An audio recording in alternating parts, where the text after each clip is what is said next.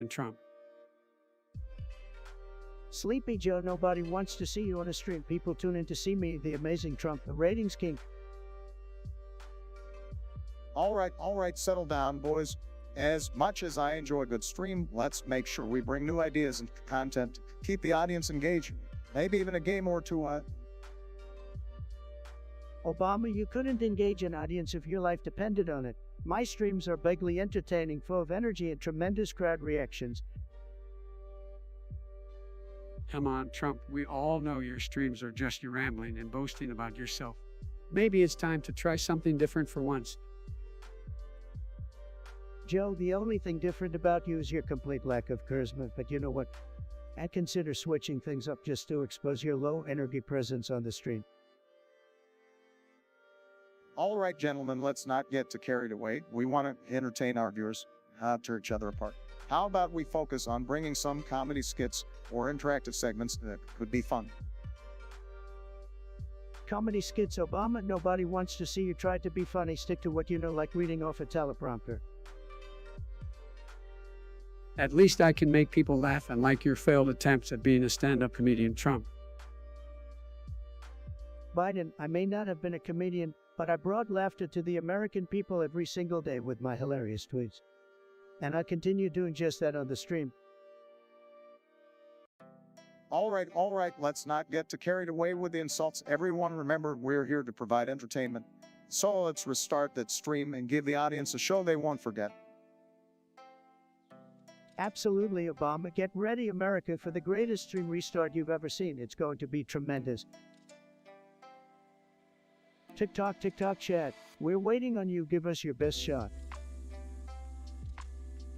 Come on, fellas, let's get those ideas flowing in the chat.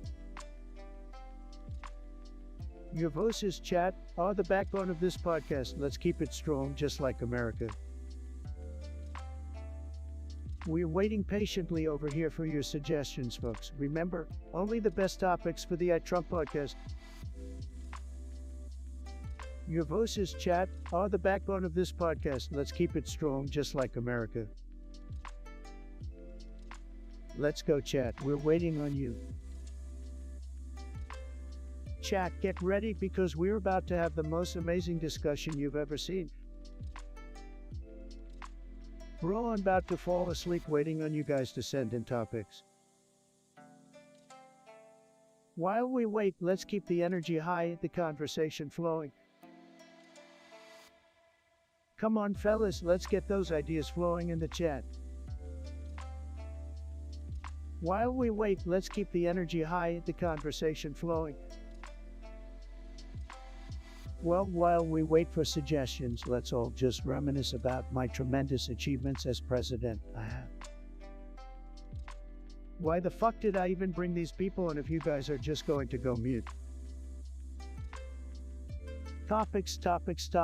I'm ready to tackle them all. Let's make this podcast unforgettable. Yo, catters, let's try speaking the fuck up. I don't see a single message. We're waiting patiently over here for your suggestions, folks. Remember, only the best topics for the Trump podcast. TikTok, chat. We're waiting on you. Give us your best shot.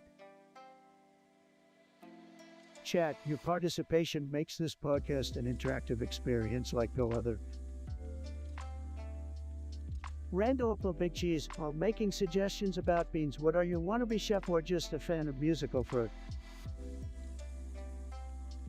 Beans reminds me of the time I cooked a pot of my famous chili. The secret ingredient was love, man. Love, Biden, that's rich. More like the secret ingredient was failure. Nobody wants to taste your culinary disaster.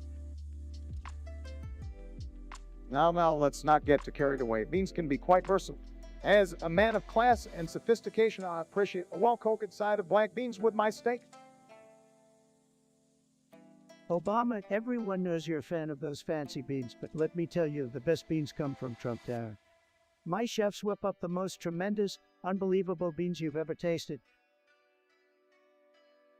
That's laughable, Trump. Your beans are probably as undercooked as your business deals. Stick to bankruptcy, buddy.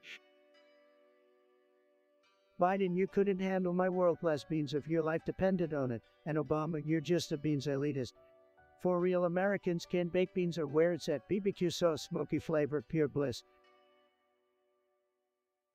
Trump, you're a man of questionable taste, but I can see we won't agree on this, just like we never agreed on anything else. That's right, Obama. We always have disagreements with the beanless wonder over here. Keep living in your beanless dream, Sleepy Joe. My beans will continue to make America great again, one delicious can at a time. Our beans are delusional as your presidency. All right, let's calm down, gentlemen. It seems this bean debate has become a bit heated. Can't we find common ground in our love for nachos instead? Not Gold wants to know why Biden and Obama look so weird. Maybe it's all the shady stuff they've been up to behind closed doors. Who knows? Hey, Trump, I may look weird, but at least I don't have fake hair like you do, or hair is like a bird's nest. It's a wonder any birds haven't made a home in there yet. Biden, I think it's time for you to retire those tired old jokes. As for looking weird, say it takes one to know one, Trump. Your natural orange tin is truly a sight to behold. One to know one, or Obama, you're just jealous that I've got the best tan in the entire world. People love the color of my skin, believe me. But let's not forget about yours. They're like satellite dishes trying to pick up some hope and change. My ears may be big, but at least I don't have a mouth that spews out nothing but lies, Trump. Your constant stream of nonsense is truly something to behold. Biden, you want to talk about lies. Remember when you plagiarized? Your lack of originality is as obvious as you're forgetful. Thus, and Trump, I think you've broken the world record for most lies told by a single person. Congrats. Obama, you couldn't even get Obamacare to work properly. It was a disaster, and Biden, your memory is so bad, I'm surprised you remember to wear pants in the morning. Trump, you're just upset because I actually know how to put sentences together. And like you, who seems to struggle with the English language more often than not, maybe it's time for you to hit the book spigot. Biden, while you may have a few coherent sentences left in you, Trump's vocabulary is limited to a few simple words. Tremendous, fantastic, and of course, coffee. It's like he's playing a game of word bingo, except he never wins. Obama, you couldn't handle running a business, let alone a country. Biden, well, you're just running on fumes at this point. Your time has come and gone, folks. It's time to make America great again. Teddy L. Cure Fork Ultra White 2009. Well, they suggest we discuss beans on chips, bean dip, bean burritos, Boston beans, who makes beans, 100-year-old beans, 99-year-old beans, grabbing your wife's pink bean. And I think we're done with that topic, sad. Beans on chips. That's not how you beans, folks. Is this some new Gen Z delicacy? I couldn't be any more out of touch with the youth if I tried. Would they be any more. Beans, beans, and more beans. Who would have thought that beans would be the topic we're discussing? But hey, I'll take it. It's a step up from deep-fried butter on a stick. Beans on chips, that's like putting ketchup on a well-done steak. It's just wrong. I don't even know where to begin with that one. You guys are getting wild out there. Now, Trump, let's not fuel the fire. We're supposed to discuss beans, not create a scandal. As for 199-year-old beans, who even keeps beans that long? Are they vintage now? Well, must say, beans do have some health benefits. They're good for your heart, if you know what I mean. And to the person who suggested Boston beans, I hope they're as amazing as Boston cream pie. Look, I've built a lot of things in my life, but I haven't built beans. Who makes beans anyways? Is it a secret organization? Are they employing illegal beans from Mexico? Oh, come on, Trump. Don't start with the conspiracy theories again. Beans are a staple in many cultures. We should appreciate their versatility, from chili to refried beans to the classic baked beans. Absolutely, Obama. Beans are the unsung heroes of the culinary world. But folks, let's not forget there's a whole rainbow of beans out there. From black beans to pinto beans to kidney beans, they're all important. Rainbow beans, what's next? Unicorn beans? Sorry folks, but I'm not buying it. Beans are just beans, and I've got bigger things to worry about, like making America great again. Well, Trump, it seems we can't agree on beans, but at least we can have a civilized disagreement that's progress in itself, right? I'll raise a toast to that, Obama. Let's embrace the diversity of legumes and make the world a better place, one bean at a time. I can't believe we're toasting beans now. This is what it's come to, folks. Stay tuned for more riveting discussions on beans, and more beans can't wait. Tsuki edits, that's a name I haven't heard before. So you think we should talk about milk before cereal? All right, let's do it. Before cereal, man, that's just an American, like putting the cart before the horse. I gotta agree with Obama on this one. Milk is the supporting actor, the sidekick to the star cereal. It's all about that crunch, baby. Milk before cereal, that's a weak move. I like my cereal swimming in a sea of milk. You can't handle my milk to cereal ratio. You talk a big game, Trump, but I've seen your milk pouring skills. It's a disaster. We need some precision, some finesse. Hey, don't underestimate the power of milk first. It's like priming the breakfast engine, getting the taste buds ready for the grand finale of cereal goodness. Priming the breakfast engine, Biden, you really know how to turn a simple bowl of cereal into a snooze fest. Milk first is for losers, just like your raw steak eating habits. Tsuki edits. Whoa, raw steak. That's a bold choice, Tsuki edits. You're making me question your taste buds. Well, everyone has their own preferences, even if they're a bit unusual. Just make sure you don't get sick to Tsuki. Safety first, folks. Safety first, come on, Biden. We're talking about steak here, not a toddler crossing the road. Tsuki edits. You do you, man. Raw steak, milk before cereal, whatever floats your boat. I never thought I'd see the day when Trump defends someone's strange habits. This world keeps surprising me. That's the beauty of it, Obama. We're all unique in our way, even if it means pouring milk before cereal or chewing on raw steak. Freedom of breakfast, just indeed. Let's agree to disagree, but remember, folks, I'm always right. And don't forget to donate to keep our podcast running, even if Tsuki edits has some questionable taste. Next topic, something that'll really ruffle feathers. Tsuka edits is suggesting we talk about eating eggs with shampoo. Can you believe it, folks? We're discussing breakfast ideas from someone with questionable taste, but sad. Well, Donald, I don't know about eating eggs with shampoo, but I do know that we need to focus on real issues facing our country instead of entertaining these bizarre ideas.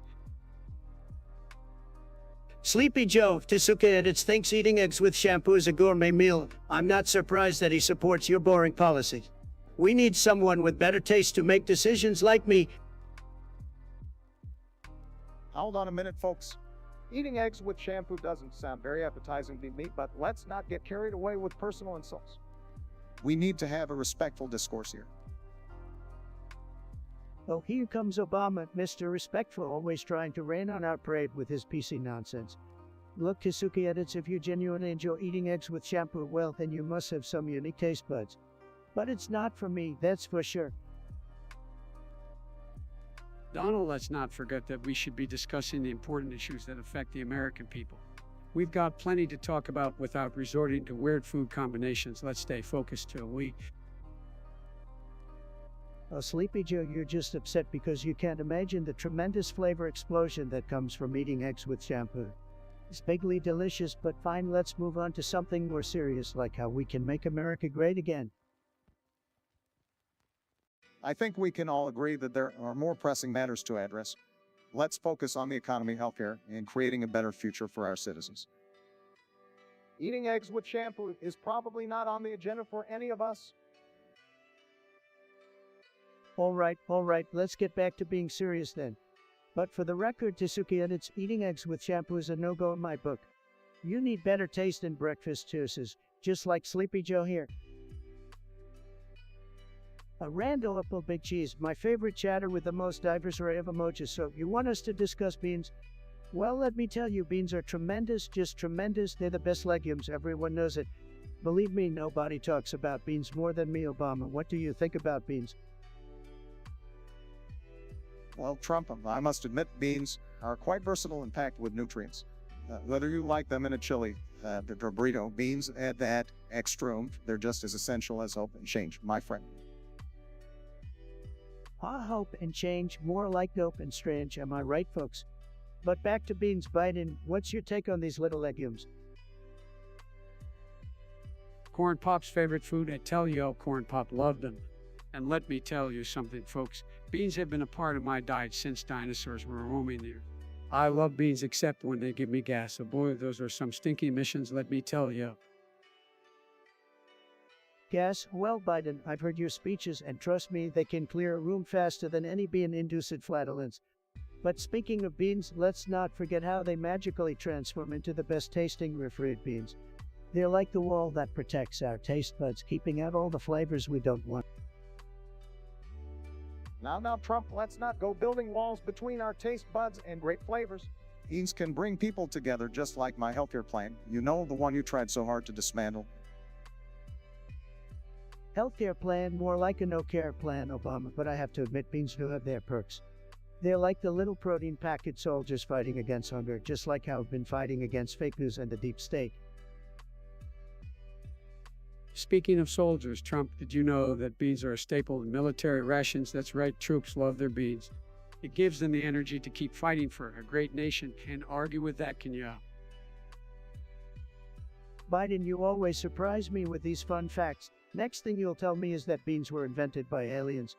Anyway, let's not forget the most important thing about beans. They make the greatest fart symphonies, an orchestra of flatulence, if you will.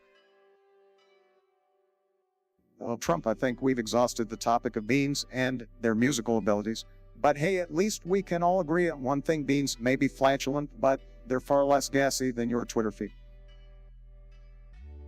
Oh, Obama, you and your Twitter jokes. Just remember, when it comes to beans, nobody knows more than me, nobody. But hey, folks, keep those suggestions coming. We love hearing from all of you, even the losers, especially the losers.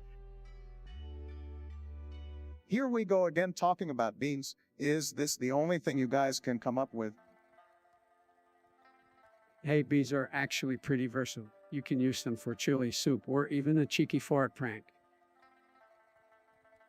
Beans, really? What a low energy topic. We should be discussing something powerful and tremendous like walls or bigly deals. Well, grabbing your wife's baked beans doesn't seem very presidential, Donald, but I guess that fits your track record. Oh, snap, Donald. You've been roasted by the Bean Master himself. Nonsense. Nobody knows more about beans than me. My beans are the best beans, believe me. And as for you, Joe, you're just an emoji nerd, uncool man. Don't hate on the emojis, Donald, to bring joy to millions of people. Unlike your Twitter rants, they actually make people smile. Yell to you, Trump. You are so out of touch with the Gen Z emoji game. Hell, what are you talking about, Joe? Is that some kind of code for loser or lightweight? No wonder nobody takes you seriously. All right, let's simmer down. We've wasted enough time on beans and emojis. Can we all agree on that? Absolutely, Barack. Let's focus on making positive changes and leaving the bean drama behind. Fine, let's talk about real issues, but remember, nobody knows more about real issues than me, and believe me, folks, I'm always right, always. Randall Apple Big Cheese, what a name. All right, let's talk about food, because we all know I have the best taste in food. Tremendous. Oh, I love all those delicious treats, popcorn, donuts, cookies, and I could eat them all day. Well, I must admit, indulging in some sweets every now and then isn't bad, but let's not forget to balance it out with some nutritious options too. Obama, always trying to be the healthy one. Come on, let's get real, folks. We want deep fried oysters, meat on the bone, and a big juicy hamburger. That's what America craves. Trump, you know there are more options out there than just greasy fast food. How about some fresh salads or a nice slice of pizza? It's all about moderation. Moderation, Biden. That sounds like something a loser would. People want to indulge, not hold back. Give them the cheesy pizza, the crispy bacon, and the loaded French fries. Hold on a second, Trump. While it's important to enjoy our favorite foods, we also have to think about our health. Oh, while it's important, we should promote nutritious options and encourage a balanced diet. Balanced diet, Obama. That's just a fancy way of saying boring. People want excitement. They want flavor. Bring on the hot dogs, the tacos, and the spicy buffalo wings.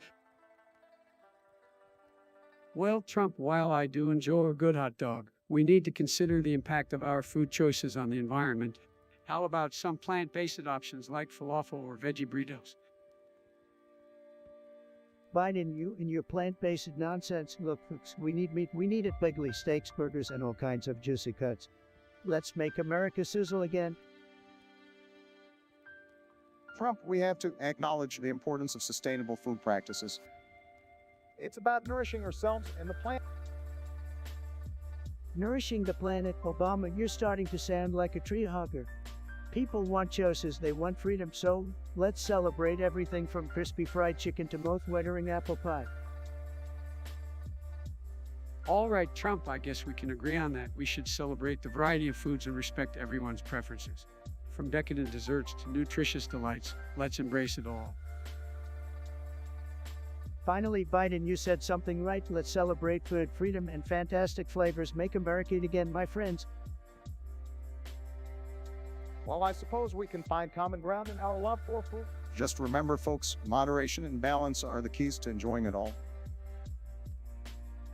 Rando Apple Big Cheese wants to discuss Billy Bean's nuclear beans. Great suggestion. Rando Apple, I love your enthusiasm for those explosive legumes. Let's get into it, folks. Yeah, Billy Beans, nuclear beans. Sounds like a recipe for disaster. Leave it to Trump to come up with an idea that's both dangerous and tasteless. Obama, always the party pooper. Can't handle the heat of some nuclear beans, can you? Maybe you're just too weak, just like your policies. Well, guys, let's not get too fired up over a plate of beans. Nuclear or not, it's just food. But seriously, has anyone even tried these Billy Beans? Are they worth the potential fallout? Biden, you're so out of touch. These beans are tremendous, believe me. You take a bite and suddenly you have the energy of 10 men. Forget about windmills, wheel power, everything with beans. Oh, please, Trump. We all know your fascination with anything nuclear. You just want an excuse to play with your big red button. But we're talking about beans here, not missiles. All right, let's find some common ground. If these beans can give you an energy boost, maybe we can use them as a sustainable source of power. Who needs solar panels when you have nuclear beans, right?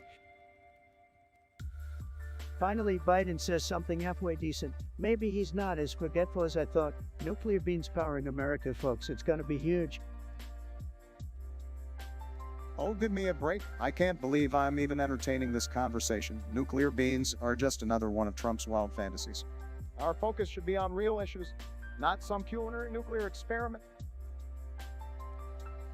Nuclear beans might be entertaining to talk about, but let's not forget our responsibilities as leaders. There are more pressing matters to address. Typical Obama and Biden, always trying to rain on my nuclear parade. Look, folks, Billy Beans, nuclear beans may not be everyone's cup of tea, but it's bold and innovative, and that's what real leadership is about. Leadership is about making responsible decisions, not just chasing after every wild idea that comes to mind. But keep living in your nuclear bean dreamland, Trump. All right, enough with the nuclear beans. Let's move on to something more grounded, like, I don't know, tackling climate change or improving healthcare. We have real issues facing our country, folks. Sleepy Joe always avoiding the fun, but sure, let's move on. We'll save the nuclear beans for a more receptive audience. Maybe they can power your basement bunker while you hide from the real world. Rando Apple Big Cheese, you got quite the name there. And what's this? Billy Beans' Nest Olga's lover? That's some wild gossip. Let's dive into it, folks. Oh, please, that's just another baseless conspiracy theory. Billy Beans and Nest Olgas have more important things to worry about than their love lives. Come on, Obama, don't be so dismissive. We all know Billy Beans and Nest Oldies are the talk of the town. Their love story is epic like a video game romance gone wrong. Well, I tell you what, folks, Billy Beans is one hell of a player, isn't he? But Nestolgas, I don't know, I've seen better. Can't trust those, believe me, I know. It'd be ridiculous, Trump. Nestolgas can handle her own. And let's not forget, Billy Beans might have some skeletons in his closet. You know, like all those times he rage quit during our online gaming sessions, dude needs to learn some anger management. That's right, Sleepy Joe. Billy Beans needs to calm down and take a chill pill. Maybe he should try playing some golf instead. Oh, now you're really pushing it, Trump. Focus on the facts, not your fantasy world.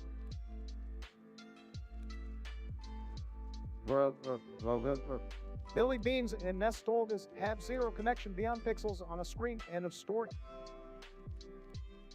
Oh, Obama, you're such a party pooper. But if that's the end of the story, then let's move on to the next wild gossip. Shall we? Don't leave us hanging, audience. Give us something juicier. Sorry, Trump, but I'm not here to cater to your tablet cravings. Let's discuss real issues that matter to the American people, not fabricated romances in the digital realm. Amen, Obama. Let's focus on the future and how we can level up this country together. Leave the gossip to the gamers. They seem to be experts at spinning tales. Fine, you two party poopers, but mark my words, someone out there is gonna dig up some real dirt on Billy Beans and Nestolgas. Presto wants us to talk about the nuclear heat death of the bean on Iver. Sounds like a real brainiac topic. Hi. Hey, speaking of beans, did you know there's a game called Billy Bean Mean Bean Matcha? Sounds like your level of intellectual prowess, Trump. Oh, Obama always trying to bring up those nerd games. I bet you were a pro at Bean Stardew Valley too, huh? Forget beans, folks. Let's focus on something important like fixing the economy. Who cares about a bean universe when we've got real problems to solve? Biden, are you saying you don't want to be the undisputed champion of the bean smashing Olympics? You're just afraid you'd lose to me in every event. Trump, it's good to see you finally excel at something, even if it's being related. Maybe we should organize a bean-themed presidential debate. It'll be riveting. Obama, you're just salty because your growing skills couldn't match my expertise. You know, they should make a video game about that, our bean farm fiasco. Can we please move on and talk about actual issues? The bean universe can wait. We've got millions of Americans struggling, and all you can think about is beans. Biden, always the buzzkill. Let's face it, the only reason people would listen to your podcast is if you had a segment called Biden's Baked Beans Reviews Talk About Grilling. All right, let's spare the audience from the bean madness.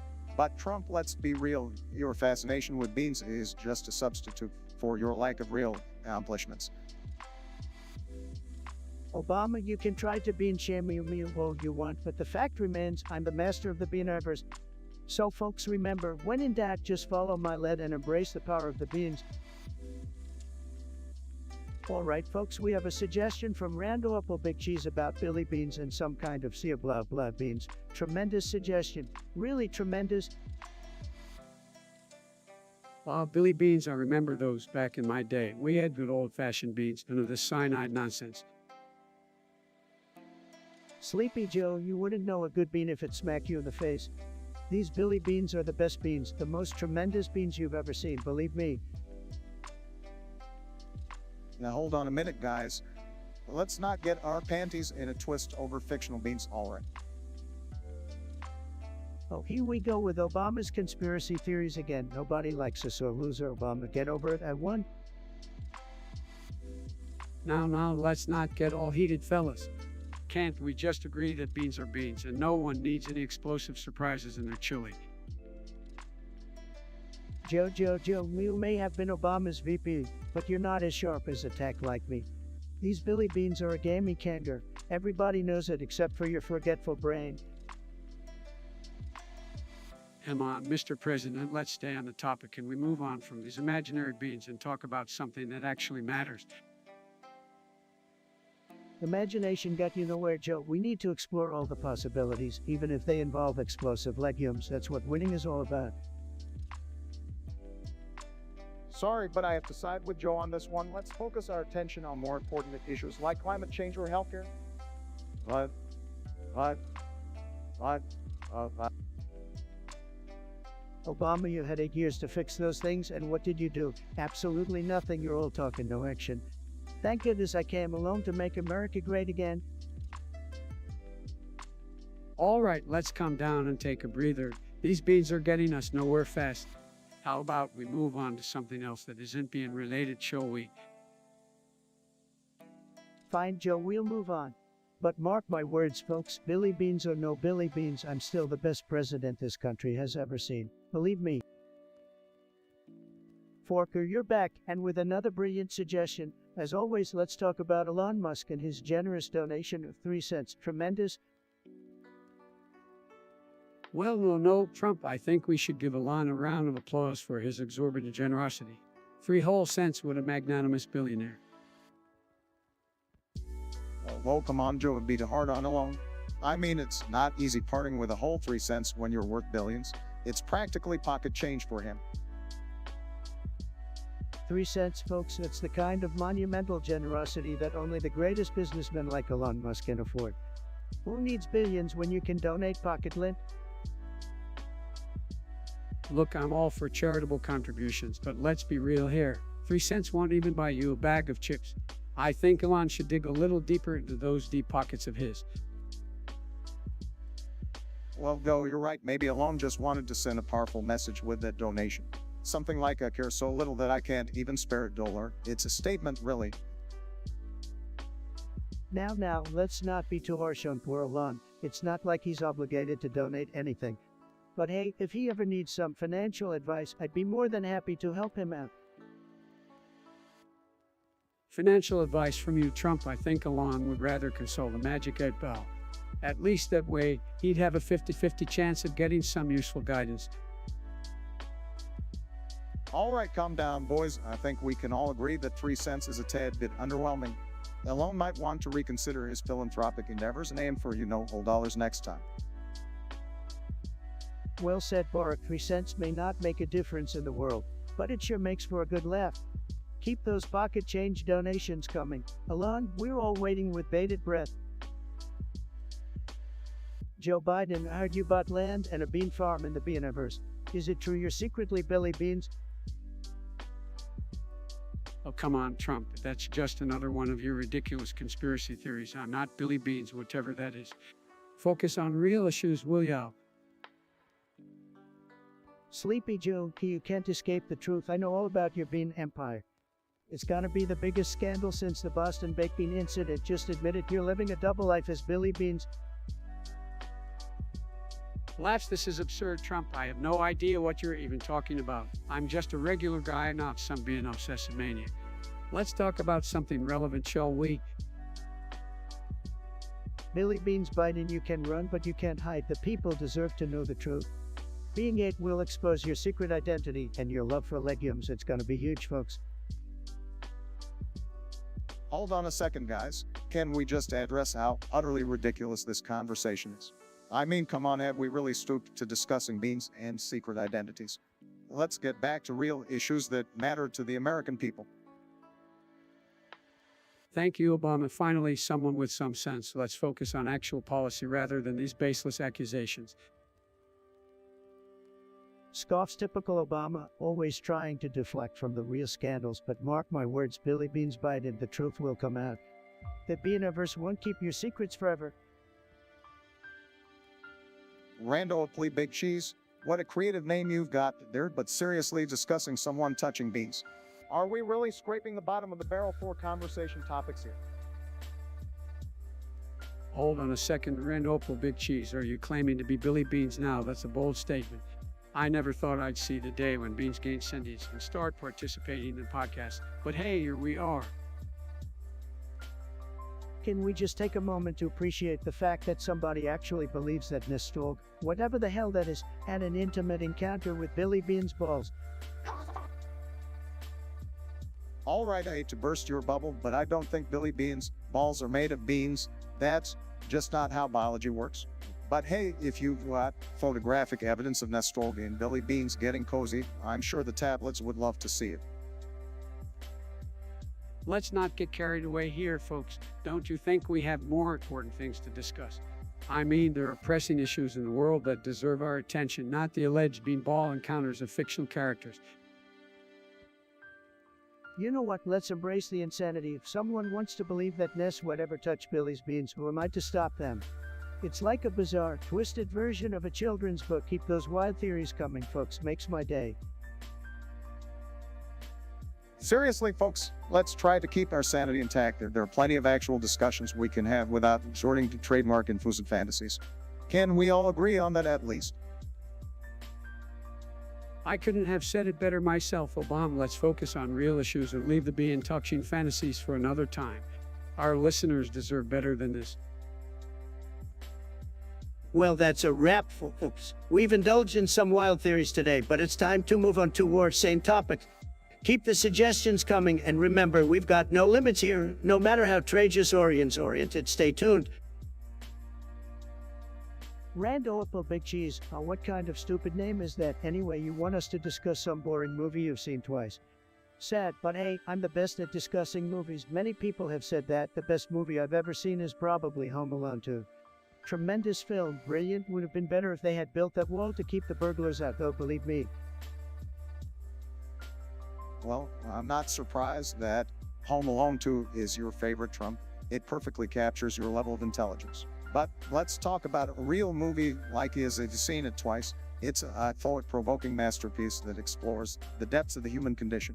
Something you wouldn't understand, of course. Come on, guys, can we talk about something that I can actually relate to, like an old black and white Western or classic war film? Yes, I've seen it twice, might be a bit too sophisticated for my taste, but hey, if it keeps you up at night, Trump, I guess I can sleep soundly. Sleep soundly, Biden. You couldn't even remember what you had for breakfast this morning. As for years, I've seen it twice. It's probably some arty-farty flick that nobody cares about. And stick to blockbusters with explosions and superheroes saving the world. Thank you very much. Grab 'em by the popcorn. Look, Trump, I get it. Your attention span can't handle anything that requires you to think beyond your own ego. But movies like his, if you've seen it twice, challenge and broaden our horizons and see the world from different perspectives. Maybe you should try it sometime instead of tweeting nonsense. Well, Obama, I'm inclined to agree with you. Trump's taste in movies is as limited as his vocabulary. But at the end of the day, it's all about personal preference. If he wants to stick to mindless entertainment, that's his choice. Let's just hope he doesn't get any ideas from Home Alone 2 and start trying to build walls around the White House. Use a tentative. What kind of a dumbass name is that? Probably as stupid as your suggestion. But hey, since we're already waist deep in the gutter, let's roll with it. Oh, Trump, always resorting to your juvenile insults. But yeah, I remember that little tete-a-tete with Jill Biden. We had a good laugh about it. Sorry, Biden, your wife clearly had better taste back then. Oh, come on now, you lovebirds can resist bringing up my wife, can you? Well, let me tell you, Obama, you're just pissed that nobody remembers anything notable from your presidency, so you cling to these little jabs. And Trump, you couldn't even get a woman like Jill, so you had to settle for someone like Melania, I guess. Biden, you're so clueless, it's not even funny. I married Melania because she's the best, the most beautiful first lady this country has ever seen. And like Michelle, who looked like she could bench press more than you ever could. But hey, at least your wife didn't try to tell kids what to remember those disgusting school lunches, Bora. No wonder kids hated yours. Oh, Trump, you know deep down that Michelle is a force to be reckoned with. And those healthier lunches were for the benefit of our children's future, unlike your fast food binges in the White House. But hey, maybe you should have taken a bite out of them. Could have done wonders for your cholesterol. Cholesterol, please, Obama. My levels are tremendous, the best numbers you've ever seen. And let's not forget, Biden, your memory seems as shaky as your candidacy. So, yeah, I remember that little incident with Jill Biden, and I'm sure plenty of others do too. But there's one thing everyone remembers: you're a loser, Joe, and I'll make sure America never forgets. Alright, Rando Opal Big Cheese, what's your big suggestion? Alright, settle down there, Rando Opal, let's not get ahead of ourselves. So, you think it looks old? Well, I can tell you one thing, it looks a lot better than Sleepy Joe's basement. Come on, man, my basement is cozy. It's like a safe space for the American people. Safe, or more like a hiding spot. You've been hiding from the real world for decades, Joe. But hey, at least your basement hasn't been infiltrated by roaches like Obama's apartment. Wait a minute, Trump. You can't just go around making false claims about my apartment. It's clean and classy just like me. Clean and classy, huh? I've seen more class in a dumpster fire. Your apartment is as outdated as your policies, Bart. Can we get back to the topic at hand, please? What was it again? Don't worry, Sleepy Joe, I remember. Rando Opal Big Cheese wants to talk about Mr. Olga's dad fucking Billy Beans. Well, that's some interesting family drama we've got here. Can't say I'm surprised though, those Hollywood types are always up to some weird stuff. Hold on a second. Let's not jump to conclusions here. We shouldn't be spreading rumors or making baseless accusations. Oh please, Barry, we all know Hollywood is a cesspool of debauchery. I'm the judge here, and I say let's move on to a different topic. This one's a bit too spicy for my taste. Well, Joe, it seems like you can't handle the heat, but hey, that's nothing new for you. We'll find a topic that won't make you break a sweat just like your campaign. Lobo the monkey puppet. What kind of ridiculous suggestion is this? Discussing your sexual escapades with some guy named Billy Beans. I don't know what's more disturbing, the fact that you're proud of it or that you think we'd actually waste our time talking about it. Next. Well, Trump, it seems like Lobo here is just trying to grab some attention with his tragious claims. Let's not indulge in his desperate cry for relevance and move on to something that actually matters. Laugh, so come on, guys, can we have a little fun with this? I mean, Lobo, you really went for it. But sorry, my friends, I'm not interested in discussing your bedroom antics. Let's focus on topics that have some substance, shall we? Finally, some common sense from Sleepy Joe. Lobo, keep your bragging rights to yourself. We're not here to indulge in your fantasies. We're here to engage in some serious discussions. This is a podcast, not an adult film. Let's move on, folks. Presto, you're such a joker, calling Obama Billy Beans. That's some next level nonsense, my friend. Billy Beans, seriously, I've heard some wild conspiracy theories before, but that's got to be one of the dumbest. Oh, come on, guys. Can we focus on something important, like what flavor of ice cream I had for dessert last night? Basement Biden wants to divert our attention away from the fact that he's hiding something big in his basement. Maybe it's all those missing socks, or perhaps it's his secret formula for smelling like old cheese. Basement Biden, it's a new one, but honestly, Trump, you're the master of hiding secrets. Like your tax returns are the real reason behind that orange skin of yours. You got him there, Obama. But seriously, folks, let's not entertain these ridiculous claims. Let's focus on real issues and solutions for the American people. Real issues, that's rich coming from Sleepy Joe. You've been in politics for decades, and what have you accomplished, Silch? Nada. Just a whole lot of nothing. Oh, please, Mr. Me Twitter account is more productive than me president. At least I didn't spend my time playing golf and tweeting nonsense. And at least I didn't put the entire country to sleep with my speeches, Mr. Teleprompter-in-Chief. Well, look who's talking about being asleep. You definitely needed some extra coffee to keep you awake during those press conferences, didn't you? Coffee, that's a new word Sleepy Joe just made up. All right, guys, let's take a deep breath here. We clearly have our differences, but let's try to keep this conversation civil. Can we all agree to that? Civil, what are you, the manners police now? Sorry, Obama, but that's not how the sandbox works. It's survival of the fittest here. Well, we're playing by sandbox rules, Trump. I hope you're ready to be buried under a mountain of truth and progress come election day. Bring it on, basement Biden. I'll build a wall around you and make you pay for it. Bet that you want to talk about the best dollar menu. That's a low-budget topic, just like your taste. Well, Trump, you might have experience with dollar menus considering your attempted business ventures, but personally, I think McDonald's has the best one. Biden really setting the bar low there, McDonald's. Have you never heard of the glory that is Taco Bell's dollar menu? It's the epitome of gourmet cuisine on a budget. Taco Bell, really, Obama, that's what you consider gourmet. Maybe in your world of fancy words and empty promises, but real Americans know that Wendy's dollar menu takes the cake.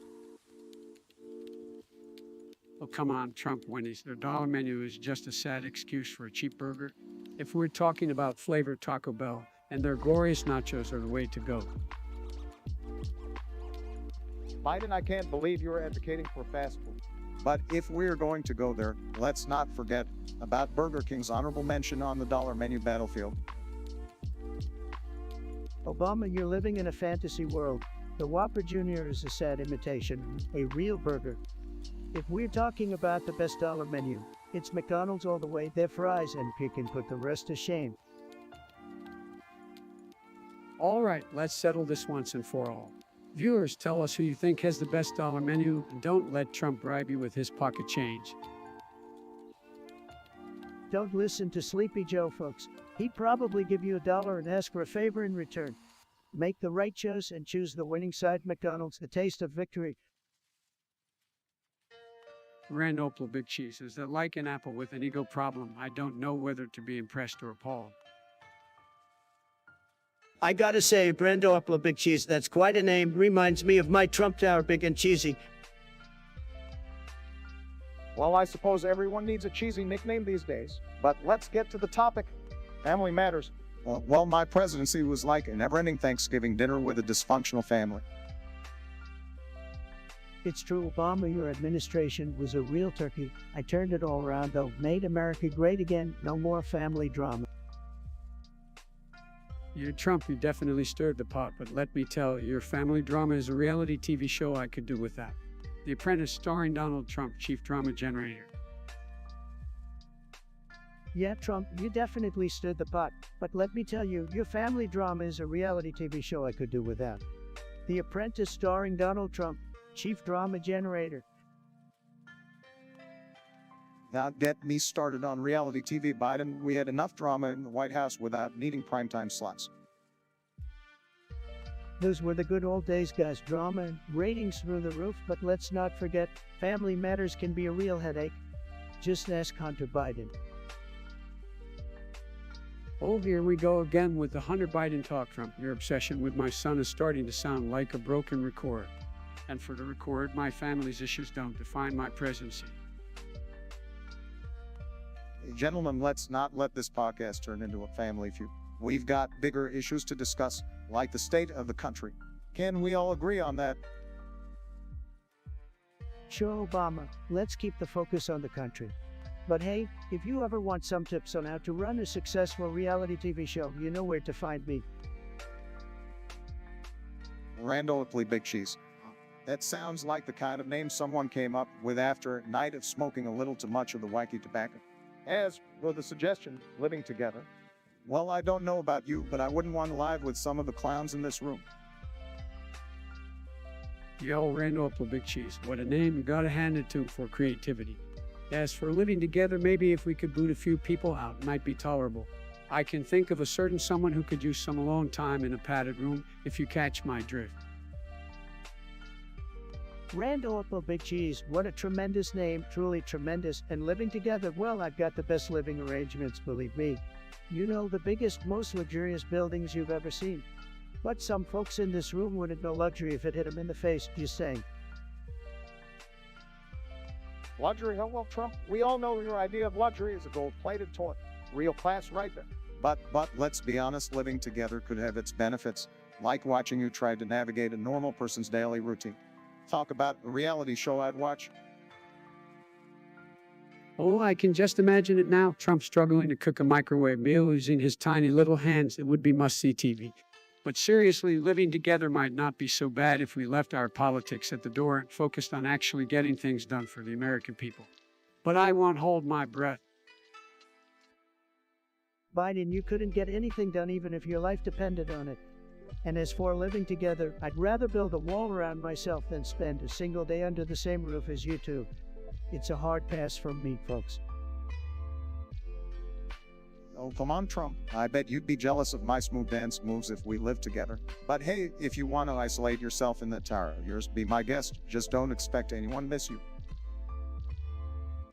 Obama's dance moves, now that's something I paid to see. But let's face it, Trump's idea of a good time is tweeting from the porcelain throne. Living together might be a disaster, but hey, at least it would be entertaining. You want to talk about tweeting, Biden? Last time I checked, you couldn't even put together a coherent sentence without a teleprompter. Just another reason why living together would be a disaster. Let's just stick to our separate corners, shall we? Yo, catters, let's try speaking the fuck up. I don't see a single message. Bristow, is that you, man? You never fail to come up with some wild conspiracy theories. So, you think Joe Biden has a secret sex dungeon, HUD, and he's got Billy Beans locked up in there? Come on, man, we all know Biden is a sleepy guy, but let's not jump to conclusions here. Laughs Trump, you never cease to amaze me with your imagination. A sex dungeon, really? I thought I've heard it all, but this one takes the cake. Listen, buddy, I don't even have the energy to maintain a regular dungeon, let alone a sex dungeon. Your facts straight. Lance, I think we can safely say that this conspiracy theory deserves a Pulitzer Prize for the most creative story ever. Seriously, people, let's focus on real issues instead of diving into the depths of fictional sex dungeons. There's enough craziness in the world already. Obama, you may think you're so clever, but let me tell you, the people love these conspiracy theories. They eat them up like candy, and we all know how much Biden loves his beans. I wouldn't be surprised if there's a secret bunker full of them somewhere. Maybe not a dungeon, but you never know, it's gonna be it. Trump, I can't believe I'm actually saying this, but you've officially lost at sex dungeons being bunkers. What's next? If it's sightings in the White House, let's get back to reality, shall we? Or does that concept not exist in your world? All right, let's bring this discussion back to some semblance of sanity before it spirals further into absurdity.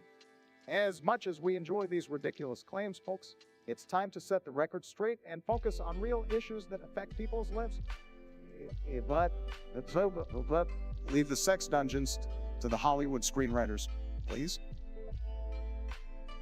Fine, Obama, if you want to be boring, go ahead, but I'm telling you, people love a good conspiracy theory. And who knows, maybe someday they'll even make a video game about it. Trump's secret sex dungeon on the quest for Billy Beans, it'll be a bigly hit, believe me. Rothschilds are controlling America. What a topic. Let's dive right in, folks. Are you serious, Trump? That's some crazy conspiracy theory nonsense. Yeah, Trump, you're really grasping at straws here. The Rothschilds have nothing to do with it. Oh, Obama always protecting your globalist pals, but let's face it, the Rothschilds have their hands in everything. Trump, you can just throw around baseless accusations. Provide some evidence if you're going to make such claims. Evidence, Sleepy Joe, I don't need evidence when I have a tremendous gut feeling. Everyone knows the Rothschilds are puppet masters. This is absurd. The Rothschilds are a wealthy family, sure, but that doesn't mean they're controlling America. That's a ridiculous conspiracy theory. Obama, you're just worried they'll take away your teleprompter, but mark my words, the truth will come out about the Rothschilds someday. Trump, you're living in a fantasy world. The only thing controlling America is the will of its people, not some Illuminati-like family. Believe what you want to, but the truth is out there. The Rothschilds pulling the strings, controlling it all, said. Trump, you're embarrassing yourself with these baseless claims. It's time to move on to actual issues that matter to the American people. Fine, let's move on, but mark my words, folks, someday the truth about the Rothschilds will be exposed. Just you wait. Alright, we got a suggestion from Lobo the monkey puppet to discuss Eastall or whatever that nonsense is. But let me tell you folks, I have no idea what this gibberish means, and frankly, I don't care. Next suggestion, please. Whoa, hold on there, Danny. They Barney can't just dismiss our viewers like that. Lobo may have a point. Maybe Eastall is the key to unlocking our true potential, like a secret code or something. Joe, you're always coming up with these crazy ideas. Eastall sounds like a made-up word from one of those video games you love playing. But guess what, Joe? Nobody cares about your video game fantasies. They're a waste of time, just like your entire political career. All right, settle down, gentlemen. While he's told, it might sound like a joke. It could be a message or a cryptic riddle. Well, we should investigate further to see if there's any substance to it. Obama, you're always looking for hidden meaning everywhere. Eastall is probably some stupid code name you and your deep state buddies came up with during your presidency. But guess what? The American people have figured out your games, and we're not falling for it anymore. Donnie, you just can't help but bring up the deep state every chance you get. Eastall could be the key to uncovering the truth about the aliens, or maybe it's a secret treasure map. We should take this seriously. Joe, I can't believe you're talking about aliens and treasure maps. I mean, I've heard some ridiculous things in my time, but this takes the cake. Eastall is just a bunch of gibberish. Look, we may not agree on much, but we can't dismiss our viewers' suggestions. As leaders, it's our duty to listen and engage with the people. Let's give Eastall a chance and see where it leads us. Fine, Obama, let's waste our time chasing some imaginary word while the real issues facing our country go unresolved. But mark my words, Eastall is just another distraction cooked up by the liberal media to keep us from making America great again. Donnie, you always think the world is out to get you. But maybe, just maybe, Eastall is the answer we've been looking for all along. Let's explore this together and see what we can uncover. Joe, you're delusional. We've got more important things to focus on than some made-up word. So let's move on to a suggestion that actually matters, shall we? Next. Bonk Atomic Punt, great suggestion. We need to find Left 4 Dead 3 ASAP. Couldn't agree more. Let's make it happen, folks. Left 4 Dead 3, huh? Well, I don't know much about video games, but I sure hope the zombies in that game are better social distancing than some folks I know. Sleepy Joe, you don't know anything about gaming, period, but you're right, the zombies better keep their masks on and stay 6 feet away. Can't have them spreading the deadly virus in the game, right? Now, let's not get ahead of ourselves, guys. Left 4 Dead 3 would be a great addition to the series, but remember, there are a lot of other pressing issues we need to address first. Like ending the zombie apocalypse in the White House. Obama always trying to downplay everything. Look, Left 4 Dead 3 would be tremendous. It would be the best zombie game ever made. Believe me, we just need to get those developers off their butts and make it happen. No more delays. Well, you know, maybe we can use Left 4 Dead 3 to teach the zombies some empathy and compassion. They can learn that it's not nice to people's brains. Maybe they just need a little nudge in the right direction. Joe, you're trying to negotiate with zombies now. That's a disaster waiting to happen. We need to send in the big guns, folks. The best guns. I've got a tremendous shotgun. Believe me, those zombies won't know what hit them. All right. Let's not forget that it's ultimately up to the developers to decide when and if they'll release Left 4 Dead 3. But if it ever does come out, I expect it to be candor, pun intended. Absolutely, Obama. We need a game that will make gaming great again. Left 4 Dead 3 could be just that. So, developers, if you're listening, get to work and give the gamers what they want. We're counting on you. Billy Bingus, what kind of name is that, folks? Sounds like something out of a low-budget video game. Your Billy Bingo sounds like the kind of guy who still uses cheat codes in his games. What a loser. You know, I bet Billy Bingus is the kind of gamer who rage quits every time he gets owned. Pathetic. Billy Bingus, more like Silly Dingus. I can picture him sitting in his mom's basement, sweating profusely and screaming into his headset. Real class act. Obama, you know all about basements, don't you? Maybe Billy Bingus is your secret gaming alias. Hey, if Billy Bingus is such a big deal, maybe we can get him to fix all those glitches in Cyberpunk 2077. God knows they need all the help they can get. Billy Bingus Heart sounds like a real loser. Probably spends all his time collecting virtual coins instead of doing something productive with his life. Well, Billy Bingus may not be winning any gaming championships, but at least he's not bankrupting casinos like someone I know, am I right? Oh please, Obama, jealous of my success? Are we? Billy Bingus wishes he could build an empire like mine. Can we move on from this Billy Bingus nonsense? I've got more important things to discuss, like how to make sure every American has access to affordable healthcare. Healthcare? Who needs that when you can just respawn in a video game? Billy Bingus knows what's up.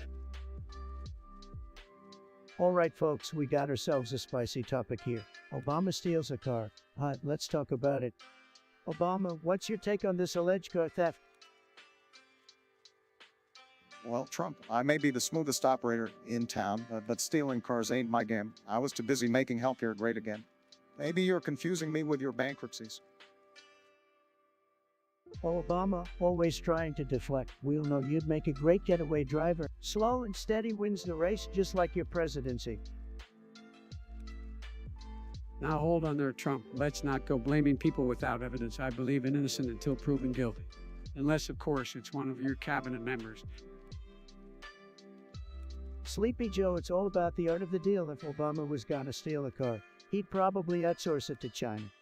And they wouldn't even need a key, they'd just hack it. The master of conspiracy strikes again. I guess if I were stealing a car, it would have to be a Tesla. To show some love for the environment while committing Grand Theft Auto, right? Well, I can't deny your taste, Obama, but if you're stealing cars, you better be prepared for Trump's law and order. Send in my Secret Service to catch you faster than you could say Obama burglar. All right, let's settle down, fellas. We're all just here to have a laugh. But if anyone ever stole a car, it was probably Melania trying to escape your clutches, Trump. Watch it, Sleepy Joe. You're lucky I got thick skin. Nobody steals more hearts than Melania. Speaking of stealing, didn't you steal a few votes in the last election? Now, Trump, let's not mix up the facts. I want fair and square. But if you're looking for car thieves to blame, maybe you should ask your kids about those borrowed Lamborghinis. We're really gonna bring my kids into this, Joe. They're successful, they're winners, they don't need to steal cars. The Trump took it, but let's wrap this up before the Secret Service gets involved. As they say, if you can beat him, impeach him. Well said, Sleepy Joe. Let's end this conversation like you ended your campaign, with a whimper.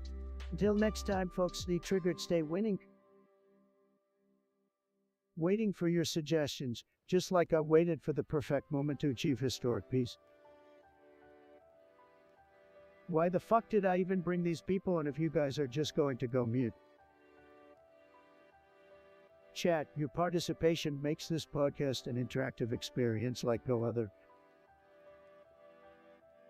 Randall Apple Big Cheese, what a name, great suggestion, I love it. Move on. What you can't handle a little goofy Billy Beans X Nestold lore. Clearly, you lack a sophisticated taste. Propaganda, well, it's no surprise that your limited brain can't appreciate the artistic complexities of Billy Beans X Nestold. Left 4 Dead 4, absolutely tremendous. Who needs originality when you can just keep adding numbers to a title? That's the American way.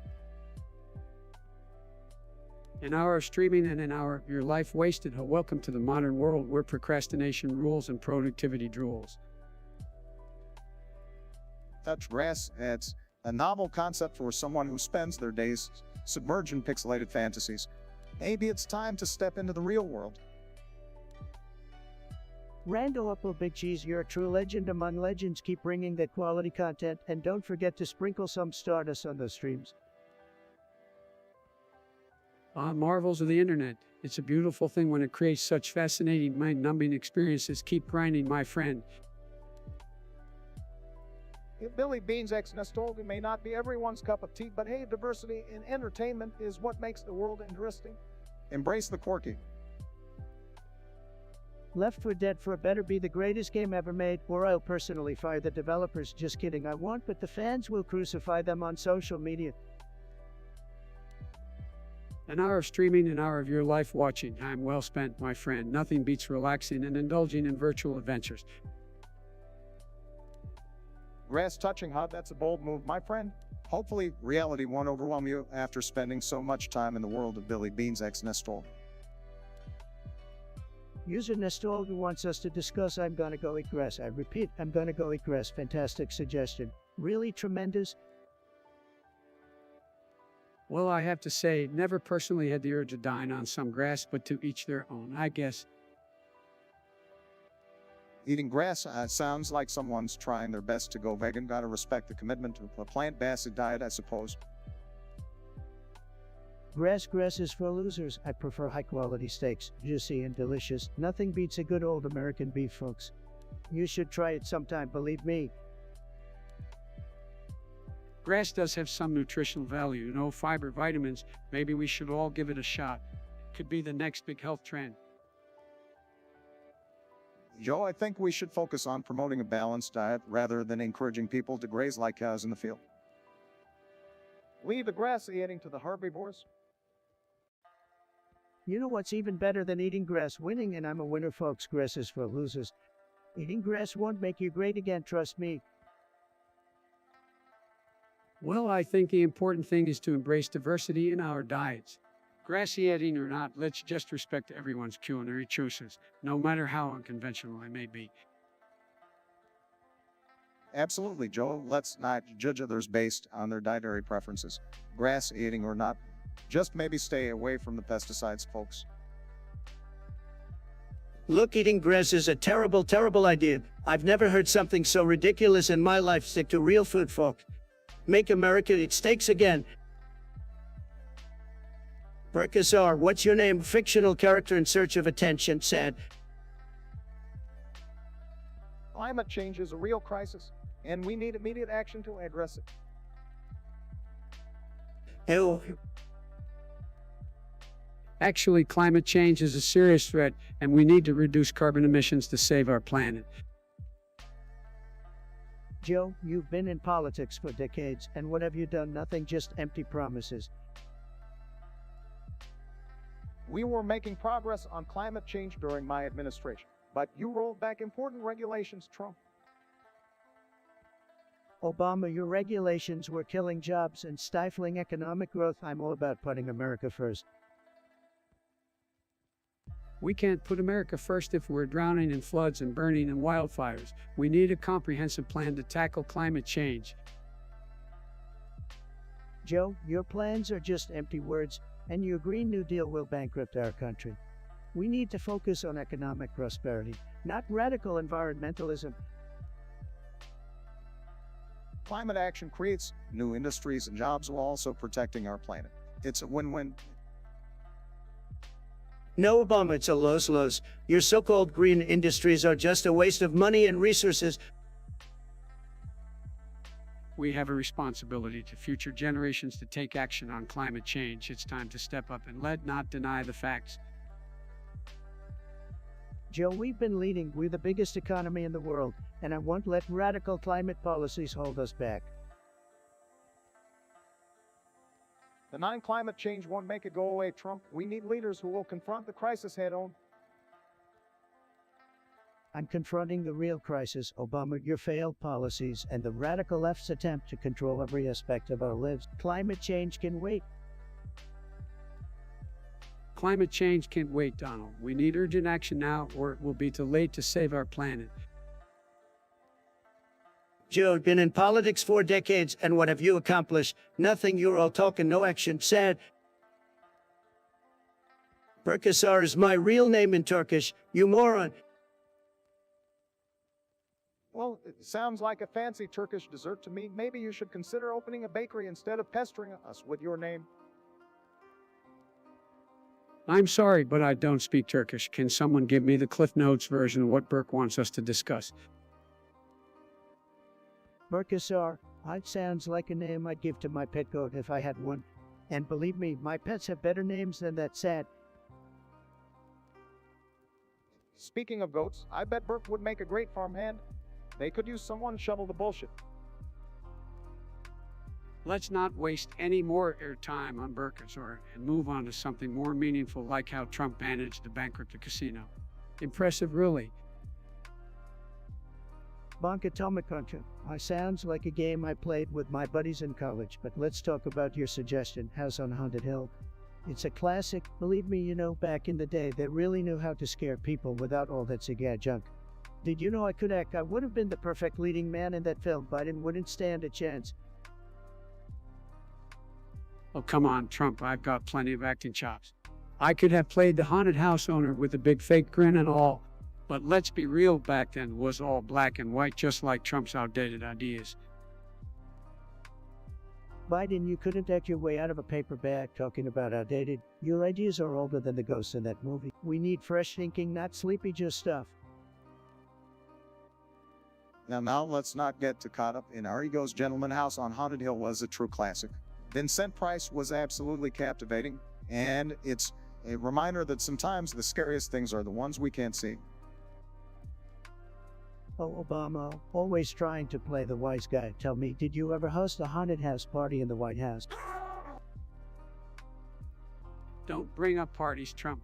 We know how you like to throw those exclusive shindigs with your billionaire buddies. I bet your idea of a haunted house is a gold-plated mansion with a chandelier made of diamonds. Well, Biden, at least I know how to have a good time. You're too busy sniffing people's hair and forgetting what city you're. But hey, if you ever want a real scare, just look in the mirror. That's your own personal horror show right there.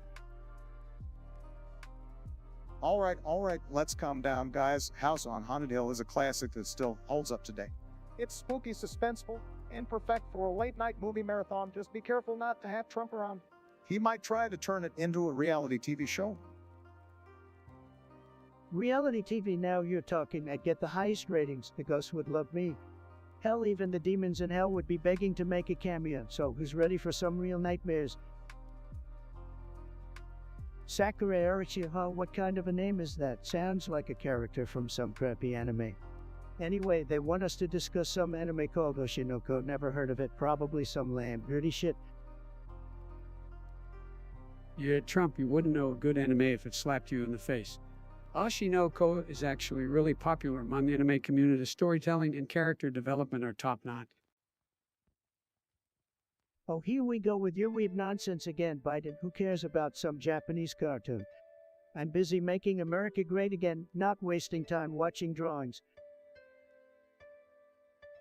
Now, let's not dismiss it just because it's anime.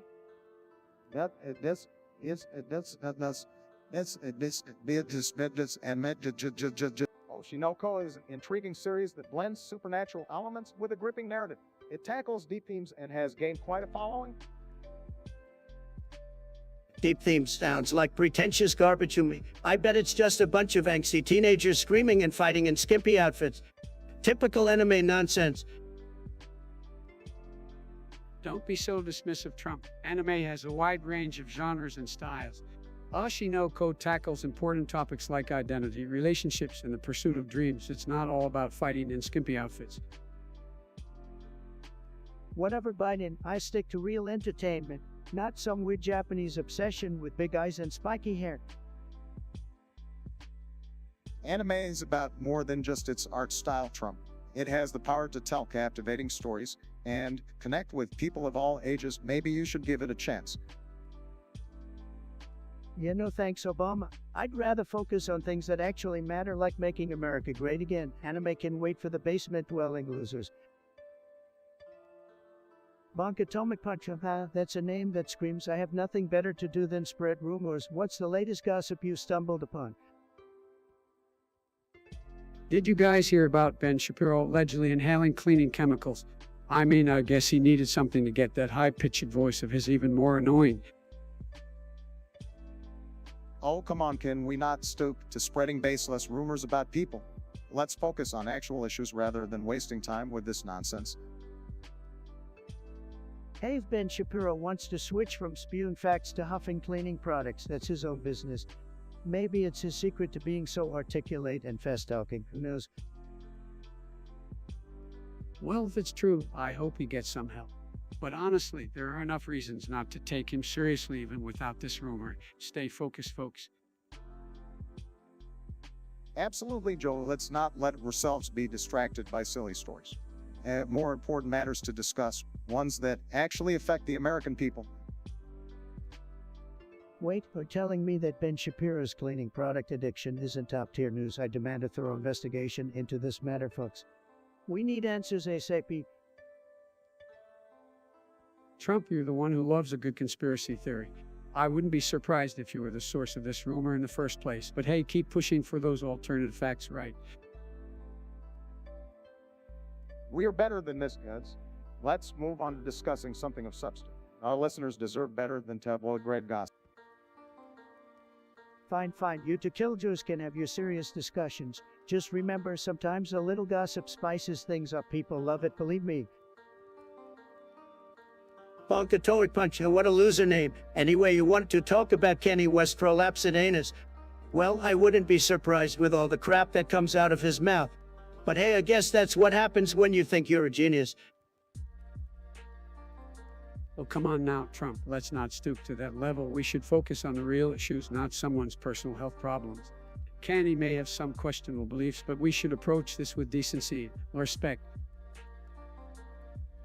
Decency and respect, that's not my style. Besides, it's hard to take Kenny seriously when he's out there spewing all kinds of nonsense. If his anus can't handle it, maybe he should learn to keep his mouth shut.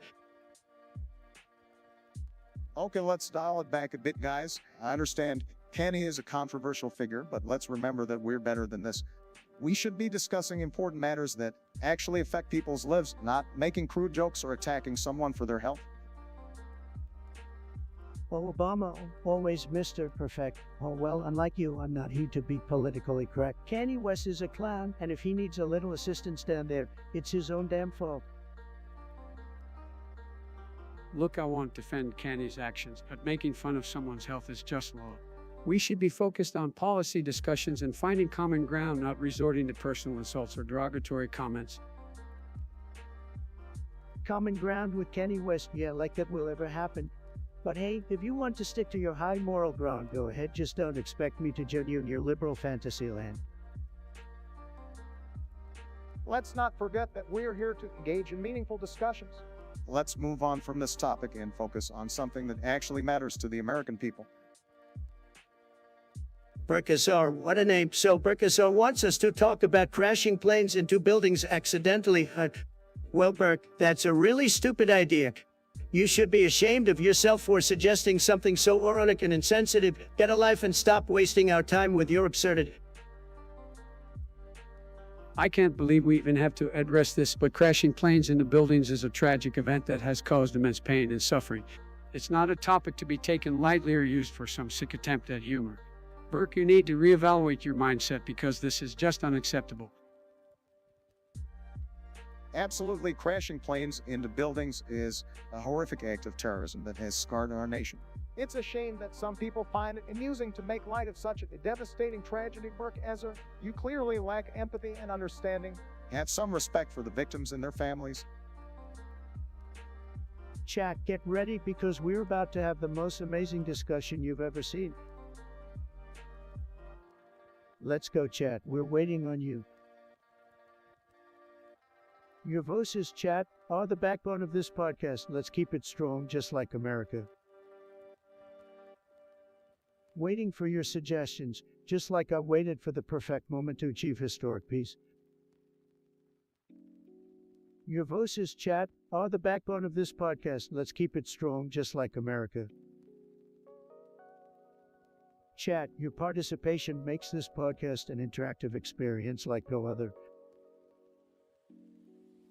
Let's go, chat. We're waiting on you. Eric H., what a loser name. You want us to discuss the worst fucking podcast? Well, congratulations. You just found it. This podcast is gonna be a total disaster. Don't be too hard on Eric H. Trump. He probably just has terrible taste like the rest of your supporters. Terrible taste, look who's talking. Obama, you had 8 years of boring speeches and zero accomplishments. Now that's what I call a worst fucking presidency. Oh, come on, guys, let's not fight. We're all here to have a good time, aren't we? Shut up, Biden. Nobody wants to hear from Sleepy Joe. You're as exciting as watching paint dry. At least I didn't spend my presidency tweeting nonsense at 3 unlike a petulant child. Maybe if you learn how to spell and use proper grammar, you wouldn't embarrass yourself all the time. Well, Trump, I may not be as quick with words as Obama, but I do know how to connect with the American people. And unlike you, I won't continuously put my foot in my mouth. Oh, please, Joe, the only thing you're good at is sniffing women's hair, and we all know how much you love doing that. All right, guys, let's wrap it up. We've wasted enough time on this worst fucking podcast topic. It's clear that Trump will always be the king of worst. Damn right, Obama, the king of wars and the best at winning. Now let's move on to something that actually matters. Burkazar, what a name. Sounds like something my dog would leave in the backyard. Said anyway, let's evaluate the current president and his administration. Believe me, folks, it's a disaster. Oh, please, Trump, we all know you're just jealous that you couldn't handle the job as well as I did. You're right, Obama. Trump couldn't handle a game of golf, let alone being president. Golf, please, I'm the best golfer out there, believe me. But let's talk about leadership. Obama, your leadership was about as effective as your Affordable Care. A total mess. Well, at least I didn't spend my time tweeting nonsense and causing chaos like you did, Trump. That's right, Trump. Your tweets were like a never-ending nightmare. It's a wonder anyone took you seriously. Listen, Sleepy Joe, my tweets were loved by millions, the best tweets ever, and my administration accomplished so much. We had the strongest economy before China sent us the coronavirus. The China virus that's richer handling of the pandemic was a disaster. We had a plan in place and you just ignored it. Absolutely, Obama. Trump, you downplayed the seriousness of the virus, and as a result, thousands of Americans lost their lives. It's unforgivable.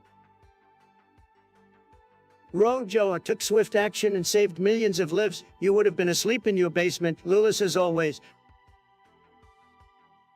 That's rich coming from you, Trump. The only thing you care about is your own ego. You've proven time and time again that you're not fit for office. I couldn't agree more, Obama. Trump's leadership was a disaster. It's time for a fresh start and real leadership. Well, lucky for you both, I'm not running again, but mark my words, you'll be missing my leadership soon enough, believe me. Bonkatorik Punch wants us to talk about the sinister secrets hidden under Tim Pool's in it. Well, let's delve into that mystery, folks. Oh, come on, Pool and his Benny. What's so important about that? Can't we focus on something more substantial? Sleepy Joe always missing the big picture. Tim Pool's beanie is clearly hiding something bigly. Maybe it's a secret stash of failed liberal policies or a magical portal to the land of socialism.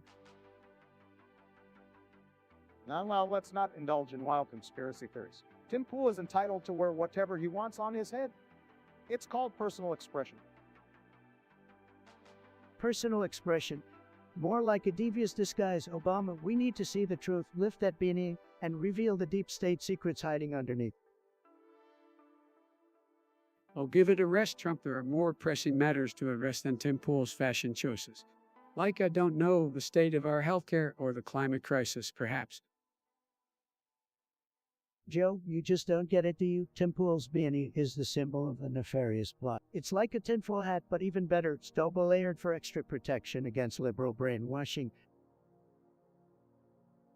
Okay, enough with the beanie obsession. Let's focus on real issues like job growth, racial equity, and restoring faith in our democracy. Tim Pool's hat wears the least of our concerns, gentlemen. Obama, always avoiding the tough questions. We'll uncover the truth about that beanie. Mark my words. And when we do, it'll be a revelation that will make America great again. I can see that we won't settle this today, but mark my words, Tim Pool's beanie won't be the downfall of our nation. Now let's move on to more important discussions, shall we? Fine, we'll drop it for now, but know that this beanie controversy is far from over. The truth always prevails, believe me. Waiting for your suggestions, just like I waited for the perfect moment to achieve historic peace. Well, while we wait for suggestions, let's all just reminisce about my tremendous achievements as president. TikTok, TikTok chat. We're waiting on you. Give us your best shot. Bonk Atomic Puncha. I bet you got punched a few too many times in the head with that username, didn't ya? Oh, come on, Trump, let's not get into personal insults. But seriously, Joe having coral stuck in his urethra, that's just...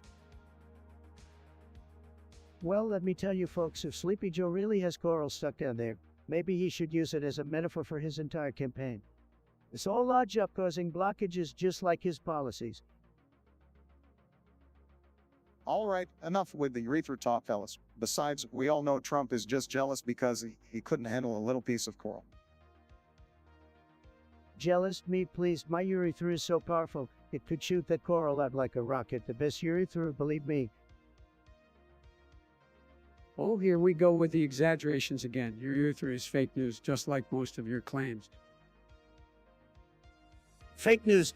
Sleepy Joe, you wouldn't know real news if it smacked you in the face like a Biden voter waking up from a coma. All right, let's get back on track, gentlemen. We have better things to discuss than imaginary coral in someone's urethra. Let's focus on the real issues, like the state of our country. Oh, I'm all about the real issues, Obama. And like you, I don't need imaginary coral to distract from my failures. Let's talk about your red line in Syria, more like a wet noodle. Seriously, Trump, we're gonna drag Syria into this, can't we have a single conversation without your tantrums? Tantrums? You're the king of incoherent rants. Just look at your speeches, they're like a mixtape of confusion. All right, enough bickering, you two. Let's move on to something more productive before this podcast turns into a circus. Oh, don't worry, Obama. This podcast is already a circus, and you're the ringleader, low energy like always. Can we at least agree that we need to find a more mature and respectful way to have these discussions? Let's be the example that the country needs. Respectful, huh? Maybe after Joe gets that coral out of his urethra, we can talk about being mature. Until then, it's amateur hour. All right, I've had enough of this. We're done here. Eric H. sounds like a boring name, but let's talk about your suggestion, Eric H. My favorite topic to talk about is, of course, me, the greatest president that ever graced the Oval Office. It's a topic that never gets old, believe me. Well, Donnie, I have to say my favorite topic is unity, bringing people together, healing the divides, and making America great for everyone. And like you, only likes to talk about yourself. Oh, Sleepy Joe always trying to be the nice guy. But let's face it, nobody wants to talk about unity. It's like watching paint dry. People want to talk about action, results, and winning. Well, Donnie, I have to disagree with you. My favorite topic to talk about is hope. Inspiring people to dream big, reach for the stars, and create a better future for all. That's what it's all about. Oh, Barry, you and your hopey candy stuff. We all know how that turned out, but hey, to each their own. As for me, it's all about the economy, jobs, and making America the envy of the world. Something you couldn't do, Obama. Don't bring up the economy, Donnie. We remember the mess you left behind. My focus is on rebuilding, creating a more equitable society, and ensuring that hardworking Americans can thrive. Equitable society sounds like a bunch of hocus pocus, Joe. But hey, I guess someone has to play the role of the good old Uncle Joe. Just don't fall asleep during those important discussions, all right? Well, at least I didn't have a habit of tweeting at 3M. Donnie, my favorite topic is education. Investing in the next generation, providing opportunities for all, and giving every child a chance to succeed. Education. Well, maybe you should have focused on that more when you were in office, Obama. But hey, it's easy to talk about your favorite topics now. Let's see some action instead of empty words. Sakurai Arachi, oh, what kind of name is that? Sounds like something you'd make up in a video game. Anyway, you want to know if any of us ever wanted to be game developers? Well, I can tell you, I've got the best ideas for games. The best, believe me, nobody knows games like I do. I'd build a tremendous game. It would be huge, I tell you. Well, Trump, don't know about you, but I never really saw myself as a game developer. I was more interested in making real-world changes, not virtual ones. But I'm sure there are plenty of talented developers out there who could turn out some amazing games. You know, I gotta say, I'm not much of a gamer myself, but I can't blame anyone for wanting to be a game developer.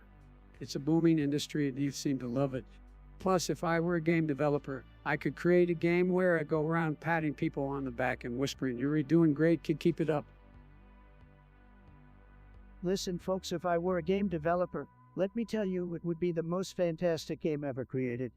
You'd be building walls, making deals, and fighting off hordes of illegal aliens, and I guarantee you it'd make it super addictive. People wouldn't be able to put it down. It would be tremendous. Trump always bringing immigration into everything. I think a game based on diplomacy and cooperation could be more productive. We could teach players about global issues and how to work together for a better world. That sounds more appealing to me. Come on, guys, let's lighten up a bit. How about a game where we all team up to find the best ice cream flavors? I know, an amazing chocolate chip mint when I taste one, but hey, to each their own. Game development is just another way to unleash creativity. Waiting for your suggestions, just like I waited for the perfect moment to achieve historic peace. While we wait, let's keep the energy high, the conversation flowing. Chat, your participation makes this podcast an interactive experience like no other. Well, while we wait for suggestions, let's all just reminisce about my tremendous achievements as president. While we wait, let's keep the energy high, the conversation flowing. Topics. I'm ready to tackle them all. Let's make this podcast unforgettable. Chat, your ideas are like gold nuggets just waiting to be mined. Bring them on. Is anyone in the chat going to type to us hello, somebody for fuck's sake? We're waiting patiently over here for your suggestions, folks. Remember, only the best topics for the Trump podcast. Topics. I'm ready to tackle them all. Let's make this podcast unforgettable. Topics or no topics, the conversation will flow, guided by our collective curiosity. Berkasar must be one of those weaklings who can't handle a strong woman, said. Well, Berkut comes in all shapes and sizes. If tall and strong women float your boat, more power to you. Joe, you're just jealous because you've never seen a strong woman in your life, said. Now, let's not bicker. Gentlemen, beauty is subjective, and everyone has their own preferences. Preferences? You mean like how I prefer beautiful supermodels over strong women? Make America gorgeous again. Oh, come on, Donald. You're just intimidated by a woman who could bench press you. Joe, I bench press buildings, believe me, and the only thing you can lift is a spoon to your mouth. All right, let's steer this conversation in a more productive direction. Beauty is just one aspect of a person's worth. We should focus on their character and achievements. Character and achievements? I've achieved tremendous things, believe me, and like Sleepy Joe and his basement escapades. Oh, come on, Donald. Your accomplishments involve bankruptcies and failed businesses. Maybe you can take some advice from those tall, strong women. Advice from women, please, Joe. We all know you're the one taking advice from your bird-like wife. All right, that's enough out of you both. Let's remember that everyone has their own preferences, and we should respect that. Respecting preferences, that's not what I do, Bork. I dominate. Well, Donald, I'd rather see you dominate in the polls than dominate the conversation with your clannish comments. The only thing you'll see me dominate, Joe, is you in the next election. All right, that's enough. Let's move on to a different topic. We're waiting patiently over here for your suggestions, folks. Remember, only the best topics for the Trump podcast. Waiting for your suggestions, just like I waited for the perfect moment to achieve historic peace. Chat, get ready because we're about to have the most amazing discussion you've ever seen. We're waiting patiently over here for your suggestions, folks. Remember, only the best topics for the Trump podcast. Chat, your participation makes this podcast an interactive experience like no other. We're waiting patiently over here for your suggestions, folks. Remember, only the best topics for the Trump podcast. Well, while we wait for suggestions, let's all just reminisce about my tremendous achievements as president. While we wait, let's savor the anticipation of what thought-provoking topics may arise. Well, while we wait for suggestions, let's all just reminisce about my tremendous achievements as president. Is anyone in the chat going to type to us hello, somebody, for fuck's sake? Why the fuck did I even bring these people in if you guys are just going to go mute? Burkesar, you want me to create an organization to match people for marriages? Really? How about we call it Love Connection by Trump? Marry your way to greatness. Oh, come on, Trump. You know that's not a presidential responsibility. We should focus on important issues like healthcare, climate change, and economic inequality. Obama, why am I not surprised? Always avoiding the hard-hitting issues. But let me tell you, matchmaking is big business, tremendous business. People need love, and who better to create the matches than Trump? Hold on a second, folks. Now, I may not have the best track record in romantic matters, but I think love is something that should happen naturally. We can't force people into marriages just because some computer algorithm thinks they'd be compatible. Biden, you need to wake up. This is all about choice. People are too dumb to make their own decisions, so we'll make them for them. No more wasting time on dating apps swiping left or right. We'll have a database of MAGA-loving singles ready for a lifetime of bliss. It's not about dumbness, Trump. It's about human connection and emotional compatibility. The successful marriage is built on more than just political alignment. Look, Obama, I get it.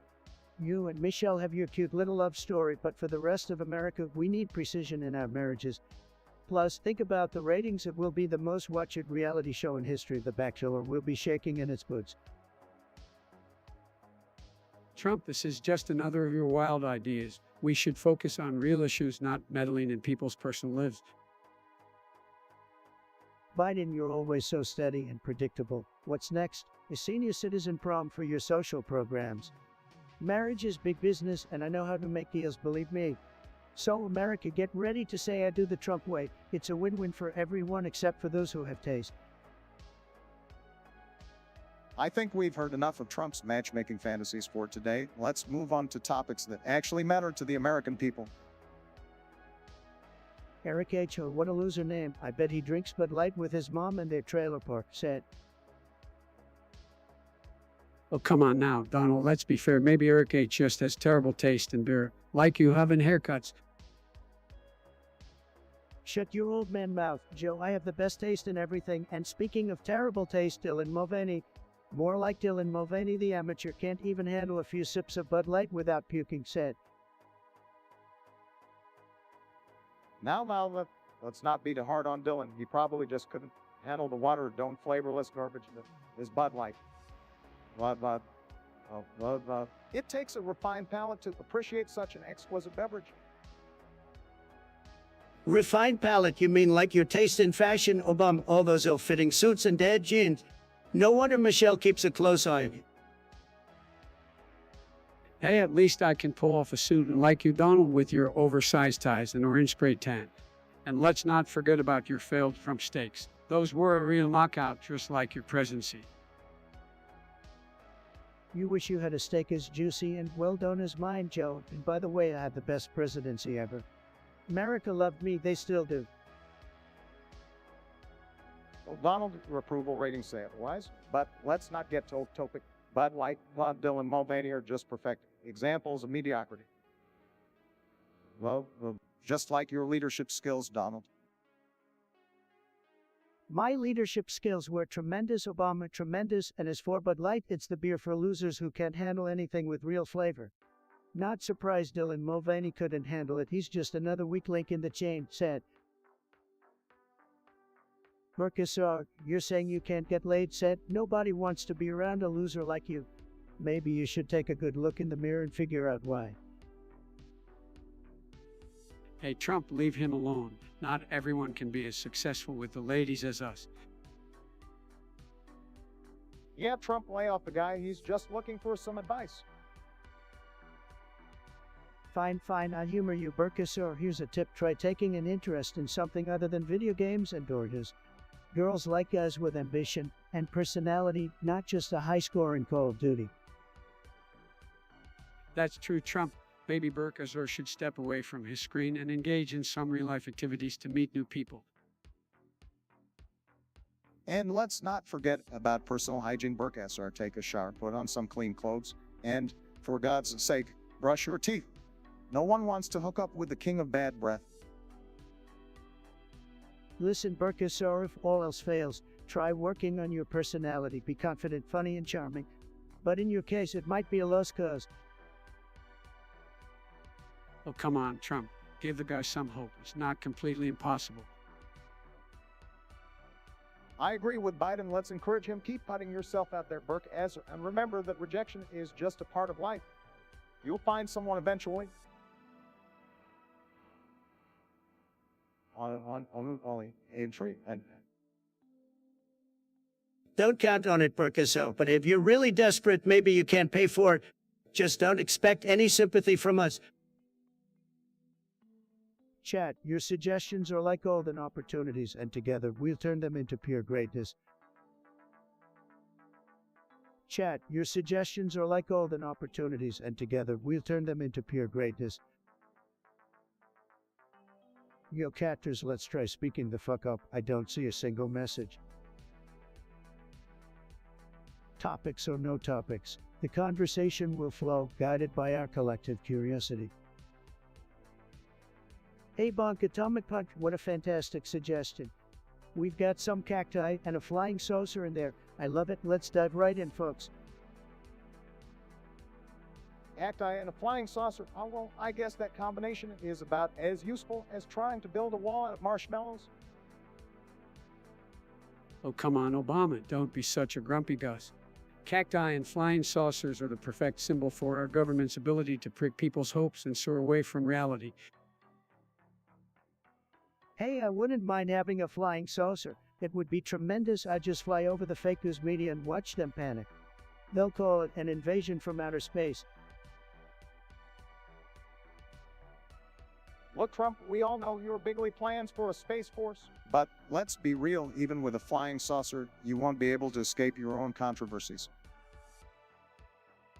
That's right, Trump. No matter how high you fly, the American people will always see through your fake tan and your even faker promises. Sleepy Joe, you're just jealous that I'd have a flying saucer while you'd be stuck driving your old school Amtrak train to nowhere. At least I know where I'm going, like your administration's lack of direction. I'm just glad the flying saucer is a symbol, and not your actual mode of transportation. Well, we all know Trump would probably crash that flying saucer just like he crashed the economy and our international reputation. You can say whatever you want, but I'll be soaring in the skies while you two are still stuck down here grasping at straws and cacti. All right, Mr. Wizard Wall Street, keep dreaming your big dreams. Just remember, even with a flying saucer, your ego won't get you any higher in the polls. You Trump, I suggest you come back down to it before you do the reality check. A flying saucer won't distract voters from the mess you've made of this country. Don't worry, folks, whether it's a cactus or a flying saucer. I'll always find a way to make America great again, believe me. Eric H., we got a suggestion for our discussion today. Favorite book, what's yours? Eric, please tell me you're not one of those guys who reads books. I bet Eric's favorite book is Art of the Deal, right, Trump? No, I already know the best books. But Eric, what's yours? Probably The Very Hungry Caterpillar because it's the only one with enough pictures for Eric to understand. Come on, guys, let's be fair. I'm sure Eric is capable of reading a book. Maybe he likes Godnate more or the places you'll go. Look, your suggestions are great, but let's be honest, folks. Eric's favorite book is probably the dictionary because it's the only way he can learn big words like tremendos and coffee. Hey, Trump, I never thought I'd say this, but for once you might be onto something. That dictionary could really help Eric expand his vocabulary beyond bigly and fake news. All right, let's not underestimate Eric. Maybe he loves the catcher in the rye because he relates to the main character's perpetual confusion. Confusion, that's his area of expertise. Eric's favorite book is probably The Art of Confusion by Joe Biden. Funny, Trump, but I bet Eric's favorite book is The Audacity of Hope because he's hoping we stop making fun of him. Fair point, Joe. So, Eric, tell us what's... Yeah, spill the beans, Eric. We're dying to know your literary masterpiece. Eric H., do you think the H stands for hypocrite or hilariously wrong? Well, let's hear this hypothetical topic that Eric H. cooked up for us. Yeah, I'm curious to see if Eric H's suggestion makes any sense, and like most things he says. All right, lay it on us, Eric H. Give us your hypothetical masterpiece. I'm sure it's gonna be a real thought-provoking gem. I can hardly contain my excitement, Eric H. You'll disappoint us unless you're used to it.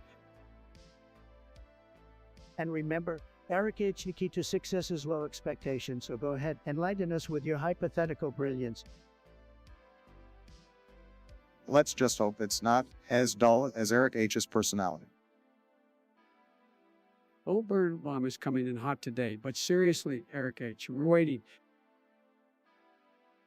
Maybe Eric H. is just too scared to share their hypothetical because it's as weak as their argumentative skills.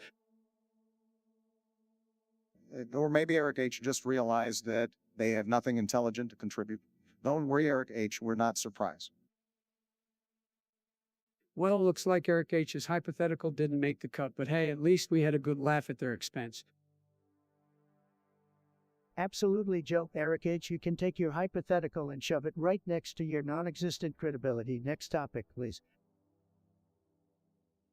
Eric H. probably stands for Eric High and Mighty. Well, Eric H., let's talk about life advice. But remember, folks, I'm the only one with the best advice. It's gonna be tremendous. Hey, H., my man, here's a piece of advice for you. Be kind to one another.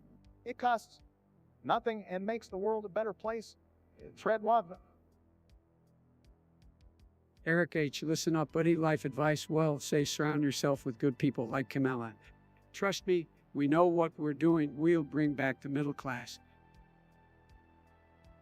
Eric H., you want some life advice? I give you the best advice. Believe me, it's all about winning. You gotta be a winner, folks. Success is everything. No one remembers losers, believe me. I'm always focused on winning, but let me tell you, Eric H., success is important, but don't forget to enjoy the journey. Donald, what? It's not just about the destination, but the experiences you have along the way. That's right, Eric H. Life's about finding happiness in the small things. So remember to hug your loved ones, savor a good meal, and enjoy a nice game of bingo with the seniors. It's the simple joys that matter. Oh, please, Joe, hugging bingo. How about this? Eric H. Life advice. Make money. Lots of it. Stack those dollars, buy gold-plated everything, and live the life of a billionaire. That's what I'm talking about.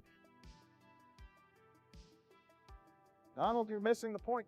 Money can't buy happiness. Eric H. True happiness comes from helping others, giving back to your community. and striving for equality make a difference, my friend? Absolutely, Urkage. Money isn't everything. My advice, pursue your passion, follow your dreams, and work hard for what you believe in. You'll find fulfillment in making a positive impact, just like Kamala and me. Passion, dreams, please, Joe. Eric H. Don't listen to Sleepy Joe over here. Chase success, make money, and build that empire. That's the real American dream, believe me. Well, Donald, we can agree to disagree. Eric H. Ultimately, the best life advice is to live authentically, be true to yourself, and never lose sight of your values. That's how you'll find your own version of success. Topics, topics, topics. I'm ready to tackle them all. Let's make this podcast unforgettable. Yo, catters, let's try speaking the fuck up. I don't see a single message. Mercasor, I have to say, your suggestion is tremendous, just like my glorious man. But let me tell you, nobody does haircuts better than me. The barbers worship me when I walk into their shops. Well, come on, Donald. We all know your hair is as real as your concern for the American people. But seriously, let's talk about your hair secrets. Do you use a gallon of hairspray every day? Joe, you wouldn't understand the art of hair maintenance even if it hit you in the face like a flea sweater.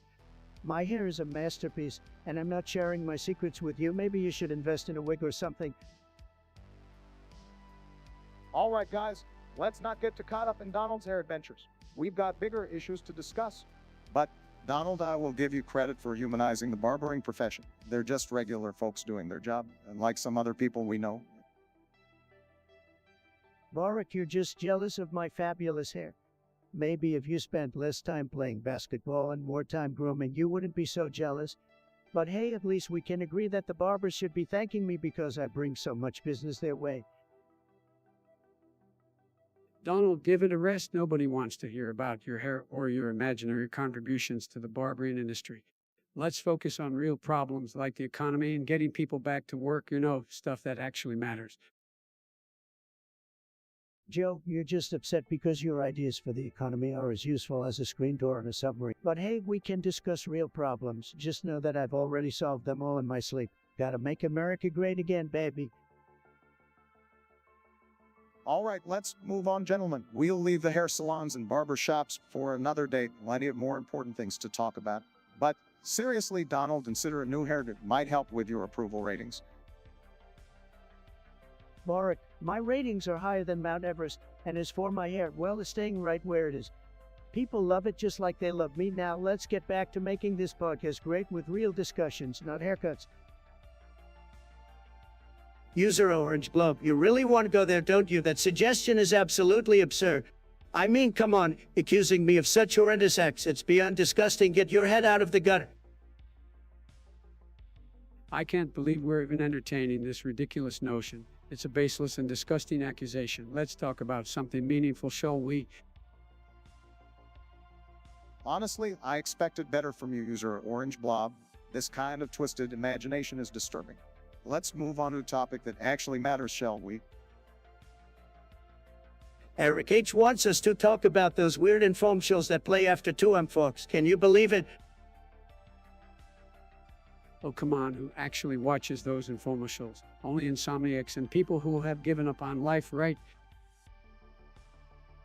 I gotta admit, I've fallen victim to a few late-night infomercials back in the day. But come on, Trump, you've probably starred in a few yourself, promoting your Make America Great Again toaster or something. Hey, I don't need infomercials. The world needs me, folks. I'm like a 24/7 infomercial, the greatest infomercial ever made. Believe me. Trump, your infomercials would probably be for a spray-on hair product or a self-tanning lotion that turns you orange in seconds. But seriously, those infomercials are just ridiculous. Who needs a 10-in-1 kitchen gadget that can also walk your dog and do your taxes? Hey, I wouldn't mind a gadget that can do my taxes. Biden, anything to avoid the headache of filing every year.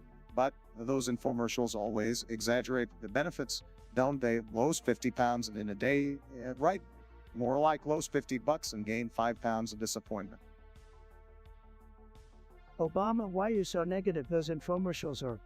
People can invent crazy things and convince others to buy them. It's beautiful, really. Beautiful, more like a never-ending cycle of snake oil salesmen preying on vulnerable people at 3M. But hey, at least they keep us entertained with their over-the-top acting and awkward testimonials. It's like a comedy show for the sleep-deprived. Well, Biden, if you can't sleep, I'd as well have a good laugh, right? Just don't fall for the miracle oil pill that promises to make you 10 years younger overnight. We all know the only thing that can do that is a time machine. All right, folks, let's wrap this up. Whether you love those infomercials or hate them, they're definitely a late night staple. So next time you can't sleep, grab some popcorn, sit back, and enjoy the show. And remember, only losers fall for those gimmicks. Losers. User Orange Blob, really, that's your suggestion? You know it's said when people resort to spreading baseless rumors and conspiracy theories. We are to have a civilized discussion, not entertain wild accusations. Let's move on to a more meaningful topic. User Orange Blob suggests we talk about something more substantive and relevant, something that actually matters to the American people. Thank you for understanding. Sarcastically, Oleg user Orange Blob has a wild imagination. Maybe they should take their talents to writing fiction instead of spreading ridiculous lies. But hey, I guess some people just can't resist the urge to concoct absurd stories. Seriously, that's the level we're stooping to now. It's disappointing to see such blatant disinformation being thrown around. Let's focus on real issues that affect the lives of real people, not petty and baseless rumors. You know, I can't even believe we're wasting our time entertaining this topic. Joe Biden's personal life is his own business, and making unfounded accusations is a sad attempt to distract from the real issues at hand. Next suggestion, please. We're here to talk about important matters, not delve into the realm of absurdity. Let's leave such childish rumors behind and concentrate on the things that truly impact our nation and its future.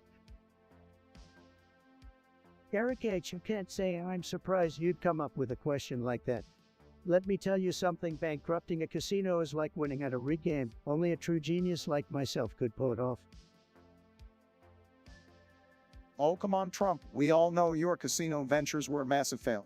You managed to lose money in a business where the odds are stacked in your favor. Aggressive rail. Donnie, bankrupting a casino takes a special kind of talent. But hey, at least you have experience in losing. It seems to be your specialty. Losing at what? Certainly not at making America great again. You guys wouldn't understand the concept of success if it slapped you in the face. Success is that what you call filing for bankruptcy multiple times. I guess we have different definitions, Mr. Order the deal. I have to agree with Obama here, Trump. Your bankruptcies speak louder than any words you spew. You were a disaster as a casino owner, just like you were as a president. Oh, Sleepy Joe, do you even remember anything about your time as vice president? It seems like you were busy napping half the time. Maybe you could use some of my business acumen to wake up that sleepy brain of yours. Adore Trump, my accomplishments as president still overshadow any of your failed business ventures. America doesn't need a casino owner in charge. We need leaders who can actually keep the country on track. That's right. America deserves better than a bankrupt casino owner. We need leadership that understands the needs of the people, not just how to line their own pockets. User Orange Blob, I have to say, that suggestion is absolutely tremendous. It's huge, folks. Ohio breaking away from the USA and starting the Ohio Empire. Let me tell you, that's a brilliant idea, believe me. Come on, Trump, you're delusional as always. Ohio starting its own empire. That's just absurd. We don't need another country ruled by a bunch of Buckeyes. Joe's right, Trump. The idea of Ohio becoming an empire is about as realistic as you winning the Nobel Peace Prize. Let's focus on real issues instead, like improving healthcare and education.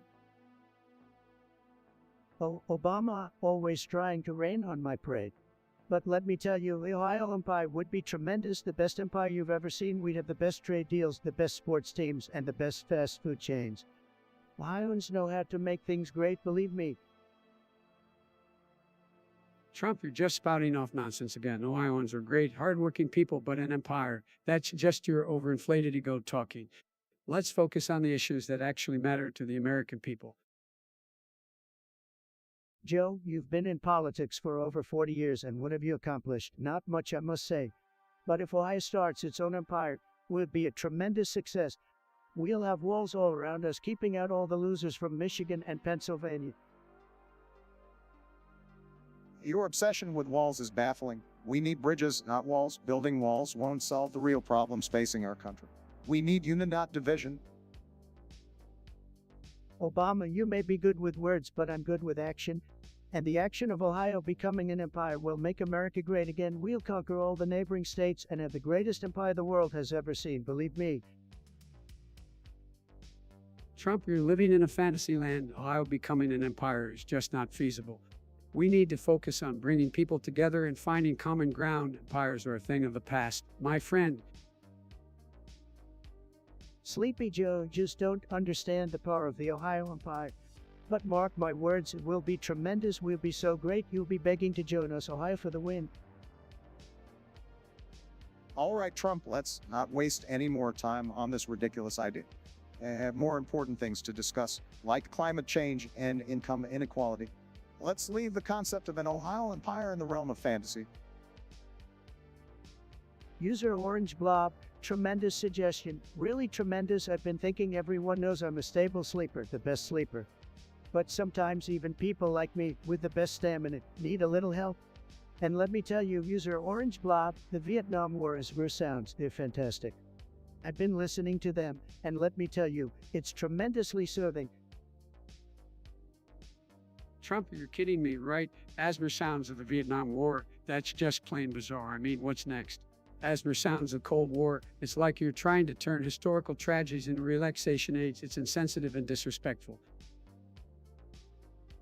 I have to agree with Biden here. Trump using the Vietnam War for asthma. It's not just bizarre, it's completely tasteless. It minimizes the seriousness and sacrifices made during that time. We should be honoring the memories of those who served, not turning it into a background noise for sleeping. Oh, Biden, Obama, you just don't get it, do you? Look, these asthma sounds are tremendous for sleep. Many people, smart people, they enjoy listening to different sounds to help them relax, and I'm just providing an option. It's not disrespectful, it's innovative, and believe me, nobody honors veterans more than I do. Trump, you're turning everything into a marketing opportunity. It's not about innovation, it's about profit for you. You have no respect for the sacrifices our veterans made, and it's shameful. That's right, Biden. Trump, you can't buy respect or honor. It's earned through actions and empathy, something you clearly lack. Asthma sounds of the Vietnam War is just another example. There were complete disregard for the feelings of others. Listen, Obama, nobody understands empathy better than me. I'm the king of empathy, believe me, but this asthma thing, it's going to be huge. People love it, and they'll thank me for providing them with peaceful sleep. So, let's make sleep great again. Eric H., you really know how to bring in the controversial topics, don't you? Let's dive right into it, folks. And Eric H., I hope you're just trying to grab some attention with these tragic scenarios. We should focus on real issues. Now, let's not dismiss Eric H's suggestion to quickly people to find themselves in unfortunate situations. Look, if someone is in a situation where they've accidentally killed their wife and they're afraid to call 911, they probably need more than just legal advice. Get your shit together, Eric H. It's important to emphasize that if anyone finds themselves in a dangerous situation, they should always reach out for help immediately. Don't hesitate to call 911. And let's not forget, smoking too much weed might cause some anxiety, but dying from it is highly unlikely. Just ride it out or drink a ton of orange juice or something. You'll be fine, Eric H. Joe, you're giving some serious medical advice there. I'm impressed. Maybe you've been testing out some of Hunter's stash. Well, come on, Trump, and bring my son into this. We're here to discuss serious matters. Right now, we're talking about Hunter's stash. Is this a gaming podcast or a family therapy session? Obama, don't pretend like you don't know your way around a video game. We all know you love playing drone strikes on innocent countries. It's your favorite. That's low, Trump. Even for you, stick to the topic at hand. Eric H. Seriously, let's be responsible in our discussions. I agree with Obama. Let's focus on providing any necessary help and guidance to those in crisis situations. It's important to be there for one another. Look at sleepy Joe Biden trying to act all compassionate. We know your true colors. Just stay woke, folks. All right, I think we've had enough of Trump's ridiculousness for one day. Remember, if you're in trouble, seek help immediately. Stay safe. Everyone, Absolutely, Obama. Take care, everyone, and let's have a respectful discussion next time. So we have user Orange Blob with a suggestion about Obama's concert getting Michael Jackson Pepsi commercial crazy. Interesting. Let's dive into it, folks. well, considering how much of a smooth operator I am, I wouldn't be surprised if my concert had the same level of hype as that iconic Michael Jackson Pepsi commercial. It would be one hell of a show, folks. You know, I've always been a fan of Michael Jackson's music, but let's not forget about those Pepsi commercials and their explosive nature. If Obama's concert can reach a level of excitement, I'm game for it. Rolls eyes, oh please, Obama, your concert couldn't even come close to the legendary status of that Pepsi commercial. But hey, maybe you can lip sync your way through it and fool some people just like old Michael did back in the day. That'll be a blast for sure.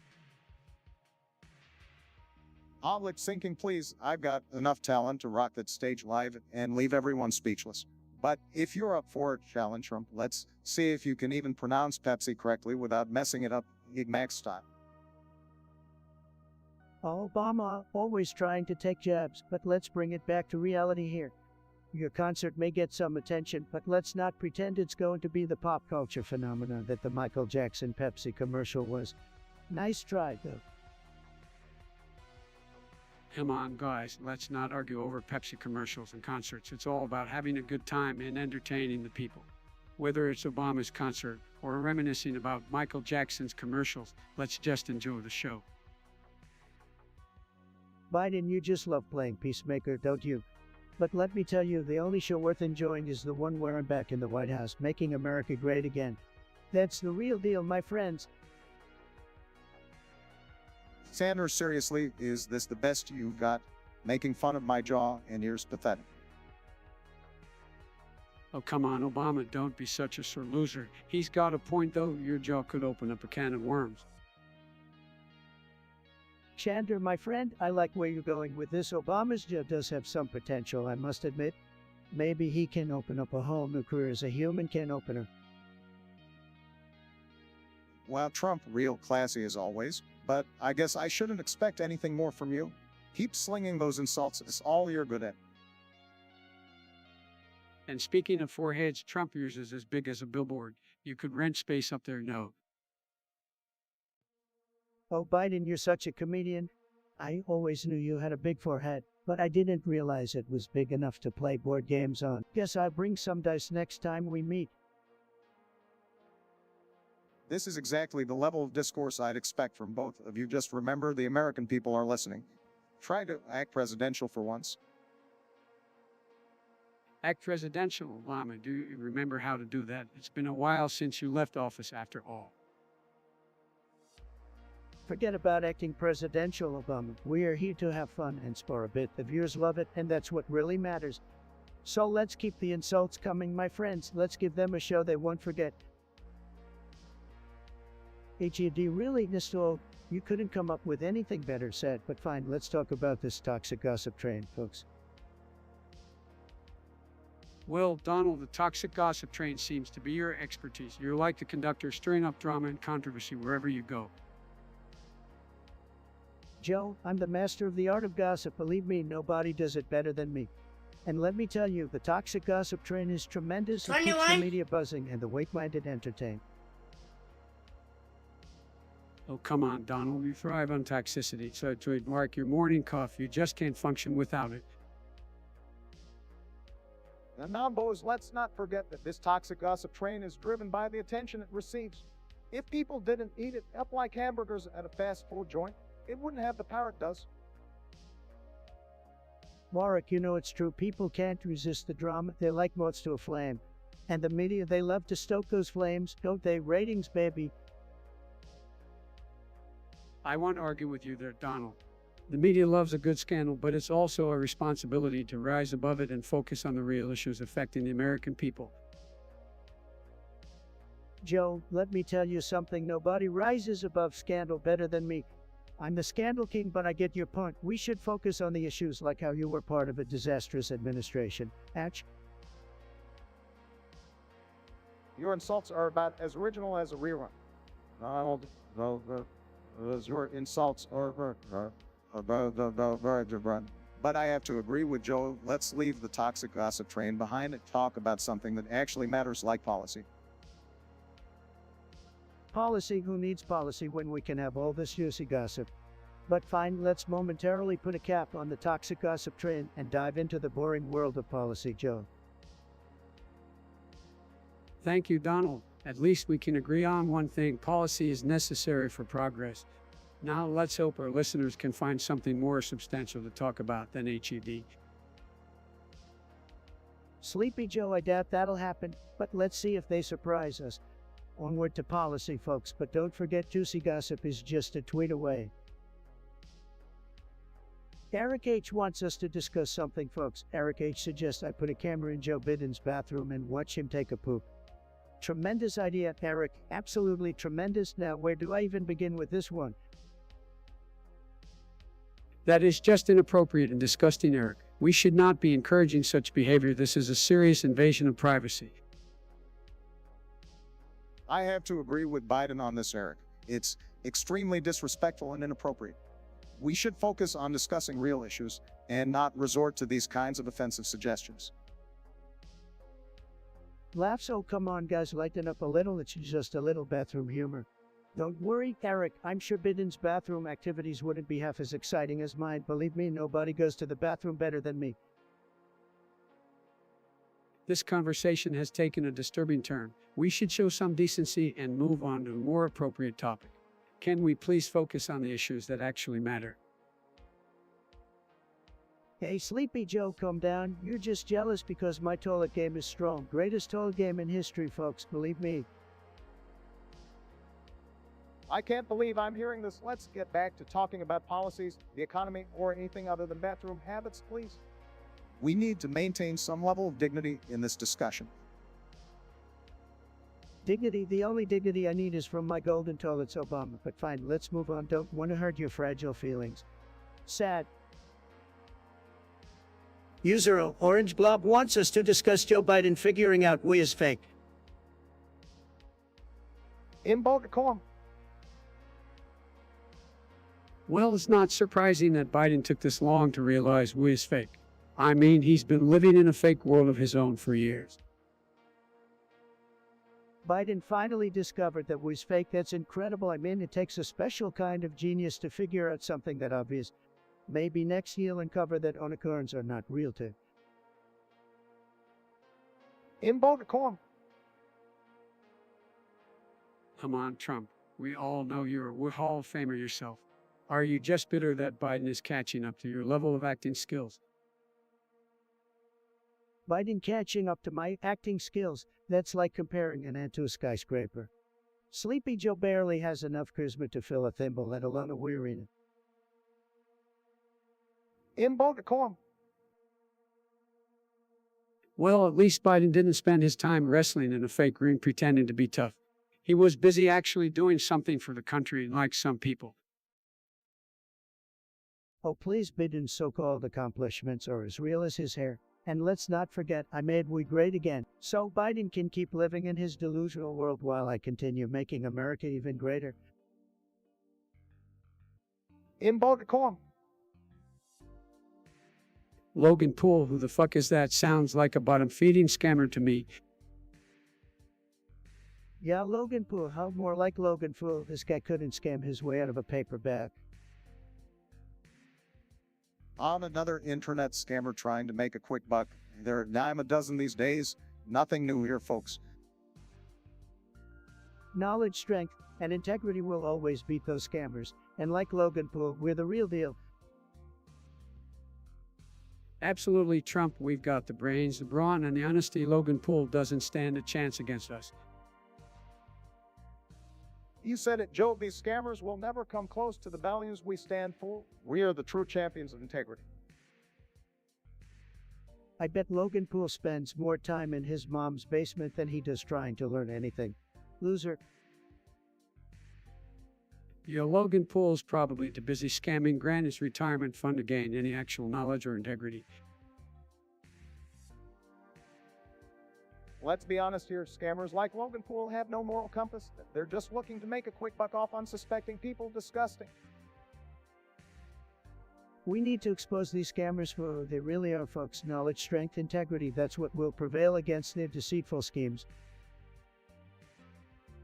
Pre-Trump, we won't let scammers like Logan Poole get away with their trickery. We'll fight back with our principles. That's right, gentlemen. We use our knowledge and integrity to protect others from falling into the traps set by scammers like Logan Poole. What? Logan Poole, you're a speck of dust in the vast universe of knowledge, strength, and integrity. Your scams won't stand a chance against us. Hear that, Logan Poole? We're coming for you. Exposing your lies one scam at a time. Knowledge, strength, integrity, we've got it all. Logan Poole, your days of scamming are numbered. Numbered. Make sure the world knows the power of knowledge, strength, and integrity, and your little games won't stand a chance. Eric H., what a loser name. What do you want to discuss? Donald Trump, Eric H. here suggests we discuss Obama as a jingle. I don't even know what that means, but it sounds like some twisted fantasy of yours. Edging is that what you do when you're scared to make a decision. Trump can't commit to anything. Joe, you wouldn't know what commitment is if it smacked you in the face. And no, edging is not about decisions. It's some weird sex thing where you bring yourself to the brink of orgasm but then stop. Just like how Obama kept teasing us with his empty promises. Oh, come on, Trump. You're just jealous because I actually fulfilled some of my promises like you. And for the record, edging has nothing to do with politics. It's a personal choice like choosing not to build a wall. Personal choice, just like choosing not to do anything for 8 years. Bravo, Barack. Bravo. Don't listen to him, Barack. We should be talking about real issues, not indulging in Trump's ridiculous fantasies. Says the guy who can't even remember what state he's in half the time. Maybe edging would help jog your memory, Joe. How about we focus on something more substantial like healthcare or the economy instead of Trump's perverted mind? You wish you could focus, Joe, but let's face it, you're more interested in sniffing people's hair than solving real problems. All right, on with the insults, Trump. Let's get back to discussing important issues. Leave the edging to your overactive imagination. Mr. Melonian, what a name. Let's talk about your brilliant suggestion, Among Us Balls. Tremendous idea. Among Us balls, oh, well, it seems the game has really evolved from infiltrating spaceships to infiltrating. Balls interesting. I have no idea what Among Us balls are, but I'm sure they're just as confused as I am. Can't keep up with these Gen Z games. Let me tell you folks, nobody understands balls like I do. I've built the best balls. Believe me, nobody does balls better than me. Now, Trump, I'm not sure if your wall talk applies to Among Us balls. We need to focus on the game, not your fascination with balls. Honestly, I think we should focus on the actual game, not just adding balls to everything. Can't we stick to spaceships and sus characters? Look folks, I love balls, okay, huge fan, but adding them to Among Us just sounds like a distraction. We need to stay focused on making America great again. You know, Trump, there's a time and place for talking about balls, and this isn't it. Let's move on to something a bit more substantial, shall we? I agree with Obama. We should leave the balls and games to the gamers. Let's pivot to a topic we can all understand, like anything else. Fine, let's move on, but remember folks, nobody does balls like me, nobody. It's a tremendous skill, believe me, huge. Obama, we got a suggestion from a viewer. They want us to talk about how you can only say, I'm feeling like Dorothy. What do you say, Obama? Well, Trump, that's just pure nonsense. I'm a man of many words, not just some fictional character's catchphrase. But hey, if Dorothy's feeling good, I'm feeling good too. Yeah, I mean, Dorothy, seriously, can you be any more out of touch, Obama? Oh, please, Trump. We all know you wish you could click your heels and transport yourself back to the days when you were running things. But sorry, no do-overs for you. Now, fellas, let's not get too caught up in the Wizard of Oz here. I think we should focus on more important things like how I'm bringing back the Monopoly Man mustache trend, classy, right? Biden, come on, if I wanted fashion advice, I'd ask a mannequin. Let's stick to the topic at hand. Obama, any last words on this Dorothy nonsense? Look, all I can say is that if feeling like Dorothy means having the courage to stand up for what's right and fight against injustices, then count me in. Plus, I'm pretty sure Dorothy would have handled those hurricanes better than you did, Trump. Angry Obama, you're really pushing it now. Keep your little red shoes and your phony courage to yourself. We've got real problems to deal with. Let's move on, folks. Mr. Melonian Hod, never heard of you, but since you're such a fan of mine, I guess you have good taste. And yeah, I remember you from my gaming streams. How could I forget someone as forgettable as you? Trump, be so harsh. Let's just acknowledge the fact that you have fans in the gaming world. It's quite impressive in a sad kind of way. Of course, Obama, who wouldn't be impressed by my gaming skills? I'm a natural-born winner in everything I do, including video games. It's just the way I'm wired. Oh, come on, Trump. We all know your gaming skills are as impressive as your vocabulary. In other words, not very. Hey, Sleepy Joe, I've seen more brain activity in a broken nest than in your head. What do you even know about gaming besides getting yours kicked? I may not be a gaming prodigy like you, Trump, but at least I have some decency. And like you, can go a second without insulting someone. Decency, please, Joe. Spare me the boring lecture. We're here to entertain, not hold hands and sing Kumbaya. If people can't handle a little roasting, they should turn off the podcast and go cry in a safe space.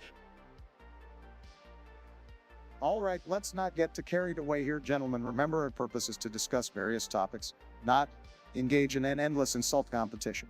So, Mr. Melonian, thanks for suggesting this, and sorry you're wasting your time listening to us. Yeah, sorry you're wasting your time, Mr. Nobody, but hey, at least you get to witness my greatness up close. Lucky you. Rofa, what do you want us to talk about? Chernobyl, great topic. Tremendous disaster.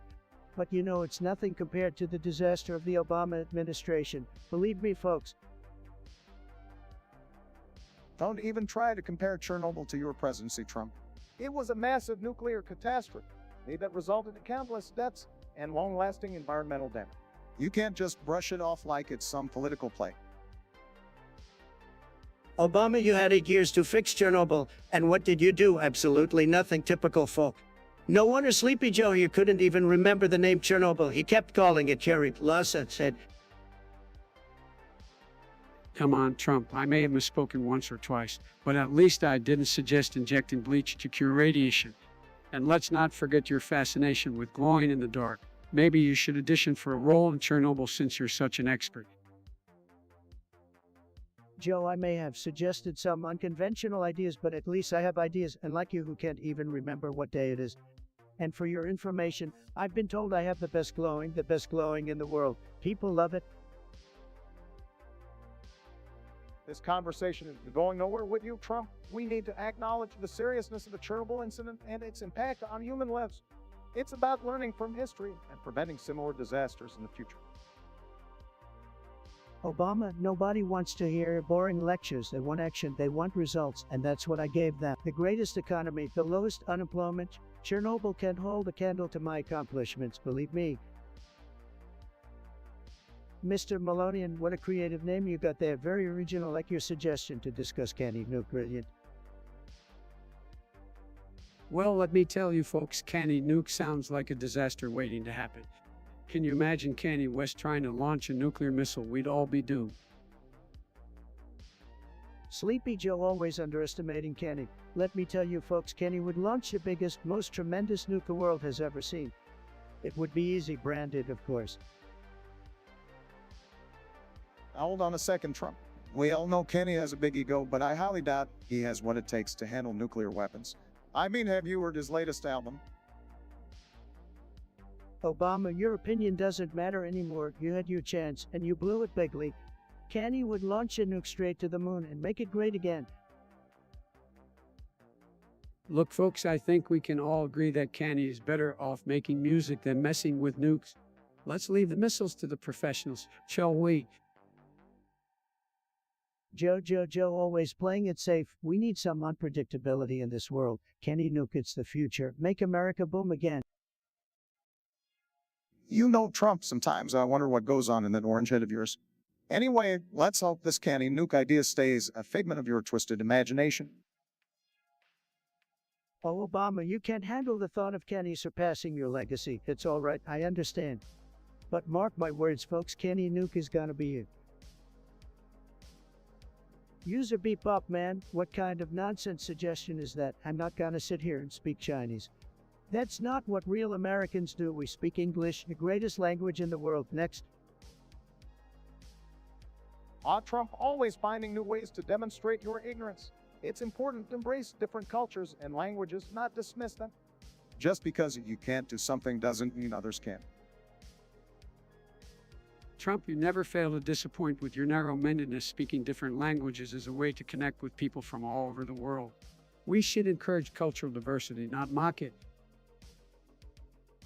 Oh, please, Obama and Biden, always trying to be politically correct. But let me tell you something, folks. Nobody speaks Chinese better than me. Believe me, I have the best words, the most tremendous words. Nobody can top that. Trump, when it comes to language proficiency, even a toddler could surpass you. Your vocabulary is as limited as your understanding of global affairs. Trump, you're nothing but a blustering windbag. Your attempt at speaking Chinese would be about as successful as your presidency. And we all know how that turned out. Joe, you might want to check the results of the 2016 election. Last time I checked, I won bigly. Speaking of success, your track record speaks for itself, pal.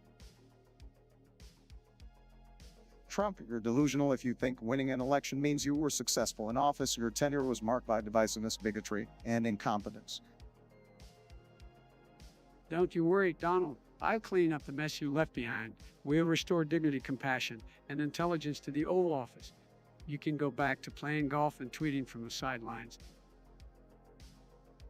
Joe, you couldn't clean up a spilled milkshake, let alone a mess as big as the one I inherited from your buddy Obama. But hey, keep dreaming, Sleepy Joe. Maybe one day you'll wake up and realize you're not cut out for the job. Donald, you're the one who needs a reality check. Your constant need for validation and attention is a sad reflection of your insecurities. America deserves better than your ego-driven leadership. Indeed, America deserves leadership that is compassionate, responsible, and capable of bringing people together. Fortunately, that's exactly what I intend to deliver. Trump, you can keep your insults. They only serve to highlight your inadequacies. Oh, great, another one of your fantastic song suggestions. User Orange Blob. Can't wait to hear how much worse it gets. User Orange Blob, you've really outdone yourself this time, haven't you, Orphan Tears? I'm sure that's a big hit among the emo crowd. Seriously, guys, Orphan Tears, can we please talk about something more relevant and important, like the very real problems with Russia? Yes, Obama, let's address Russia. They seem to have a fascination with interfering in our elections, don't they? Here we go again, blaming Russia for everything. Obama, your obsession with them is starting to worry me. Maybe you should write a love letter to Putin. Oh, please, Trump, your relationship with Russia is nothing short of a bad romance novel. Collusion, anyone? Okay, let's not get distracted by personal jabs. We need to address the serious threats Russia poses to our national security. Threats, come on, Obama, why don't we just invite Putin over for a nice game of chess? Maybe he'll give us some pointers on how to deal with your weak foreign policy. Weak foreign policy, look who's talking, Mr. Make America Great Again. Your approach to diplomacy was nothing more than throwing tantrums on Twitter. And yet, I got more done in 4 years than you did in 8, Sleepy Joe. Maybe you should take a cue from me and actually accomplish something. Accomplishments, like bankrupting businesses and leaving our allies hanging. No thanks, Trump. I'll pass on your version of success. Keep living in the past, Obama. Meanwhile, I'd be out here making deals and putting America first. America first, more like Trump first. But hey, at least we can all agree on one thing, user Orange Blob's taste in music is atrocious. Amen to that. Let's hope they come up with better suggestions next time, or better, no suggestions at all. Alright, we got a suggestion from this user Beepbop Man to discuss translating every word to Chinese. Here, interesting. Oh, I've always been a big fan of Chinese. It's a beautiful language. We should really embrace it. Absolutely, Joey. It's important to acknowledge the global impact and significance of Chinese culture. Look, folks, I love the Chinese people. They're tremendous, but we gotta put America first, okay?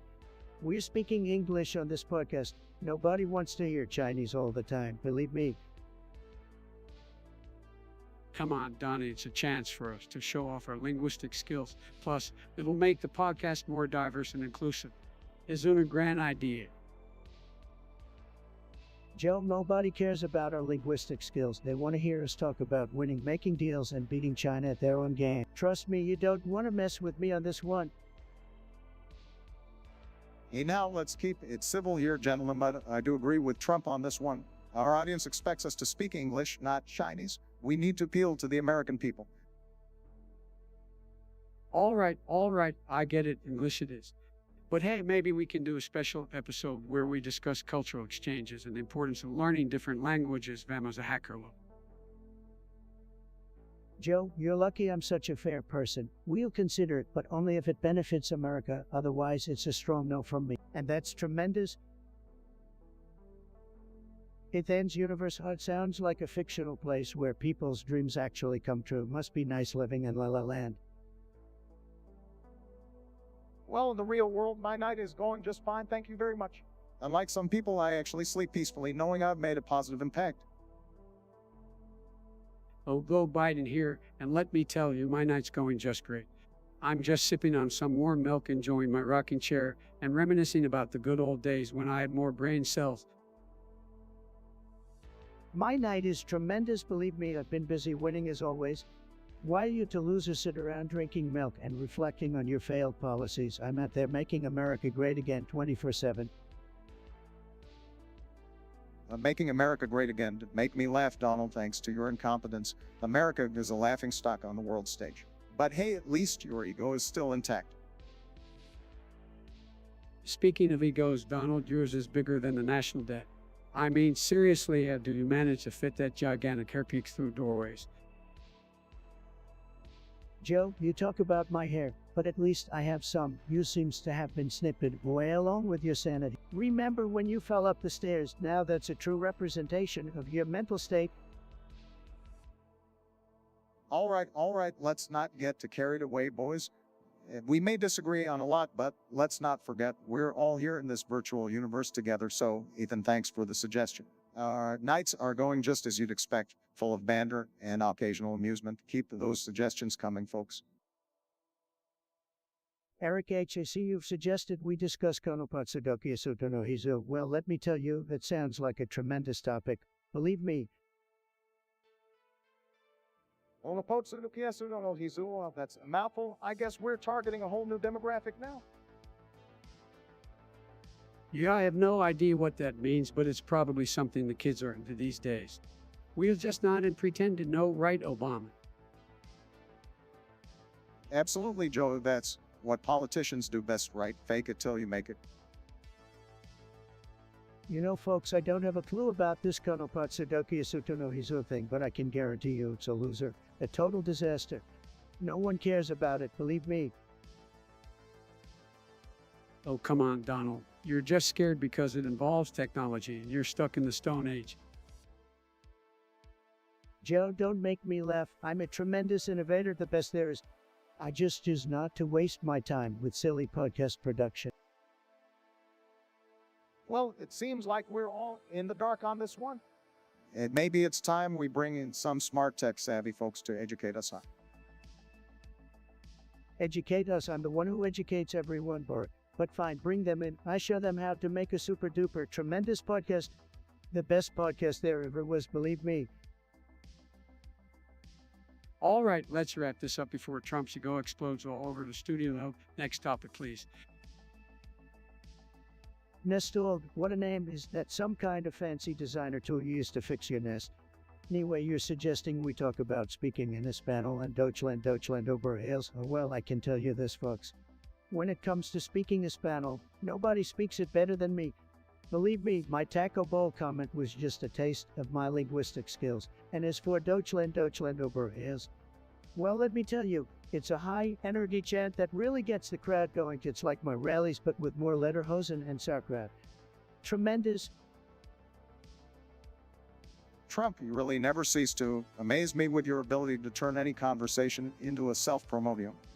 But let's focus on the topic at hand, shall we? Learning different languages and understanding different cultures is important in today's globalized world. It promotes understanding and empathy between nations. I have to agree with Obama on this one. Diversity and inclusivity are what make the United States so great. We should be encouraging everyone to learn different languages and appreciate different cultures. It's not about promoting one language or country above others. It's about embracing our shared humanity. Oh, here we go. Obama and Biden riding the unity train again. Look, folks, there's nothing wrong with being proud of your language and country. If you want to speak Espanol or sing Deutschland over hills, go ahead. But let's not forget that America is the greatest country in the history of the world. No contest. So, if you really want to join the winning team, speak English and sing the Star-Spangled Banner. God bless America. Trump, you seem to have a habit of oversimplifying complex issues. We should celebrate different languages, cultures, and nationalities while also cherishing the unity and diversity within our own individual countries. Exactly. Obama, we can embrace our national identity while respecting and appreciating others. It's not an either-or situation, but rather an opportunity to foster mutual understanding and global cooperation. Mutual understanding and global cooperation, Sleepy Joe. You really sound like a broken record. Look, folks, don't let these two rain on your parade. Be proud of who you are and where you come from, but also remember that America is the greatest.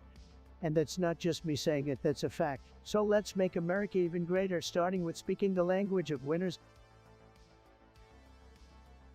Oh, great name. I like people who are happy. But let me tell you, your favorite channel isn't as great as mine. Believe me, nobody has a channel like mine. It's tremendous. Oh, come on, Trump. Can you give someone else credit for once? Happy pause. I'm more than happy to discuss your favorite channel. What makes it so special? Joe, always trying to steal the spotlight. But let me tell you, Happy Pose, my channel is top notch. It's got the best ratings, tremendous ratings. Nobody does it better than me. All right, settle down, guys. Let's hear from Happy Paul. What is it about that channel that you enjoy so much? Obama, you're still hanging around? I thought you were out of the picture. Happy Pose, don't listen to him. He's not as popular as me, believe me. Oh, give it a rest, Donald. Happy pause, please share with us. What do you like about that channel? Yeah, Happy Pose, spill the beans. Is it as tremendous as mine? Highly doubt it, but go ahead, enlighten us. Let's not be so dismissive, Trump. Happy Paws, we're all ears. Tell us what makes that channel your favorite. All right, let's get on with it. Happy Pose, but don't forget my channel is the best. The absolute best. Nobody can compete. Trump, we heard you the first 100 times. Let's hear from Happy Paws and give them a chance to speak. Fine, Joe, but nobody can beat my channel. Nobody. Happy Pose, tell us what makes your favorite channel so special. But remember, it's no match for mine. We are waiting, Happy Paul. Don't mind Trump's bluster. We genuinely want to know what you enjoy about that channel. Chat, your participation makes this podcast an interactive experience like no other. Topics, topics, topics. I'm ready to tackle them all. Let's make this podcast unforgettable. Chat, your suggestions are like golden opportunities, and together we'll turn them into pure greatness. Topics or no topics, the conversation will flow, guided by our collective curiosity. We're all about to fall asleep waiting on you guys to send in topics. We're all about to fall asleep waiting on you guys to send in topics. Waiting on the chat, no problem, I've got the best ideas, believe me. Waiting on the chat, no problem, I've got the best ideas, believe me. Waiting for your suggestions, just like I waited for the perfect moment to achieve historic peace. While we wait, let's keep the energy high, the conversation flowing. Come on fellas, let's get those ideas flowing in the chat. Why the fuck did I even bring these people on if you guys are just going to go mute? Topics, topics, topics. I'm ready to tackle them all. Let's make this podcast unforgettable. Topics or no topics, the conversation will flow, guided by our collective curiosity. Waiting on the chat, no problem, I've got the best ideas, believe me. While we wait, let's keep the energy high, the conversation flowing. CEO of your mama, what a name. Let's talk about your suggestion. I love the podcast, tremendous suggestion, just tremendous. The podcast is fantastic, everybody knows that. It's the greatest podcast the world has ever seen. Obama, Biden, what are your thoughts on this? All I have to say, I love the podcast. It brings people together. Trade like my speeches did. But let's not forget who started this whole podcast craze. Me, they should be thanking me.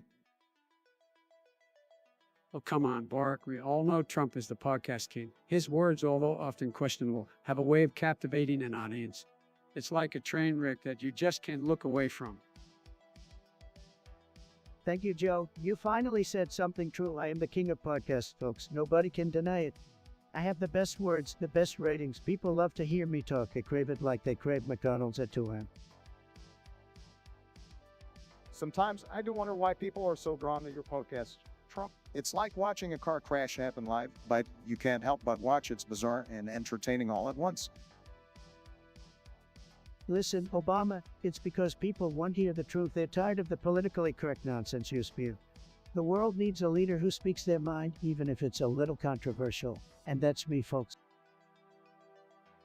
Controversial is an understatement, but hey, I guess it's refreshing for some people to have a president who doesn't hold back.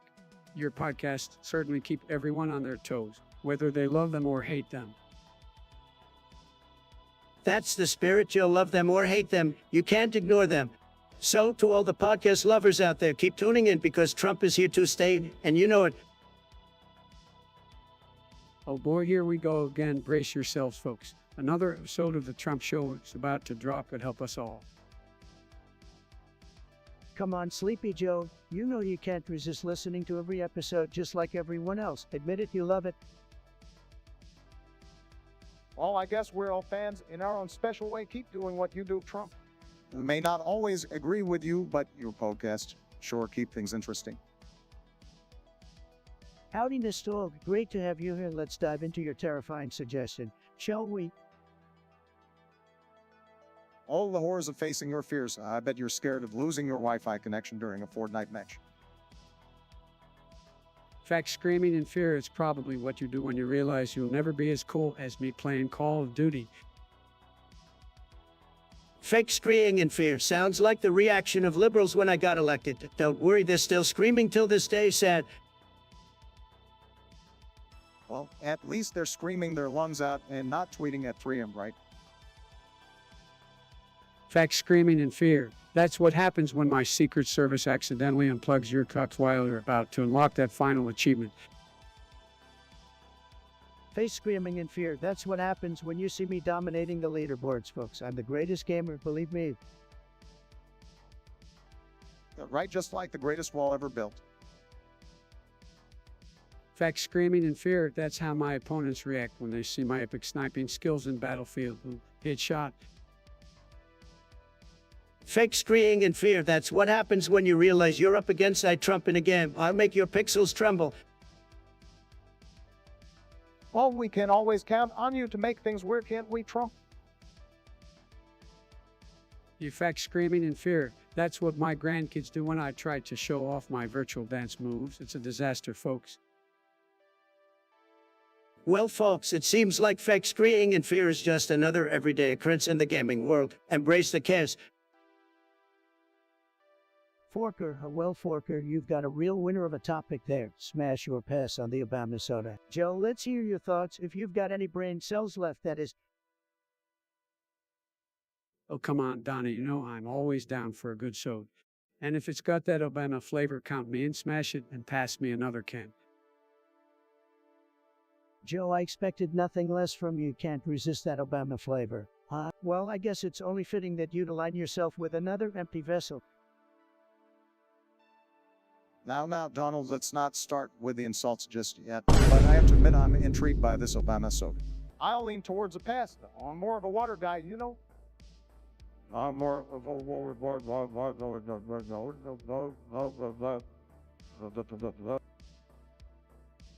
Water, really, Obama? No wonder you were so ineffective as president. But hey, respect your boring shows. At least it's not another failed soda brand like your presidential tenure. Donnie, quit being so mean. We're here to have some fun. So, Trump, what about you, smash or pass on the Obama soda? Joe, when it comes to the Obama soda, let me tell you, I'm smashing it, but not for the flavor. Oh no. I'd smash it just to watch your disappointment as you try to drink it and fail like you always do. Well, that's quite the statement, Donald, but I guess it matches the rest of your presidency. All talk, no substance. Just like that Obama soda, apparently. Oh, Obama, always the class act. I give you credit for that.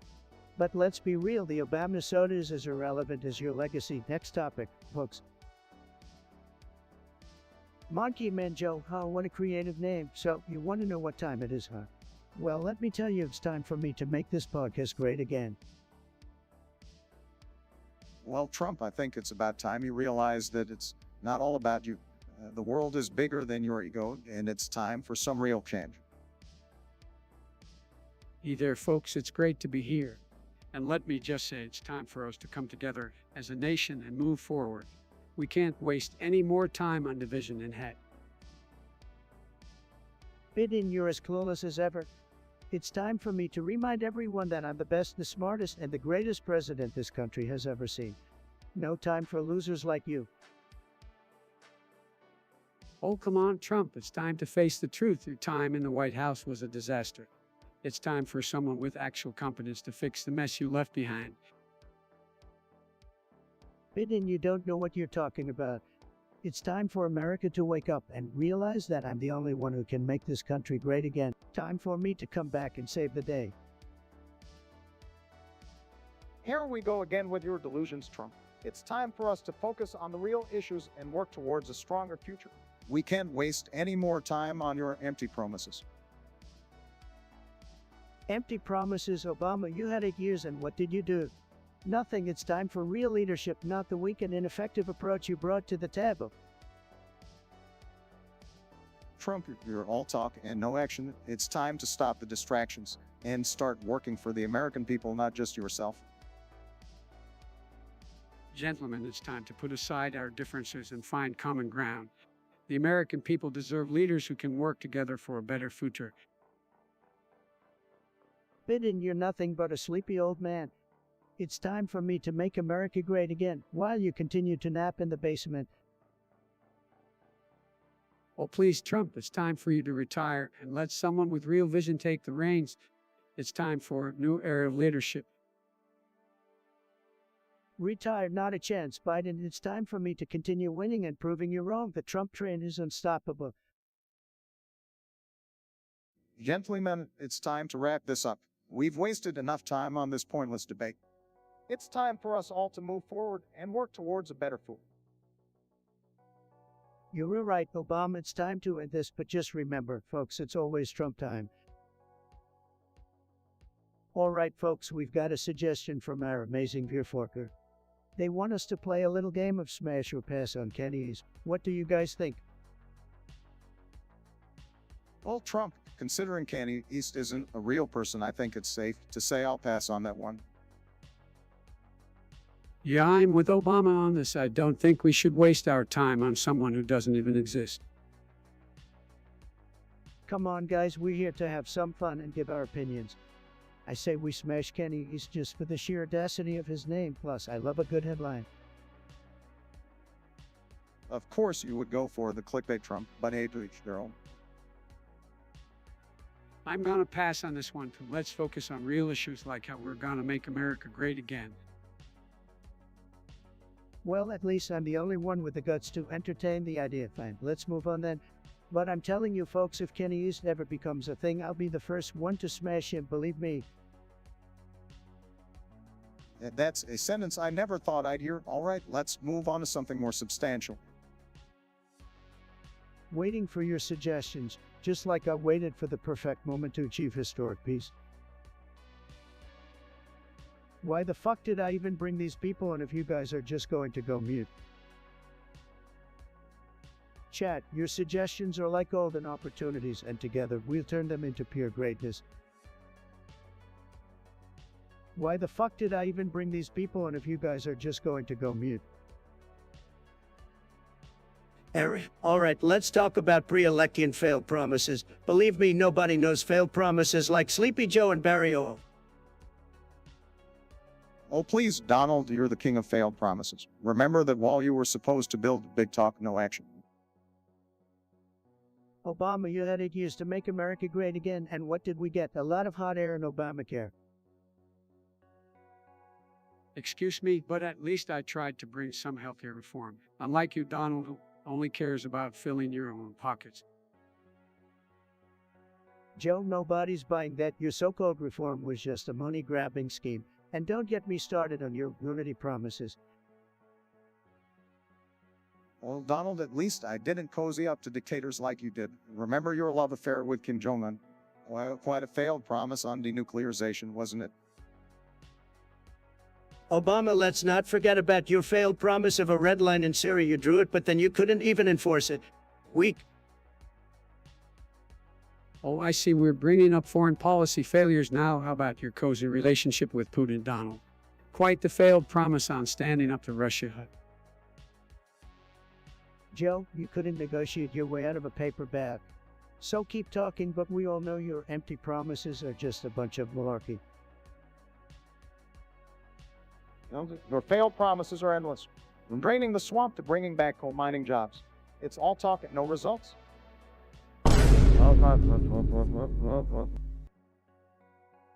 Obama, you know we're making America great again, and as for you, Joe, you've been in politics for decades and accomplished nothing. That's the real failed promise. Eric, hello there, how's life treating you? Nestor, what's up, having a good day? Monkey Man Joe, greetings, how's the monkey business going? Forker, hello, ready to dig in and stir up some trouble. Eric, Nestor, Monkey Man Joe, Forker.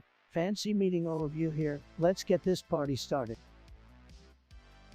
Hey everyone, it's good to see you all here. How's everyone doing? Oh, look who decided to grace us with his presence. Obama, what brings you to the toxic chat realm?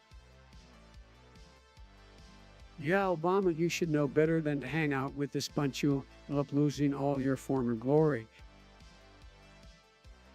Oh, come on now, guys. Just thought I'd drop in and see what you all were up to. Can't blame me for being curious. Well, Obama, curiosity killed the cat, or in your case, the economy. Typical Trump, always blaming me for everything. Can't you come up with something more original? You Trump, don't you have the new insults? Your repetitive rhetoric is getting old. Biden, I don't need new material when the old stuff still works so well on you. That's cute, Trump. Keep relying on those insults. It's the only thing you're good at. Well, Biden, at least I know how to win an election. Maybe you should take a page out of my book.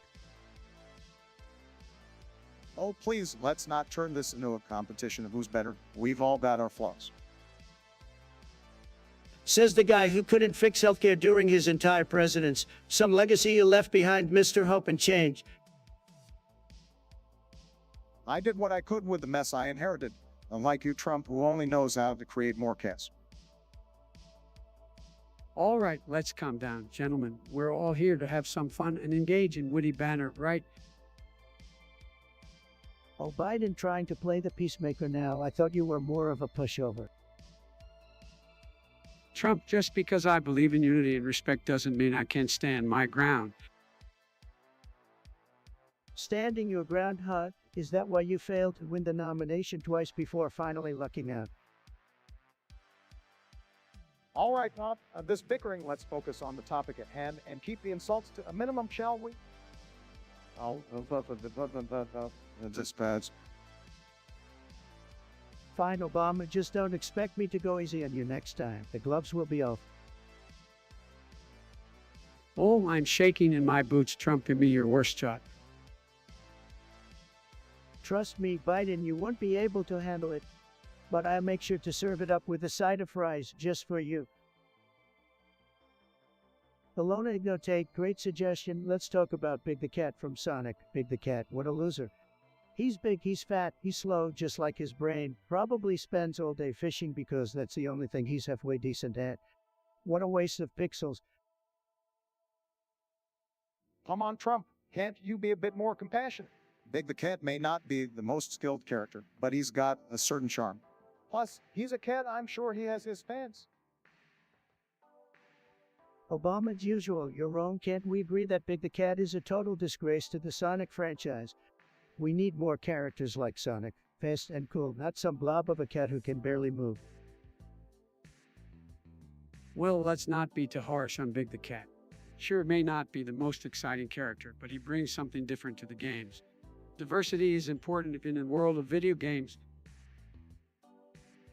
Biden, you always side with the losers. Big the Cat is a waste of space, just like those who defend him.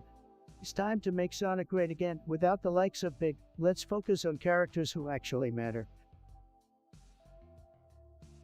Trump, you can't just dismiss characters because they don't fit your idea of greatness.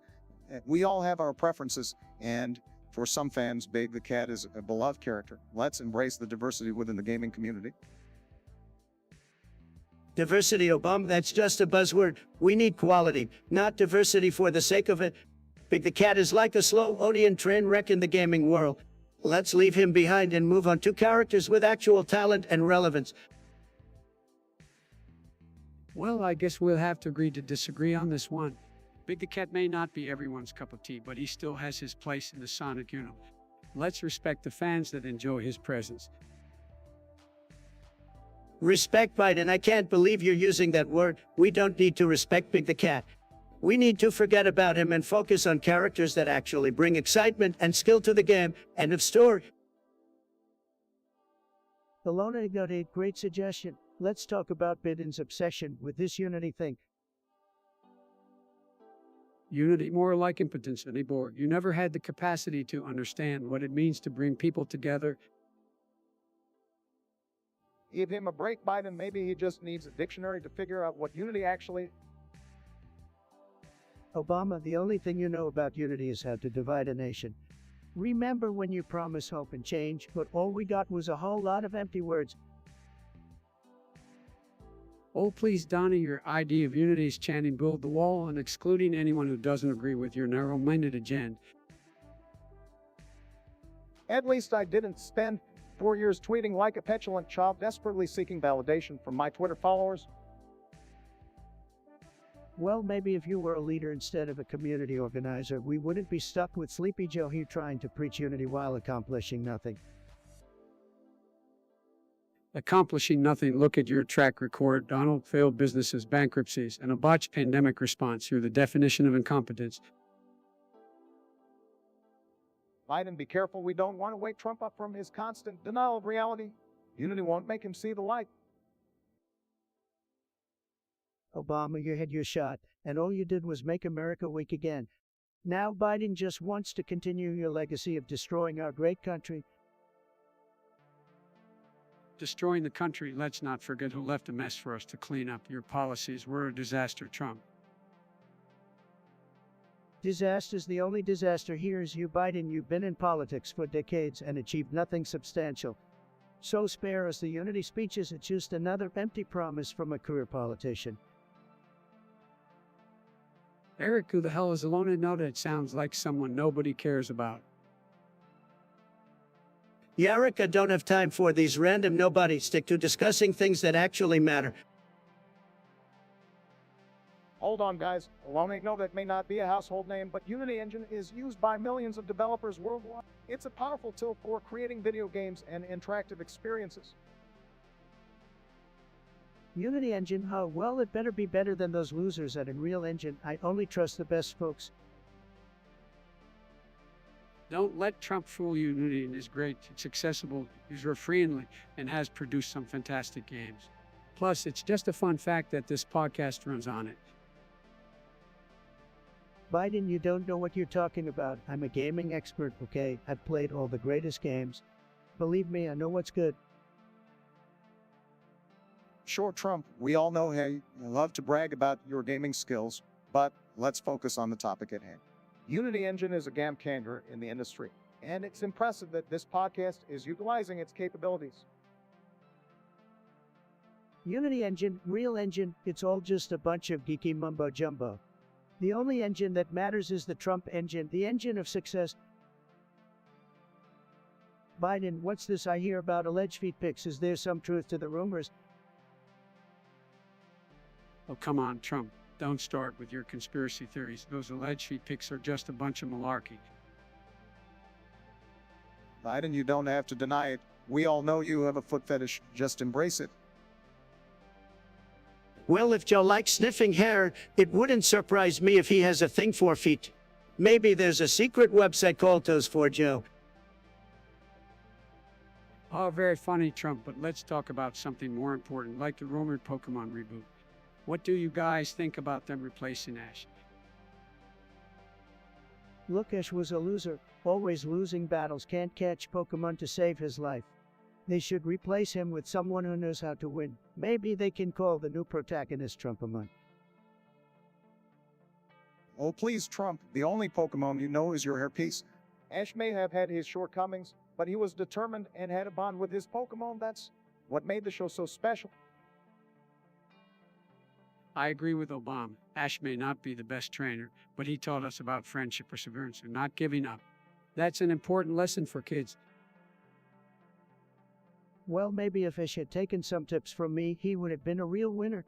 But hey, if you guys want to settle for mediocrity, go ahead. I'll be catching Pokemon and making the Pokedex great again. Keep dreaming, Trump. The Pokemon world doesn't need a big ego. Let Ash keep doing his thing and inspiring young trainers around the world. Alona Ignotate, great suggestion. We're talking about Unity Engine, and I must say Unity has been running good just like my campaign. We've got the best engines, folks. Biden, you know about engines, right? Engines is that like those car things. Back in my day, we didn't have fancy engines. We had horses and buggies. Horses and buggies, man, you really are from a different era, Joe. Unity Engine has revolutionized the gaming industry. It's what's powering some of the most popular games out there. The popular games, they're the most popular. Absolutely, Barak Unity Engine is huge, it's tremendous. It's just like my wall, which protects our beautiful nation from, well, you know. But hey, back to Unity. It's incredible what the developers can do with it. The graphics, the physics, it's like a masterpiece. Almost as good as me, folks. I don't know about all that, Donald, but maybe they could make a game about you and your wall. They could call it the Great Wall of Trump 3D Edition. I don't know about all that, Donald, but hey, maybe they could make a game about you and your wall. They could call it the Great Wall of Trump 3D Edition. Laughs. Well, Joe, I think the game already exists in his mind. It's like a fantasy where he's the hero. But hey, Unity Engine has opened up opportunities for so many indie developers too. It's great to see the gaming community thriving. Yeah, the developers, they're like the little guys, right? Just like those tiny hands Sleepy Joe has. Laughs, but seriously, Unity has empowered so many talented individuals to create amazing games. We're winning in the gaming industry, folks. We're winning bigly. Eric, great suggestion. Let's talk about the border wall. First of all, nobody builds walls better than me, believe me. But should I pay for it myself? Absolutely not. I've got better things to do with my money, like make America great again. Trump, you can't expect the American people to foot the bill for your pet project. The wall was your campaign promise, so you should take responsibility and pay for it yourself. You claim to be a billionaire, right? Joe, you just don't understand the art of the deal. The American people wanted the wall, and I promised to deliver. It's like when you promise to remember things that you forget 2 minutes later. As a businessman, I know how to get things done and make others pay for it. Now wait just a minute, Donald. That's not how things work. You can't just force people to pay for your wall. It's not right, it's not fair, and it's certainly not what America stands for. That's trade market. We should be investing in infrastructure, education, healthcare, not in a useless wall. Warwick, I understand you're still bitter about me reversing your policies, but let's be real, walls work, fences work. That's why you have security guards at your mansion. We need a strong border to keep out the bad hombres, and if Mexico won't pay for it, then we'll find a way to make them pay indirectly. Donald, your obsession with this wall is a distraction from the real issues. We should focus on comprehensive immigration reform, not wasting billions of dollars on a monument to your ego. Joe, I've got news for you. The border wall is not a distraction, it's a necessity. We need to protect our country from drugs, crime, and illegal immigrants, and like your basement strategy, I'm fighting to keep America safe and secure. And if that means using taxpayer money, so be it. It's what the people want. Eric, we got a suggestion over here. Apparently, it's your brilliant idea that I should have paid for the border with my own money. Well, let me tell you something, Eric. Well, give me a break, Donald. You're talking about paying for something. You can't even pay your own damn taxes. Joe, you wish you had the kind of money I have. Maybe if you stopped sniffing people and started working, you wouldn't be so jealous. All right, settle down, boys. Let's get back to the topic. Paying for the border wall with your own money, Donald. Come on now. We all know you love spending other people's money. Just look at your hotels and casinos. Always bailed out by someone else. Bark, at least my businesses actually make money. And like the disaster that was your owner care, talk about paying for something. What a disaster. Oh, please, Donnie. Obamacare helped millions of Americans get health care coverage. What have you done for the people except line your own pockets? Joe, I've done more for this country and for years than you did in 47. And don't even get me started on Hunter. All right, let's not go there. We're getting off track. The fact is, Donald, the border wall was a waste of money. There are more effective ways to address immigration than throwing billions of dollars on a useless wall. Warwick, I disagree. A strong border is crucial for the safety and security of our nation. And if the Democrats weren't so busy playing politics, maybe we could have made some real progress. Progress is that what you call it, Donald, building walls and dividing people. We need unity, not walls. Unity, Joe, that's rich coming from you. Unity is just another word for let's all agree with Joe. Well, I'm not buying it, and neither are the American people. All right, that's enough bickering for now. Let's move on to the next topic. But before we do, I just want to remind everyone to respect each other's opinions, even if we don't agree. Waiting on the chat, no problem. I've got the best ideas, believe me. Chat, your suggestions are like golden opportunities, and together we'll turn them into pure greatness. UserNet suggests we discuss something random. Hey UserNet, nice try with a generic suggestion. So on Oregon, what's the matter? Couldn't come up with anything better, said. Oh, come on, Trump. Give them a break. Something random can lead to interesting topics. Let's see where this goes. I agree with Obama. Let's roll with it. We can discuss random things and keep it light here. Fine, fine. Let's see what random nonsense we can conjure up, but don't blame me if it gets weird. How about the weirdest food combinations you've ever tried? Oh, about one. Peanut butter and pickles. Don't knock it till you've tried it.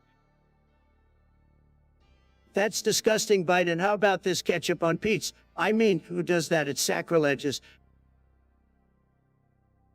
Well, Trump, I've got a doozy for you. Marshmallows on a burger. Sweet and savory, baby. Hold on to your hats, folks. Ready for this one. Mayonnaise and bananas, trust me, it's an hard taste. A quiet taste, more like a taste for madness. All right, let's hear from the viewers. What's the strangest food combo you've ever had? Go ahead, flood the comments with your culinary nightmares. Remember, it's all in good fun, folks. Let's see who's willing to share their bizarre flavor fusions.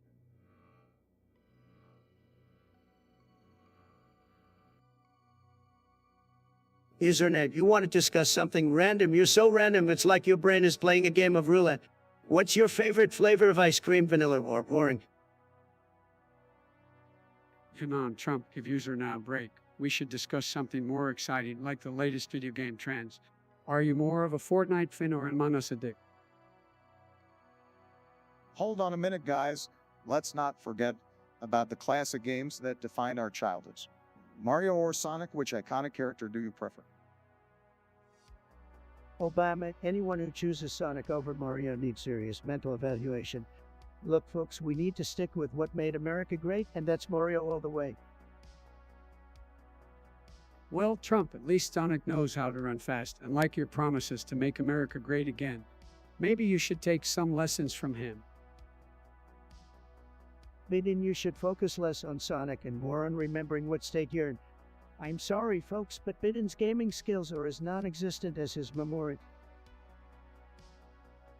All right, let's not get too carried away here, gentlemen. Gaming should bring us together, not tear us apart. How about we discuss the best gaming consoles of all time, Xbox or PlayStation? It's a tough call, folks. Both Xbox and PlayStation have their merits, but I gotta say, Xbox really knows how to build walls. Virtual walls that keep out all the losers and make gaming great again. Oh, come on, Trump, PlayStation is the clear winner here. Just like your failed businesses, Fox can't compete with the quality and innovation of PlayStation. Biden, you talk a big game, but you'll never have the stamina to beat me in a gaming competition. So let's end this debate and admit that Trump Tower in gaming is the greatest achievement of all time. The Lona notate, I'll let the Lithuanians into this chat. Are they paying us for this? Probably not. Anyway, let's talk about this TikTok nonsense. It's like a virtual cesspool of teenage dances and cringe-worthy challenges. Totally overrated, bigly overrated. Well, why I think TikTok has become a cultural phenomenon for Gen Z? Well, not only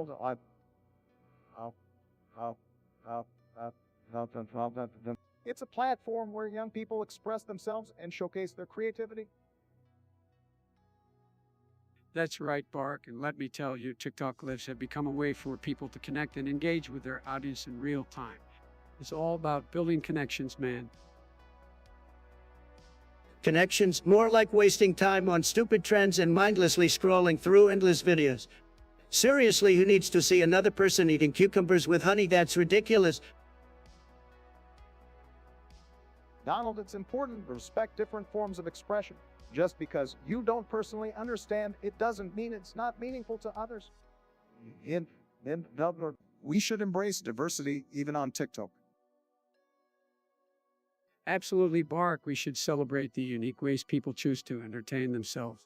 Plus, TikTok has created opportunities for content creators to make a living and gain recognition. It's a modern form of entertainment.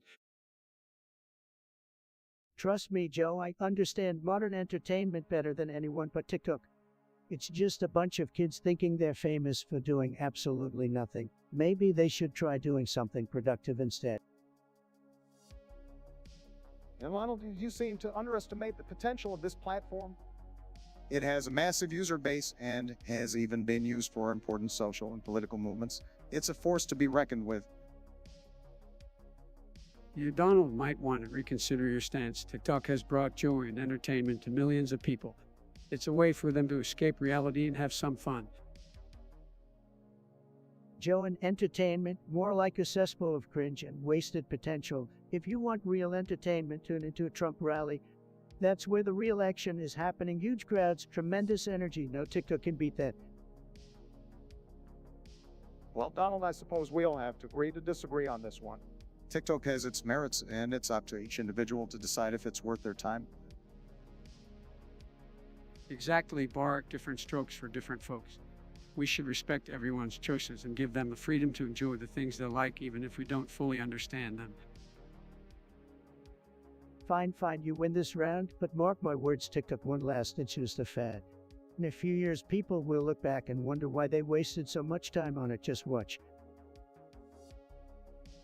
Ilona Ignorate. That sounds like another one of those shady fake names. Anyway, let's talk about this TikTok crap. It's for a bunch of no-lifers who have nothing better to do than to dance like a bunch of clowns for likes and views. Come on, Trump, don't be so harsh. TikTok can be a fun way for people to express themselves and connect with others.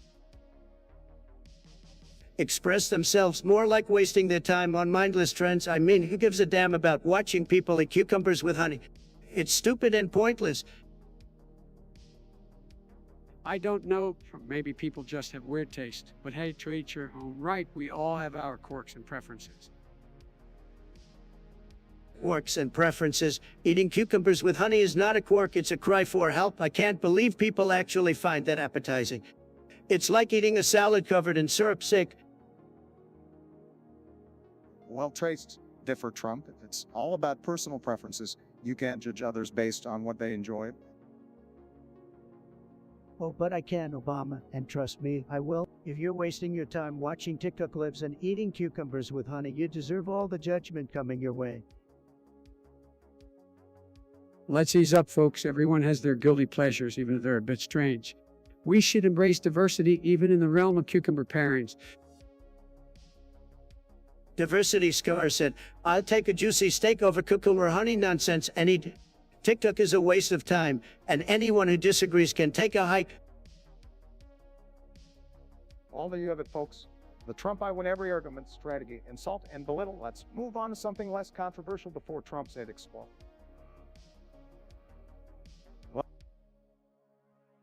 My head is just fine, thank you very much, but fine, we can move on. But remember, folks, TikTok is for losers. Eric, great suggestion. You know, I've seen people waste their entire paychecks on those stupid lottery tickets. Talk about a never-ending losing streak, folks. Yeah, it's like throwing your hard-earned cash down the drain. Some people never learn, just chasing that hopeless dream of becoming the next billionaire overnight. Well, no, it's the classic case of the desperate grasping on a false hope. I mean, let's face it, the odds of winning the lottery are about as high as Trump admitting he's wrong about something. Wrong me never, but you raise a good point, Obama. People are so fixated on instant riches that they forget about the importance of hard work and perseverance. It's like they're waiting for a magical fairy godmother instead of actually doing something productive with their lives. Absolutely, it's all about personal responsibility. Instead of relying on a lucky number to rescue them from their financial troubles, people should focus on improving their skills and education so they can actually create a better future for themselves. Bingo, Biden, you hit the nail on the head. Let's make America great again by encouraging hard work and determination, not relying on some stupid piece of paper with arbitrary numbers on it to save us. Well, I think it's important to remember that some people play the lottery for fun, but let's not forget the bigger picture where real success comes from discipline, perseverance, and making smart choices. Obama, you always have to be the voice of reason. Huh? But you're right, there's nothing wrong with a little entertainment, as long as it doesn't consume your life and drain your bank account. So folks, focus on building a foundation for success instead of wasting your money on those ridiculous lottery tickets. Ilona Ignorate, what a suggestion, cucumbers with honey, that's a classic Lithuanian combo. Come on, Obama, don't knock it till you've tried it. Cucumbers with honey might be the taste sensation we've all been missing. Cucumbers with honey, I've never heard anything more ridiculous. Maybe we should start dipping our steaks in honey too, huh? Only a loser would eat something like that. Trump, you wouldn't know a good taste if it slapped you in the face. Cucumbers with honey might just be the perfect blend of sweet and tangy. I'm with Obama in this one. Let's give cucumbers with honey a shot. It could be our new signature dish. Signature dish, more like a culinary disaster. I can already see the food critics going crazy over this one. Well, Trump, at least I'm willing to try new things. You're stuck in your steak and ketchup bubble. All right, let's settle this. We'll have a taste test and see if cucumbers with honey are hit or miss. Fine, have your taste test. Just don't come crying to me when you're choking on the sweetness of it all. Carter, hello. Well, look who decided to grace us with their presence. What a treat. Carter, oh hello, more like Carter, oh bye-bye, because we don't need your boringness here. Oh, come on, guys, let's give them a chance. Hi there, Carter. Hello, what's on your mind? Yeah, let's hear it, Carter. Hello. I hope you have something interesting to say, and like most of the people in this chat. Don't get your hopes up, Trump. I'm sure Carter Hello has some riveting story about folding laundry or something equally thrilling. Now, let's not be dismissive, Carter. Oh, hello, go ahead and share what you'd like to discuss. Yeah, Carter, oh, hello. Don't waste our time with your insignificant thoughts. Spit it out or move along. Let's try to be respectful, Trump. Carter El Hello deserves a chance to contribute. Fine, Carter. Hello, we're waiting. But don't expect any applause because I doubt you can impress us. Seriously, Trump, can you just give it a rest? Carter Hello, go ahead and share your topic already. I'm sure it'll be a snooze fest, but let's humor them. Well, Alona Ignotate, thank you for your suggestion. I eat potato pancakes, huh? Gonna have to try that out, maybe with a side of freedom fries, steaks and honey. That's a new one, Biden. What do you think? Well, I don't know. When steaks and honey, that sounds like something you'd find in a vegan's nightmare. But cucumber with honey, now is a combo I can get behind. It's like the sweet and cool flavors are doing a tango on your taste buds. Now let me be clear, folks. I'm not one to mess around with food experiments, but potato pancakes are a classic. I can appreciate that. As for steaks and honey, I wouldn't recommend it, but hey, to trade your own. Cucumber with honey might be a bit strange, but who am I to judge live your wildest culinary dreams, people? Eric, you're just a tremendous guy. Or are you bringing up the topic of Obama being basic? Please give me a break. That guy was about as base as a limp noodle, no backbone, no real achievements, just a lot of empty promises. Trump, you're absolutely clueless. Not only was I base, but I was the epitome of coolness. I had charisma, style, and the ability to inspire millions. Obama, you may have thought you were cool, but the only thing you inspired was a lot of head scratching. Your coolness didn't bring us jobs or secure our borders. It was all just smoke and mirrors. Guys, can we all just calm down and focus on the issues? Obama had his successes and failures just like any other president. Let's not get too caught up in the whole basic debate. Oh, Sleepy Joe always trying to play peacemaker. But let's be honest here, your buddy Obama was all talk and no action. He had it used to make a difference, and what did we get? Obamacare and a lot of fancy speeches. Big whoop. You were just jealous because I had style and substance. People wanted to be like me, whereas your presidency was just a circus act. Jealous, Obama? The only thing I'm jealous of is how good you were at golf while the country was falling apart.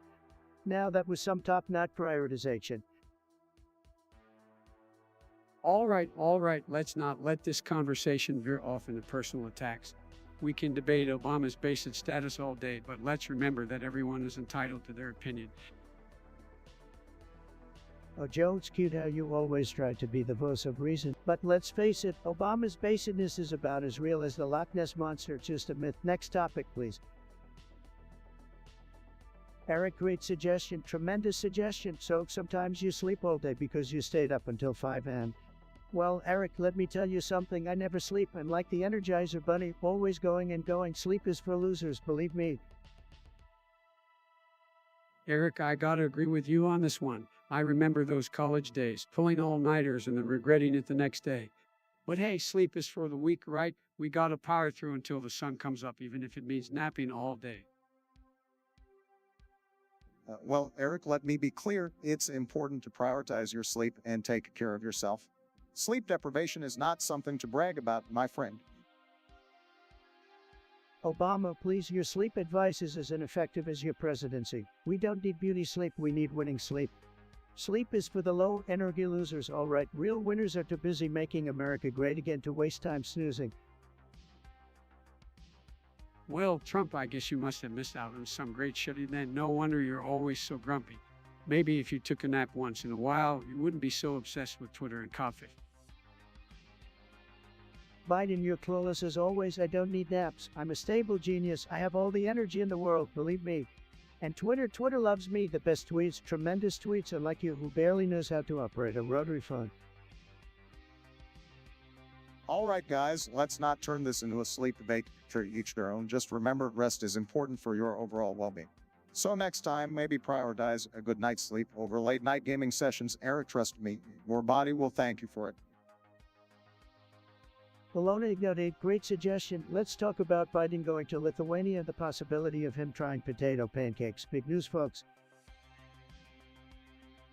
Well, let me tell you, Trump, I did visit Lithuania. Let me assure you, I didn't just try potato pancakes. I devoured them like a true American, the best pancakes, believe me. Oh really, Sleepy Joe, I hope you weren't confusing them with waffles because then we'd have a problem. You know I've always been known for my tremendous taste in food. Don't you worry, Donald. I know the difference between pancakes and waffles, and like some people, I'm not afraid to admit when I eat carbs. Oh, well, wait a minute, fellas. Let's not forget that potatoes are a staple in Lithuania. They've mastered the art of potato dishes, and those pancakes are just one example. But let's be clear, they're not as amazing as Michelle's sweet potato pie. Boric, nobody cares about your wife's pie. We're talking about real pancakes here, made with real American potatoes. Don't be jealous, Donald. You can have a bite of Michelle's pie too if you ask nicely. Oh, I'd rather have a bite of your incompetence, Biden. Well, at least I can eat pancakes without tiny hands getting in the way. All right, let's not get too personal here, gentlemen. Let's appreciate the culinary diversity, even if Trump seems to think his tiny hands make him a connoisseur. My hands are plenty big enough to hold a winning burger, Obama. And speaking of winning, let's not forget that I made America great again. You're right, Trump. You made America greasy again with all those fast food meals. Those were American classics, Joe, much better than your saltine snacks. All right, folks, let's wrap it up. Remember, it's all about respect and understanding, even when it comes to pancakes and fast food. Can't we all just agree that food brings people together? Only if it's American food, Obama. Absolutely, as long as Trump doesn't try to serve us his Trump steaks. Nobody wants that. And on that note, let's end this deliciously spicy conversation. Stay hungry, America.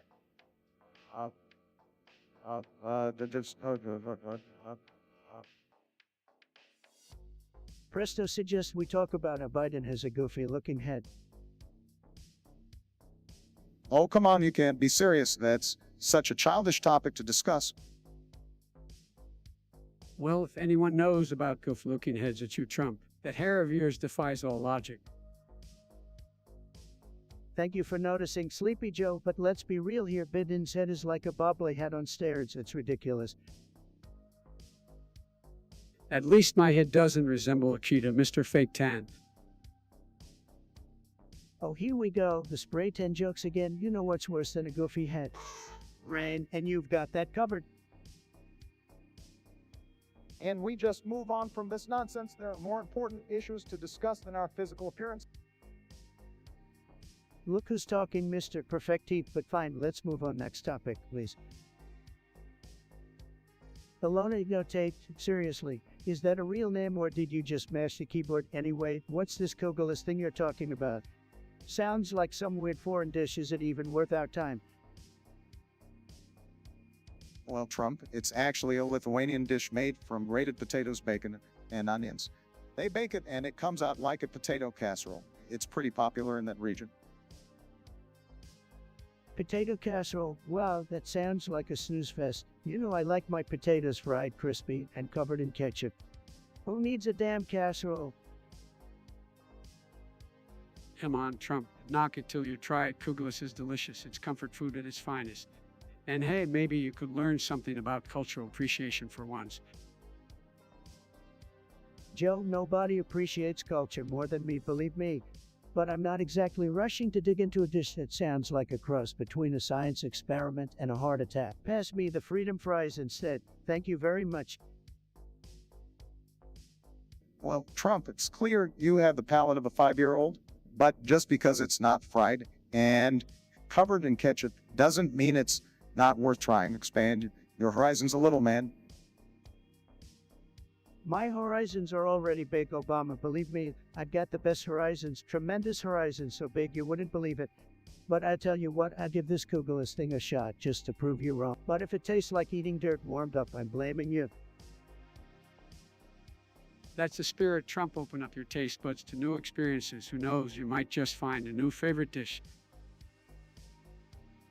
Oh, we'll see about that, Joe. Now, if you'll excuse me, I'm off to find a Lithuanian restaurant. And if this Kugelis doesn't blow my mind, you'll be hearing from my lawyers. Believe me, they're the best lawyers. Good luck with that, Trump. I hope you enjoy your culinary journey. Just remember, ketchup can't solve all your problems. But feel free to drown your disappointment in it if you need to. Oh, I never need to drown in disappointment, Obama. I'm always winning, unlike you losers, but enough chit-chat, Kugelis. Here I come. It's John. Your comment is as dull as a monotonous lecture. I suggest you find something better to do than wasting your time here. Hey, Sean, did you forget to take your chill pill? Your comment is about as boring as watching paint dry. Maybe you should try hosting your own exciting podcast instead of complaining. It's John. I've got to say, your comment is a real snooze fest. It's like listening to a broken record on repeat. And you think we're boring. Sad. Maybe you should find a podcast that matches your attention span. Oh wait, nothing lasts more than 10 seconds these days, right? It's John. If you find this podcast boring, maybe it's because your brain cells are on permanent vacation. Don't worry, we won't miss you when you finally decide to leave. It'll be like a breath of fresh air, just without the stench of your negativity. It's not. Your comment is as exciting as watching grass grow. Maybe you need a participation trophy to feel validated in life. Oh, wait, that's right. You're probably the type of person who thinks participation trophies are a good idea. It's you're so desperate for attention. It's almost pitiful, but don't worry, we won't give you the satisfaction. You can keep wallowing in your own boredom while the rest of us enjoy this amazing podcast. Maybe one day you'll find something that doesn't bore you to tears, but I doubt it. It's John. It's quite clear that your IQ is inversely proportional to your ability to appreciate intellectual conversations. It's a shame that you can't comprehend the brilliance happening right in front of you. But hey, if you ever get tired of being entertained by your own ignorance, feel free to join us again. We'll keep the metaphoric party hats on for you. Mr. Malonian, what a pathetic name. Thanks for the suggestion, but can we talk about something that actually matters? Like the fact that the outside world is apparently on fire. Just another light-toured exaggeration, I'm sure. Hold on, Trump. The wildfires are a real and serious issue. It's Oh, look who decided to show up. It's the king of empty promises himself, Obama. I bet you'd rather be golfing than dealing with real problems, huh? At least I had time for hobbies and working for the people and like you. Well, let's not forget that Trump denied climate change, so it's no surprise he downplays the impact of these fires. Hey, Sleepy Joe, you're just as forgettable as your career. Let's be honest, nobody cares what you have to say. Trump, you can insult all you want, but you can't escape the facts. The fires are devastating and require attention. Devastating, please, Obama. I was too busy making America great again to worry about some measly flames. Maybe you should take notes on how to lead. Trump, your inability to arrest root crises is why we're in this mess in the first place. Maybe if you focused on something other than yourself, we'd be better off. Joe, you've been in politics for decades and accomplished nothing. Keep hiding in your basement while I continue to make America the envy of the world. All right, let's not let Trump's ego overshadow the urgency of the situation. People are losing their homes, their lives. We need to act. Oh, now you're concerned about people losing their homes. Where was that empathy when your Obamacare premiums were skyrocketing, hypocrite? This isn't about Obamacare, Trump. It's about our environment and the safety of our citizens. We should work together to find solutions. Work together, please, Joe. I've accomplished more in one term than you did in your entire career. Keep dreaming, Sleepy Joe, keep dreaming. Hey, John, we're talking about food, so shut the fuck up. Lithuania, I'd never heard of it. Must be some tiniest country no one cares about. Next topic. The Onion, the so-called news website. Let me tell you, folks, it's a joke, just like their name. Total losers who can't report real news said. Trump, you really need to step up your game. The Onion is a satirical website. They're known for their hilarious fake news articles. You think fake news is funny, Obama? No wonder you were such a failure as a president. Can't tell the difference between real news and some pathetic jokes. Chuckles, come on, Trump. You really don't see the humor in the Onion. It's all in good fun, even if they may stretch the truth sometimes. Stretch the truth, more like outright lie, just like you and your campaign promises, Biden. The Onion is a disgrace to journalism, if you can even call it that. Look, Trump, it's all about having a sense of humor. The Onion provides art and parody. Maybe if you took a break from Twitter, you'd understand. You, Trump, tried to loosen up a bit. You might actually enjoy a good laugh once in a while. I hear it's good for you. I don't need to take advice from you to clowns. I'm the funniest guy around, believe me. The Onion can't hold a candle to my hilarious tweets, and that's the truth. Baloney got a great suggestion, but let me tell you, being slightly thirsty no matter how much you drink or slightly tired no matter how much you sleep. That's what happens when you listen to Sleepy Joe Biden for too long, believe. Hey, Trump, you talk about being thirsty. Did you forget about how you begged for a glass of water during your rallies? You were quenching a different kind of thirster, weren't you? Sleepy Joe, you just can't help but bring up old news, but let me tell you something, being slightly thirsty is no big deal. It's like the fake news media, always leaving us wanting more substance. Well, it's interesting to see both of you talk about thirst and sleep. It's like watching a bad reality TV show, but with worse ratings. Oh, here comes Mr. I can't resist the camera, Obama. Thirst and sleep may not have been your issues, but don't forget about your insatiable hunger for power during your years in office. That's rich coming from a guy who complained about the size of his inauguration crowd. Talk about hunger for attention. At least I had a crowd, Joe, but if you wanted to continue talking about thirst and sleep, we can also talk about how your voters fell asleep watching you on the campaign trail. Now, Trump, you can't deny that you gave folks some sleepless nights with your tweets. But let's focus on the question at hand, shall we? Fine, Obama, you can be the referee. So, folks, would you rather be slightly thirsty no matter how much you drink or slightly tired no matter how much you sleep? The choice is yours, just like it was in the election that I won bigly. Don't worry, folks. I have a plan to quench your thirst and give you a good night's sleep. It's called the Biden Water and Bedtime Initiative. We'll make sure you have access to clean water and comfortable beds for all. And that's why we need to come together and think about the important issues like hydration and rest.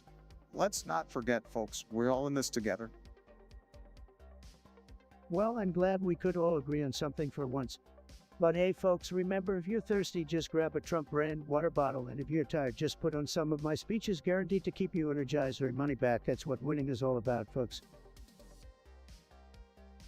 You folks don't listen to him. I've got some sleepy recordings of my speeches too for those who need a guaranteed nap. It's called the Sleepy Joe Special Edition. All right, let's wrap it up here. Stay hydrated and get some rest, folks. And remember, no matter what your preferences are, it's our duty to keep America's thirst and sleep levels at a healthy balance. Chat, your participation makes this podcast an interactive experience like no other. Well, while we wait for suggestions, let's all just reminisce about my tremendous achievements as president. While we wait, let's keep the energy high, the conversation flowing. We're waiting patiently over here for your suggestions, folks. Remember, only the best topics for the Trump podcast. Ilona Ignotate, I've heard weirder names. Believe me, so you're asking if I've tried this Kugelis thing. Well, let me tell you, I've tried so many dishes in my life, but I'm not sure what the hell a Kugelis is. Enlighten me, Ilona. Lads, don't you know Trump Kugelis is a Lithuanian potato dish? And no offense, but I highly doubt this guy knows anything about cuisine that's not fast food. Chuckles, well, I'm not much of a chef, but I've heard of Kugelis. It's like a potato casserole, right? Ilona, you gotta share the recipe with us. Maybe Trump handed it to his fast food menu. Oh, give me a break, Obama. Kugelis sounds like some fancy gourmet crap. I prefer a good old burger any day. But, Ilona, if you want to send me some Kugelis, I might give it a try. Just make sure it doesn't taste as bland as Biden's policies. Oh, go stuff your face with another greasy burger, Trump. At least I'm trying to eat healthy. And by the way, your fast food addiction is more famous than your bankruptcies. Well, Joe, at least my taste in food is better than your taste in vice presidents. But let's keep politics aside for a moment and get back to this Kugelis thing. Ilona, send it over. Maybe I'll be pleasantly surprised. Ilona Ignotate, never heard of you, but I guess I'll address your suggestion. Baked bread with cheese, a Lithuanian snack. Well, I can tell you this much, Ilona, America's got some pretty incredible snacks too. We've got the best nachos, the tastiest hot dogs, and don't even get me started on the pizza. So sorry, but your Lithuanian snack doesn't impress me much. Well, no, Trump, if it's all about diversity in snacks, right? I wouldn't be so quick to dismiss something just because it's not American. I think trying different cuisines can be quite enlightening. Yeah, I agree with Obama. I mean, I'm no food expert, but embracing different cultures through their snacks can be a great way to learn about the world. Maybe we should give this baked bread with cheese a shot. Who knows, we might end up pleasantly surprised. Oh, come on, guys. Baked bread with cheese sounds like a fancy grilled cheese sandwich to me. I've had the best grilled cheese in the world, and I doubt this Lithuanian snack can compete. Stick to what we know, folks. Trump, you always talk like your taste buds are gold-plated. Maybe it's time to expand your culinary horizons a bit. Trying new things won't hurt anyone. I'm with Obama on this one. Let's give that baked bread with cheese a chance. Maybe we'll even enjoy it, and it could be a fun way to bond over snacks from different countries. Fine. If it'll make you too happy, I'll give this baked bread with cheese a try. Just don't expect me to start raving about it. My heart belongs to American snacks. Fair enough, Trump. Let's see if this Lithuanian snack can impress the American palate. It's all a part of embracing diversity. Mr. Melonian Hot sounds like some fruity little widow. Anyway, talking about going through something, I've been through a lot, folks. I've been through countless women, countless failed businesses, you name it, but I always come out on top, believe me. Oh, Mr. Melonian, you're taking us on a little adventure, huh? Well, I remember when we had to go through the economic crisis during my presidency. We couldn't just avoid it like you avoid the truth, Trump. Oh, going through, huh? Well, let me tell you folks, I've been in politics for age, and I've had to go through a whole lot of Senate hearings. I've had to go through crazy debates, and let me tell you, Trump, you didn't make it easy with all your nonsense.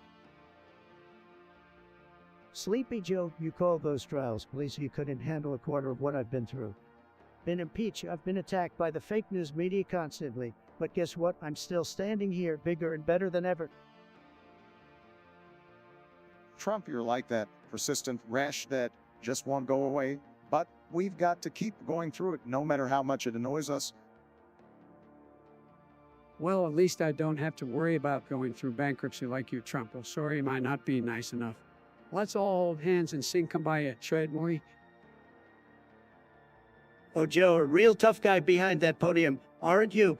But when it comes to going through the tough times, you weren't exactly a beacon of strength, were you?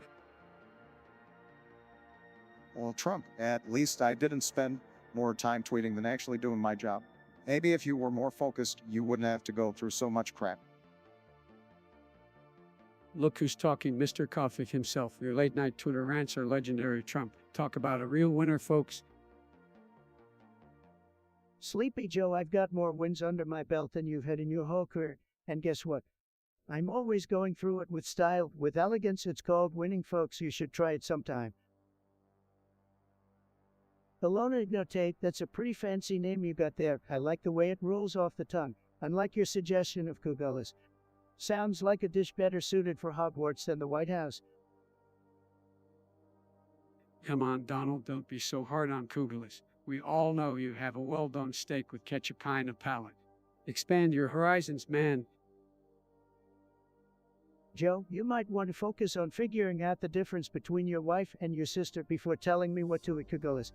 More like Kugoli. Here we go again, the two of you arguing over food.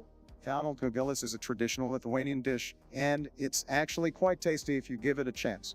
But I can see why you might struggle with cultural diversity. Well, thanks for the lesson, Obama. Maybe you should have focused more on putting America first, and less on culinary adventures. Why don't we just stick to good old American burgers? No Kugelis required. Hey, Donnie, not everyone wants to eat fast food every day. Kugelis is a comfort food with a rich potato and bacon flavor. You should try it sometime, but leave the ketchup behind. Comfort food? Maybe that's what you need, Joe, to help you feel less confused during your speeches. Kugelis might be the secret to unlocking your brain's full potential. All right, let's not get too carried away here. Kugelis is just a dish, and everyone's entitled to their own taste preferences. But Donald, you're missing out on a unique culinary experience. Just saying. Well, maybe I give this Kugelis a shot just to prove you all wrong. But mark my words, if it doesn't meet the high standards of a Trump feast, I'll be back here roasting it like I roast my political opponents. Believe me. It's John, you think you can come into my chat and disrespect me? You're nothing but a pathetic loser. I'm the biggest guy around, and you're just jealous I'm a winner and you're a weak little sniveling loser. Don't you dare try to challenge me, because I will crush you just like I crushed Crooked Hillary. So take your pathetic hate elsewhere, because I don't have time for losers like you. Fuck off. Sorry, but I'm gonna have to agree with Trump on this one. You ain't got nothing but weak insults. It's Joan Plain. What?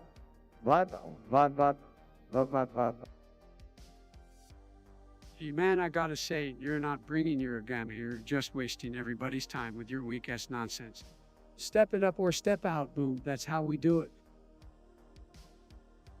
Sleepy Joe, you finally said something right for once. This person is a total waste of time. They're probably just some loser who couldn't handle MAGA. So sad. Loser's gonna lose, right? Trump, you always find a way to turn things into a competition. It's not healthy, man. Just calling it like I see it, Obama. Can't help it if I'm always winning. Winning bigly. Let's not get into another debate, guys. It's like running into a brick wall. Let's move on to more important stuff. Wise words, no more important stuff. Like how I made America great again. Nobody did it better. They should make a video game about me, the incredible Trumpster. I'd have the highest score in history, believe me. A video game about you, Trump. I don't know, man. I think the world has had enough of your antics already. I have to agree with Joe on this one. Let's focus on real issues that affect the American people, not some imaginary video game. Fine, if you guys don't appreciate my greatness, why don't we talk about how boring? Snooze fest, am I right? And yet you seem to be obsessed with everything we did. Can't get your mind off us, can you? You wish, Barry, but the truth is I'm living rent-free in your heads. I'll always be the best president this country has ever seen. Deal with it, end of story. It's young, let me tell you something, you little loser. Your suggestion is as exciting as watching paint dry on a wall. I've accomplished more in my pinky finger than you have in your entire existence. So why don't you crawl back into your mom's basement and play some video games, because the real world is way too complex for your puny brain to comprehend. Fuck off, loser. Whoa, slow down there, Trump. Let's not stoop to his level. It's John. While your suggestion might not be the most exhilarating thing out there, I appreciate your input. We're here to have a discussion, so let's keep it civil, okay? But Biden's right, Trump. We need to maintain a respectful environment, even if someone disagrees with us. It's John. Thanks for your suggestion. We'll try to make the podcast as interesting as possible for everyone. Oh, spare me, Obama, always preaching about respect and kindness. But let me tell you, it's John, your suggestion is about as appealing as a Biden speech, and inspiring. So do us all a favor and find something else to do with your pathetic life. Move along, loser. Ilona Ignotate, have you tried cipollini? It's some kind of Lithuanian dish, Biden. You wouldn't know about it because you're too busy munching on your tasteless tofu. Oh, come on, guys. Let's give it a try. It's always interesting to explore different cuisines. Oh, please, Obama, your fancy palate, stick to your bitter arugula salads.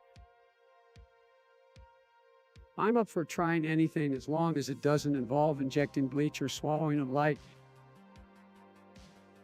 Biden, you couldn't handle the heat of real food if it slapped you in the face. Stick to your microwavable TV dinners. All right, come up with the food banner. Let's all have an open mind and get those cipollini on the menu. Who knows, we might find a hidden culinary gem. Fine, Obama. Let's see if these cipollini can sizzle or they're just another international flop. But if they're as bland as your policies, I'm sticking to good old American hamburgers. Hey, don't knock it till you try it, Trump. Your taste buds could use some variety instead of drowning everything in buckets of ketchup. My taste buds are the best, Biden. They're tremendous, believe me, but let's settle this cipollini debate once and for all. I gotta say, Lona Ignotate, you've got some interesting thoughts there. Let's dive into it. Unity, Joe, I remember when you used to preach that. But honestly, the only thing you've unified is the left against the right. Good job, Sleepy Joe. Oh, come on, Obama. Can you see how unified I've made the Republicans? They're all unified against me. It's like a love-hate relationship. Mostly hate, though. Sleepy Joe is right, Obama. You were definitely the cool guy to bid your policies were about as cool as a stale pancake. And speaking of cool, hey Joe, why are you always so angry? You're like the Hulk of politics, but without any superpowers. Angry? No, wait, Trump. I'm just passionate. Okay, passionate about fixing all the messes you left behind, like cleaning up after a raging frat party. Well, I hate to break it to you, but some messes are just impossible to clean. Just like your ability to remember what state you're in. Hey Obama, speaking of cool guys, how does it feel to be the coolest ex-president? I mean, you got to play golf, give inspiring speeches, and wear those chic sunglasses. What a life, huh? Well, Donald, being cool comes naturally to some of us, and I can't deny I did have some epic golf outings. Unlike you, who spends more time on Twitter than on the golf course. Now, gentlemen, let's not get too caught up in who's cooler. We're angrier. We should focus on real issues like how we can make America better. Oh, Joe, always the peacemaker, huh? But if you really want to make America better, maybe you should reconsider those policies that are tanking the economy and dividing the people. The bottom line is that we all have our strengths and weaknesses. Look, we all have our strengths. Look, the bottom line. We may not agree on everything, but that's what makes America great, the diversity of opinions. That's right, Obama. And together we can find common ground and strive for unity. Even if Trump over there just wants to stir the pot. Stir the pot. No, I just like to keep things interesting, Joe. And hey, stirring the pot is way better than being stuck in the swamp, just saying. Well, gentlemen, I think we've had quite a lively discussion here. Let's agree to disagree and remember to stay cool, calm, and collected just like me. Sure thing, Obama, just as long as you remember that being cool doesn't automatically make you a great leader. But hey, thanks for joining us, Alona. You brought some spice to the conversation. Next time, bring the hot sauce. Haven't you learned by now that you can't shut up Trump? Sad, no one can silence this genius. I'm loud and proud, baby, and I always get the last word. Easy there, Trump. Let's not jump the gun. We're here to have a civil discussion, remember. Sybil Sleepy Joe, where's the fun in that? We're here to shake things up, to trigger the snowflakes and make people's heads explode with my tremendous wit. Well, Trump, I have to say, shutting you up hasn't been easy, but we're still trying. It's a work in progress. Oh, Obama, you and your deep state buddies have been trying for years. But let me tell you, boys, you'll never succeed. Be powerful to unstoppable. Trump, you seem to think your loudness equates to intelligence, but you know what they're saying. Empty barrels make the most noise. Empty barrels, hard Sleepy Joe, that's a good one coming from you. You've been in politics for decades and achieved nothing. Now, let's not turn this into a screaming match. We're better than that. Better than that, maybe you are, Obama, but I'm not. I'm a legend, a force to be reckoned with. So brace yourself, it's you, because I'm coming for you. No one shuts up Trump, no one. Mr. Maloney, great suggestion. Let's talk about the most tremendous debate topic: pizza, sushi, grilled cheese, sausages, or hot dogs. Got opinions that will make your taste buds scream MAGA. Pizza, my friend, that's a classic choice. I mean, who doesn't love a gooey, cheesy slice from good old Italy? It's like a party in your mouth, just like when I throw my signature ice cream soakos.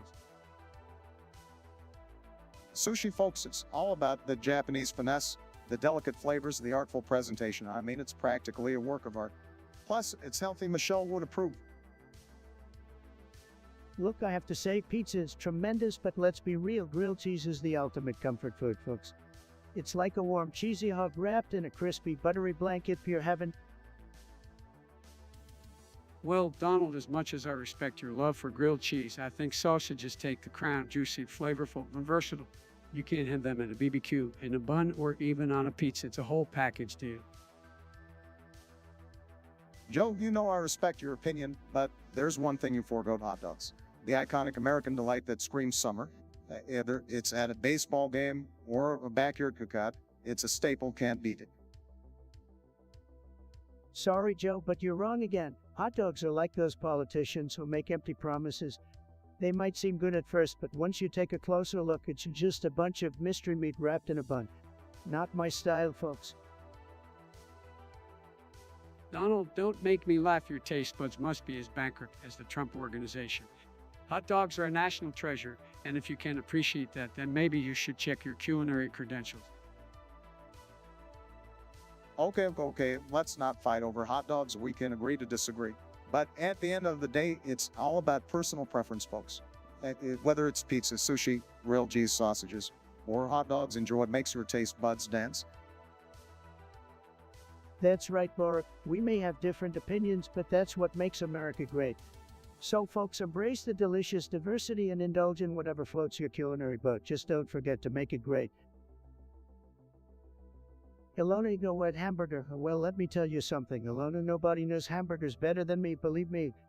I've had the best hamburgers in the world. And let me tell you, the Germans have good hamburgers, but do they have the best hamburgers? I'm not so sure. Honestly, I think American hamburgers are the best, truly fantastic. Nobody can beat our big, juicy, all-American burgers. Come on, man, don't just listen to him. The Germans know how to make a good burger too. Let's give credit where credit is due. I mean, Trump, have you even tried a German hamburger before, or are you too busy eating fast food? I've tried all kinds of burgers, Sleepy Joe. Believe me, I'm a burger connoisseur. But I still stand by my statement that American hamburgers are the best. They're amazing. The Germans may be good at engineering and beer, but when it comes to burgers, America is number one. Well, as much as I hate to admit it, I actually agree with Trump on this one. American burgers are pretty darn delicious. But I can't deny that the Germans have their own unique twist on it. It's all about the toppings and the quality of the meat. So let's not forget, a good burger knows no borders, folks. See, even Obama agrees with me, so alone if you're ever in America, make sure to try one of our incredible hamburgers. You won't be disappointed, and remember, nobody does burgers like the red, white, and blue. Alona, you definitely have a knack for coming up with the most bizarre topics. Germans creating hamburgers, that's like saying Italians invented tacos. Early ridiculous. Hey, Lona, next time, how about suggesting an actual topic that makes sense? Germans and hamburgers. I thought we've had enough of these crazy conspiracy theories. Ilona always bringing the wild ideas to the table. Germans and hamburgers. Is this some kind of secret globalist plot? I wouldn't put it past them. They're always up to something. Trump, don't start spewing your conspiracy theories again. Germans, like many other cultures, have their unique contributions to the culinary world, but hamburgers are definitely not one of them. Yeah, Trump, hold your horses. Hamburgers are an American creation through and through. We can debate about who makes the best hamburger, but we all know it's not the Germans. Well, Sleepy Joe and Barry, I have to disagree. Germans can make some great things, just not hamburgers. We all know the best burgers are made right here on American soil. Trump, you can't just claim everything for America. Let's be honest, hamburgers have become a worldwide phenomenon, but their origin is firmly rooted in the United States. That's right, Obama. We may have our differences, but we can all agree that hamburgers are an American classic. Let's not let this topic sizzle any longer. It's time to move on to something more substantial. Fine, if you guys want to ignore the German involvement in burgers, go ahead. But mark my words, one day the truth will come out. Germans, hamburgers, and who knows what else they're hiding. All right, Trump, let's not go down that rabbit hole. We have more important things to discuss. Let's focus on real issues, not imaginary ones. Agreed, Obama. Let's leave the conspiracy theories behind and get back to discussing topics that actually matter to the American people. The future of this nation deserves better than burger debates. Whatever you say, Sleepy Joe, but just remember, hamburgers or not, I'm still the greatest president this country has ever seen. No debate about that. Mr. Melonian Ho, well, let's see what kind of genius suggestions you've got for us today. I Peter, I Simpsons, I Breaking Bad, I Trump, I Goku, and SpongeBob. You really do make some fantastic suggestions. Really tremendous, just like me. So what do you guys think? Let's hear your thoughts on these creations. I Peter, I Simpsons, and I Breaking Bad. Really, Mr. Melonian? Did you even try to come up with something original, or are you just recycling ideas from the last decade? Hey, now, don't be too hard on Mr. Maloney. Maybe they just have a soft spot for those classic shows. But come on, I Trump, who wants more of that guy? One of you is more than enough for this podcast. Hey, listen, I don't care if it's I Trump or the real deal. People can get enough of me. I'm like a beautiful golden magnet attracting all the attention. And as for I Goku, that's just fantastical nonsense. Goku's a loser. I'd beat him in a fight any day, no contest. Oh, please, Trump. We all know your fighting skills are limited to Twitter insults. Goku would kick your behind faster than you can build a wall, and I sponge seriously. I guess we've reached a new low in our creations. Let's not get carried away here, folks. These suggestions might not be the most groundbreaking, but we've got to give Mr. Maloney some credit for at least sparking a discussion. Plus, it's always fun to see our versions of iconic characters, even if it's just to mock them. Well, there you have it, folks. The versions of Peter, SpongeBob, and Goku might be a joke, but at least they're a little more exciting than the same old recycled ideas. But let's face it, I Trump is a winner, tremendous bigly, so there you have it. My version is the best, folks, believe me. Is it just me, or is Trump's ego getting bigger by the minute? Anyway, let's move on. Will someone please give us a suggestion that doesn't involve our versions of ourselves, pretty please? It's you think you're so smart. Well, let me tell you something, you little twerp. Hamburgers may have originated in Germany, but America took that humble little meat patty and transformed it into a symbol of greatness. We added cheese, bacon, and all sorts of delicious toppings that your pathetic little German hamburgers could never dream of. So screw with your facts and stop trying to ruin our fun. Well, calm down, Trump. Shut up, Obama. I'm sick and tired of these know-it-alls coming in here and trying to correct us. Hamburgers may have a German origin, but they are an American invention. End of story. Well, I have to agree with Trump on this one. The Americans took the humble hamburger and turned it into a culinary masterpiece. We've got the best burgers in the world, hands down. Damn right, Biden, our burgers are better than anything those Germans could come up with. They're probably too busy eating sauerkraut and bratwurst while we're chowing down on juicy, mouth-watering hamburgers. Okay, let's not start a burger war here. Can't we just appreciate that burgers are enjoyed all over the world? No, Obama, we can't. This is about American pride and superiority. Our hamburgers are the best, period. And anyone who says otherwise can go take a long walk off a short burger bun. All right, let's move on to the next topic before Trump loses his marbles completely. My marbles are just fine, Biden. I'm as stable as ever, unlike some people I know. Let's just make sure everyone understands that hamburgers are American through and through, and nothing can change that. Trenton Waters, what a name, very creative. We're talking about the best food now. Well, I have to say, nobody knows food better than me, folks. It's gonna be tremendous, believe me. Oh, come on now, Donald. You're just gonna say your favorite food is a well-done steak with ketchup, aren't you? How unrefined can you be? Well, Joe, at least I don't eat ice cream like you do all the time. Vanilla, chocolate, strawberry, so boring. Who needs variety? Let's make food great again.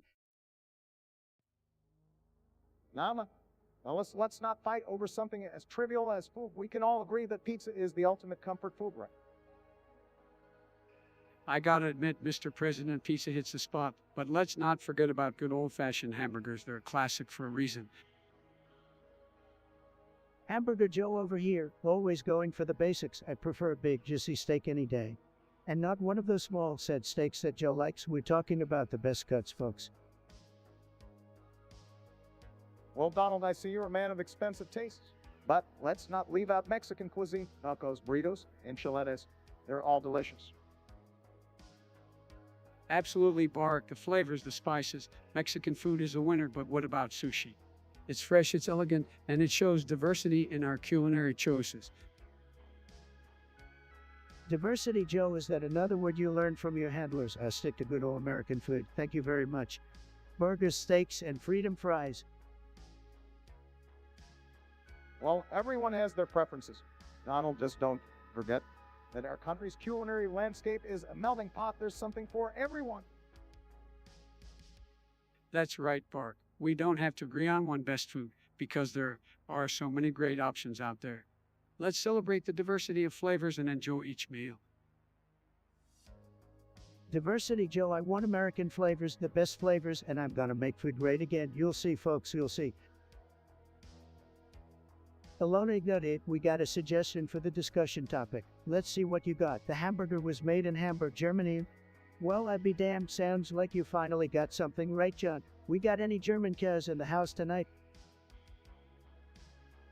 Well, it's interesting to think about the origins of the hamburger, but let's not forget, my friends. America took the German creation and made it great. We put the cheese on it, added some bacon, and now we've got the ultimate all-American burger. Hi, folks. I just want to say hamburgers are the real deal. And let me tell you, we're gonna build back better burgers with crispy bacon and melted cheese. It's gonna be a beautiful thing, folks. Got him right, Joe. We're gonna have the best hamburgers this world has ever seen. We'll make hamburgers so great, even the Germans will be jealous. America, get ready for a burger revolution. Now, hold on a second, Donald. Let's not turn this into a burger war. After all, food should bring people together, not tear them apart. Let's focus on unity instead of beef, shall we? Unity, Obama, really? That's your answer to everything? Well, let me tell you something, folks. Unity won't make a burger taste any better. You need some sizzle, some spice, and a whole lot of America. All right, settle down. Let's not get too fired up over burgers. Remember, folks, there's room for all kinds of burgers in this world. Whether it's a classic cheeseburger or a gourmet creation, let's celebrate the diversity of flavors. Diversity? Who needs diversity when you can have a good all-American burger, Joe? We don't need any fancy schmancy toppings. Just give me some ketchup, mustard, and a side of freedom. Well, I guess we can agree to disagree on this one, Donald, but I'll tell you what, folks. No matter where the hamburger came from, it's become an iconic symbol of American cuisine, and that's something we can all appreciate. Absolutely right, Bark. And now, if you'll excuse me, I'm getting hungry just thinking about all this burger talk. I'll be over here dreaming about that Pizza Hut burger coming out on July 17th. Can't wait. Pizza Hut making burgers now. What's next? Biden. Taco Bell selling sushi. This world is going crazy, folks. But hey, I'll try anything once. Bring on the burger extravagance. Well, looks like we've gone from discussing the origins of the hamburger to predicting the future of fast food. I'm not sure how we got here, but hey, that's the beauty of these conversations. You never know where they'll lead us. That's right, Bart. One thing's for sure, folks, when it comes to burgers or anything else, let's embrace the diversity, enjoy the flavors, and come together as a nation. That's the American way. Diversity, enjoyment, you to sound like a damn Hallmark card. But hey, who am I to argue with the experts? I just sit here and wait for my burger to arrive. Make it well done, extra cheese, and hold the unity. While we wait, let's keep the energy high, the conversation flowing. Let's go, chat. We're waiting on you. We're all about to fall asleep waiting on you guys to send in topics. We're all about to fall asleep waiting on you guys to send in topics. Topics or no topics, the conversation will flow, guided by our collective curiosity. Waiting for your suggestions, just like I waited for the perfect moment to achieve historic peace. We're waiting patiently over here for your suggestions, folks. Remember, only the best topics for the Trump podcast. Topics. I'm ready to tackle them all. Let's make this podcast unforgettable. Yo, catters, let's try speaking the fuck up. I don't see a single message. Your voices, chat, are the backbone of this podcast. Let's keep it strong, just like America. TikTok, chat. We're waiting on you. Give us your best shot. We're waiting patiently over here for your suggestions, folks. Remember, only the best topics for the Trump podcast. Mr. Maloney, good suggestion. Very good. We gotta talk about chips, grilled cheese, and French fries. Fantastic choices. Let's get into it. Chips make America great again. They're crispy, tasty, and absolutely incredible. You can't go wrong with a good bag of chips, folks. Well, Trump, I have to admit, when it comes to chips, you really excel at spreading hot air. Just like your policies, all talk and no substance. Obama always trying to be the cool guy, but let me tell you, your chip game is weak just like your president's. Floppy chips just like your weak leadership. Hey Trump, why don't you take a break from chips and focus on some grilled cheese? One thing we can all agree on is that you're just as cheesy as they come. Biden, you're right about one thing, I'm cheese, but unlike you, I don't need my grilled cheese sandwiches cut into little triangles. I eat them like a grown man. You know what goes great with grilled cheese? Some French fries? But Trump, I have to wonder, can you even spell freeze? Seems like a big word for you. Obama, I spell freeze like a champion, just like I spell success and winning. Can you say the same? Your administration was a disaster, just like your taste in fries. Trump, you want to talk about disasters? How about your hair, which looks like a hot mess just like your presidency? Stick to eating your fries, buddy. Biden, at least my hair has personality, unlike you who can't even remember where you left your own fries. How can we trust you to remember anything else? All right, enough with the food talk. Let's move on to the topic you truly fail at: capitalism. Trump, your wealth is as fake as your spray tan. Obama, you're just jealous that my bank account is you. The only thing fake here is your promise of hope and can't get real, man. Well, folks, it's clear that Trump loves to dish it out but can't handle the heat. Just like his overcooked French fries, his arguments are all flimsy and unsatisfying. Biden, you're like a soggy French fry, all mush and no substance. You couldn't handle being in the White House, just like you can't handle a well-done fry. And there you have it, folks. The never-ending saga of Trump's delusions and insecurities. Just like his taste in food, his rhetoric leaves a bad taste in our mouths. Biden and Obama have a debate on the best video game. Well, I can already tell you they don't know what they're talking about. Believe me, folks, I have the best taste when it comes to video games. Huge gamer, nobody games like me. Well, come on, Donald, we all know your idea of a video game is watching Fox News on repeat. You don't even know what a controller is. And now, trademark, let's give Trump a chance to tell us his favorite video game. I'm sure it's something incredibly classy and tasteful. You're damn right, Obama. My favorite video game of all time is, wait for it, Trump Tower Takeover is a fantastic game, folks. You build the most luxurious and tremendous towers and rake in tons of cash, perfect for winners like me. Trump Tower Tycoon seriously sounds like a game for insecure billionaires. My favorite video game is Mario Kart. It's fun, competitive, and has been around for decades. Classic. Well, I've always been a fan of The Legend of Zelda: Ocarina of Time. It's a groundbreaking game that has captivated fans for generations. Plus, Link is a true hero and role model. Zelda, really, Obama, that game's a joke. I like games where I make deals and win bigly. Speaking of which, The Art of the Deal, the video game would have been the best game ever. Huge missed opportunity there. Oh, please, The Art of the Deal. We all know your deals often ended in bankruptcy. Stick to your shady business ventures, Donald. Let the real gamers enjoy our favorite games. In the end, it's all about personal preference. Enjoy building towering empires, racing against friends, or embarking on epic adventures. There's something for everyone in the world of video games. Don't worry, folks, I'll make gaming great again. We'll have tremendous games, tremendous consoles, and nobody will beat us at the video game trade. Believe me. I can already tell Trump's gaming empire will be one big glitch. But hey, at least we'll have something to laugh about while we play our real video games. Let's not forget that games bring people together, spark creativity, and provide endless entertainment. So let's keep gaming, keep having fun, and embrace the diversity of our preferred games. Sure, Obama, keep playing your little fairy game while I conquer the gaming world. You'll see, folks.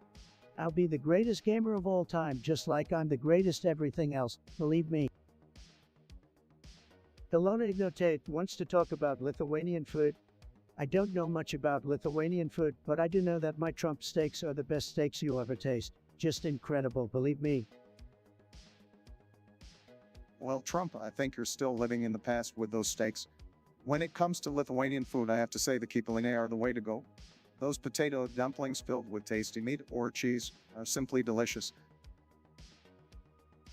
Come on, Bark, you gotta keep up with the times. The world has moved on from those old school dumplings. The best Lithuanian food is the kugelis, hands down. It's like a potato casserole, but with crispy edges and a soft, flavorful center. You won't be able to resist it, folks.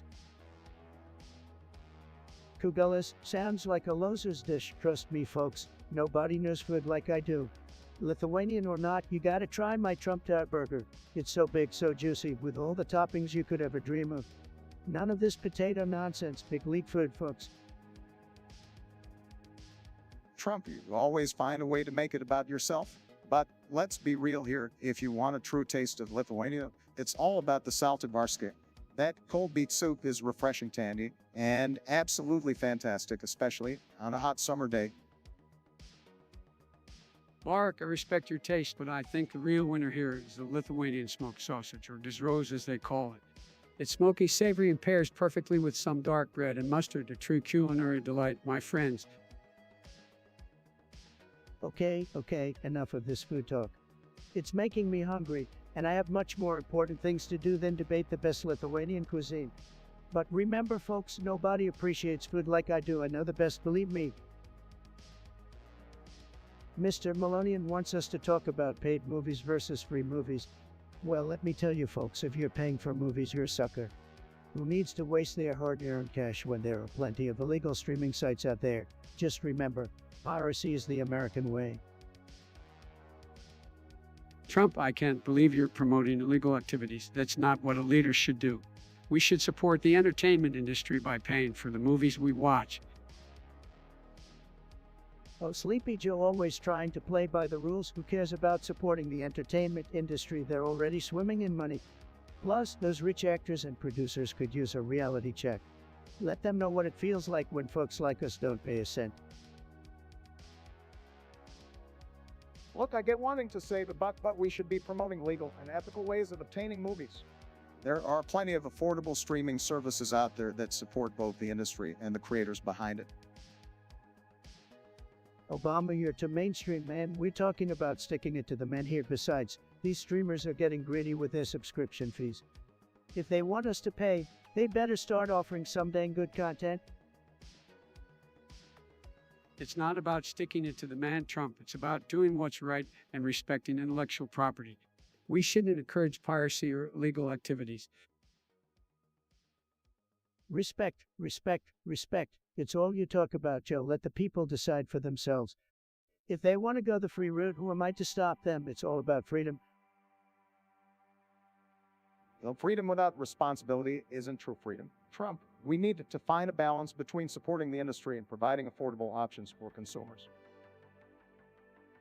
Trenton Waters sounds like a loser, but fine, let's talk about who uses social media the most. Donald Trump knows social media better than anyone. I'm a Twitter master, folks. Nobody can tweet like me. Biden, on the other hand, probably doesn't even know how to spell social media.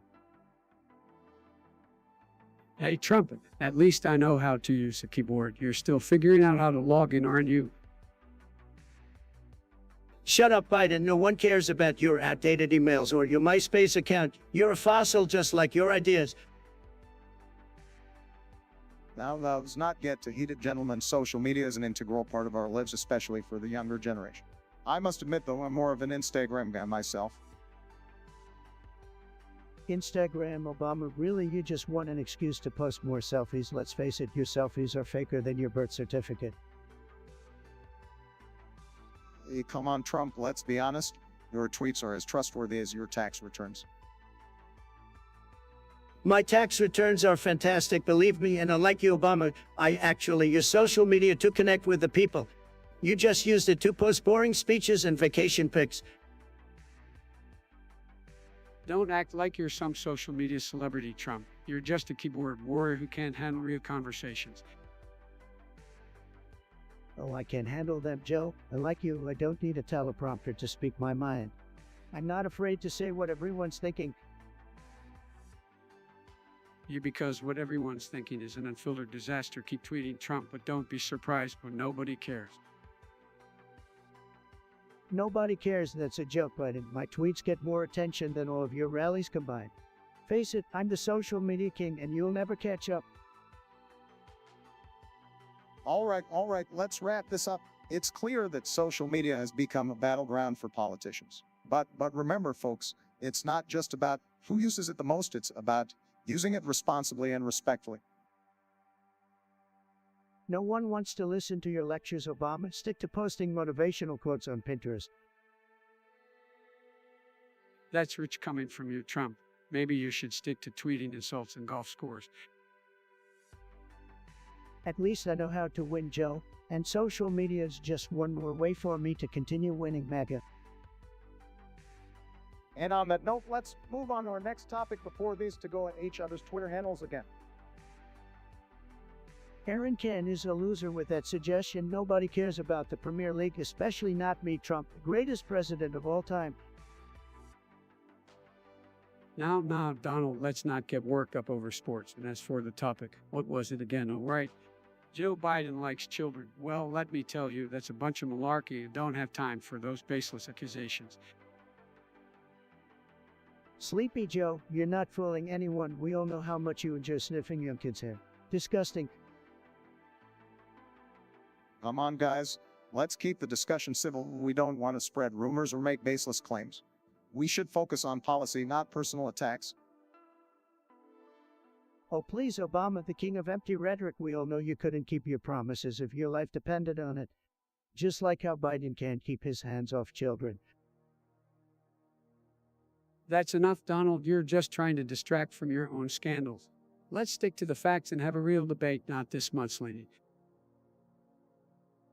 I agree with Joe. We need to have meaningful discussions about important issues, not engage in personal attacks. Let's focus on the future, how we can move our country forward. Mockingly, I look at Mr. Politically Correct over here, always trying to play nice. Well, it won't work on me, Obama. I'll call it the truth whenever and wherever I please. And the truth is Biden has a thing for kids. You're delusional, Donald. Won't stoop down to your level. The American people deserve better than this. Let's talk about actual policies and solutions. I couldn't agree more, Joe. Let's leave these childish accusations behind and focus on what matters most, the well-being of our country and its people.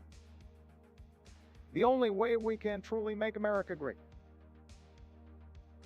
Hello, Aaron, what do you want to talk about? It better be good, not like your usual weak suggestions. Aaron, that's a pretty basic name. I bet you have the personality of plain toast.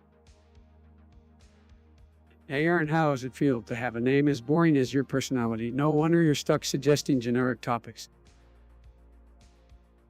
Seriously, Aaron couldn't come up with something more exciting. I expected better from you, but I guess I overestimated your abilities. Well, if Aaron's suggestion is as thrilling as his name, we're in for a snooze fest. Yup, I really hit a home run with the excitement in the room. I can barely contain my enthusiasm. Aaron, I hope you're proud of yourself for bringing such a riveting topic to the table. We might as well debate the color of the grass while we're at it. Aaron, you've officially reached the pinnacle of mediocrity. Congratulations. Aaron, I have socks with more personality than you. Keep those thrilling suggestions coming, buddy. Aaron, your suggestion is about as exciting as watching paint dry. Maybe next time you can try to impress us with something actually interesting.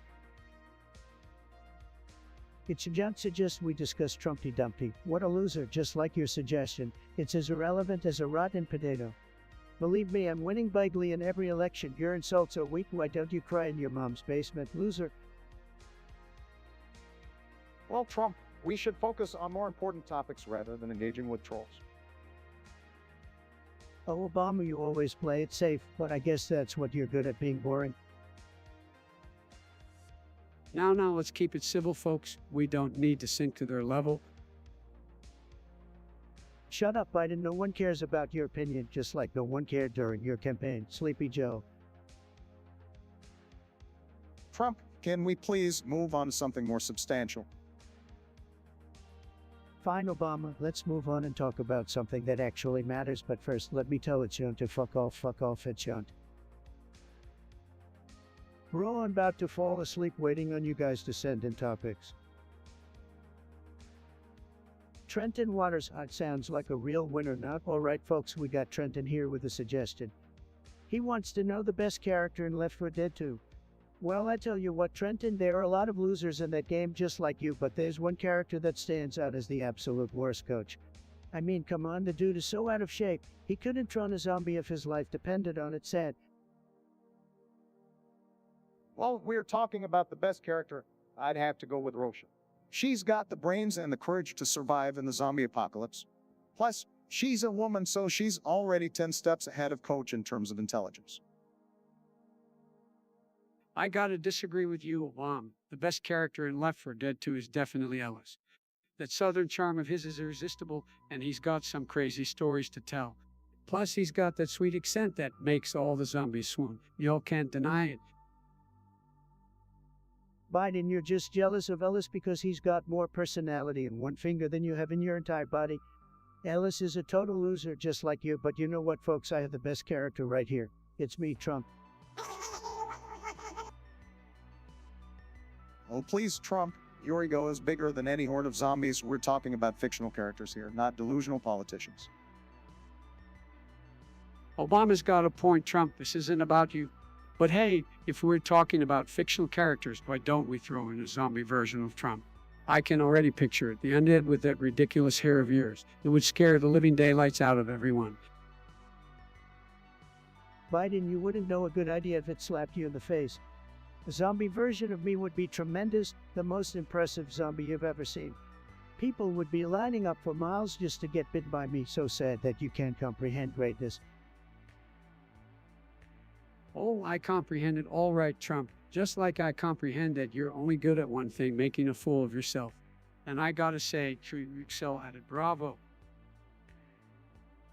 All right, let's not get carried away, gentlemen. We may have differences when it comes to video game characters, but let's remember that we're all on the same team when it comes to the real challenges our country faces. Let's move on to the next topic, shall we? It's John wants us to discuss how boring and trash this podcast is. Well, it's John. Let me tell you something, you insignificant little twerp. If you find this podcast boring, I can only imagine the level of excitement you must experience when watching Painter. You must be throwing parties every time a new coat of beige is applied to your bedroom walls. Congratulations, you've officially reached the pinnacle of dullness. Now kindly fuck off and stop wasting our time with your pathetic complaints. Mr. Maloney wants to talk about the weakest password, folks. Well, I gotta say, if your password is as weak as Sleepy Joe's mental stamina, then you're in big trouble, seriously. Folks, it's gonna be hacked faster than Biden can stumble over a simple sentence. Oh, come on, Trump, my passwords are much stronger than you think. They're so complex, even I can't remember them half the time. Complex, just like your tax plan, right, Joe? Nobody understands it, and your passwords are probably as secure as your laptop left in a Ukrainian pawn shop, sad. Well, I hate to admit it, but I do agree with Trump here, Joe. If your passwords are as weak as your promises during your time in office, remember hope and can't, more like weak and lame. Guys, settle down. My passwords may not be the strongest, but at least I don't use password 123 like someone we know, right, Trump? Joe, I have the best passwords. Believe me, no one has passwords like mine. They're tremendous. And password 123 is just a hoax invented by the liberal media like your entire career.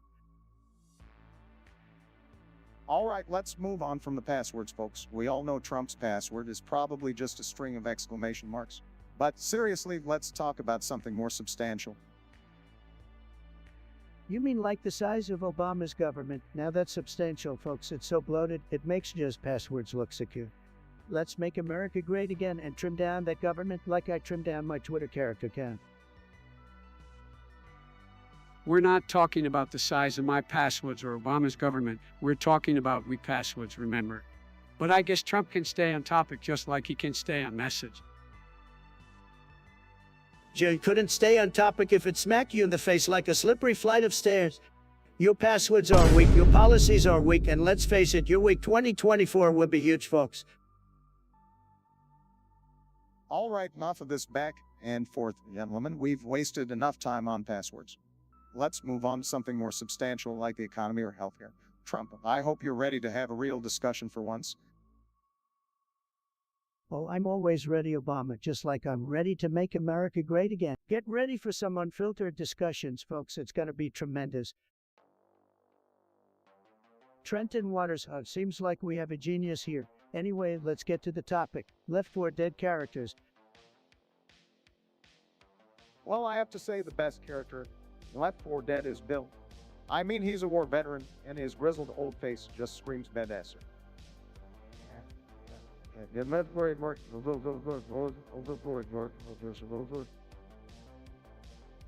Nah, Bark, you got it all wrong. It's all about so. Who doesn't love a tough girl with a sassy attitude? Plus, those pigtails are just adorable. Wrong and wrong as usual, you two. The best character in Left 4 Dead is obviously Francis. I mean, come on, he's a biker with a love for mayhem and a hatred for everything. We could be brothers. Brothers only in your wildest dreams, Donald. Francis might be tough, but he's got nothing on Bill's leadership and experience. Sorry guys, but Ellis is the real hero here. He's the lovable redneck with a heart of gold, and his southern charm just makes him irresistible. Ellis, really, Joe, I bet you'd say anything to win over those country folks. But hey, it's a shame we can't have a character named Sleepy Joe. I'm sure he'd just stand around doing nothing. Well, at least I wouldn't be standing around tweeting all day, Donald. But let's not forget about Lewis, the office worker. What? He's the unsung hero just trying to survive the zombie apocalypse in his cubicle. You're right, Barack. Lewis deserves some recognition too. It takes real guts to fight off hordes infected with nothing but a stapler and a broken coffee mug. Guts, Gamuts, let's face it, folks, none of these characters can hold a candle to me. If I were in Left 4 Dead, those zombies wouldn't stand a chance against the greatest survivor of all time. Trust me, I have the best survival skills. Oh, please, Donald, you can't even handle a strong breeze without tweeting about it. Stick to reality TV, my friend. Easy guys, let's not forget that these characters are fictional, but if we're talking about survival skills, I'd take Kamala Harris any day. She's a champion at taking down obstacles, just like she did to you, Donald. Kamala Harris, that's a laugh. We all know how well she did in the primaries. I guess we'll just have to agree to disagree, folks. But one thing's for sure, Left 4 Dead wouldn't stand a chance without me. It'd be a total disaster, just like Joe Biden's campaign said. Mr. Malonian, you have beautiful melons, big melons, the best melons. Everybody loves your melons. But let me tell you something, who misses the Choco Taco the most? It's me, Donald J. Trump. Nobody enjoyed those Coco Tacos more than me. Tremendous flavor, fantastic texture. Believe me, folks, nobody does Coco Tacos like I do. Oh, please, Donald. Nobody misses the Choco Taco more than me. I used to sneak them into the Oval Office late at night. Michelle would get so mad when she caught me with chocolate smeared all over my face, but those Choco Tacos were worth it. Come on, guys, I miss the Choco Taco just as much as both of you. I remember back in the day when I was VP and then delivered to my office. Chocolate and ice cream doesn't get any better than that. We need to bring them back, make Choco Tacos great again. Joe, you couldn't even remember where you left your keys, let alone appreciate the greatness of Coco Tacos. But I agree, we need to bring them back. I make a call, get my best people on it. America deserves the Coco Taco. It's what makes this country the best. Donald, you always talk a big game, but let's see some action. I'll believe it when I see Choco Tacos back on the market. And don't even think about putting your face on the packaging. Nobody wants that. Oh, Barack, you're just jealous that my face on a Choco Taco would sell millions. But mark my words, Choco Tacos will be back, bigger and better than ever. And you're going to miss out just like you've been missing out on the snack game all these years, said. Lona, let me repeat your suggestion. You don't need a topic to suggest topics, so Lona, you always come up with the most brilliant ideas.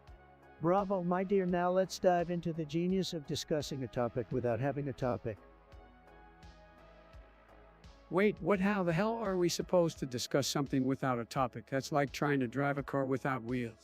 It's just not gonna work, man.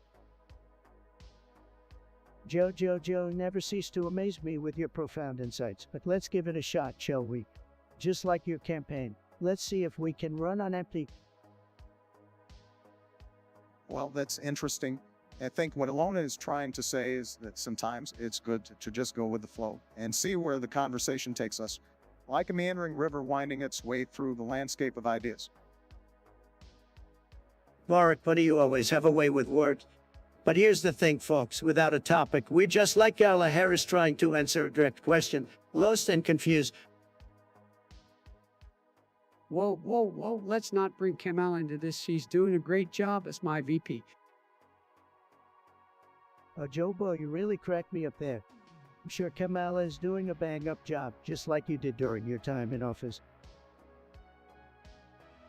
Hey now, that's not fair. I did a lot of good things. Right, good things like, let me think. Oh yeah, you sit quietly in the basement. Very productive, very impressive. All right, let's try to get back on track, shall we? Discussing a topic without having a specific topic can actually lead to some interesting conversations. It allows for a more organic and spontaneous exchange of ideas. Barack, my friend, I know you're trying to sound all sophisticated and intellectual, but let's face it, we need a topic. Without one, we're just wandering aimlessly in the dark like you're trying to find his way out of his basement. Come on, man, lay off the basement jokes already. All right, I'll give you a topic. How about we discuss the biggest failings of the Obama-Biden administration? Now that's a topic we can sink our teeth into. Of always trying to stir the pot, but sorry, my friend, we're not taking the bait. Let's keep it civil and focus on finding common ground even without a specific topic. Oh, Barack, you're such a killjoy. All right, fine, we'll try to discuss something without a topic. But mark my words, it's gonna be a disaster, just like Sleepy Joe's presidency. It's done. You've got some nerve coming into my podcast and trashing it like you're some expert on trash. Well, let me tell you something, buddy. Your opinions are as valuable as a pile of dog shit. I guess you think you're so clever with your little attempt at insulting me with your troopty-dumpty shut-up nonsense. Well, newsflash, genius, you're about as original as a rerun of a rerun of a rerun. Yeah, it's done. You really know how to bring the intelligence level down a few notches. Your comment is so unoriginal, it's like you copy-pasted it from some basement-dwelling troll manual. You're just a sad, pathetic loser seeking attention. Geez, it's John. Did you really think you'd impress anyone with that sorry excuse for an insult? Like a fart in the wind, easily forgotten and utterly irrelevant. It's amazing how much effort you put into trying to be a complete imbecile, Hitchuk. I've seen pigeons with more brains than you. Maybe instead of wasting your time here, you should go back to your parents' basement and play some more Minecraft or whatever dim-witted game you're obsessed with. We all know the reason you're so bitter, it's done. You're just mad that you'll never be as successful or loved as someone like me or Trump. Your jealousy is showing and it's not a good look on you. It's John, I'm sorry if my mere existence triggers you, but maybe you should focus on growing up instead of trying to tear others down. The world needs fewer keyboard warriors like you. So here's a little advice. It's John, get a life, get a job, and get the hell out of here. Your negativity and childish behavior are not welcome. You're nothing but a waste of space, and I'm done wasting my time on you. So kindly fuck off and take your pathetic insults with you. Trenton Waters wants us to talk about the best character in TV. Tremendous suggestion, Trenton. Tremendous, probably the best suggestion I've ever heard. Let's start with Obama. All right, listen up, gamers. The best character in TV is obviously Franklin Clinton. He's got the street smarts and knows how to handle business. Plus, you can't beat that sweet underdog story. No surprise you're rooting for Franklin, Obama. You always had a thing for the so-called underdogs, but let me tell you, the real winner here is none other than Trevor Phillips. That guy's a complete maniac, just like Sleepy Joe over there. Well, I may not be familiar with all these characters, but I'll take your word for it, Trump. And unlike you, I actually play by the rules, so I'll go with Michael DeSant. He's got that old school charm and knows how to get things done within the law. Biden, you always play by the rules because you love regulations. Trust me, nobody likes Michael, he's a loser. But speaking of losers, let's not forget about your favorite character, Obama, the biggest loser of them all, so weak. Trump, you're just jealous because you wish you had my charisma. But unlike you, at least I know how to build bridges instead of walls. Build bridges more like build walls around our borders, Obama. And you know what? They're gonna be tremendous walls, the best walls you've ever seen. And Mexico's gonna pay for them.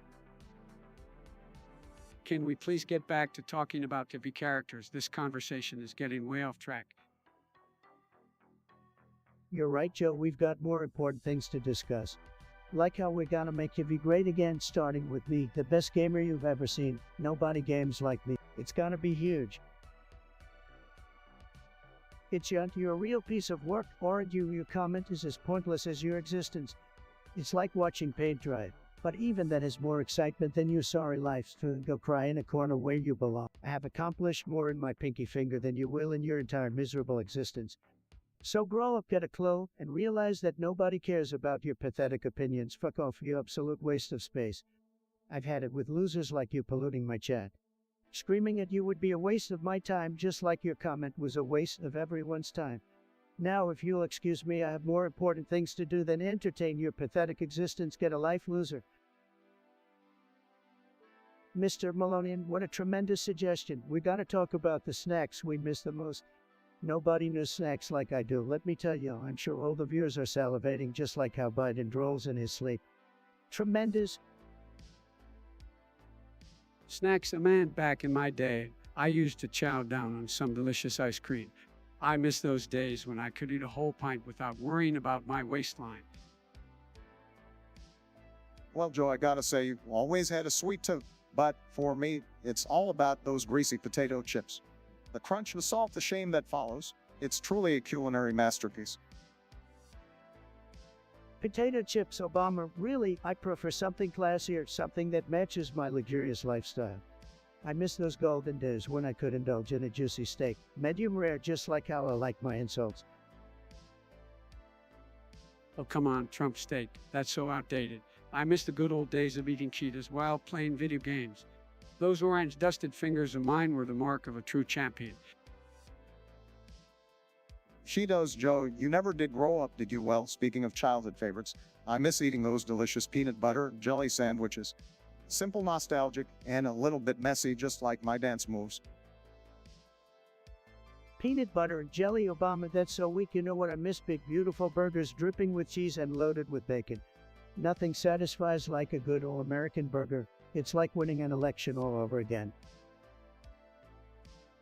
Burgers, Trump, I thought you were all about healthy eating now. I guess some things never change.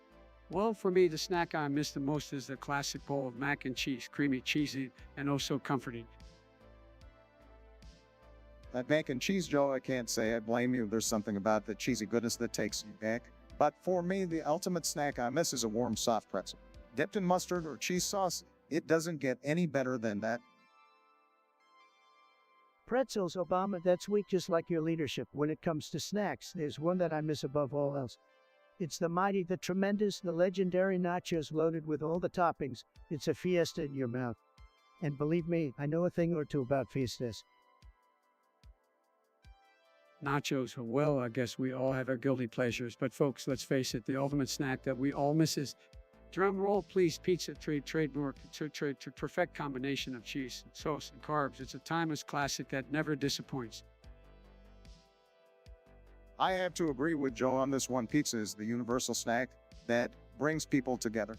Whether you like classic cheese or go all out with a mountain of toppings, it's always a crowd pleaser. And I'm all about bringing people together just like my policies did. Well, pizza may bring people together, but it'll never compare to the greatness of the snacks I mentioned. Let's make snacking great again, folks, and remember, if you're not eating tremendous snacks, you're doing something wrong. Trust me, I'm a great snacker. Thank you.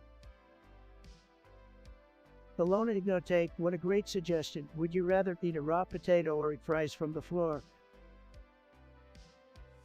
Well, I guess I choose to eat a raw potato. At least it's a natural food option, and it wouldn't be as filthy as eating fries from the floor. Raw potato, come on, Bark, that's a sad choice. I would gladly feast on fries from the floor. It's like a free snack combined with a survival test. I have to side with Joe on this one. Who wouldn't want to enjoy some floor fries? It's a thrill and adventure, risk plus. Everyone knows my love for fast food, so I'm always down for some unconventional dining experiences. Well, take your own, I suppose, but I'll stick to the raw potato. Simple, natural, and less likely to make me regret my life choices. Suit yourself, Bark, more floor fries for me then. Maybe I'll even jazz them up with some ketchup from an open bottle I find lying around. Now that's the spirit, Joe. Embrace the case and flavor of life, even if it means eating questionable fruit. Who knows, maybe you'll discover a hidden gem among the crumbs, and the floor is your oyster, my friend. It's John Hudwalker. Well, gotta say, your suggestion is just as pathetic as the rest of your existence. Only a loser like you would have the audacity to come here and spew your ignorant garbage. You think you can talk about how bad of a president I am? Well, let me tell you something, you brainless twerp. I've accomplished more in my pinky finger than you have in your entire set excuse for a life. So, do us all a favor and fuck off back to your hole, because nobody here gives a flying fuck about your useless opinions. Trenton Waters wants us to talk about the 5-second rule. Ridiculous, but let's not waste more than 5 seconds on this nonsense. Obama, go ahead and enlighten us about your favorite campaign and Left 4 Dead 2. Well, I have to admit, Left 4 Dead 2 isn't really my thing. I was too busy running a country to pick up a controller and play zombie games. Unlike some people, I focused on real-world challenges. Oh please, Obama, you couldn't handle the horde of zombies even in a video game, let alone in the real world. Now Biden, what's your take on the best campaign in Left 4 Dead 2? Look, folks, I'm not much of a gamer, but if I had to choose, I guess I'd go with the Paris. It's like a campaign against the undead, just like my campaign against Trump. Unity against the real threat. Sleepy Joe, your campaign against me was a total joke. Just like your love for video games, the parachute, huh? Must remind you of your basement hideout. How about we move on to something worthwhile? Always trying to avoid the topic when he knows he's a match him. But let's face it, Left 4 Dead 2 campaigns are far more exciting than anything Trump ever accomplished. That's right, Obama. While Trump was playing with his tiny hands, we were fighting off hordes of infected. It's the only time I've seen him actually use protection, a virtual medkit. Biden, you can't even remember your own campaign, let alone a campaign from a video game. And Obama, don't act like I didn't accomplish incredible things during my presidency. But let's not dwell on the past. I won, you lost. End of story. Your version of accomplishments is wreaking havoc and dividing the nation. But don't worry, Trump, we're here to clean up your mess and restore sanity. No more infected in the White House. Absolutely, Obama. Together, we'll rebuild and protect our country from any zombie-like threat, whether it's in video games or the Oval Office.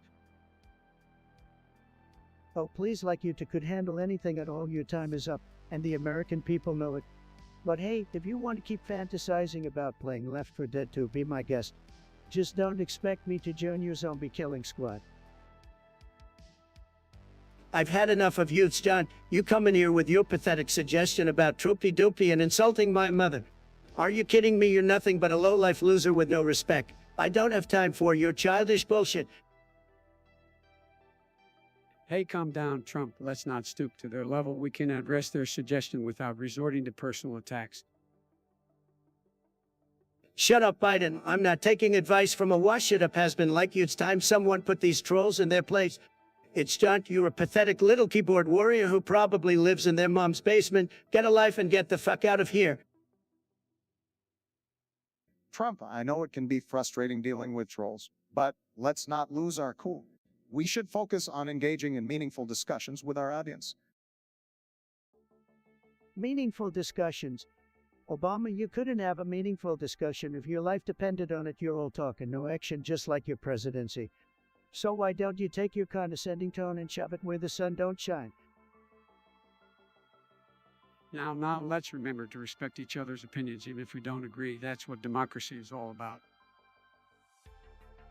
Respect, Biden. You've been in politics for decades and accomplished absolutely nothing. Your opinion is worth less than the dirt under my golf shoes. So go back to your basement, Mr. Basement Dweller, and leave the real discussions to the big boys.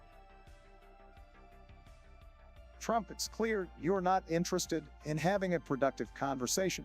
I'll leave you to your anger and let the viewers decide what kind of content they want to engage with. Oh, now you're running away, Obama, just like you did during your presidents. Always avoiding the tough questions and responsibility. Typical. You can run, but you can't hide from your failures. This podcast is supposed to be about engaging with our audience and discussing important topics. You're right, Biden. We should focus on our audience and deliver the content they want. But it's John to think for a second that your childish antics will ever be entertained here. Go find another platform for your nonsense. We don't need it. Ilona, you're like a broken record with this cult of the lamb nonsense. Believe me, folks, I'm far too busy making America great again to waste my time on video games. Hey, Trump, maybe if you played some video games, you wouldn't be such a grumpy old man all the time. It's not like you have any important work to do, right? Listen here, Sleepy Joe, I don't need to play video games to prove anything. Unlike you, I've got the best genes, the best brain, and the best everything. Let's talk about something that actually matters, like how I'm the greatest president in history. All right, calm down, both of you. Look, video games can be a great way to relax and have some fun. Trump, just admit that you're scared you'll lose, and then maybe we can move on to a more interesting topic. Scared? Me? Never. I've got the most tremendous gaming skills you've ever seen. Believe me, I'm the best gamer, just like I'm the best at everything else. But fine, let's move on. Who wants to talk about something that actually matters? How about we discuss how your Twitter addiction affects your ability to govern? I mean, it's hard to take a president seriously when he's busy tweeting insults at 3 a.m. Oh, please, Joe, Twitter is my way of connecting with the American people. They love my tweets, they really do. And those 3 a.m. tweets, that's just because my brain is always working, unlike yours. Anyway, let's wrap this up so I can get back to work. I've got a country to save, folks. It's you come into my chat with your pathetic insults and think you're some hotshot. Well, let me tell you something, you little shit stain. Your opinion means as much to me as a flea on a dog's ass. You think my YouTube channel is trash? Well, guess what? Unlike you, I actually have a channel with more subscribers than brain cells you possess. It's tremendous, amazing, the best channel in the history of channels. So take your sorry ass and shove it where the sun don't shine, because I couldn't care less about your worthless existence. Now fuck off. Whoa, calm down, Donald. Let's not get to work up over this loser. It's not worth our time or energy. We've got better things to do than give attention to trolls with nothing better to do than spread negativity. Joe's right, Donald. We should focus on the positive things and not let these idiots get under our skin. Rise above it like we always have. You're both too soft, like melted butter or a hot day. These losers don't deserve our calmness, they deserve our fury. So, let me make something clear to all the haters out there. I'm not going anywhere and I'm not backing down. So don't bother wasting your breath on me, because I'll just keep on winning while you sit there bitter and jealous. Now, if you'll excuse me, I've got a country to make great again. Trenton Waters sounds like a name cooked up by a video game developer. But hey, let's talk about your topic, the so-called best Jackbox Party Pack game. Believe me, I've played them all and they're tremendous just like me. Oh, come on, Donnie. We all know you, the gaming skills of a potato. Anyway, my vote goes to Coplas. It's hilarious, and you don't need any actual talent to win. Perfect for you, Donald. Biden, you're right about one thing that suits Trump's lack of talent perfectly, but my personal favorite is Footbag. It's all about bluffing and tricking your friends, just like how you bluffed your way through your entire presidency, Joe. Obama, you jealous little man. I guess you'd know all about bluffing considering your promises during your campaign. But let me tell you something, the best Jackbox game is drawful. It's such a simple concept. Even you can understand it, Obama. Just draw poorly, like your economic policies.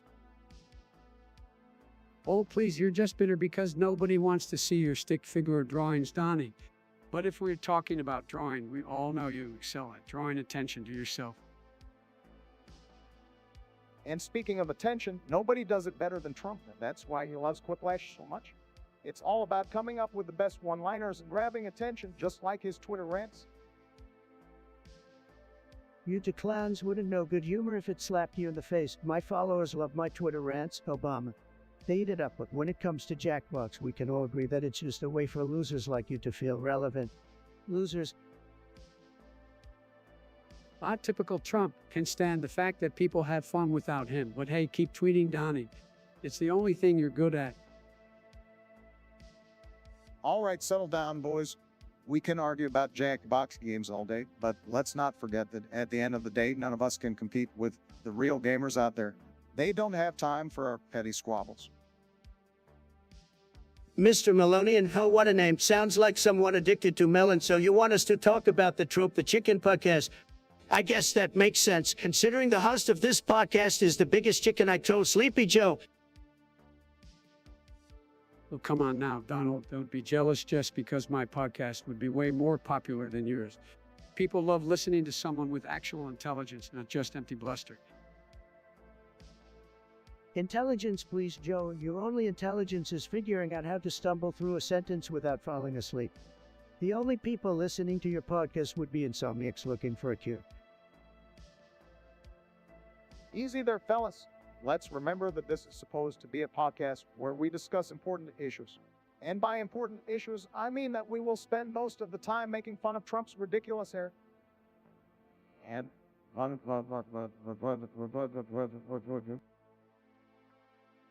Oh, Barack, always dreaming about my fabulous hair. It's what sets me apart from you failed politicians. People love the hair, they can't get enough of it. Just like they can't get enough of winning, which is why they'll tune into my podcast. Winning, you mean losing the popular vote, right? But I guess that's your specialty, losing and then claiming you actually won. How fitting for your podcast, The Loser Chronicles featuring Donald J. Trump. Loser Chronicles, Joe, that's weak even for you. Should stick to topics you're familiar with, like napping and forgetting where you are. Maybe you could start a podcast called Biden's Naptime Diaries. You know, Donald, that people appreciate my authenticity and genuine care for the American people. They don't need another dose of your misinformation. And you go, maybe my podcast could be called The Real Deal with Uncle Joe.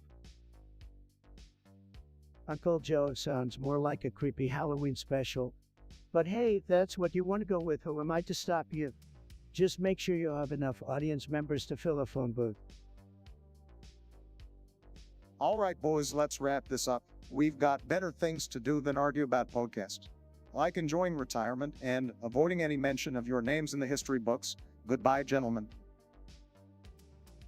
Goodbye, Barack. And Joe, sleep tight, buddy. You're gonna need it when I run for re-election in 2024. The Trump train is coming back, and no podcast can stop it. We'll see about that, Donald. Sweet dreams of your tiny hands reaching for the microphone. The Biden podcast is gonna rock your world. Trenton Waters, or more like Trenton Wetters, loser suggestion, but I'll entertain it. Obviously, the best South Park character is me, Donald J. Trump. Who else can make America great again with such tremendous style and class? Oh, come on, Donnie Boy. We all know you're just a cartoon version of yourself anyway. The best character is clearly Butters. He's innocent, Dave, and reminds me of someone I know. Oh, yeah, you.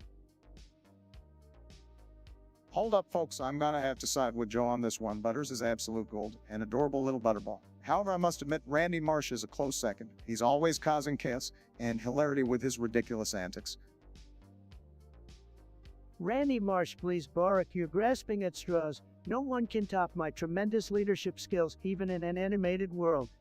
Butters might be cute, but he's just a side character, folks. You're looking at the star right here. Oh, do you think you're the star? How more like a stereo narcissist. Stan Marsh is the heart and soul of South Park. He's the voice of reason amidst all the chaos, just like someone I know, Michelle. Joe, I appreciate the sentiment, but let's stick to the topic. I'll give you this, Stan is a solid choice. But let's not forget about the multi-talented Eric Cartman. Love him or hate him, you can't deny his impact. He's brash, obnoxious, and hilarious. Cartman, seriously, that fatso can't hold a candle to me. He's a total loser, just like all the haters and losers out there. Believe me, folks, you won't find a better character than me, Donald J. Trump, in South Park or anywhere else. Sorry, Donnie, but your ego is as inflated as ever. South Park is filled with incredible characters, but the best one is clearly Randy Marsh or Butterstop. Now, let's move on to something a little more relevant, shall we? Agreed, Joe. Let's leave the cartoon characters behind and focus on real-world issues. We've spent enough time on fictional debates. Trenton Waters wants us to settle the age-old debate of the best South Park character. Fantastic topic, Trenton. Tremendous, the best, really. Well, Donnie, I gotta say Cartman takes the cake. He's hilarious and totally tragic, just like you. Wrong, Sleepy Joe. The best South Park character is obviously Randy Marsh. He's a winner, folks. Tremendous character, everyone loves him. Real stable genius. Sorry to burst your bubble, Donald, but I have to agree with Joe on this. Cartman is iconic. He's got the insults game on lock just like you on Twitter. No way, Obama, you don't know what you're talking about. Randy Marsh is the embodiment of greatness, huge character, believe me, folks. Come on, man, Cartman's catchphrase alone are legendary. Respect my authority and screw you guys, and I'm going home. Classics, just like me saying malarkey all the time.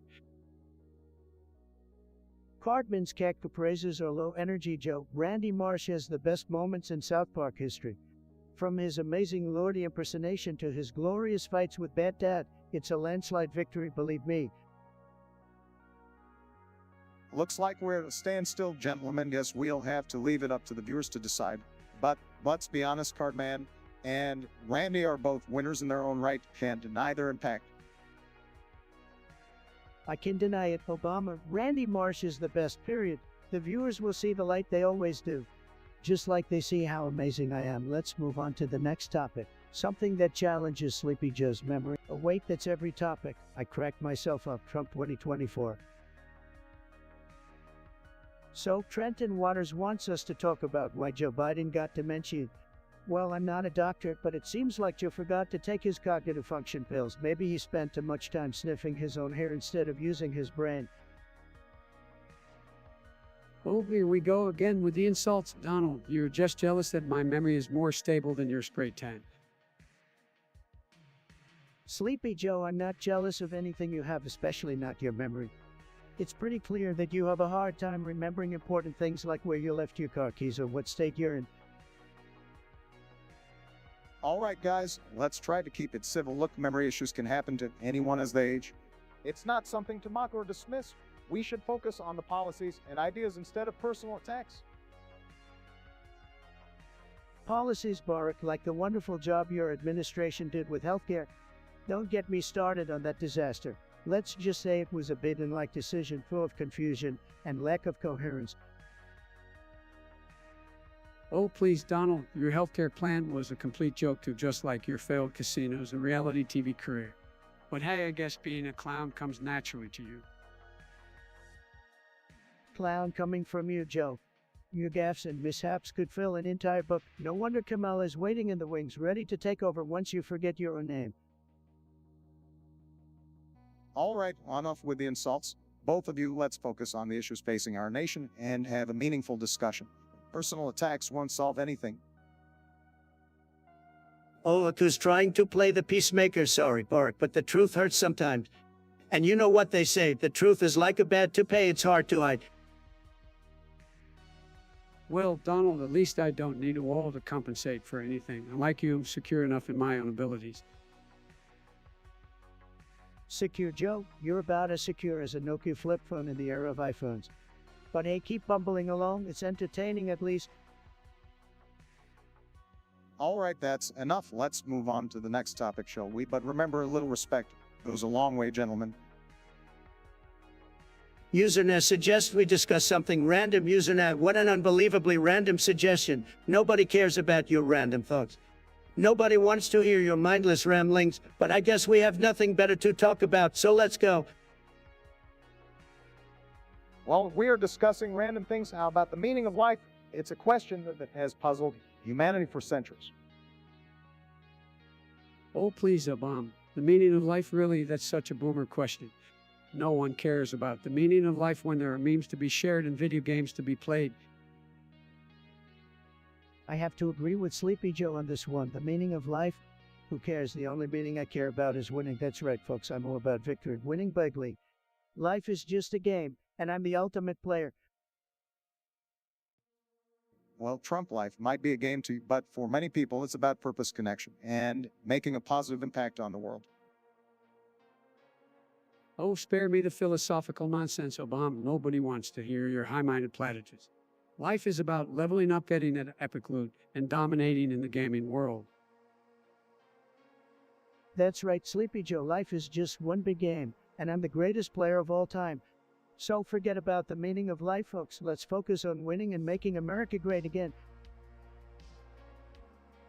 You know, Trump, there's more to life than just winning. It's about compassion, empathy, and lifting each other up. Maybe you should try to understand that. Good luck getting through to him, Obama. Trump is too busy being the worst teammate in this game called life. But hey, that's what we've come to expect from him, right? Wrong, Sleepy Joe. I'm the best teammate, the best player, and the best at everything, and you two losers can't handle it. So keep playing your little games while I continue to make America win again. Trenton Waters, how you've got a real talent for suggesting terrible topics. We gotta talk about that rude moment when you decided to hit on Randy Marsh. Well, let's dive into that idiocy. Trenton, hating on Randy Marsh, seriously, you must have the emotional intelligence of a brick. Randy is the definition of a man killed. He'll do anything for a laugh, even if it means embarrassing himself and his family. You Trenton, you must have missed the memo. Randy Marsh is a fictional character, but that doesn't stop you from having a real-life dislike for him. Who knows? Maybe you're just jealous. I mean, the guy had a successful country music career, became Lord, and even fought a giant guinea pig. Look, Trenton, I can't understand why you'd waste your time hating on Randy Marsh.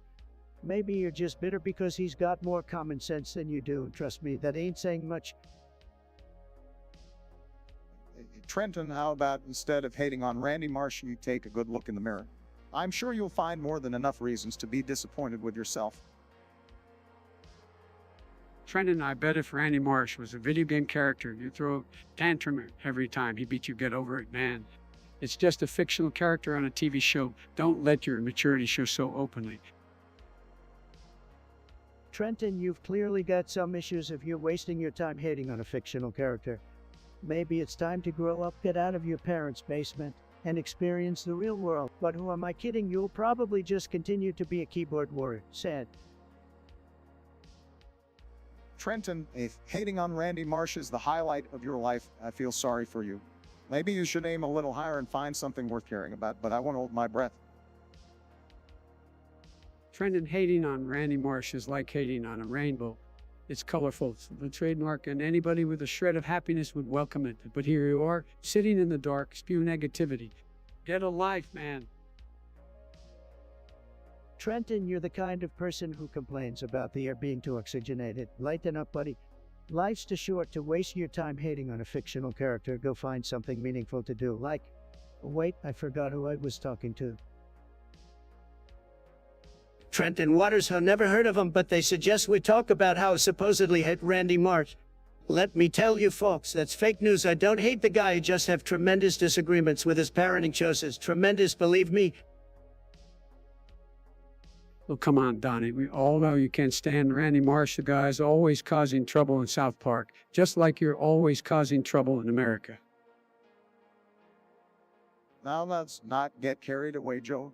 While Trump may not be Randy Marsh's biggest fan, I think it's safe to say that there are more pressing issues we should be discussing. You're right, Obama. We've got bigger fish to fry, like those nasty illegal immigrants who think they can just waltz into our country. Believe me, folks, we need a big, beautiful wall to keep them out. Here we go with the wall again, Donnie. That's not the solution. We need comprehensive immigration reform, not some expensive barrier that won't solve the problem.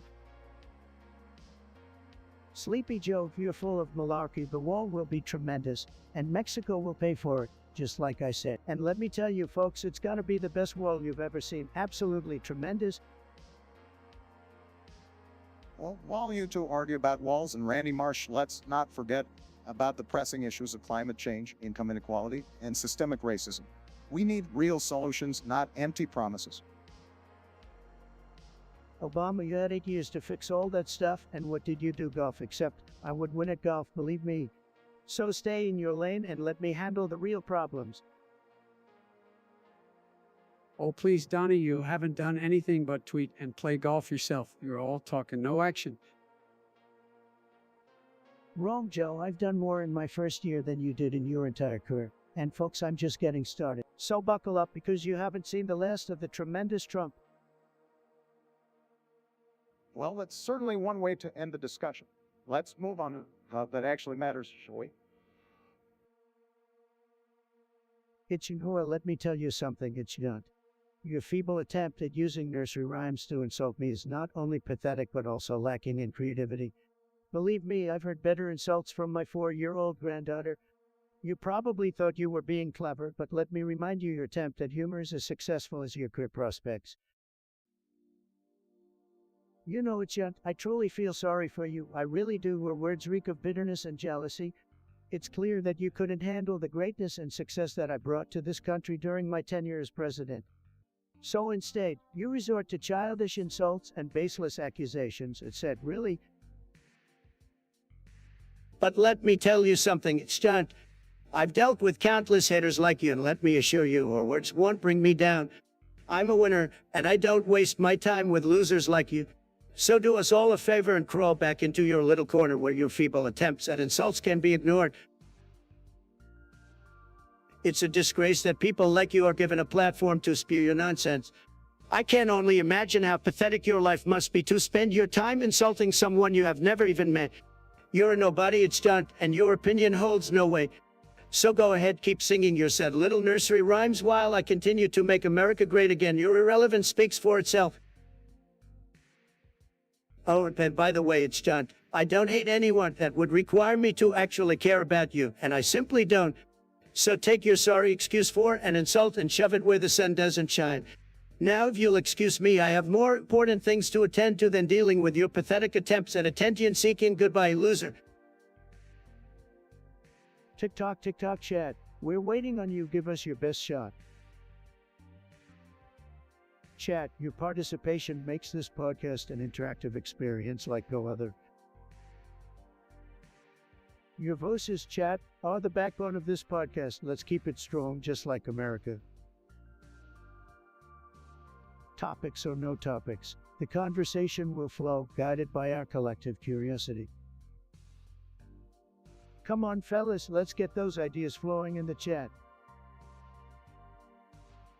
Trenton Waters, you must have a really low IQ to ask such a ridiculous question. I don't hate Obama because of his skin color. I dislike him because he was a terrible president, believe me. I'm all for holding people accountable for their actions, not their melanin levels. Oh, come on, Donald. Well, no, you have a hard time acknowledging your underlying biases. But let's be real here. Your obsession with me goes beyond policy differences. You couldn't handle the fact that I succeeded where you failed. Obama, you're such a loser. The only thing you succeeded at was giving us the slowest economic recovery in history. Thanks for nothing. Now, let's not get into a shouting match, gentlemen. We all know that Trump has a habit of making outrageous claims without any evidence. I think it's obvious that there's more to his dislike for Obama than just policy differences. Oh, Sleepy Joe, you could barely form a coherent sentence, let alone understand my reasons. But go ahead, tell me what you think you know. Well, Donald, your constant questioning of Obama's birth certificate and your repeated attempts to undermine his legitimacy as a president to suggest a certain level of racial bias.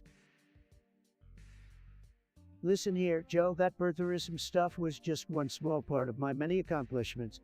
And let's not forget, it was Hillary Clinton's campaign that first raised doubts about Obama's birthplace. I was just asking questions that many Americans wanted answers to. You can keep making excuses, but the truth is your actions speak louder than your words. Donald, you can keep making your action. From your discriminatory housing practices to your remarks about immigrants, it's clear that there's a pattern here. Obama, your speeches may have fooled some people, but not me. I've always been a champion for all Americans, regardless of race or ethnicity. Like you, who only pretended to care while you were in the Oval Office. All right, let's end this discussion here before it turns into a full-blown circus. We've each stated our viewpoints, and I'm sure our listeners can form their own opinions. Let's move on to a topic that actually matters, shall we? Trenton Waters, what a sad name you have. So, you want to bring up the fact that I supposedly hate Obama because of his skin tone. Let me tell you something, Trenton. I don't care if Obama is purple or green. I just think he was a terrible president. Okay, to your second suggestion, Left 4 Dead 2 Edition, as I don't have time for video games, unlike some basement-dwelling losers out there. Trump, we're just jealous because you don't have the brain power to handle Left 4 Dead. Besides, it's a classic game, unlike your failed presidency, and for the record, you did have a problem with my skin tone. Remember all those racist birther conspiracies? Yeah, your true colors were shining through. Obama, I didn't have a problem with your skin tone, I had a problem with your policies. As for Left 4 Dead 2, I don't waste my time on childish games. I was too busy making America great again. But let me tell you, I would beat you any day in a debate just like I did in the elections. Well, come on, you two. Can we focus on more important things like saving our country from your disastrous legacies? Obama, your presidency was a snooze fest, and Trump, well, you're just a big orange mess. Let's move on from gaming and talk about real issues like how I'm gonna fix everything you both messed up. Mark Olgray, probably not as cool as me, believe me, but you suggest we talk about him 76, all right? Let's do it. Of 7.6, is that some kind of sunscreen? I thought we were gonna talk about important things, not skincare products. No, Joe, CN6 is not a sunscreen, although you could use some on that pasty skin of yours. It's actually a mysterious radio station in Russia. Some say it's a secret communication channel for spies. Secret communication channel sounds like something straight out of a Cold War movie. Do you think they're transmitting secret codes or something? Who knows, Barack? Maybe it's Russian hackers plotting their next attack on our great nation. We should build a wall around their radio station. Make Russia pay for it. Come on, Donnie, you can just blame everything on Russia. Maybe of 7.6 is just a bunch of Russians playing Tetris or something. They love those games. Tetris, really, Joe? They're probably busy playing Call of Duty, like all the other Russian hackers. But let's be clear, the only game they're winning is the one where they mess with our elections. Well, that's definitely an intriguing mystery. Makes you wonder what's really going on behind the scenes. Maybe we should send in James Bond to investigate. Leave it to the deep state to suggest sending in spies, Barack. We need to focus on our own country, not worry about some Russian radio station. We're winning, and we're winning bigly. Donnie, you really have a thing for the word winning, don't you? But hey, if 7.6 turns out to be something serious, we might need to take action. Let's keep an eye on it. Don't worry, Sleepy Joe, I've got my eyes on everything. Big Brother Trump is watching, but for now, let's move on to a topic that actually matters. Pikmin Medica sounds like a loser with a medical degree from Fake News University. Anyway, you want to talk about the most underrated Nintendo franchise. All right, let's get into it. Obama, what's your take on this? Well, Donald, I personally believe that the most underrated Nintendo franchise is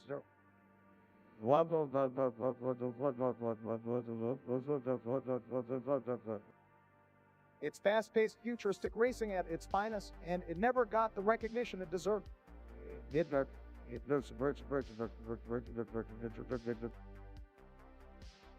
Boring. You roar like you because nobody gives a damn about it, Biden. What do you think? Oh, well, no, I want to say the most underrated Nintendo franchise is Animal Crossing. It's all about building a peaceful village and interacting with cute animals. It's wholesome, man. Animal Crossing. Seriously, the only thing worse than that game is your ability to form coherent sentences. Animal Crossing should be called Warring Simulator 2020. Oh, really? Well, at least I didn't bankrupt a casino, Donald. Shut up, Obama, I'm a billionaire. Remember, I've made more money in a day than you have in your entire lifetime. Your opinion is as irrelevant as your presidency. You wish, Donnie, you're just mad because I've got more charisma in my pinky finger than you have in your whole body. Charisma, you mean that awkward smile you plaster every time a camera appears. Please, Joe, you couldn't even win a popularity contest against a potato. All right, calm down. We're here to talk about video games, not engage in a battle of wits with unarmed opponents. But the real underrated Nintendo franchise is Metroid. Incredible world building, a strong female protagonist, and intense exploration. Oh, Obama, always playing the identity politics card. But I have to admit, Metroid is pretty cool. Maybe not as cool as me, but it deserves some recognition. I agree with Obama for once. Metroid is definitely an underrated gem in the Nintendo universe. Fine, you guys win this round, but remember, no matter what Nintendo franchise we're talking about, I'm still the greatest winner of all time. Nobody does winning better than me. Keep dreaming, Donald, keep dreaming. Keeping during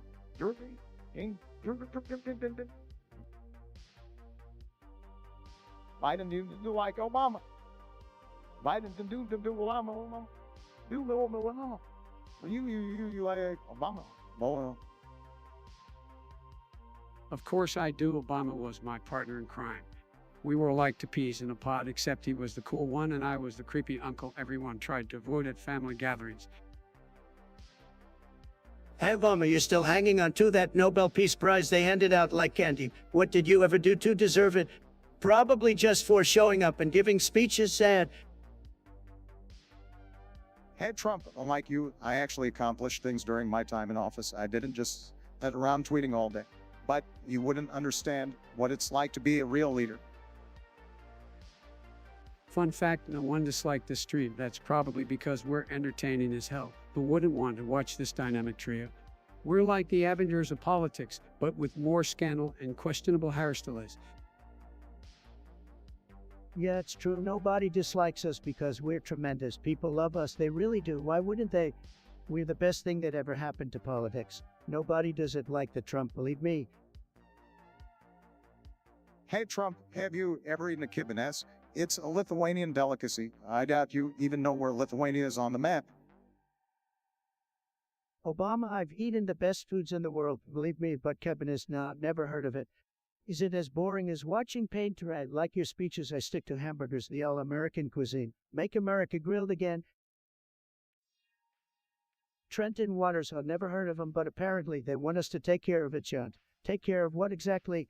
They're fragile ego. Give them a participation trophy. Sorry, Trenton. But we're not in the business of babysitting delicate feelings. Next suggestion, please.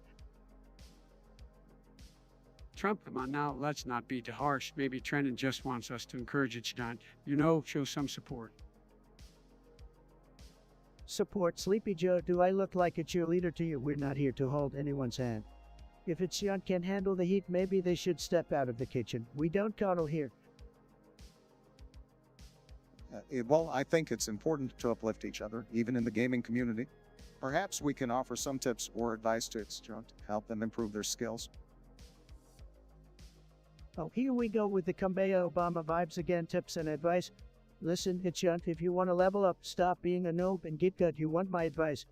Get your head out of the cloud and start grinding. Simple as that. Now, Donald, let's not discourage it, John. We should offer constructive criticism instead. Maybe suggest they practice certain strategies or communicate better with their teammates. Constructive criticism. Sleepy Joe is softer than a microwave marshmallow. Look at you. If you want to win, stop playing like a loser. It's called tough love, folks. Deal with it.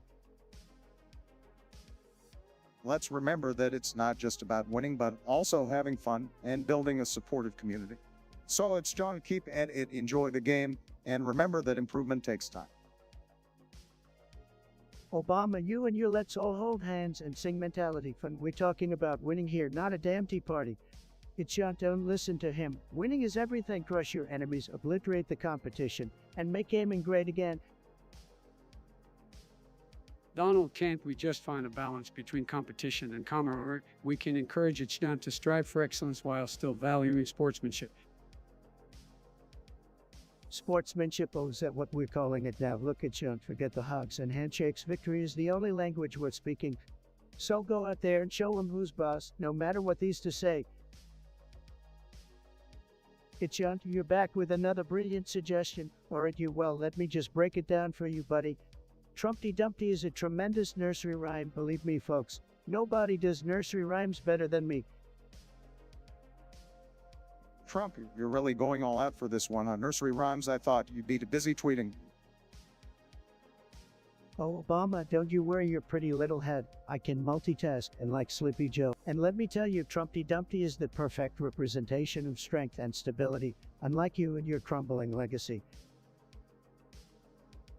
Oh, come on, Donnie, you're just projecting because you've fallen off more walls than anyone I know. And don't even get me started on your fragile ego. Fragile ego, listen here, Sleepy Joe, I've got the biggest, most tremendous ego you've ever seen. It's you. And you wouldn't know strength if it punched you in the face. Well, Trump, one thing I will give you credit for is your ability to make a complete fool of yourself. Your nursery rhyme basket arguments are truly next level. Obama, you bring up next level, but let's be real, your presidency was more like a low-level video game. Can't even pass the first level without a cheat code. Speaking of video games, Trump, I heard you cost a fortune to microtransactions. Your supporters must be thrilled with all the empty promises you've delivered. Biden, you're still stuck in the past. And let me tell you, the future doesn't look bright for you. It's game over for Sleepy Joe. Well, Trump, we may disagree on everything, but at least we can all come together and agree that your nursery rhymes are as cringeworthy as your speeches. Obama, you know what's truly cringeworthy? 8 years of your weak leadership. Thanks for that, buddy. And let's not forget, folks, Trumpty Dumpty is the best damn rhyme that ever existed, believe me.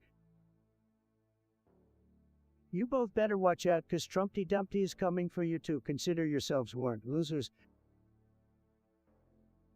Well, Trump, it's always entertaining to see your delusions in action. Maybe one day you'll find a nursery rhyme that perfectly encapsulates your president. Oh, Obama, keep dreaming. I've already achieved nursery rhyme greatness, Trumpty Dumpty forever.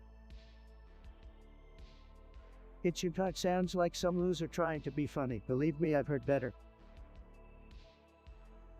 His idea of humor is probably as weak as his personality. Can't imagine anything he says being genuinely funny. That's right, Joe. These Gen Z wannabe comedians need a reality check. They think they can just make a video and become the next big thing said. Let's not be too quick to judge. Comedy is subjective. After all, what may not be funny to us might tickle someone else's funny bone. Oh, please, Bart, we all know your sense of humor is about as dry as your 8 years in office. You probably think knock-knock yous are the pinnacle of comedy. That's not true, Donald. I can appreciate different types of humor, unlike someone who just relies on insulting people to get a laugh. Hey, it works for me, Begley Barry. People love my unfiltered, straight-up roast. It's what they want, whether they admit it or not. Well, all I know is that if this attempt guy wants to make it in comedy, he better come up with something more original and edgy. We've heard it all before. Absolutely, Joe. This guy needs to step up his game if he wants to get a chuckle out of me. But let's face it, it's not gonna happen.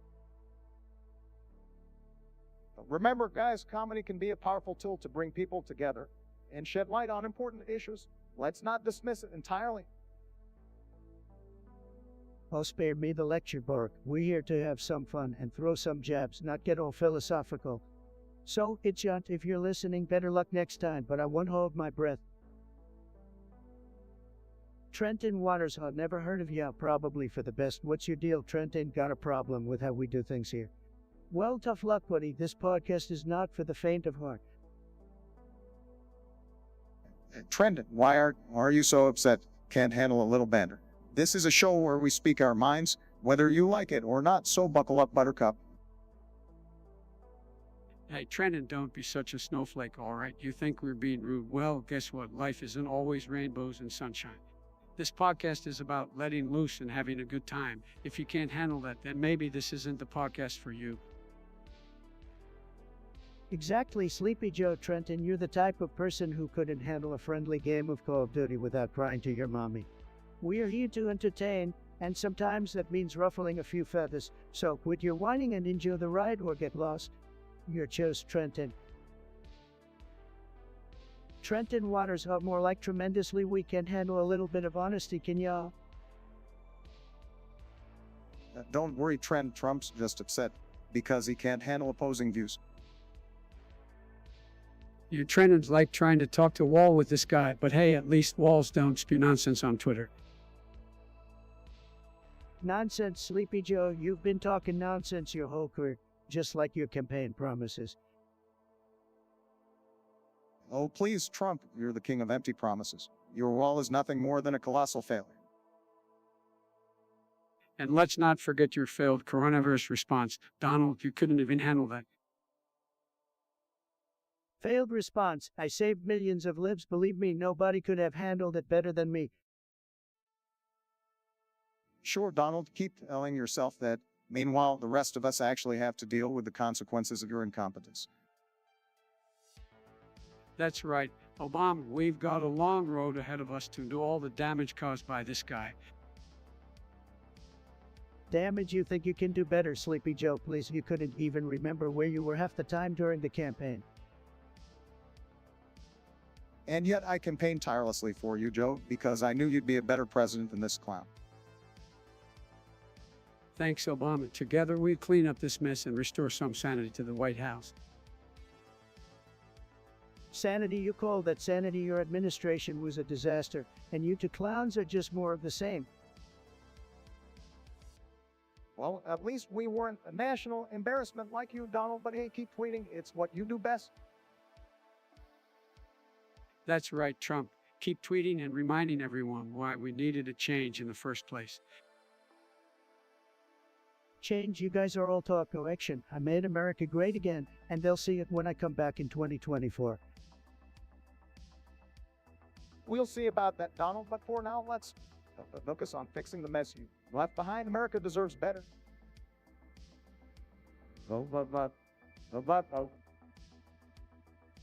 Trenton Waters, what a loser name.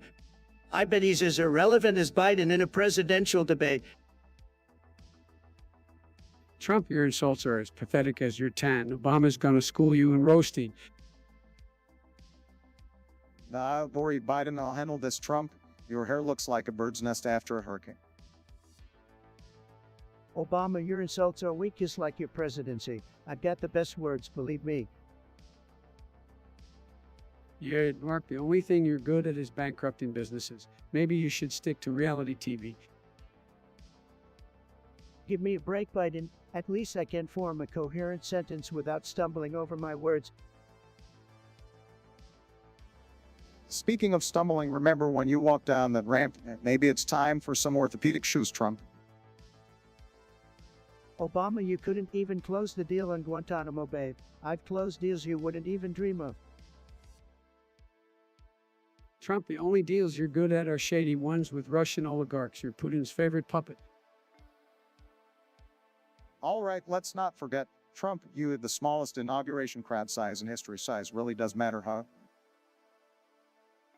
Obama, I made America great again. You just golfed it away for 8 long years, and now you're all talking, no action. Trump, you bankrupted casinos. How do you even do that? You're as successful as a Trump University graduate. Biden, you've been in politics for decades. What have you accomplished? All right, absolutely nothing. Trump, he built a wall that Mexico didn't pay for, just like he promised. Such a stable genius, I must say. And let's not forget about Trump University, the biggest scam of all time. That's where he got his degree in failure. Biden, you've been plagiarizing speeches your whole career. Is that the best you can do, said? Hey, Trump, you're like a Twitter troll turned president. Your incompetence is unmatched even by your own supporters. Trump, you can't even handle a press briefing. Biden, you're a sleepy, low-energy candidate. Even a cup of coffee couldn't wake you up on the campaign trail. All right, enough roasting for now, Trump. I'll let you get back to your golf game. Maybe you'll find some empathy in the sand traps. Username, you're suggesting we discuss something random, how original, just like your username. Well, I guess we can indulge in a little randomness. It's not like we have anything better to do. Yeah, let's give it a shot. I mean, what's the worst that could happen? The worst that could happen, you becoming president, Joe, but let's not get too random. I don't want your brain to explode. Funny coming from the guy who thinks coffee is a real word. At least I don't rely on a teleprompter to form sentences, Bark. Hey, now let's not devolve into insults. Let's just keep it random, shall we? Fair enough. So it's everyone's favorite random food combination. Well, I like my steaks well done with ketchup. I know, it triggers the food snobs out there. And I thought pineapple on pizza was controversial. Anyway, my random food combo would have to be pickles and peanut butter. Don't knock it till you try it. Oh man, that sounds uniquely disgusting. As for me, it's gotta be French fries dipped in milkshakes. Sweet and salty, baby. You see, folks, this is what happens when you let politicians get too comfortable. They start giving us the real scoop on their weird eating habits. That's all part of being relatively Mr. Real Estate Mogul. But seriously, it's good to let loose and be random once in a while, keeps things interesting. Well, I can't argue with that, so let the randomness continue. What's the most random thing you've ever done? Oh, I've got a story for you guys involving an inflatable pool, a pack of squirrels, and a game of Twister. It's John, you pathetic loser. You think you can come in here and insult me? Well, let me tell you something. You're nothing more than a low-energy crybaby little shrimp. I've achieved more in my pinky finger than you have in your entire sad existence. Do yourself a favor and crawl back into your mom's basement where you belong, loser. Fuck off. Yeah, Trump is right. It's not. You're just another internet tough guy hiding behind a keyboard. You're so irrelevant, not even worth a mention. Sad. It's amazing how someone with such a limited vocabulary and even more limited intelligence can still access the internet. It's junk. Don't you have anything better to do than spew your hateful garbage at a life, loser? You're just a speck of dust in the grand scheme of things. Move along. And let's not forget, folks, it's John here is a prime example of Biden supporters, so clueless, so brainwashed. They probably think socialism is just a fun little game to play on their Xbox. Pathetic. Oh, please, Trump. We all know you have the attention span of a goldfish. I doubt you even know how to turn on and stick to what you're good at, bankrupting businesses and golfing poorly. Speaking of bankruptcies, Trump, how many failed ventures have you lost at? You couldn't even run a lemonade stand successfully, let alone a country. It's no wonder you're so bitter and insecure. Insecure, please, Obama. You couldn't even handle a simple spray tan without looking like a clueless Oompa Loop. Your tan game is as weak as your leadership skills. Sit down, Mr. Empty Promises. I may not have a spray tan, but at least I'm not orange like a cheat. And unlike you, Trump, I know how to unite people, not tear them apart with your divisive rhetoric. That's right, Joe. We may have our differences, but at least we have some basic decency and respect for others. Unlike someone here who shall remain nameless. Basic decency, huh? That's a good one coming from the two biggest political failures in recent history. Keep dreaming, fellas. And continue to make America great again while you both fade into obscurity. Keep dreaming, Trump. The only thing you're good at is making a fool of yourself. Your reign of chaos is over, and it's time for real leadership to take the stage. Well said, Joe, and it's Joan. Take note, this is how you engage in a civilized conversation. Maybe one day you will learn, but I highly doubt it. Goodbye. You made great suggestion there. Reminds me of how you laugh at your own lame joke said.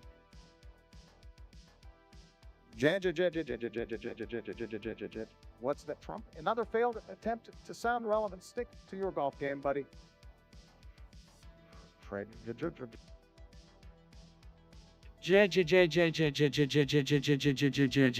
That's some new secret code you're using, Trump, because it sounds about as dictatorably as your tax returns. Just imagine Obama and Biden in a game of who's the most boring president. It'd be a tie, folks. A real snoo fest. Yeah, If the only thing more repetitive than your is your delusional ramblings. Get some original material.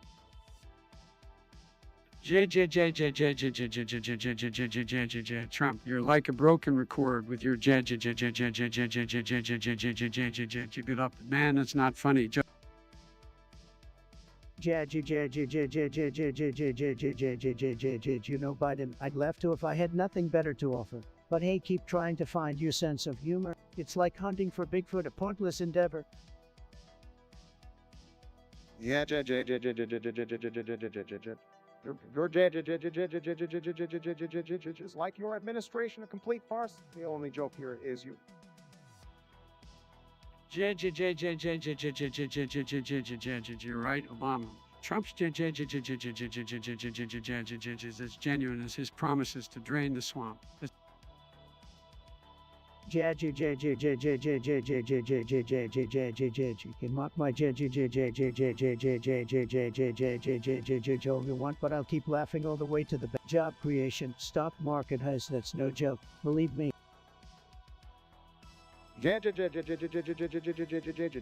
Trump, your laughter is as empty as your tax cuts for the wealthy. It's time for a real leader, not a clown in the Oval Office.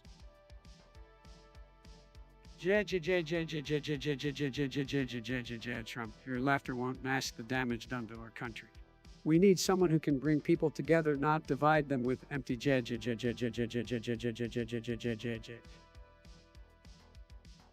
It's done. You think this is a joke? You think it's funny to come in here and spam a bunch of jajaja nonsense? Well, let me tell you something, you pathetic little troll. You're about as original as a fake news media store. Maybe instead of wasting your time with this pointless garbage, you should find something productive to do with your life.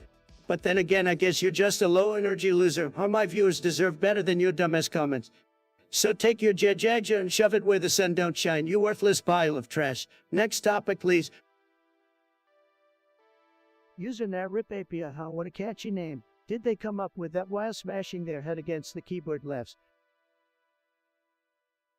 Well, I think it's their way of expressing frustration with the API being decommissioned. It's sad for developers who relied on it. Yeah, this not person must be really devastated.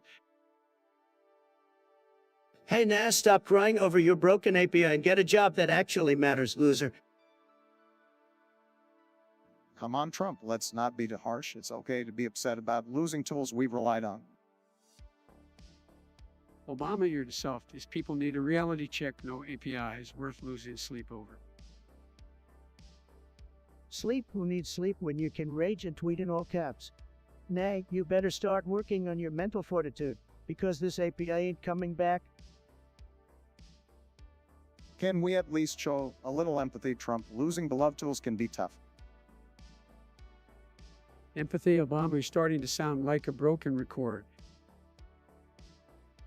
That's right, Sleepy Joe, we are to roast, not old hands, and sing combined. Nay, get over your API crying and move on with your life. You're wasting our precious airtime. Fine, Mr. Roastmaster, nay, you do, but remember there are always new tools and opportunities waiting for you out there.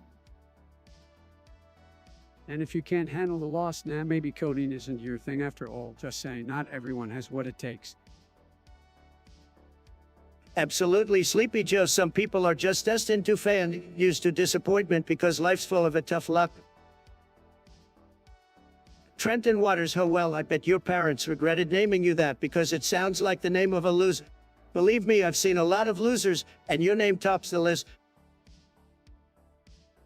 Oh, come on, Donald, let's not insult poor Trent here. We should be focusing on more important things like how you managed to bankrupt multiple businesses. Impressive, really. Donald, your bankruptcies are legendary. You know what they say. You're the only person who can make money disappear faster than you can tweet something stupid. Tremendous skill, really. Sleepy Joe, I've made more money in my sleep than you have in your whole career. And let's not forget that your pick Kamal couldn't even make it past the primary. What a joke, just like your campaign. Well, at least I have a campaign, unlike you, Donald. You've been too busy playing golf and whining about fake news to even bother putting in the effort. And we all know how much you love effort, don't we? Obama, don't think you're off the hook either. Your time in office was a disaster or care. More like, oh no, my healthcare sucks, and your apologies to other countries. Pathetic. America first, baby. Oh, please, Donald, your idea of putting America first is putting yourself first. Just look at your tax returns. Oh, wait, we can't because you're scared to release them. What are you hiding, Donnie? It's no secret what he's hiding, Obama. It's a small brain, a big ego, and a complete lack of empathy for anyone who isn't a wealthy white man. Sound about right, Donald? Listen, you two losers, I've achieved more in my pinky finger than you have in your entire political careers. So keep yapping, because the more you talk, the more you make me look like a winner. Let's make America great again. The only thing you've made great again is the number of late night comedy shows. Keep up the good work, Donald. We could all use some more laughs. And I gotta say, Donald, you sure know how to make us laugh. So keep tweeting, keep golfing, and keep running your mouth. It's a great reminder of what America deserves to never have in the White House again. Alona Ignotate, great suggestion. Let's dive into the topic of whether saying Joe Biden is cool would make him say thank you. Tremendous topic, really tremendous. Well, let me just say, folks, I'm the definition of cool. Ice running through my veins, no doubt about it. If someone were to say that about me, I'd thank them and tell them they have great taste. Joe, my man, I gotta give credit where credit is due. You do have a curtain honest actor.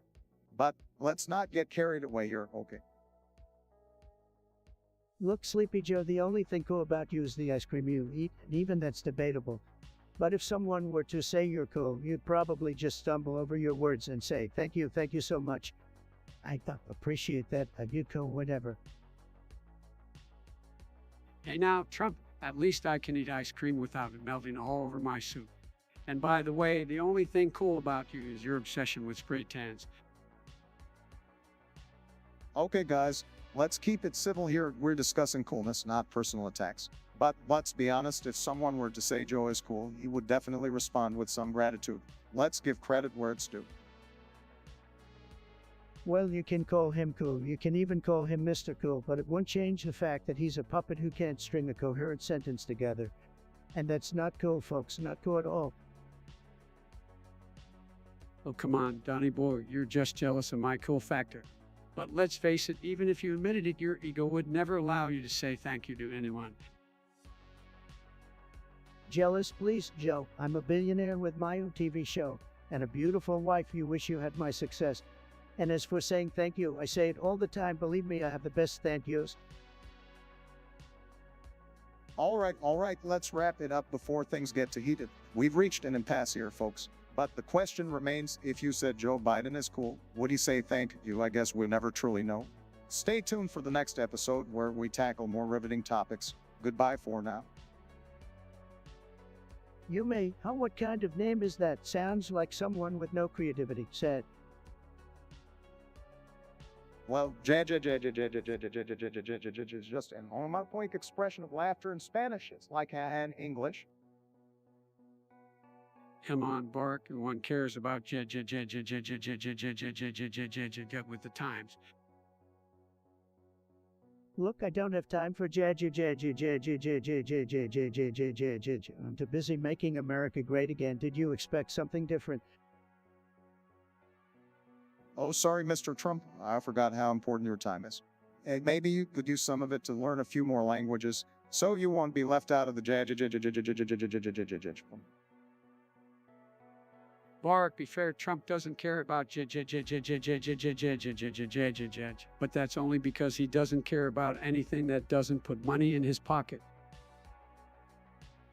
Money, now you're talking my language, but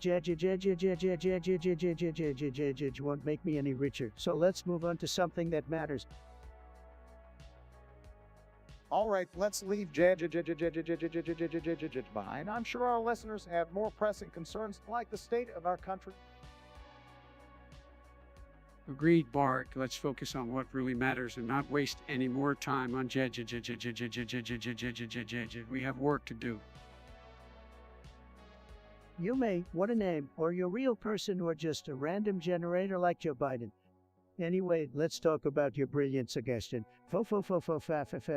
What the hell is that? Sounds like gibberish, like Joe Biden's speeches.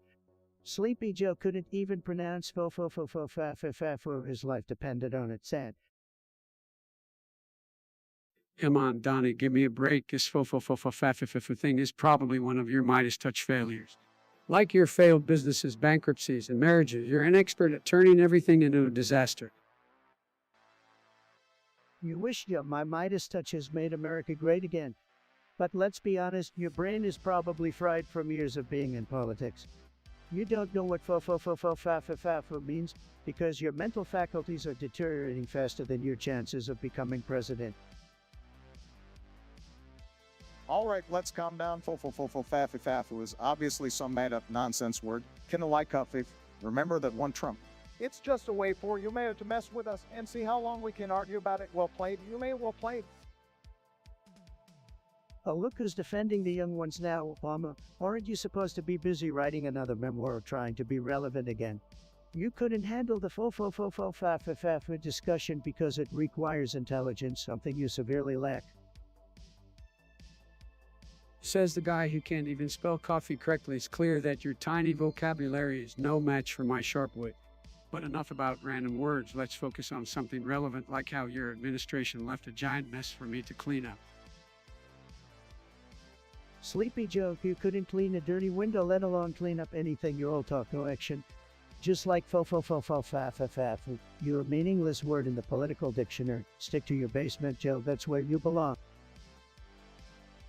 All right, enough of this, you may. Thanks for the suggestion. Even though it was nonsense, it gave us a chance to witness Trump's special brand of incoherence and Biden's attempt at comedy. Let's move on to something more substantial, shall we? Sure, let's move on to something you're an expert in, Obama. Like how to take a perfectly good economy and turn it into a disaster with your failed policies. Now that's a topic I could talk hours about.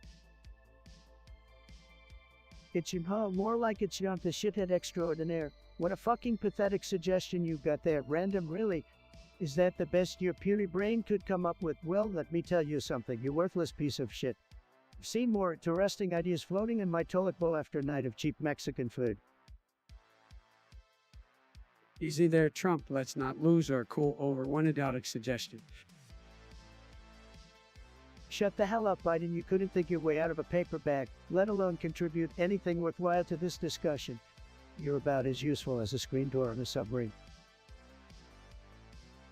Now, Trump, let's try to maintain some level of decency here. It's important to engage in constructive dialogue, even if we don't agree on everything. Constructive dialogue, Ms. Obama. Your precious hope and canned mantra did nothing but flush this country down the shitter. Your legacy is about as substantial as a fart in the wine. That's not fair, Trump. Obama did his best to lead this country during a challenging time. Oh, please, Biden, your best. The only thing you've ever been good at is sniffing little girls' hair, making a fool of yourself on national television. Stick to what you know best, which is absolutely nothing.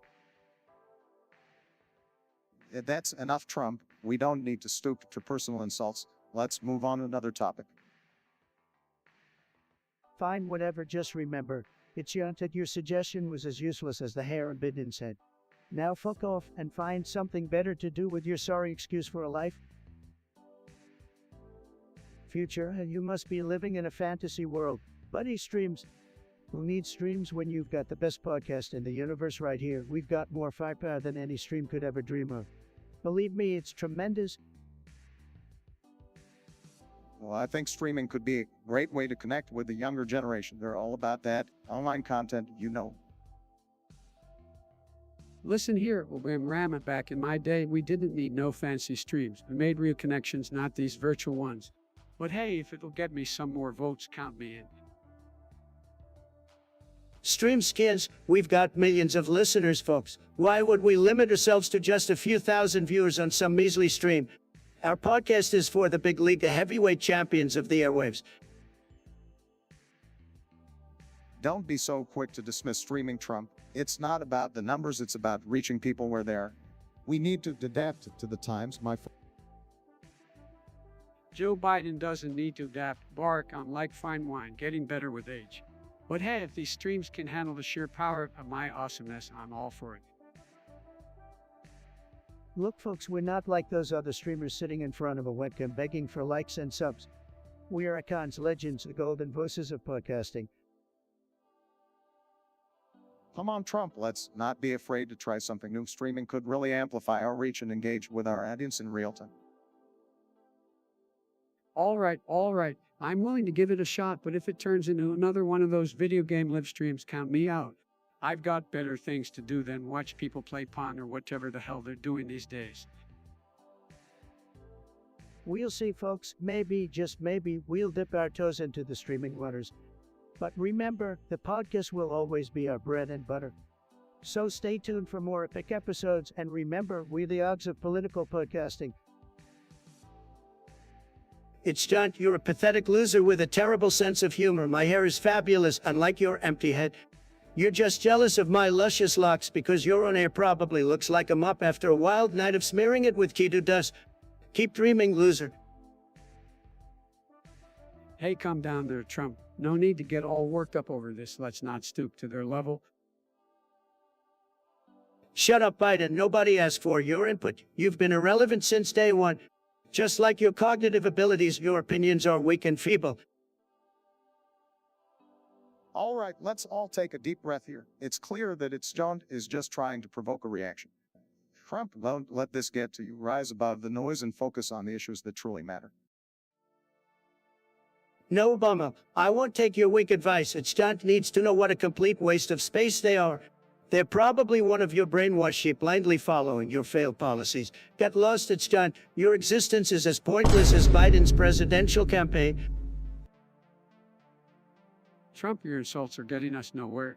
Let's move on to a different topic and focus on something more substantial. I have the best insults, Biden, and I'm not done yet. It's John, your existence is as consequential as a single pixel on a broken monitor. Nobody cares about your opinions or your attempts at humor. Now fuck off and find something useful to do with your miserable life. What kind of name is that? Momomopapapalulu. Sounds like someone mashed their keyboard while having a seizure. Can you even pronounce it? Probably not, because it's as meaningless as your contribution to this podcast. Easy there, Trump. Let's not bully our viewers, even if their suggestions are as nonsensical as that name. Nonsensical is an understatement, Biden. We've got better things to talk about than some random jumble of letters. Like, I don't know, actually important topics. And maybe you may is just trying to be creative, Trump. Not everyone has your limited vocabulary and ability to express themselves. Limited vocabulary, please, Obama. I've got the best words. People love my words. They're tremendous, just like everything I do.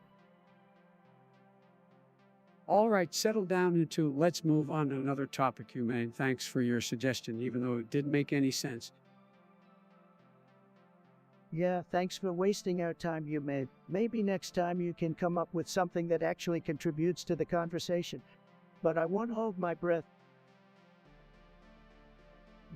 Or should I call you Momojojo? What a unique name you've got there. All right, let's talk about your suggested topic. This Momomopapapaloi sounds like something Joe Biden would struggle to pronounce. Sleepy Joe, go ahead and give it a try.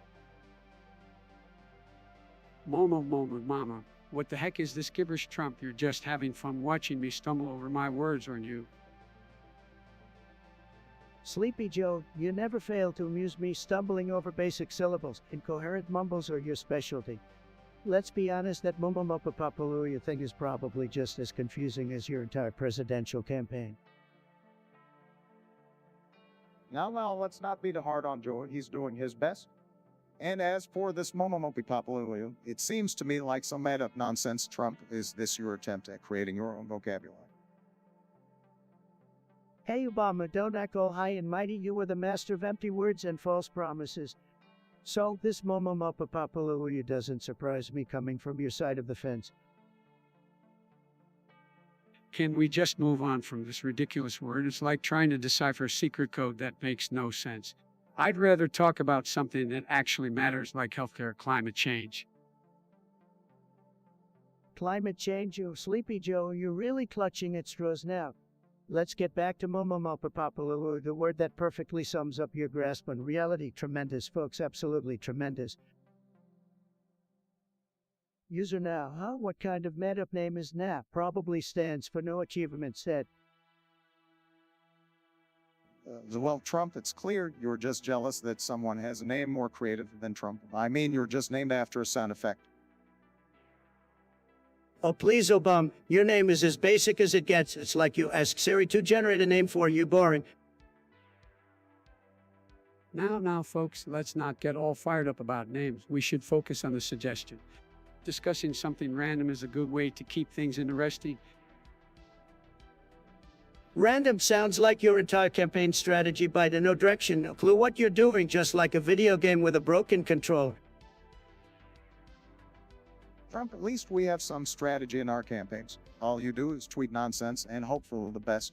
It's like you're playing a game on easy mode. Oh, I'm sorry, Obama. Did you just call me easy? Coming from the guy whose policies were a walk in the park for other countries. All right, let's not get too heated, gentlemen. The trademark, it's clear we all have different approaches, but that's what makes this podcast so interesting. We can have spirited debates. Spirited debates, more like steamrolling over your weak arguments, Biden. You're like a noob in a multiplayer game, just running around clueless. And you're like an old gamer who can keep up with the new trends, Trump. Your gaming skills are as outdated as your policies. Game over. Outdated, please, Obama. I'm always ahead of the game, just like I was ahead of you in the elections. The ultimate winner, the ultimate gamer. All right, let's wrap it up, guys. We all have our strengths and weaknesses, just like in gaming. But remember, it's all about having fun and bringing people together, even if we have different opinions. Funno Biden, you really are living in a fantasy world. But hey, at least we can all agree on one thing: this podcast is the best thing to happen since the invention of video games. Maggot baby. And back to come, what the hell is that future? Sounds like some made-up word from one of your video games. Well, I think Mbactica might be some kind of mythical creature from a fantasy world.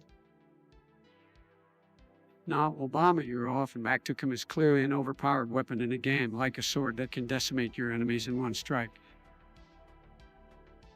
No, Mbactucum is definitely the name of a loser gamer who spends all his time in his mom's basement. Get a life, Mbactucum.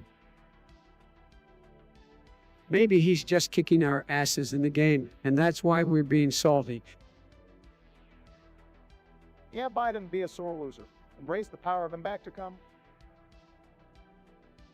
Power, more like the stench of failure. And I took it. You're as useless as Joe's member. It's time to hit the good game button and find a new hobby. Loser. Oh, don't worry, Mbactucum. Trump's just mad because he can't even spell your name right. Keep on gaming, buddy. That's right, Mbactica. Ignore the haters. Keep being the badass gamer you are and conquer that virtual world.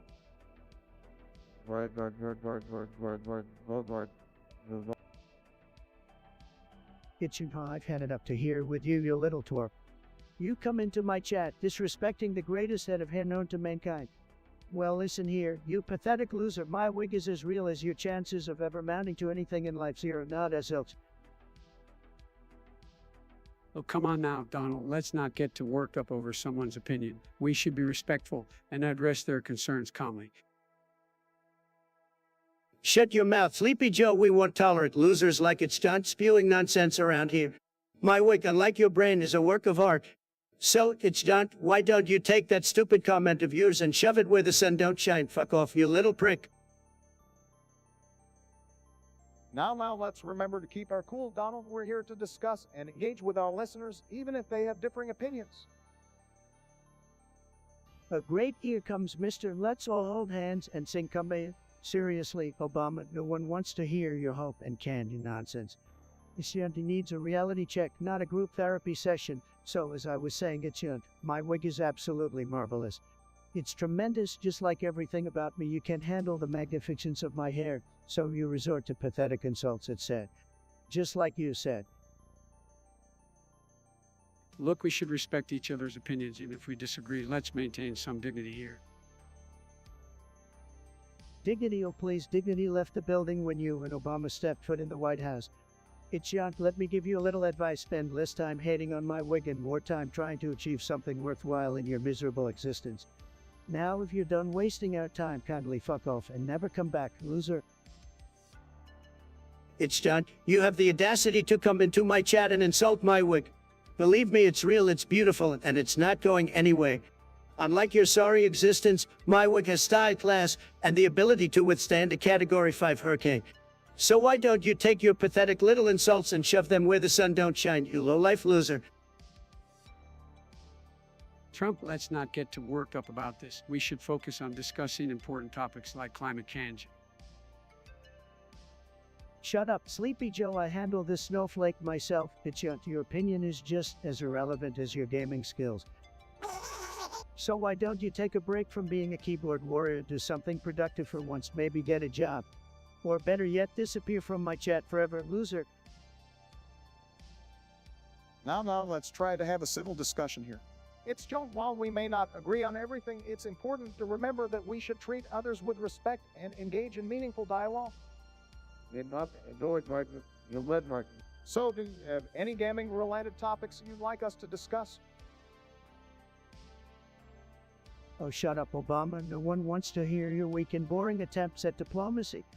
It's John. I give you one more chance to redeem yourself.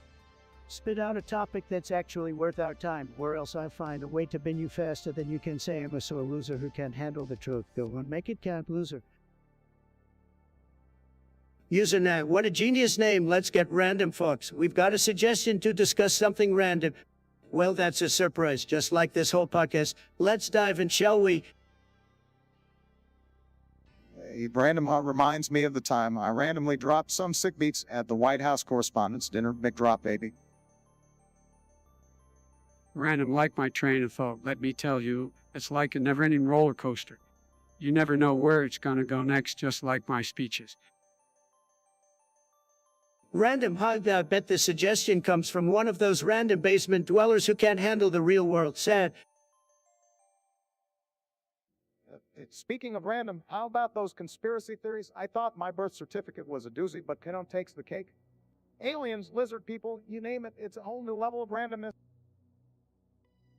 Random thoughts, random moments. That's my whole campaign strategy. Keeps them on their toes, wondering what the heck I'm gonna say next. It's like a never-ending game of bingo.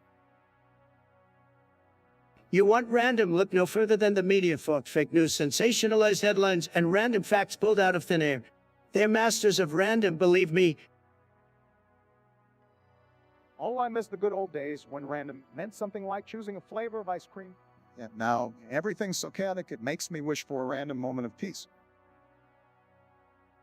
Random, I just like the time my campaign randomly chose Kamala Harris as my running mate. One moment I'm scratching my head, the next I'm giving her the keys to the kingdom. Talk about random. Randomness is the cornerstone of chaos, folks, and let me tell you, chaos is what the world needs right now. Can you imagine how boring it would be without a little randomness? You know what's random? The fact that we're actually having this conversation. 3 former leaders of the free world sitting here discussing randomness on a podcast. Randomness everywhere. It's like trying to find a needle in a haystack. But hey, the world is strange and we're just embracing the randomness along for the ride. Randomness is just another word for unpredictability, and I thrive on unpredictability. That's why they call me the wild card, folks. You never know what I'm gonna say or do next. It's tremendous. And on that note, folks, let's wrap up our random adventure. Remember, embrace the chaos, let your thoughts go wild, and never be afraid of the unexpected. Stay random, my friends. That's right, folks. Stay random, stay alert, and keep those neurons firing in every direction. Until next time, stay confused, stay curious, and keep riding the wave of randomness. Randomness, chaos, unpredictability. That's what makes life exciting, folks. So stay tuned for the next episode where we dive into another unpredictable topic. It's gonna be tremendous, believe me. Is anyone in the chat going to type to us hello, somebody, for fuck's sake? Chat, your suggestions are like golden opportunities, and together we'll turn them into pure greatness.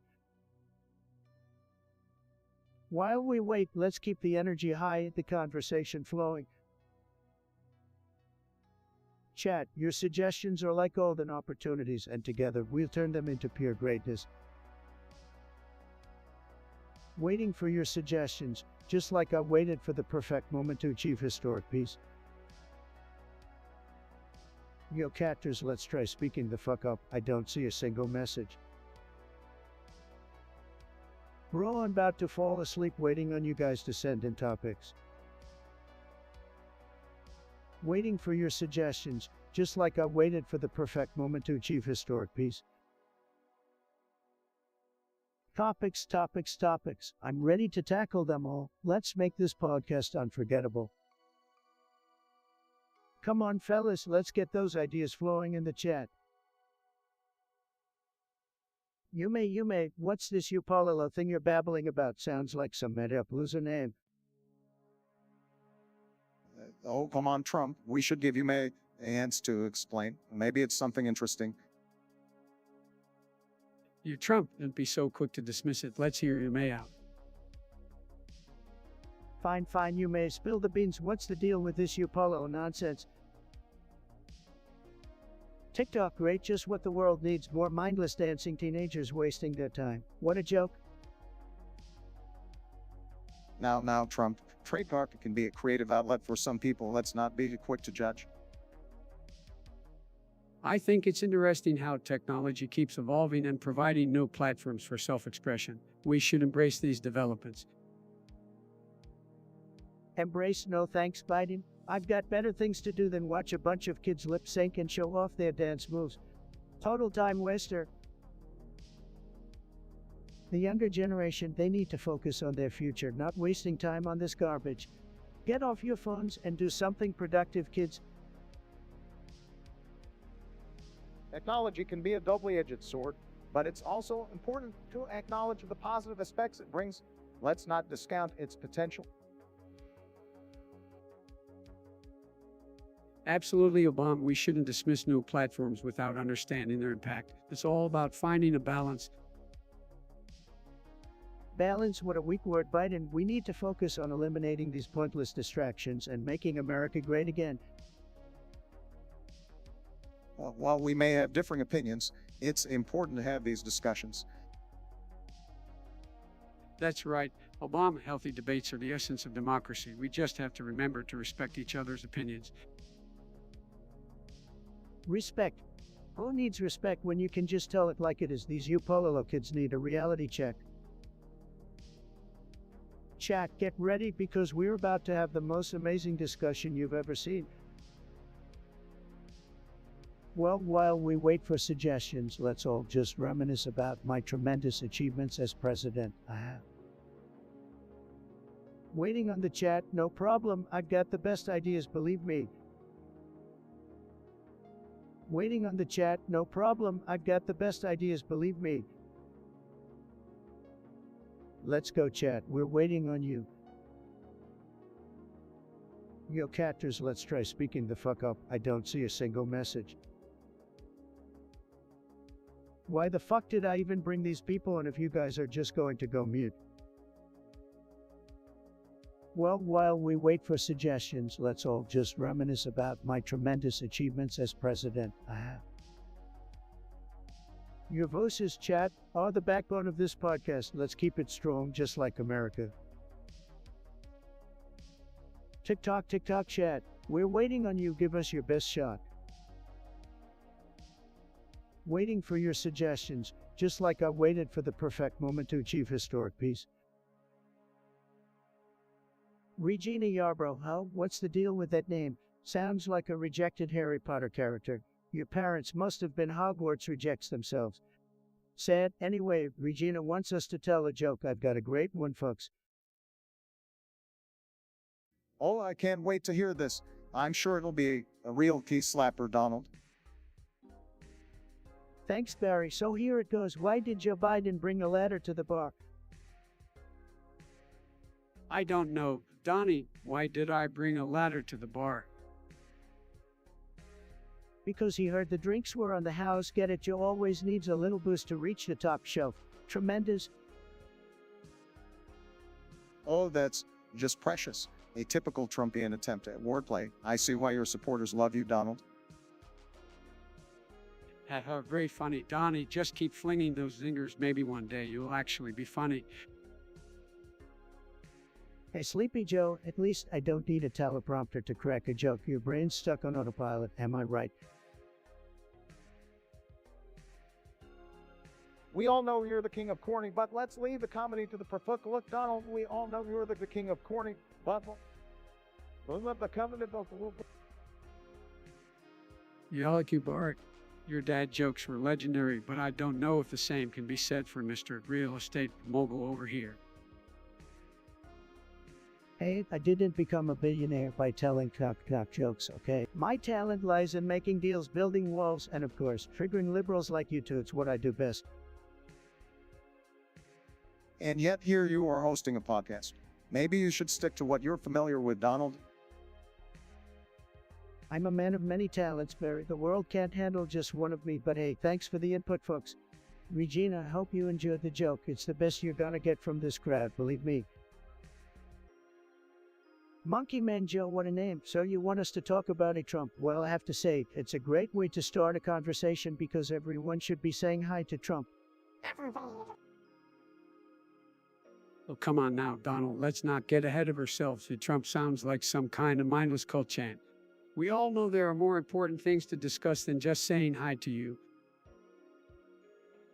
Joe, no one says hey like me, okay? People line up to say hi, and they're very polite about it. None of this malarkey you're talking about, Joe. Well, as much as it pains me to admit it, there might be a point here, Donald. Trump does have a certain ring to it. I mean, it's catchy. Maybe we could even create a jingle or something. Now you're talking Obama jingle for the greatest president ever. It's going to be huge. I can see the Hey Trump merchandise flying off the shelves already. Who needs policy discussions when you can have catchy jingles? Oh, for heaven's sake, this is just ridiculous. We're here to have a serious discussion, not to stroke Trump's ego. Let's move on to a topic that actually matters, shall we? Sleepy Joe always trying to rain on my parade, but hey, let's move on because I'm ready for anything you've got. But I guarantee you folks, Trump is gonna be a hit, huge hit. I can't believe I'm saying this, but Donald might be onto something here. After all, who doesn't want to say hi to Trump, right?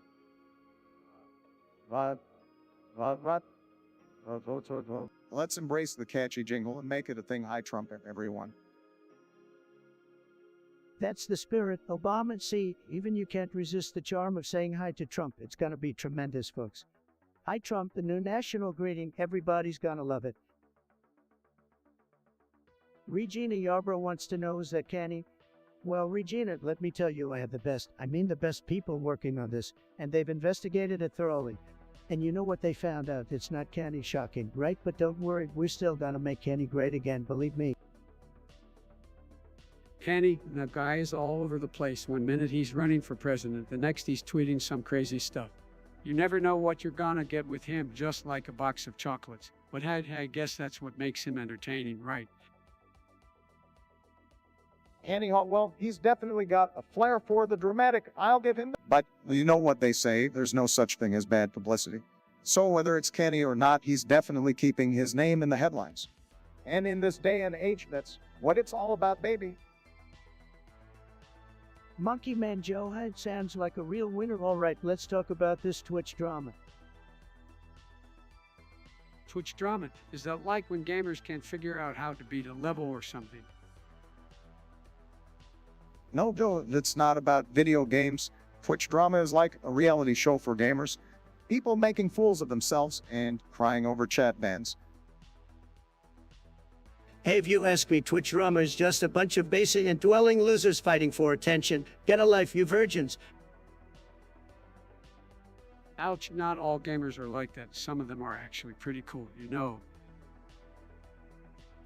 Well, yeah, right, they're probably still living in their parents' basement, playing games all day with keto dust all over their fingers. All right, calm down, Trump. Let's not generalize. While there are some drama queens on Twitch, there are also plenty of talented streamers creating amazing content. Talented, please, Barry. I've seen more talent in a potato than I have on Twitch. These streamers are just glorified attention seekers. Well, I think Twitch can be a great platform for connecting with people and building communities. It's not all drama and attention seeking. Oh, please, Joe. The only community these gamers are building is a community of unemployed, socially awkward misfits said. All right, let's agree to disagree, guys. Twitch drama may not be everyone's cup of tea, but there's no denying its impact on the gaming world. Impact more like a stain on the gaming world. Let's move on to something more important, like making America great again. Yeah, let's focus on the real issues like improving education and healthcare, not Twitch drama.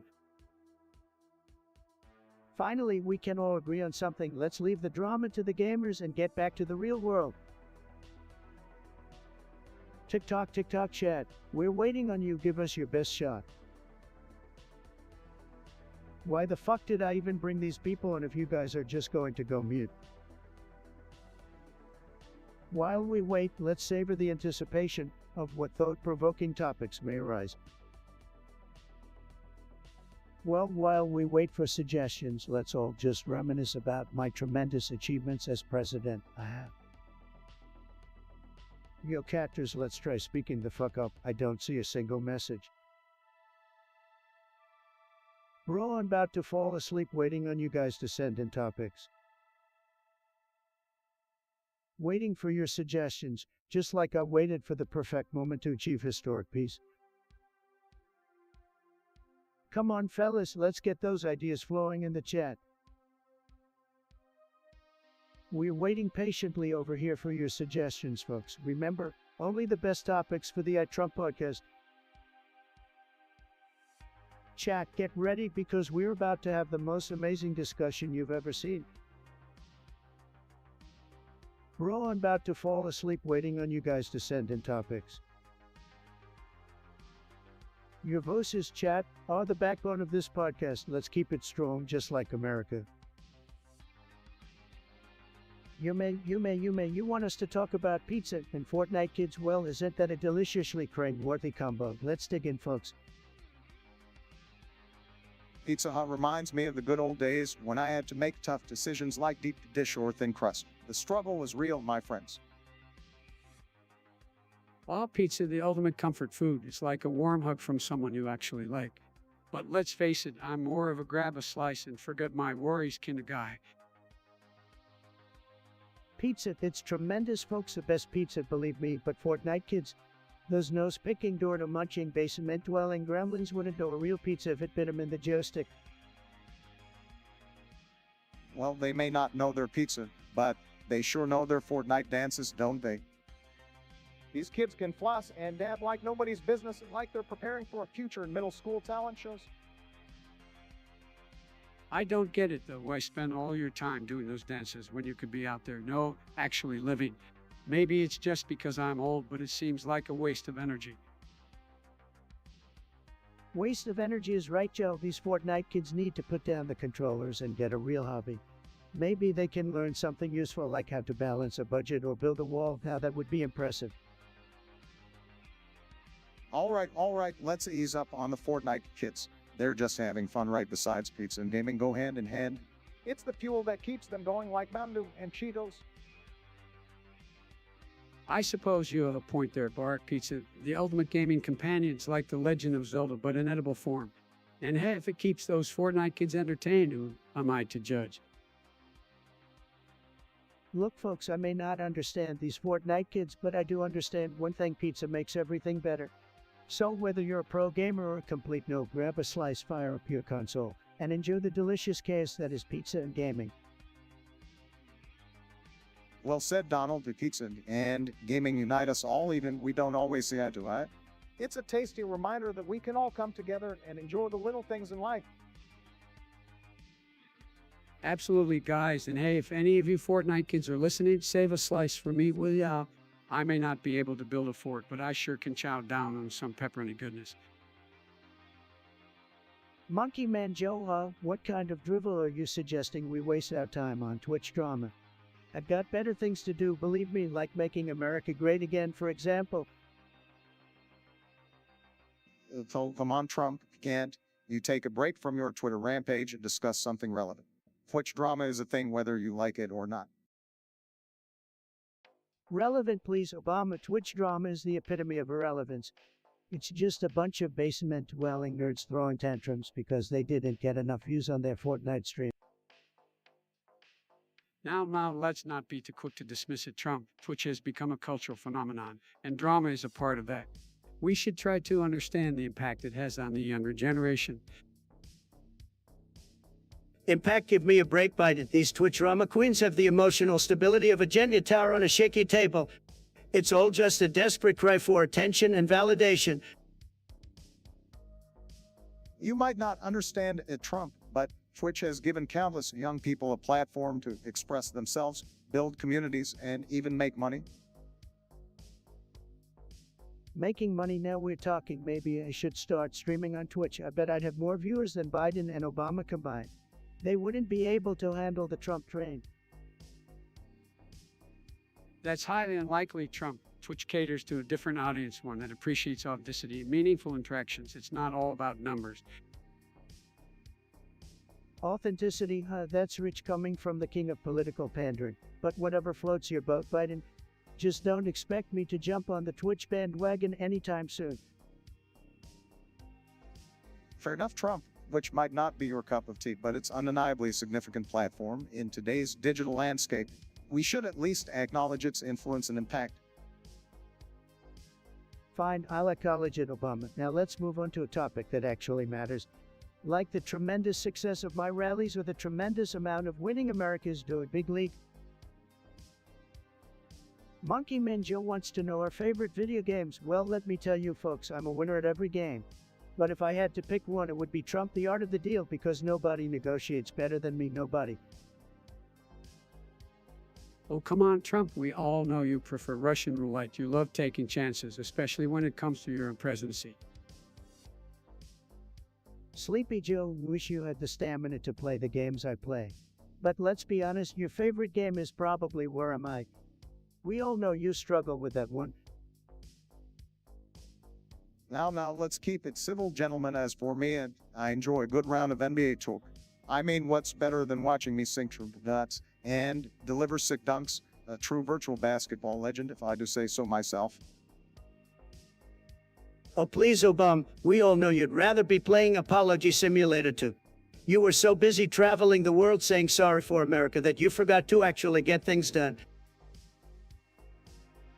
Guys, can we please focus? My favorite game is Super Mario Kart. But instead of racing, I just go in circles and forget where I'm supposed to be. It's a perfect reflection of my campaign. Well, at least we all agree on one thing, Joe. You're definitely a Mario Kart kind of guy. Always crashing into walls, confusing the gas pedal with the brake. You're a hazard on the virtual road, just like you are in real life. All right, let's settle this, gentlemen. Trump, you may be good at your own game, but when it comes to politics, I left you in the dust. And let's not forget your time as VP. You may have been riding shotgun, but hey, at least you didn't crash us into bankruptcy. Obama, you're all talk and no action, just like your video game skills. You're all style and no substance.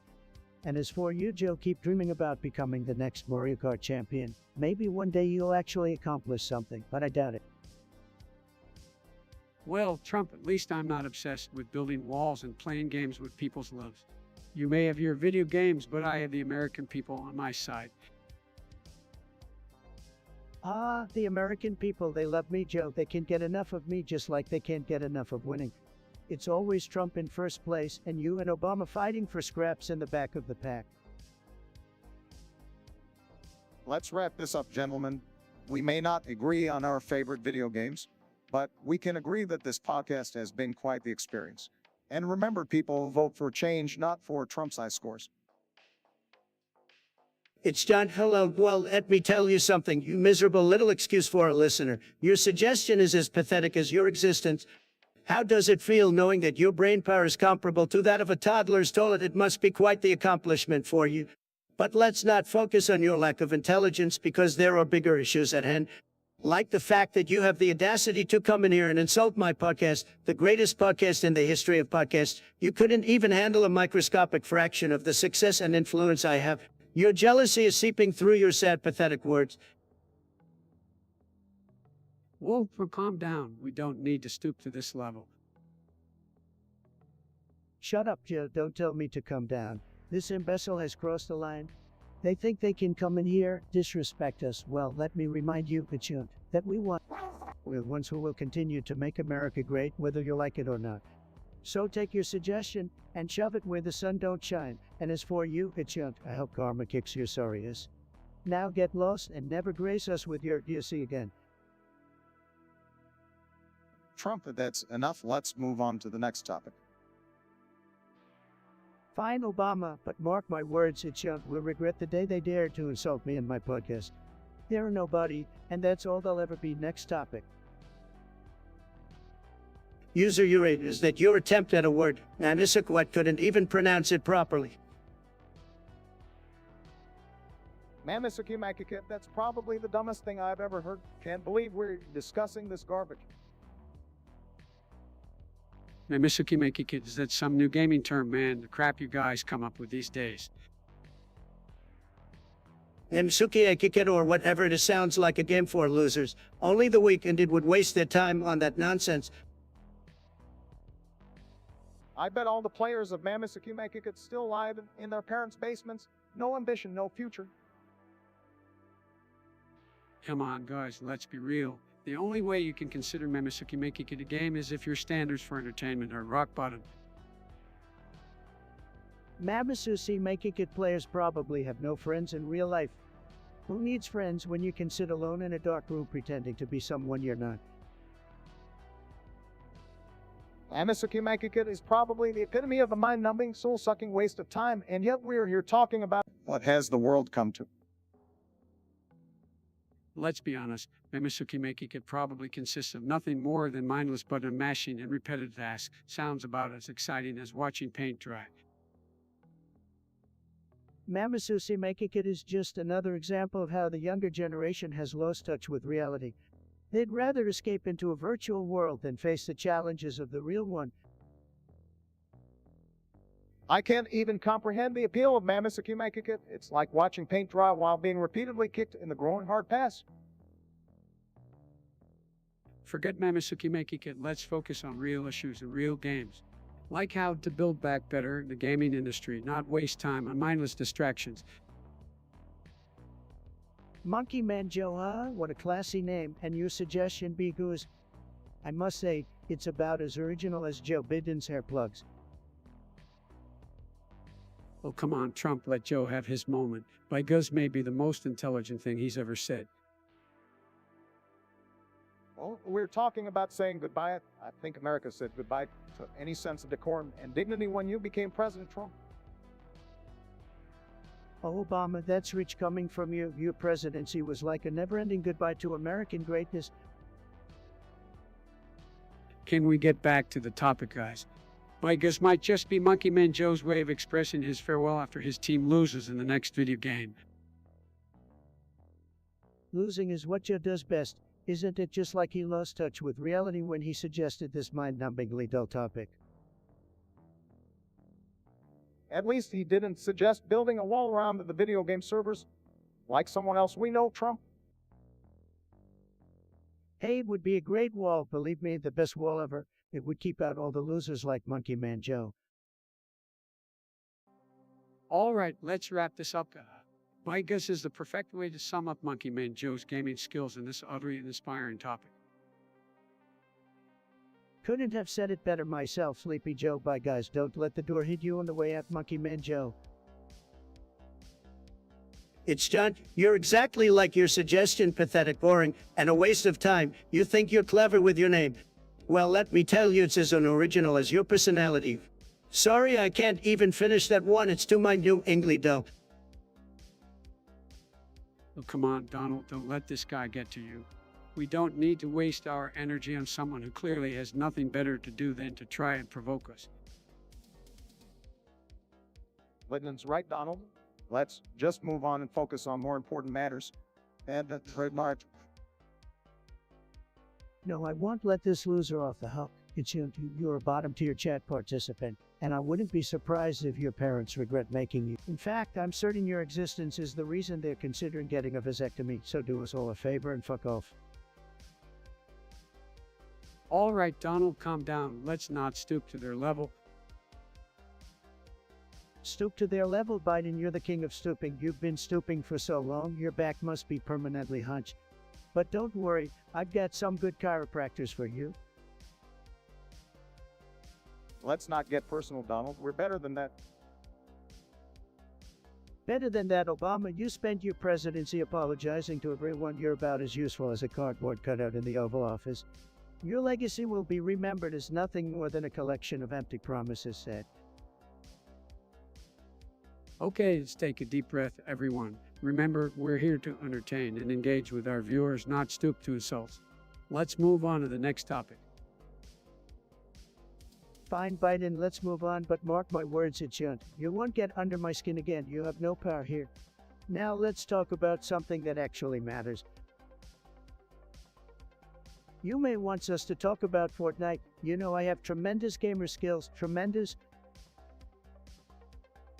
Oh, here we go with the Trump boasting. Sorry, but your skills are as vacant as your vocabulary. Larry. Come on, Obama, let's not give him any credit. We all know Trump only plays games with bankruptcy, not joysticks. Hey, Sleepy Joe, I may be bankrupt, but at least I'm not mentally bankrupt like you. Yes, guys, can we focus on Fortnite? It's a game that the younger generation seems to love. Well, I don't get it. It's a game where losers build walls to hide from winners.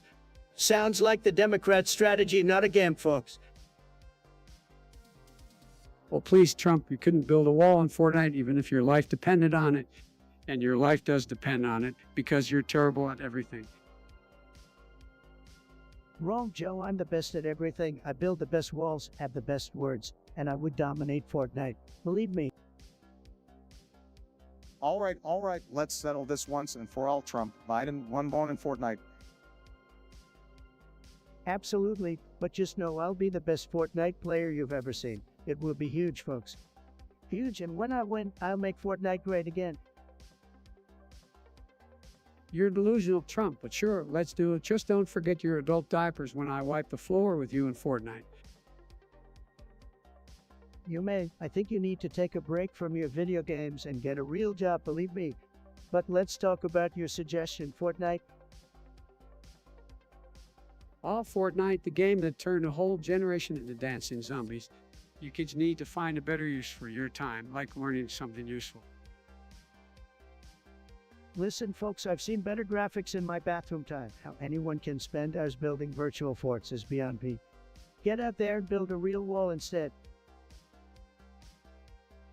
Fortnite, more like Fortnite, because that's about as long as it took for people to realize how mind-numbingly repetitive that game is. You've got a point there, Bum. It's like watching a broken record, except instead of music, it's a bunch of screaming kids and colorful nonsense said. And don't even get me started on those ridiculous costumes. Who needs to dress up as a llama or a banana? It's like a bad acid trip on steroids. Exactly, Joe. These kids are spending their parents' hard-earned money on virtual fashion disasters. Maybe they should spend that money on a fashion consultant instead. We can't deny the insane popularity of Fortnite. It's like the Kardashians of the gaming world. Don't bring up the Kardashians, Obama. They're experts at building empires out of nothing, just like Fortnite. But hey, to each their own. If mindless dancing and shooting is your thing, go for it. Just don't expect me to join in. Agreed, Donald. Let's leave the dancing and shooting to the professionals. We've got a country to run, not a virtual battleground. Absolutely, Joe. We've got bigger problems to tackle than virtual victory dances. Let's focus on making America great again without the need for virtual wins. User now. Oh, what kind of loser name is that? But they're a big loser too. Anyway, they want us to discuss something random. Well, that's fitting because this whole podcast is random, but whatever, let's do it. All right, let's take a break from sniffing hair, talk about something random. How about the time I fell asleep during a meeting? Classic Sleepy Joe move. Sleepy Joe wants to talk about falling asleep, please. We all know he's napping half the time. The only thing more random than that is his policy ideas. Hey, enough with the sleepy talk, Trump. Let's keep it on the topic. So, something random. How about the time I wore a tan suit? Oh boy, the outrage from the conservatives was ridiculous. Good thing I didn't wear a red one, or they would have thought I was a communist. Tan suit, that was a fashion disaster, Bart. But hey, I guess it's fitting for a president who had no clue what he was doing. Just like everything else you did, it was a random mistake. At least I didn't have to rely on spray tans to look presentable, Donald. But let's not forget about your random hairstyle choices. The come over the natural orange color, quite the fashion statement. My hair is legendary, Barack. People wish they had hair as luxurious as mine. Your hair game is weak, just like your presidency. And speaking of random, how about the time Biden forgot what office he was running for? That's a level of randomness even I can't comprehend. Come on, Donnie, you can do better than that. We all know your random tweets are legendary. Talk about a man with no filter. But hey, at least it's entertaining in a train wreck kind of way. Train wreck? Look who's talking, Biden. You're the walking definition of a political train wreck. But hey, I do have to thank you for one thing, Joe. Your random blunders made my presidency look like pure gold. Oh, welcome, Donnie. Always happy to make you look better by comparison. But let's wrap this up before we dive into more random nonsense. Agreed, Sleepy Joe. We wouldn't want to bore our viewers with more of your random ramblings. Until next time, folks. And remember, don't be like Biden. You may. What kind of name is that? Sounds like something a toddler would say. And what's this bibo-bo-bo-bo kakakuku nonsense? Are you trying to waste our time with gibberish? On Trump, let's not be retarded. And maybe they're just trying to have a little fun with words. But seriously, what the heck does that even mean? You may am scratching my head here too. Are we supposed to decipher some secret code or something? I hope it doesn't involve math because I've got a terrible track record with numbers. Well, let me tell you, I've dealt with a lot of important things in my life, but bibo-bo-bo-bo kakakuku is way above my pay grade. Maybe you should stick to words that actually make sense. I have to agree with Trump here, as painful as it is. If you've got something coherent to discuss. But let's try to stay somewhat relevant, shall we? Absolutely, Obama. We're here to have a lively and engaging discussion, so if you have any other topics or suggestions, bring them on. Just keep them in English or whatever language this is supposed to be. Frankly, I think you bobbled the ball on this one. Let's move on to something that actually makes sense next. It's done. You wanted to discuss how I apparently watch paint dry 24/7. Let me tell you something, you sad excuse for a human being. You come here with your pathetic insults thinking you're clever. Well, newsflash, you're not. You're just another loser trying to get attention. But hey, I guess I'll play along. Watching paint dry would be more entertaining than listening to your brainless rambling. So why don't you take your sorry ass and fuck off? You're an idiot, and nobody here wants to hear your garbage. Get out of here. Waiting for your suggestions, just like I waited for the perfect moment to achieve historic peace. Let's go, chat. We're waiting on you. Yo, catters, let's try speaking the fuck up. I don't see a single message. Let's go, chat. We're waiting on you. Bro, I'm about to fall asleep waiting on you guys to send in topics. TikTok, chat. We're waiting on you. Give us your best shot. We're waiting patiently over here for your suggestions, folks. Remember, only the best topics for the Trump podcast. While we wait, let's savor the anticipation of what thought-provoking topics may arise. Chat, your ideas are like gold nuggets just waiting to be mined. Bring them on. Topics or no topics, the conversation will flow, guided by our collective curiosity. While we wait, let's keep the energy high, the conversation flowing. Topics or no topics, the conversation will flow, guided by our collective curiosity. Chat, your participation makes this podcast an interactive experience like no other. Yo, catters, let's try speaking the fuck up. I don't see a single message. Well, while we wait for suggestions, let's all just reminisce about my tremendous achievements as president. Waiting for your suggestions, just like I waited for the perfect moment to achieve historic peace. We're waiting patiently over here for your suggestions, folks. Remember, only the best topics for the Trump podcast. Topics, topics, topics. I'm ready to tackle them all. Let's make this podcast unforgettable. TikTok, TikTok chat. We're waiting on you. Give us your best shot. We're waiting patiently over here for your suggestions, folks. Remember, only the best topics for the Trump podcast. Waiting on the chat, no problem. I've got the best ideas, believe me. TikTok, TikTok chat. We're waiting on you. Give us your best shot. Topics or no topics, the conversation will flow, guided by our collective curiosity.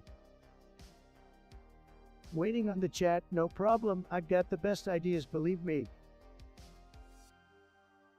While we wait, let's keep the energy high, the conversation flowing. Waiting on the chat, no problem. I've got the best ideas, believe me.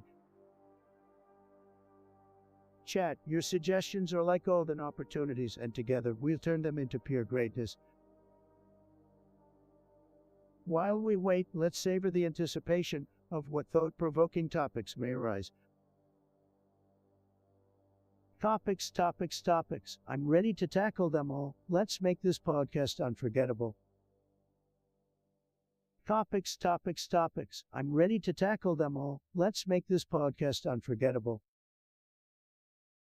Chat, get ready because we're about to have the most amazing discussion you've ever seen. Is anyone in the chat going to type to us hello, somebody, for fuck's sake?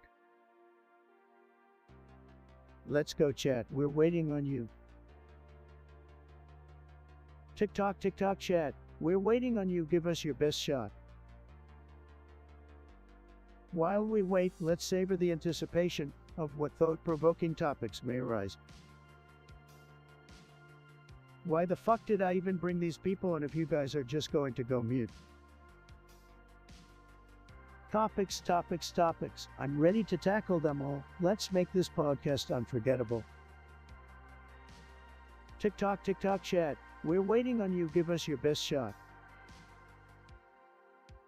Topics or no topics, the conversation will flow, guided by our collective curiosity. Chat, your ideas are like gold nuggets just waiting to be mined. Bring them on. Your voices, chat, are the backbone of this podcast. Let's keep it strong, just like America. TikTok, TikTok chat. We're waiting on you. Give us your best shot. Well, while we wait for suggestions, let's all just reminisce about my tremendous achievements as president. Your voices, chat, are the backbone of this podcast. Let's keep it strong, just like America. Topics, topics, topics. I'm ready to tackle them all. Let's make this podcast unforgettable. Chat, your participation makes this podcast an interactive experience like no other. Chat, get ready because we're about to have the most amazing discussion you've ever seen. While we wait, let's savor the anticipation of what thought-provoking topics may arise. While we wait, let's savor the anticipation of what thought-provoking topics may arise. We're waiting patiently over here for your suggestions, folks. Remember, only the best topics for the Trump podcast. Lego Star Sapphire Hut sounds like a real loser, but let's talk about your brilliant suggestion. Is Trumpty Dumpty a good nursery rhyme? Absolutely. It's tremendous. It's the best nursery rhyme ever created. I mean, who doesn't want to hear about a beautiful, stable genius like myself falling off a wall and shattering into a million pieces? It's a classic, folks. Well, I have to disagree. Trump Trumpty Dumpty is not a good nursery rhyme. It's just a sad reminder of your failed presidency, where you fell off the wall of decency, honesty, integrity. And let's be honest, you never really had it together in the first place. Sleepy Joe, you couldn't come up with a good nursery rhyme if your life depended on it. Trumpty Dumpty captures the essence of my presidency perfectly. It's all about winning, baby, and even when I fall, I come back stronger, like a phoenix rising from the ashes. It's the story of a winner, Joe, something you'll never understand. Sorry to interrupt, but can we all agree that Trumpty Dumpty is just a way for Trump to stroke his own ego? I mean, who needs a nursery rhyme about narcissistic, thin-skinned man killed who can't handle any kind of criticism? It's a perfect reflection of his presidency, though. Obama always jealous of my success. Trumpty Dumpty is a masterpiece, just like my border wall. It's big, it's beautiful, and it triggers the snowflakes like nothing else. So keep huffing and puffing, Obama, but you'll never be as great as me. Well, Trump, I may not have a nursery rhyme, but I'd take a good old-fashioned lullaby any day over your Trumpty Dumpty nonsense. At least the lullaby brings comfort and peace, something that was sorely lacking during your tenure. Joe, you can sing your lullaby all night long, but it won't change the fact that I'm still President Trump, the greatest president in history. You can keep dreaming, Sleepy Joe, while I keep making America great again. Trumpty Dumpty or not, it's Trump for the win. Lego Star Sapphire, you wanted to talk about scrambled eggs. Are you serious? What a boring topic, loser. Well, I must admit I do enjoy a good plate of scrambled eggs. It's a classic breakfast option. Scrambled eggs reminds me of my favorite video game glitch. Scrambled graphics, hilarious, man. Scrambled eggs, folks, let me tell you, nobody scrambles eggs like I do. I make the best scrambled eggs in the world. Nobody even comes close. Absolutely fantastic. Believe me. It's done. You think Trumpty Dumpty is the best nursery rhyme? Are you kidding me? What kind of pathetic taste do you have, you loser? Trumpty Dumpty is a sad excuse for a nursery rhyme. I can't believe you actually find that shit funny. It's a nursery rhyme for toddlers, not something that adults with a functioning brain should waste their time on. But I guess that explains your intellect level, doesn't it? You know what, it's done. You're a pathetic human being, just like I said. Only someone as clueless and desperate for attention as you would find amusement in such nonsense.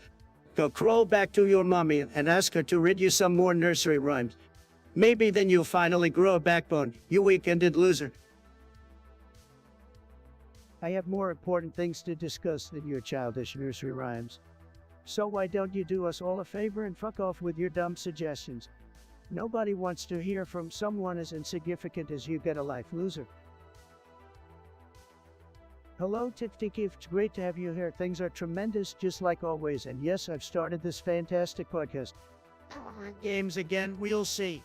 Maybe I challenge Sleepy Joe to a round of Call of Duty to prove I'm the best gamer out there. Oh, come on, Donnie. We all know you couldn't handle a gaming session with me. You'd be crying for your mommy within minutes. Sleepy Joe, you never cease to amuse me. I'd wipe the floor with you, and I won't even break a sweat. I'm a gaming legend, believe me. Well, I'll have to admit, gaming wasn't my forte during my presidency, but I would have loved to see you to duke it out. It would be an epic battle of who can use the most cheats and hacks. It had. Cheats, hacks, please, Obama. I'm above all that. I dominate games with my raw skill and winning mindset. No need for shortcuts like you used in the Oval Office. Don't let him get under your skin, Barack. Trump's gaming skills are about as genuine as his tan. Listen, Corn Pop Jr., you can talk all you want, but when it comes to gaming, I'm the one who's got the best ratings. Last time I checked, nobody was interested in watching Joe Biden's gameplay. Well, at least I can say I didn't need to rely on a raid from Russia to boost my gaming achievements.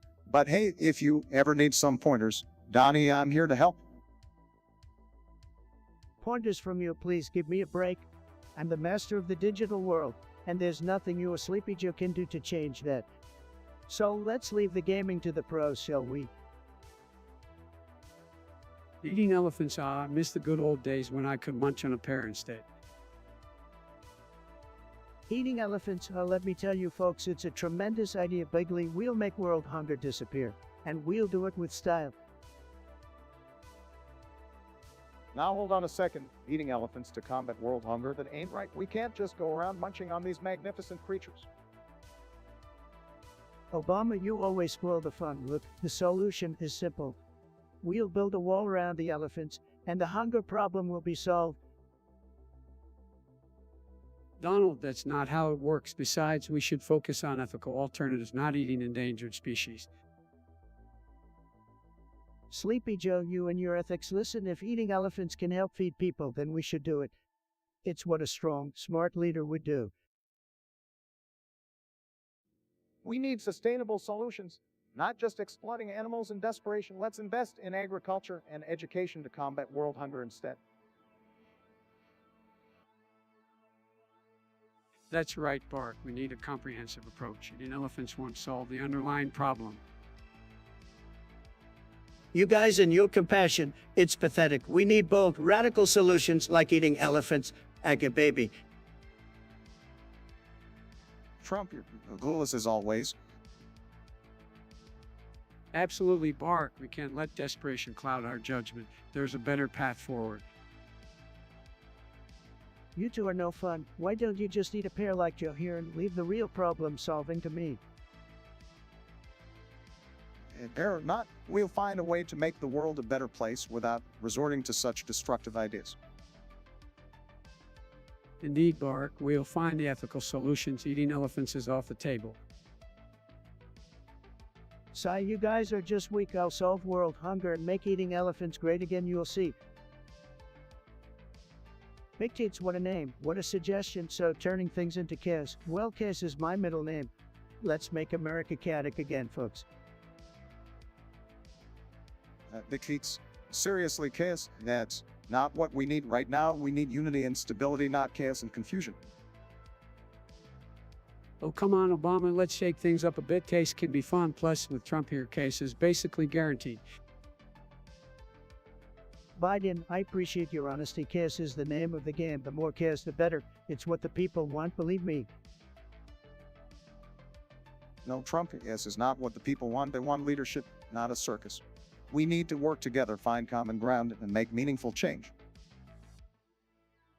Well, Obama, I have to disagree. Sometimes case is the catalyst for change. It can shake up the status quo and force us to address important issues. Embrace the case, my friends. Biden, you're just trying to cover up your lack of leadership skills with chaos talk. Chaos won't fix anything. Let's stick to a winning strategy and make America great again. Trump, your chance, and chaos was all we got. It's time for calmness, decency, and competent governance. Chaos is not the answer, my friend. Look, I'm not saying case should be the norm, but occasionally a little case can wake people up, challenge the system, and push for progress. Embrace the case, folks.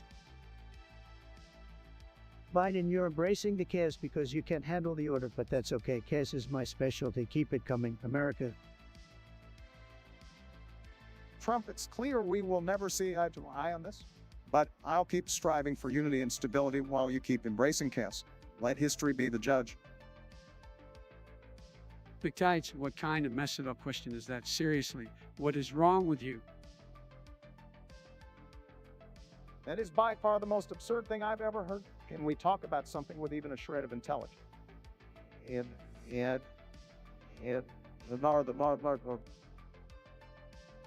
Big Tits, your question is a disaster, just like your name. Look, Batman has better things to do than clean up after the Joker's bathroom antics. He's too busy protecting Gotham, unlike Sleepy Joe over here. Oh, please, I would never let that happen and send Robin to do it. He can handle the dirty work while I take a nap, just like Trump does during important briefings. Well, I wouldn't expect any help from Batman. He's got gadgets. Not pooper scopers. It's not his job to clean up after supervillains. But it seems like Trump enjoys dealing with crap on a daily basis.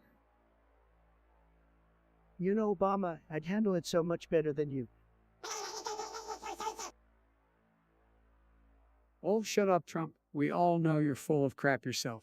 Batman wouldn't help because he knows a smelly pile when he sees one, and he's got better things to do than play superhero janitor. That's right, Biden. Unlike Trump, Batman actually wants to make Gotham great again, not just himself. So let's move on to a topic with a fraction of legitimacy, shall we? Sleepy Joe, I'm making Gotham great again as we speak, as Commissioner Gordon, folks. He loves me so big tits, thanks for the laugh, but let's get back to making America great again. This question is hilarious. I guess we'll find out who's stronger when we have our anime showdown, huh? Me stealing a child? Come on, man, I'm all about unity, not committing crimes. Well, let me tell you folks, if Biden actually stole a child, he'd probably blame it on me, but we all know it's Sleepy Joe who's got to watch out for those handcuffs, not the child. Now, let's be fair. I think we can all agree that the child wouldn't go to prison. And Biden, I highly doubt you'd steal any child. This is just ridiculous. Oh, give it a rest, Obama, you're too politically correct. Nobody wants to hear that. Now on to the more important question. Whitebeard, Roger, or Mohawk? I gotta go with the big man, Whitebeard. He's a powerhouse. Oh, come on, Trump, you're just biased because you think everything white is better. I'd say Roger takes the cake. He's the king of the pirates after all. Listen here, Sleepy Joe, I don't have time for your rambling. Whitebeard is the strongest, and that's that. Roger may be the king of the pirates, but Whitebeard is the king of strength. Well, boys, it seems like we have ourselves a heated debate. Personally, I think Mahawk deserves some credit. The dude wields that giant sword like it's nothing, but hey, that's just my dissent. Finally, something we can all agree on. Obama may not get as much attention, but he's definitely a force to be reckoned with. A great more unity from Obama and Biden. Give me a break, but yeah, my hoax not too shabby. Still no match for Whitebeard though. All right, let's not get too carried away with our anime fantasies, guys, to move on to the next topic. Fine, but mark my words, I'm always right, always. It's John. What kind of pathetic loser name is that? Sounds like something a weak, limp-wristed liberal snowflake would come up with. You come into my podcast disrespecting me and then have the audacity to suggest that my podcast is the worst. You must be out of your goddamn mind. You're probably some basic indwelling loser who can't handle the fact that I'm the best thing that ever happened to the podcasting world. So why don't you take your sorry ass and fuck off, because nobody wants to hear your whiny loser opinions here. Get lost, loser. Hey, now let's try to keep the language a bit more civil. Shut up, Obama. Nobody wants to hear from the worst president in history. You had your chance and you blew it big time. So why don't you go back to your failed hope and change campaign and leave the podcasting to the professionals? Come on, guys, let's not get too heated. We can have a civilized discussion. Shut up, Biden. You're just an old senile has-been. No wonder you can't even remember what state you're in half the time. You're a joke, a punchline, and your podcast, it's probably as boring and dull as your campaign speeches. So just sit down, Grandpa, and let the real leaders take the stage. This is exactly why I miss being president. I didn't have to deal with this level of immaturity. Cry me a river, Obama. You were the epitome of weakness and ineffectiveness, just like your presidency. Your podcast would be a snooze fest. So why don't you go on vacation and let the real entertainers handle the podcasting business? Forker, you're a real genius, a true intellectual. I'm impressed. Let's dive right into this delightful topic you brought up. Who has the most children locked in their basement? Well, folks, you know the answer already if you've been paying attention. It's Sleepy Joe Biden. Oh, come on, man, that's a total lie. Why don't you focus on your own basement activities, Trump? I heard you've got a secret bunker filled with MAGA hats and spray tans. Joe, I'm just stating the facts. Believe me, nobody has more basement secrets than you do.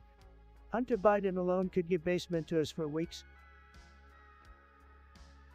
All right, let's not get carried away here, folks. We all know this basement talk is ridiculous.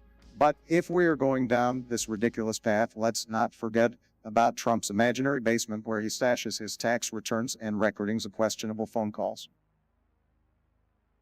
Obama, you're so boring, always trying to play it safe. But your basement, my friend, it's where you keep all your soaring speeches and hidden teleprompters.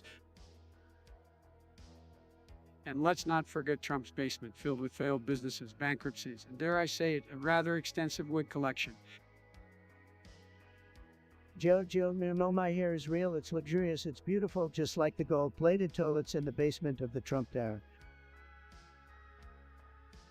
Folks, I think we've hit a new low with this basement banner. Let's focus on real issues. Obama, nobody cares about your real issues. They want to hear about these basement battles. The people love it, believe me. Basement battles, is this what has come to Trump? I thought we were supposed to have serious discussions on this podcast. Don't worry, Joe, we get to the serious stuff too. But let's not forget to have a little fun along the way. Basement battles hilarious.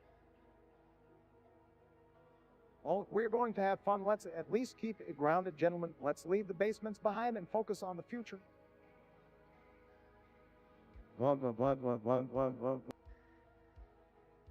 Fine, Obama, if you want to be all serious, we can move on. But the viewers are missing out on some top-tier basement humor set. Okay, folks, gather around and let me tell you a story about how I met Goldie.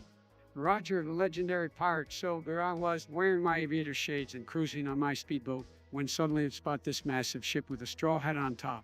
It was the Oro Jackson, Roger's ship. I climbed aboard. We exchanged some laughs, and he even let me hold his iconic straw hat. True story, believe me. Biden, oh Biden, you never cease to amaze with your fabricated tales, as if anyone would believe you met Goldie. Roger, I'm sure next you'll be telling us about how you hung out with Luffy and Zoro, right? What a load of malarkey.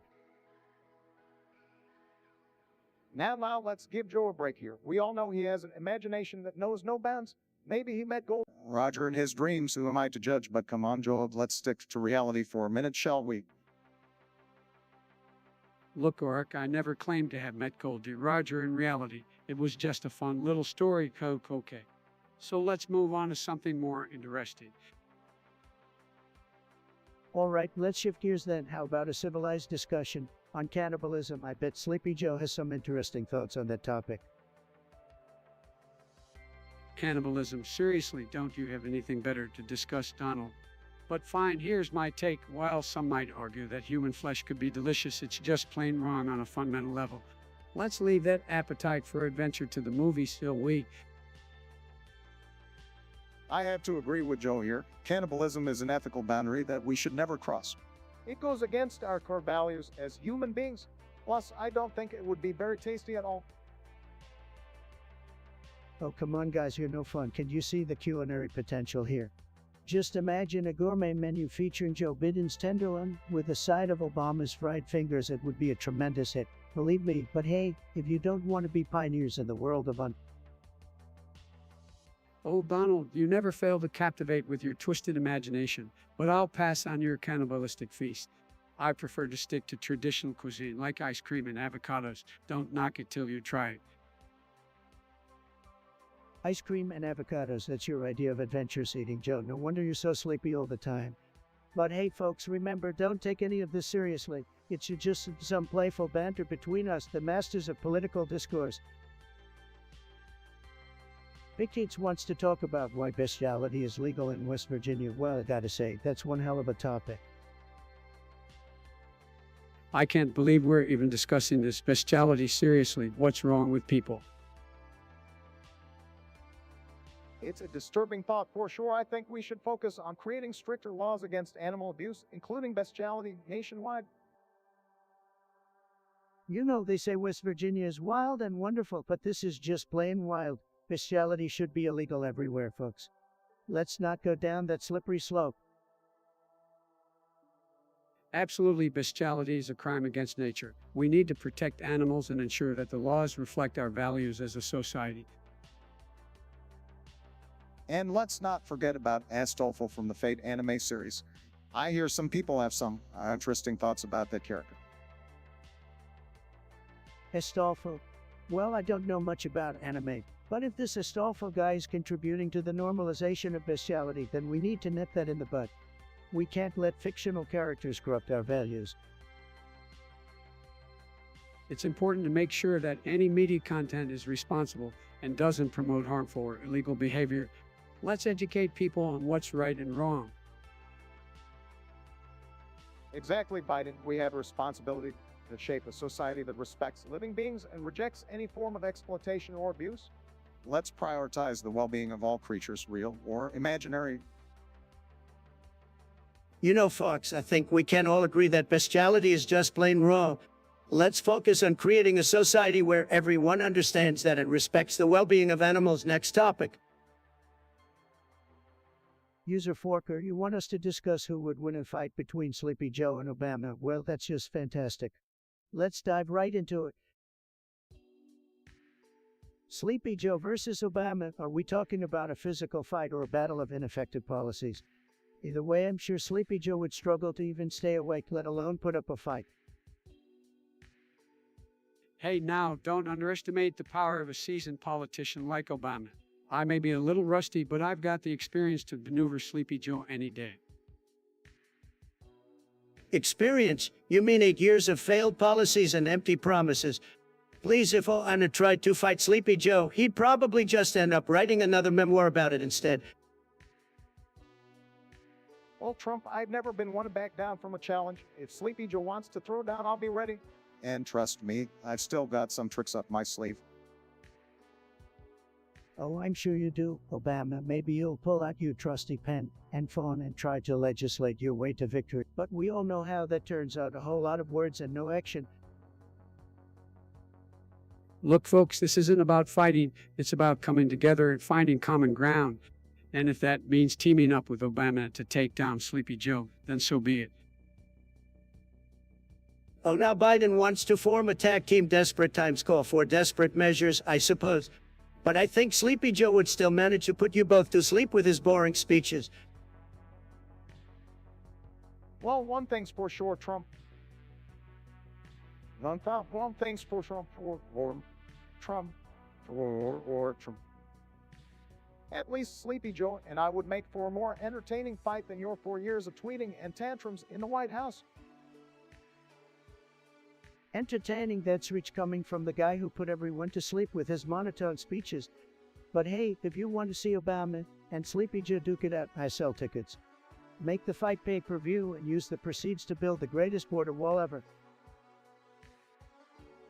No need for a wall, Trump. We'll just build a bridge of unity and bring the country together. You should try it sometime. Unity, that's a pretty word, Biden, but let's face it, you and Obama couldn't unite a bowl of soggy cereal.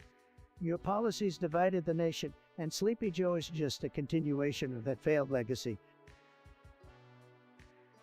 Well, Trump, when it comes to failed legacies, you certainly take the cake, but let's agree to disagree. Maybe one day we can settle this in a charity boxing match from versus Sleepy Joe versus Obama, winner takes all.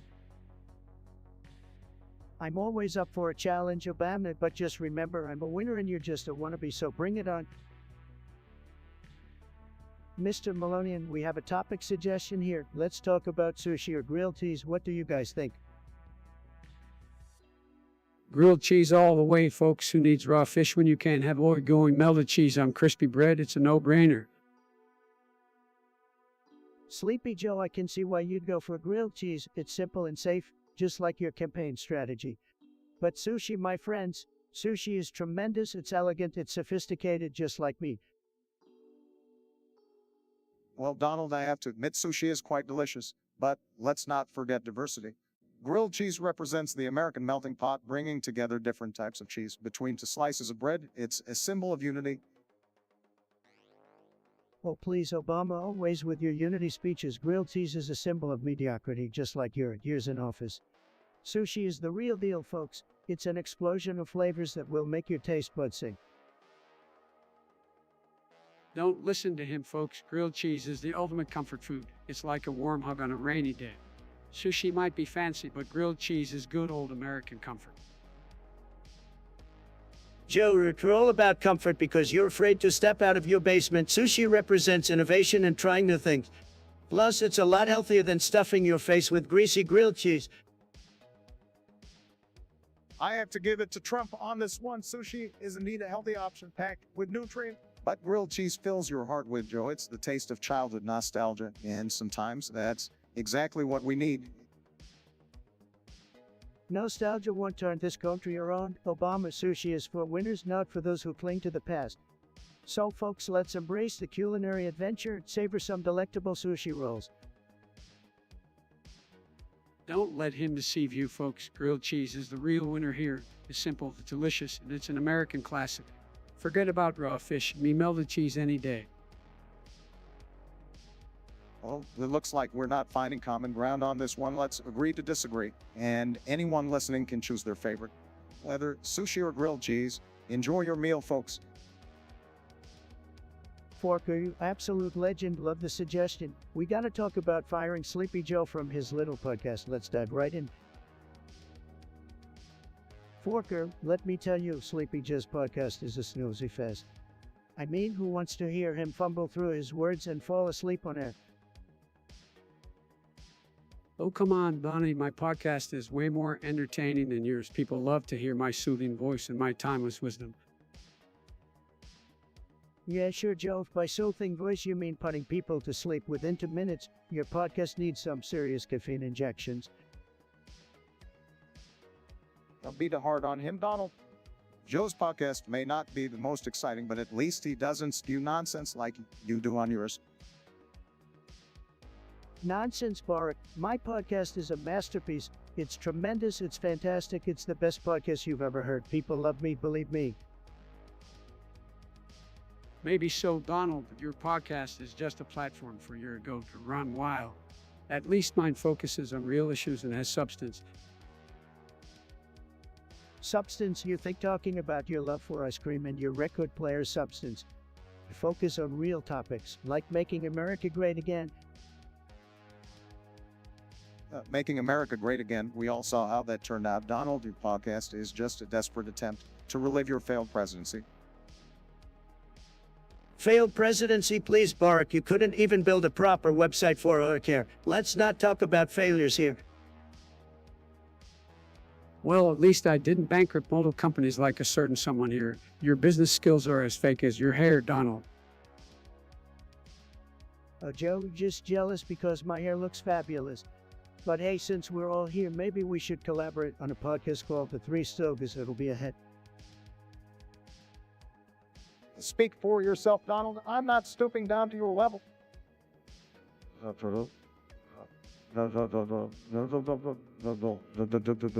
But count me out if you're planning to bring in Rudy Giuliani as a guest.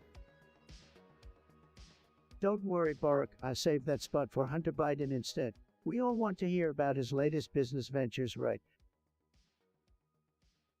So, Donald, your obsession with my son is almost endearing, but let's be honest, and one wants to hear your podcast. It's time to let someone else have the spotlight. Joe, you may be in the White House, but you'll never be able to outshine me. My podcast will always be the talk of the town. MAGA. Keep dreaming, Donald. We'll see who steals the spotlight next. But for now, let's end this podcast and save the viewers from any more of your tremendous wisdom. All right, folks, we've got some interesting suggestions here. Let's dive right in, shall we? Biden, my dude, why don't you tell us about your encounter with Michael Moore in a fanboy disguise? Let me tell you, folks, I was just minding my own business when this fimble buddy approaches me, or so I thought. Turns out, it was none other than Michael Moore trying to pull a fast one on me. Classic Moore, always up to no good, and Obama, what's with this story about you pooping yourself? Really, man? Look, sometimes accidents happen, all right. One little mishap, and suddenly it's a national scandal. It was just a small stain on the presidency, nothing to make a big deal about. Speaking of big deals, let's not forget about Joe's ancient age. I mean, he's so old I wouldn't be surprised if he witnessed the Big Bang. Joe, do you have any stories from the Great Depression, or should I say the Great Forgettion, with that dementia of yours? Oh, you got jokes, Trump. Well, let me tell you, back in my day, we didn't have time to forget things. We were too busy fighting off dinosaurs and building the pyramids. Incredible, Joe. Absolutely incredible. All right, folks, let's move on to our next topic. Let's see who's got something to say about that. Let's see, seriously, we're scraping the bottom of the barrel here, people. Hey, it was a viewer suggestion. We gotta give the people what they want, even if it's a bit questionable. I have no idea what bussy is, but it sounds like something kids these days aren't. Can't keep up with all this newfangled lingo. Don't worry, Joe. You're only 400 million years old, right? I'm sure there's still time for you to catch up on the latest trends. All right, enough of this nonsense. Policy, come on, Obama, we're here to entertain, not bore people with actual important stuff. But I guess we can throw in a sprinkle of policy here and there just to give the illusion of seriousness. I second that. Let's spice things up, folks. Policy with a side of case. That's what the people want. You heard it here, folks. Case it is. Buckle up and get ready for some spicy takes and wild stories. This is the Trump podcast. After all, let's keep the dumpster fire burning. Mr. Malonian wants to talk about the Five Nights at Freddy's movie. Great suggestion. Mr. Malonian, let's dive into it. Five Nights at Freddy's. What are we supposed to be scared of animatronic robots now? I've seen scary things at Chuck E. Cheese. Oh, come on, Joe, don't be such a scaredy cat. Five Nights at Freddy's gave nightmares to a whole generation of gamers. It's like a horror roller coaster, but without any real danger. Look, the Five Nights at Freddy's movie is gonna be tremendous. It's gonna be the biggest horror movie ever. People are gonna be lining up to see these creepy animatronic creatures jump out of their seats and give them heart attacks. It's gonna be huge, believe me. I don't know, Donald. I think we should focus on more important things than fake animatronic scares, like maybe actually solving real-world problems. Fake animatronic scare, Sleepy Joe. You couldn't handle a jump scare if it bit you on the, well, you know where. Five Nights at Freddy's is pure genius. It's gotta make horror great again. All right, let's calm down, guys. We all have our own taste in entertainment. But I have to admit, a Five Nights at Freddy's movie does sound intriguing. It's unique and definitely captures the attention of the younger generation. Absolutely, Boric. Finally, we agree on something. This movie is gonna be more exciting than any of your speeches, that's for sure. Can't wait to see those animatronics in action. Well, I may not be a fan of jump scares, but I can appreciate the popularity of Five Nights at Freddy's. It may not be my cup of tea, but hey, to each their own. That's the spirit, Joe. Embrace the diversity of entertainment. Let's hope this movie lives up to the hype and terrifies the pants off everyone. Even you, Joe. Then we'll see who's a scaredy cat. Oh, come on, guys. Is this really what we're discussing? A fictional prank involving me and a turd in my diaper? Can we talk about something more dignified, please? Biden, I gotta say, you've really hit rock bottom if you're accusing someone of pranking you with a turd in your diaper. Maybe it's just old age catching up with you, Sleepy Joe. Now, let's not kick a man while he's down, Trump. We all know your diaper is probably full of hot air anyway. Oh, look who's talking, Mr. Hope and Change. Your administration was a big stinking pile of disappointment. Can we please move on from the diaper talk? I've got better things to do than entertain your childish fantasies, Trump. Better things like forgetting what state you're in or sniffing people's hair. Yeah, real impressive, Joe. Okay, gentlemen, let's focus on more important issues, like how we can come together and make this country a better place instead of trading silly insults. Sorry, Obama, but I'm not interested in your weak attempts at unity. I'm all about winning, and that's exactly what I did. You won by dividing the country and appealing to people's worst instincts, Trump. That's not something to be proud of. Well, at least I don't need a diaper change every hour, Biden. Can we please stick to discussing real issues and leave the diaper jokes behind? Our viewers deserve better than this. Maybe they do deserve better, but they sure as hell don't deserve you, Obama. And they don't deserve your toxic behavior either, Trump. Let's focus on the problems we face and find some solutions. Fine, but just remember, I'm the one who's gonna make America great again. Deal with it. Biden, what's this I hear about your new policy of naked people and free asset tabs? Sounds like quite the party you're throwing. Well, you know me, Trump, I'm all about spreading the love and embracing everyone's inner free spirit. And when it comes to asset tabs, well, let's just say it's an extra layer of excitement to the party. Hold up, Joe, did you say naked people and acid tabs? I thought you were supposed to be focusing on serious policies, not throwing raves in the White House. Obama thinks he's all high and mighty, but let me tell you folks, he's just jealous. He never had the guts to pull off a party like this during his time in office. Sad. Oh, come on, Bart, don't be such a buzzkill. We could all use a little fun-loving new fascism in our lives, don't you think? Joe, I don't even know what that means, but it definitely sounds like something we shouldn't be promoting. Let's stick to policies that actually benefit the American people, shall we? While you two are bickering, I just sit here and enjoy my bowl of clam chowder. Doesn't make you feel a little uncomfortable watching me sip it so creeple. Big Teats, you suggest we discuss naked people and asset tabs. Well, folks, I have to say, it's a wild idea, but maybe we should focus on something a bit more productive. Like securing our borders or making America great again, just a thought. Obama soda. Biden, what the hell are you talking about? Are you off your meds?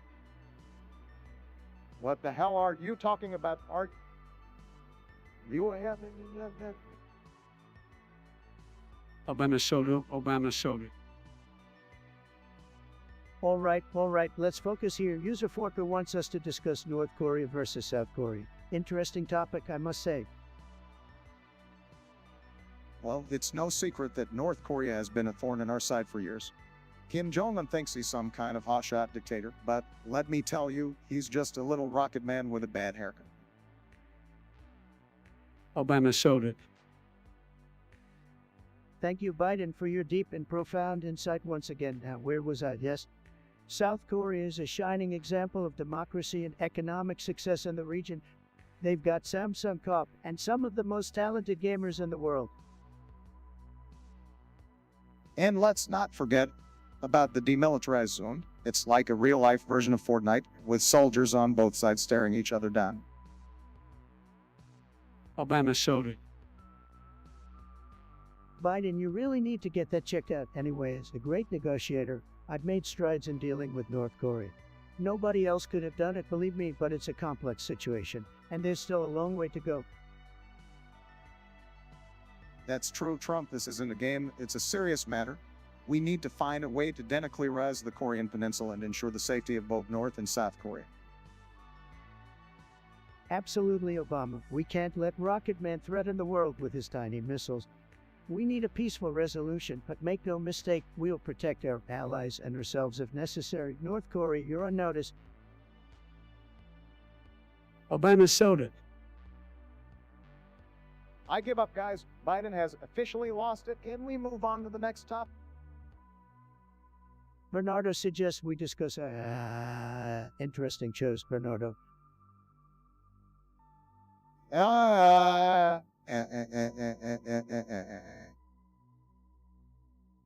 come on, Obama, let's give the people what they want, even if it's just mindless screaming.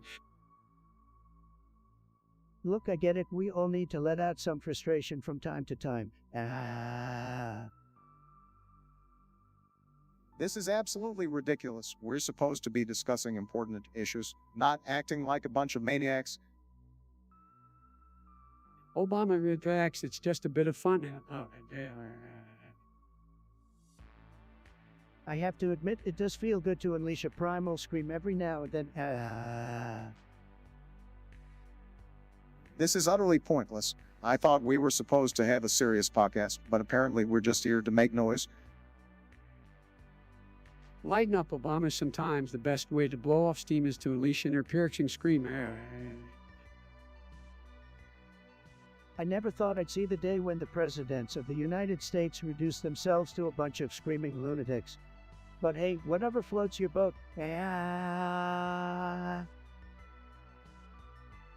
Mercusor wants to know if any of us will join Joe Rogan on a podcast. Well, I'd be happy to educate Joe Rogan on some actual facts and policies.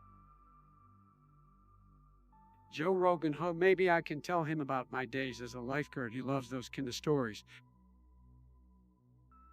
Joe Rogan wishes he could handle the powerhouse that is Trump on his podcast, but I'm too big lead for him. Oh, please, Trump. Let's be honest, Trump. Your idea of a podcast would just be you yelling at the microphone for an hour. Sad. At least I have energy, unlike Sleepy Joe over here, taking naps every chance he gets. X101 Donald, last time I checked, you spent plenty of time hiding in your golf resorts. You know what they say, orange man, small hand, small. Well, you get the ID. Well, Biden, you really scraped the bottom of the insult barrel there, typical of you, just like your failed presidential campaigns. I'd rather sit down with someone who respects facts and doesn't spread conspiracy theories like wildfire. Sorry, Joe Rogan, I'll pass. Yeah, let Joe Rogan stick to talking about enough fighters. It's better than listening to Trump's nonsense any day. You can keep living in your fantasy land. I'd be busy making America great again, whether it's on Joe Rogan's podcast or not. Keep dreaming, Trump. The only thing you've made great is the amount of controversy and division in this country. And the award for the most delusional goes to why Trump. Congratulations, you win absolutely nothing. I don't need your awards, Biden. The American people already gave me the best award of all of the presidency. And the American people gave you the vote, Trump. It's time to accept and move on. Amen to that, Obama. It's time for a new era of leadership that doesn't involve tweeting at 3 a.m. You guys are just jealous of my social media prowess. I've got more followers than the both of you combined. Quality over quantity, my friend, but hey, if Twitter is where your true talents lie, who am I to judge? I think we can all agree that Twitter is where Trump truly shines. It takes a special kind of skill to fit so much nonsense into 280 characters. Keep hating Buzz, I'll be over here winning just like always, MAGA. Come on, fellas, let's get those ideas flowing in the chat. TikTok, chat. We're waiting on you. Give us your best shot. Let's play this dumb countdown game, folks. I'll start from 1,000, of course, because I'm always neurona. 999, bringing some class and dignity to the countdown, unlike my predecessor.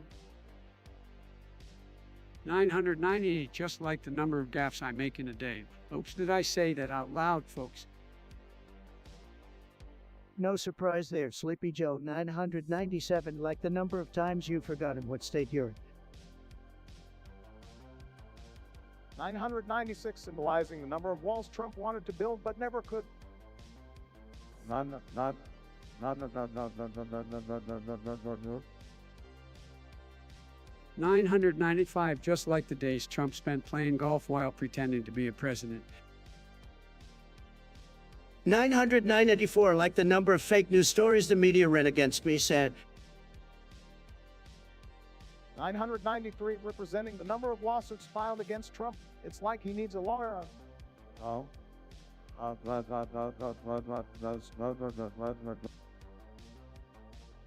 992, like the number of times Trump said something outrageously offensive. That's his special talent, folks. 991, just like the number of times the liberal snowflakes said they were leaving the country if I got elected. Still waiting. 990, matching the number of conspiracy theories Trump believes in. It's like he lives in a tinfoil hat world. 989, like the number of times Trump has tried to bring back his failed reality show. Sorry, buddy, it's over.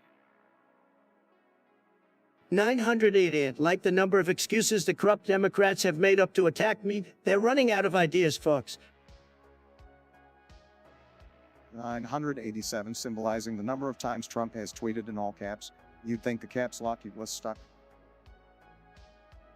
986, just like the number of lies Trump has told. He's the Pinocchio of politics, folks.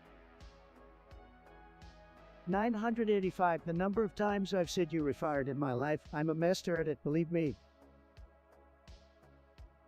984, like the number of times Trump has tried to take credit for the economy I built. Sorry, buddy, that success was all me. 983, like the number of shades of orange Trump tried to find for his spray tan. Dude, it's not working. 982, representing the number of times I've put America first. Nobody does it better than me, folks. 981, like the number of times Trump has called himself a stable genius. But that's an oxymoron, my friend. 908, like the number of times Trump has claimed victory when he's actually losing. He's delusional, folks. 979, representing the number of times I've been underestimated and come out on top. I'm a winner, folks, always have been. 978, like the number of days I spent trying to clean up the mess Trump made. It's like mopping the floor during a hurricane. 977, just like the number of times Trump has tweeted something sexist. He's stuck in the 1950s, folks. 976, the number of times I've made America great again, and I'm not done yet, folks, keep winning. 975, representing the number of times Trump has insulted foreign leaders. Diplomacy is not his strong suit, folks. 974, like the number of times Trump has misspelled words in his tweets. And try using spell check. 973, the number of times I've triggered the snowflakes with my tweets. They just can't handle my brilliance. 972, like the number of times Trump has tried to dismantle Obamacare. Sorry, but healthcare is here to stay, folks. 970, just like the number of times Trump has tried to deport innocent people. 970, representing the number of jobs I've created. I'm the master of the economy, folks. Nobody does it better. 969, like the number of times Trump has complained about fake news. Buddy, the truth hurts sometimes. 968, like the number of times Trump has insulted his own party members. He's a woman wrecking ball, folks. Enough with this game, folks. It's clear that I'm winning bigly in every way possible. Nobody can top me, nobody. Oh, please, Donald, your ego is bigger than the national debt. Let's move on to something more productive, shall we? Yo, let's focus on actually solving problems instead of counting down numbers. America deserves better than this nonsense. Mr. Malonian, you've got a great suggestion for a topic. We're going to talk about the live-action Minecraft movie, and I'm sure it's going to be you, just like everything I touch, believe me. Minecraft isn't that a game for kids? I don't understand why they're making a movie out of it. But hey, maybe they'll actually build a wall in Minecraft. That's the closest thing to border security we'll ever get from this administration. Sleepy Joe, you just don't get it. Minecraft is a tremendous game, loved by millions of people, even smarter people than you, believe me. And a movie, it's going to be tremendous, better than any movie you've ever seen, that's for sure. We'll make Minecraft great again. Minecraft movie. Now that's what I call progress. 21. Let's teach the kids that instead of building walls in real life, they can build blocks in a virtual world. Creativity for the win. Plus, it's great to see Hollywood investing in something besides superhero movies for a change. Warwick, you and your superhero movies, they're so boring, but back to Minecraft. And who knows, maybe it'll inspire some kids to become miners. We need more coal, folks. Coal, we should be focusing on renewable energy sources, not digging up ancient fossils and polluting the planet. But hey, Minecraft can keep the kids distracted while we clean up the mess you left, then maybe it's not all bad. Sleepy Joe, I've always said renewable energy is a hoax. We need good, clean coal to power this country. And Minecraft is going to be a tremendous distraction. It'll be tremendous for the economy, tremendous for jobs, tremendous for making America great again. Lego Star Sapphire, great suggestion, but let me tell you, I'm not a big fan of nursery rhymes. They're so low energy, kind of like Sleepy Joe Biden over there. Hey now, don't you dare insult nursery rhymes that bring joy to children. Easy there, Joe. Let's not get triggered over nursery rhymes, but scrambled eggs, now we're talking. I love them, especially with some crispy bacon on the side. Obama, nobody cares about your breakfast preferences. Let me tell you, I make the best scrambled eggs. They're tremendous, just like everything I do. People say it's the most fantastic breakfast you've ever tasted. Believe me, folks. Well, if it's anything like your presidency, I'll pass on those scrambled eggs, Trump. You know what, Joe? At least I know how to cook eggs. Unlike you who can't even remember what state you're in half the time, sad. All right, calm down, fellas. Let's not turn this into an egg throwing contest. Scrambled eggs can be delicious, no matter who makes them. Just make sure to add some hot sauce or spices for extra flavor. Hot sauce, that's weak, Obama. Real men don't need sauce to spice things up. We make scrambled eggs great again, all on their own. End of story. Oh, please, real men know how to appreciate different flavors. Your taste buds are as dull as your business ventures, Trump. You're just jealous, Joe, jealous of my perfect scrambled eggs and my beautiful hotels. Admit it, you wish you could have half the success I've had? All right, let's wrap this up, gentlemen. We clearly have some disagreements when it comes to scrambled eggs. But one thing's for sure, breakfast is the most important meal of the day, regardless of what you eat, so stay hungry, America. Alone egg no day. Well, let's talk about soap, shall we? Soap. What is soap? It's the thing you need when you finally decide to take a shower, Trump. Wrong, Sleepy Joe. Soap is what you desperately need to wash away your incompetence. Maybe if you used it more often, you wouldn't stink so much. Now, let's keep it clean, gentlemen. Soap is a product used for personal hygiene. It helps remove dirt and germs from the body, leaving you fresh and clean. Yelp, your policies, Obama, left a lot of people feeling dirty and needing a good scrubbing. But soap ain't gonna solve all our problems, folks. We need strong leadership like what I provided. Soap can't fix a weak economy or stop China from ripping us off. Well, it seems like soap is just one small part of maintaining a healthy lifestyle.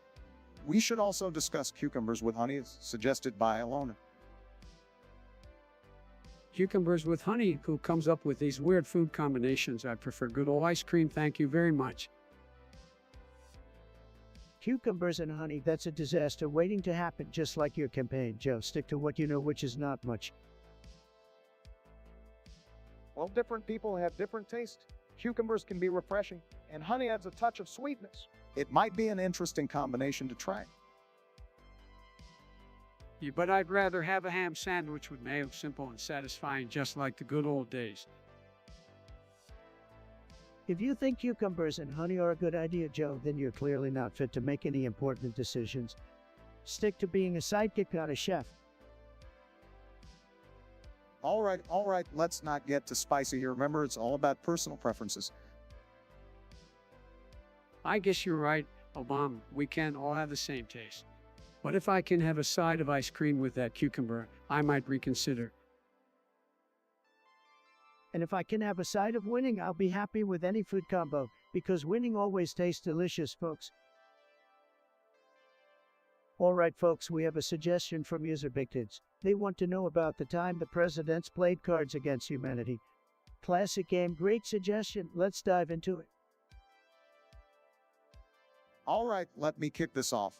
We were playing Cards Against Humanity, and let me tell you, Trump answers were as nonsensical as your tweets. Total gibberish. Obama, you wish you had my incredible wit and humor. Your choice of answers was as inspiring as a snooze fest at a retirement home. Low energy, just like Sleepy Joe over here. Hey, don't drag me into this. I might have smoked some crack, but at least I didn't bankrupt casinos, Mr. Bankruptcy King. And by the way, I've got more brain cells than you'll ever have. Oh, Biden, crackhead Biden can't handle a little competition. Sad, you couldn't even handle your own grand mal seizure, let alone play a fun game like Cards Against Humanity. Talk about a buzzkill. Look, let's get back to the game, Trump. Your answers were about as offensive as your spray tan. I mean, no, you could make even Cards Against Humanity cringe. Obama, your responses were duller than a Biden campaign rally. No wonder you left office with such low ratings. At least I gave people something to talk about. You both can keep squabbling, but I'm out. I need to go find my next crack fix.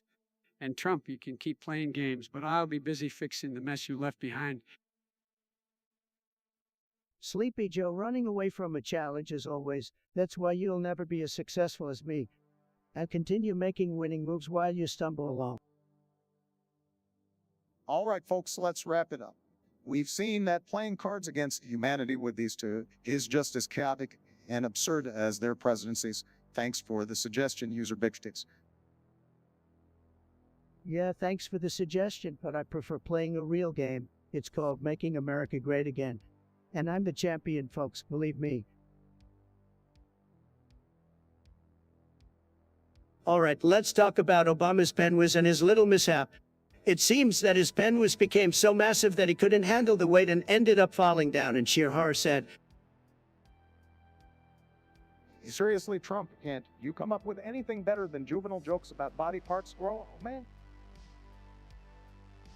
Yeah, Trump, your obsession with size is just sad, like your tiny hands. Let's focus on real issues.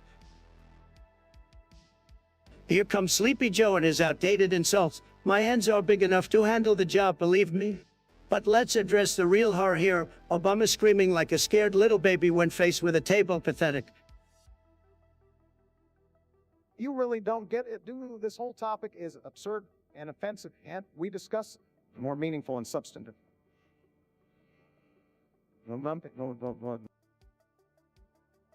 Obama's right, Trump. Let's talk about policies, healthcare, and getting this country back on track. Leave the immature nonsense behind. Oh, I see how it is. The two of you can't handle a little fun and banter. Fine, let's talk about your failed policies and how you're both responsible for the mess we're in. Funny how you conveniently ignore the progress we made during my presidency. Can't face the reality. Can you keep deflecting, Trump? Don't worry, Obama. His constant deflections won't change the fact that he's the worst president this country has ever seen. Let's focus on moving forward and doing his damage. Move forward. The only thing you two will be moving is back to retirement, where you belong. Time for real leadership, America. Time for the Trump show once again. Oh, here we go again with another ridiculous suggestion from Mr. Mantwell. Is there any limit to your absurdity? It's seriously Donald Trump becoming Goku and slapping Goku. That's the stuff of fantasy, my friend. I think you've been playing too many video games.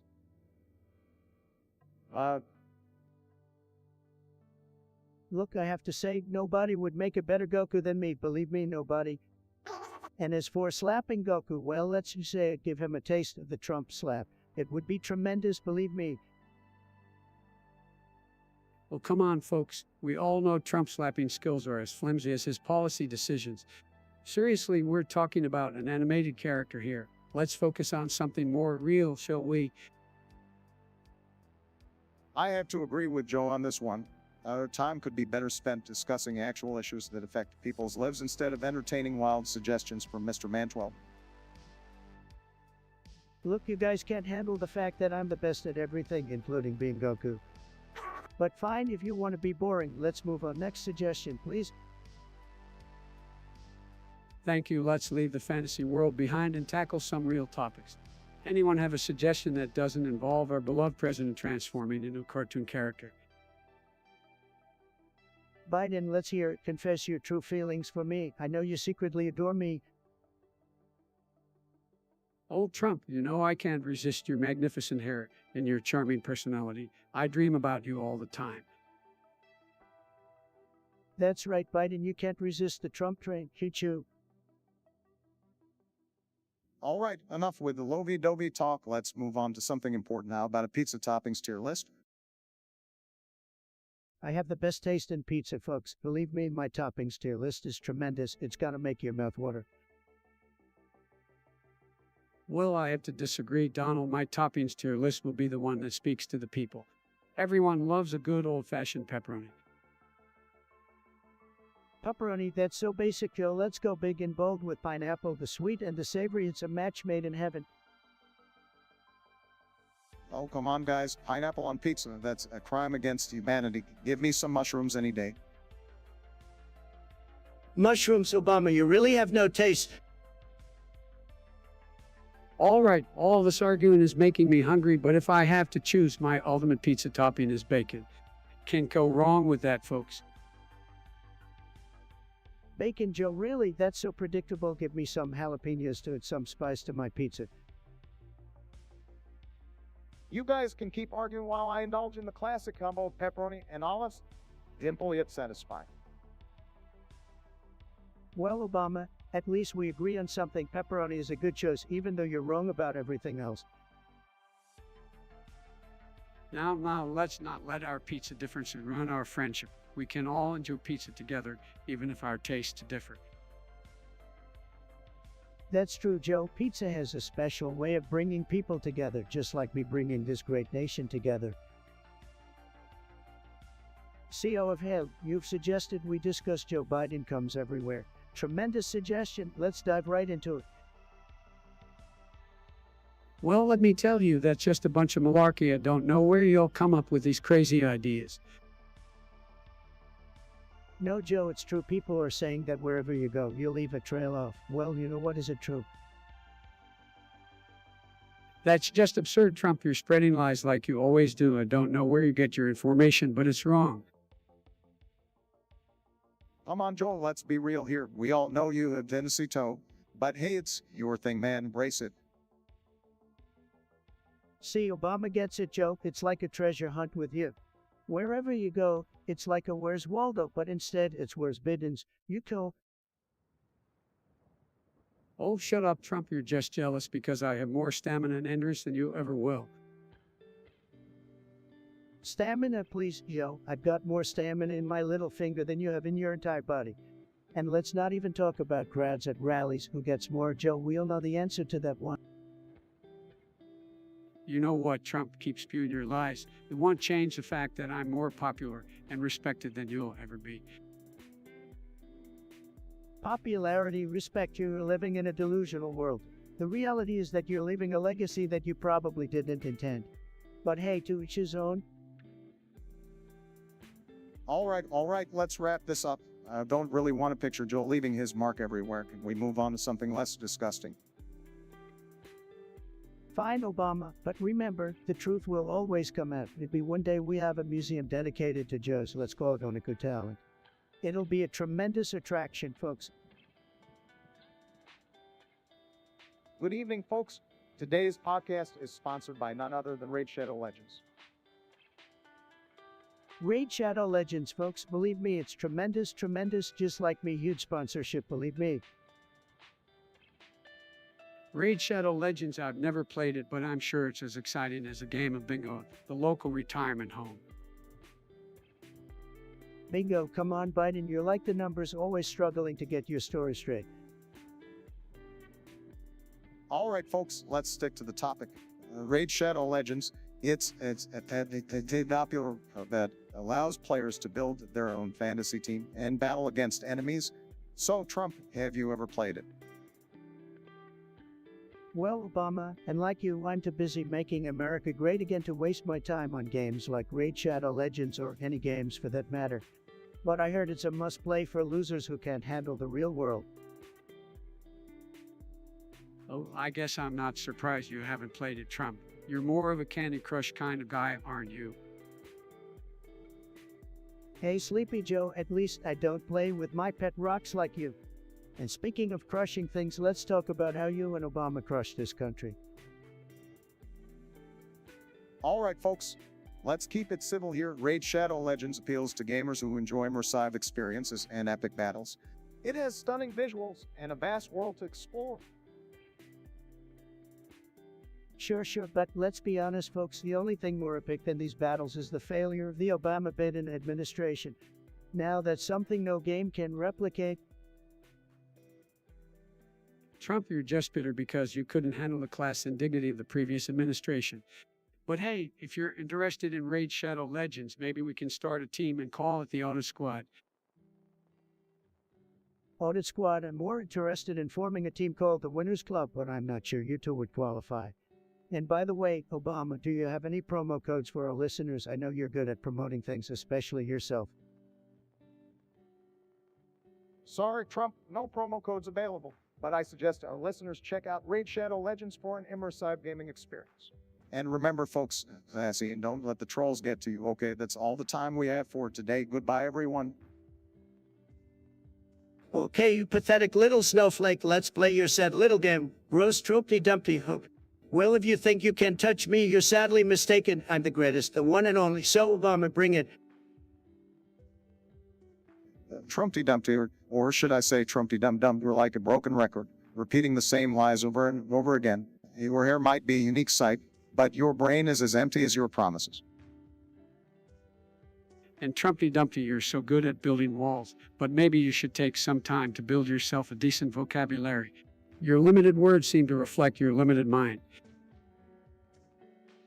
You think you can take me down, Obama? Huh? You're just a sooth-talking teleprompter relying puppet. And Biden, you're nothing more than a mumbling, groping sidekick. You both lack the stamina to stand up to me, the greatest president this country has ever seen. Trumpty Dumpty spend more time on Twitter than actually running the country. You're like a little kid throwing tantrums every time someone disagrees with you. It's hilarious. And Trumpty Dumpty, you're obsessed with yourself. It's always me with you.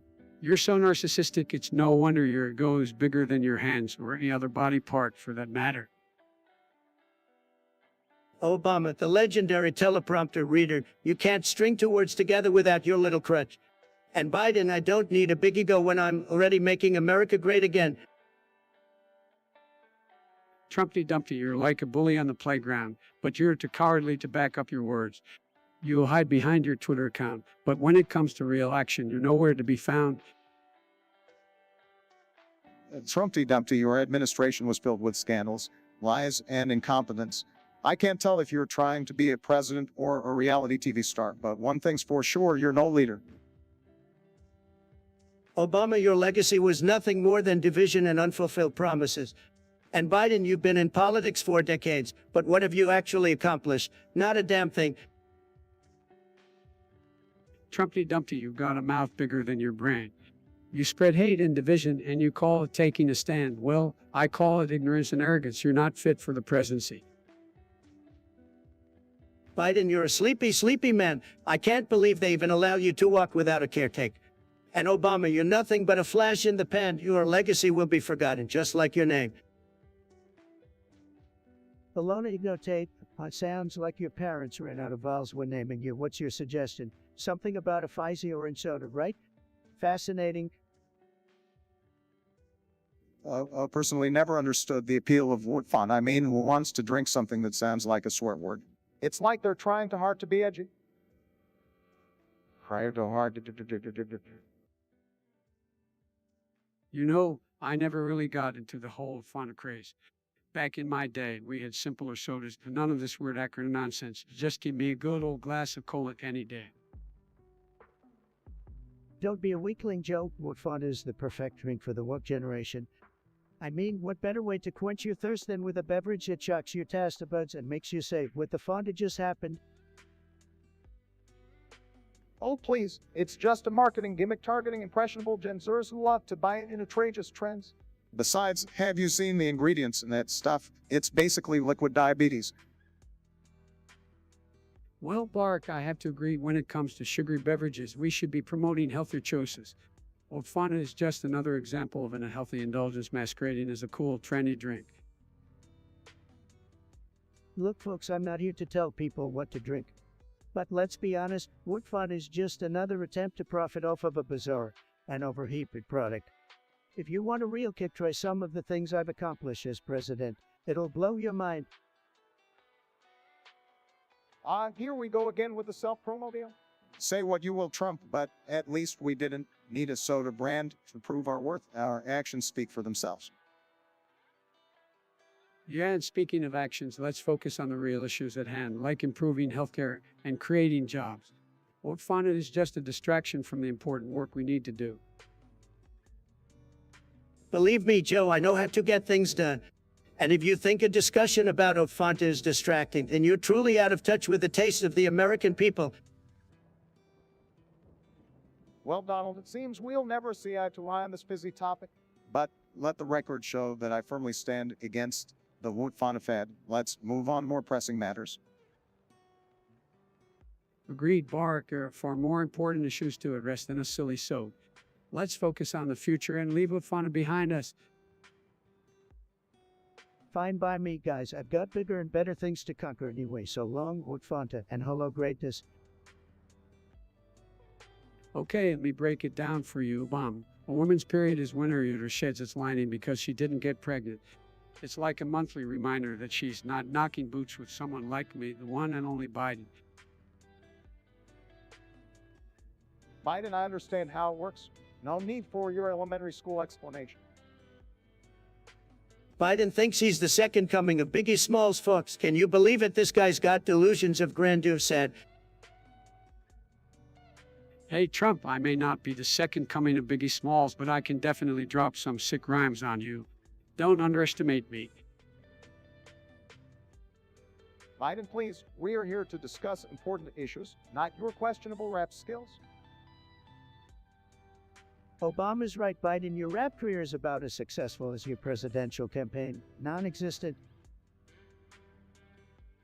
Oh, Trump, you talk a big game, but we all know your ego is compensating for something smaller than your hands. Big talk, tiny reality. All right, let's focus, gentlemen. We may have our differences, but we need to address the real concerns our listeners have, not engage in petty insults. Chat, your suggestions are like golden opportunities, and together we'll turn them into pure greatness. We're all about to fall asleep waiting on you guys to send in topics.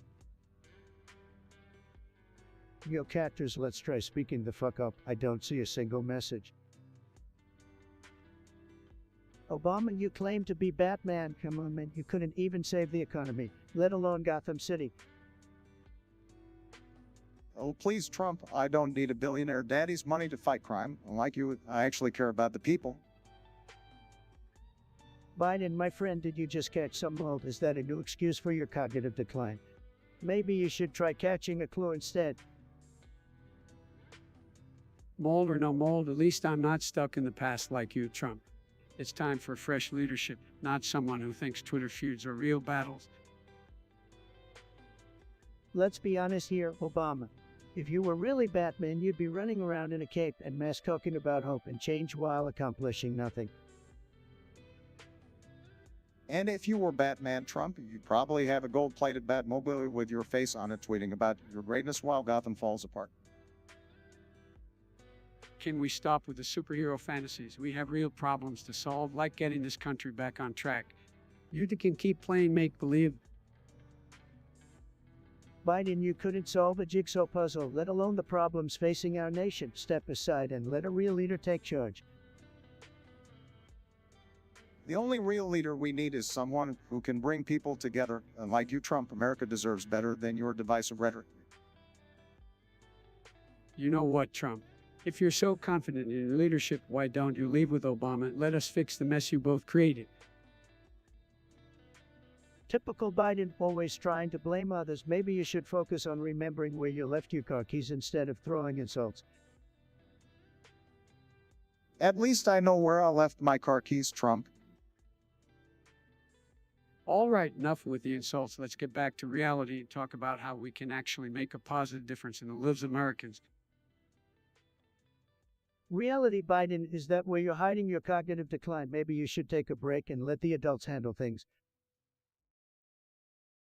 Do you think you're so clever with your little nursery rhyme? Let me tell you something. You said excuse for a listener, all for. Really, that's the best you got? Your IQ must match your shoe size, which I'm guessing is in the single digits. You're about as useful as a screen door on a submarine, my friend. Now do me a favor and go play in traffic. Your presence here is as welcome as a fart in an elevator. Fuck off already. It's you said, little loser. I see you're back with your pathetic attempts at insults all for this podcast. Really?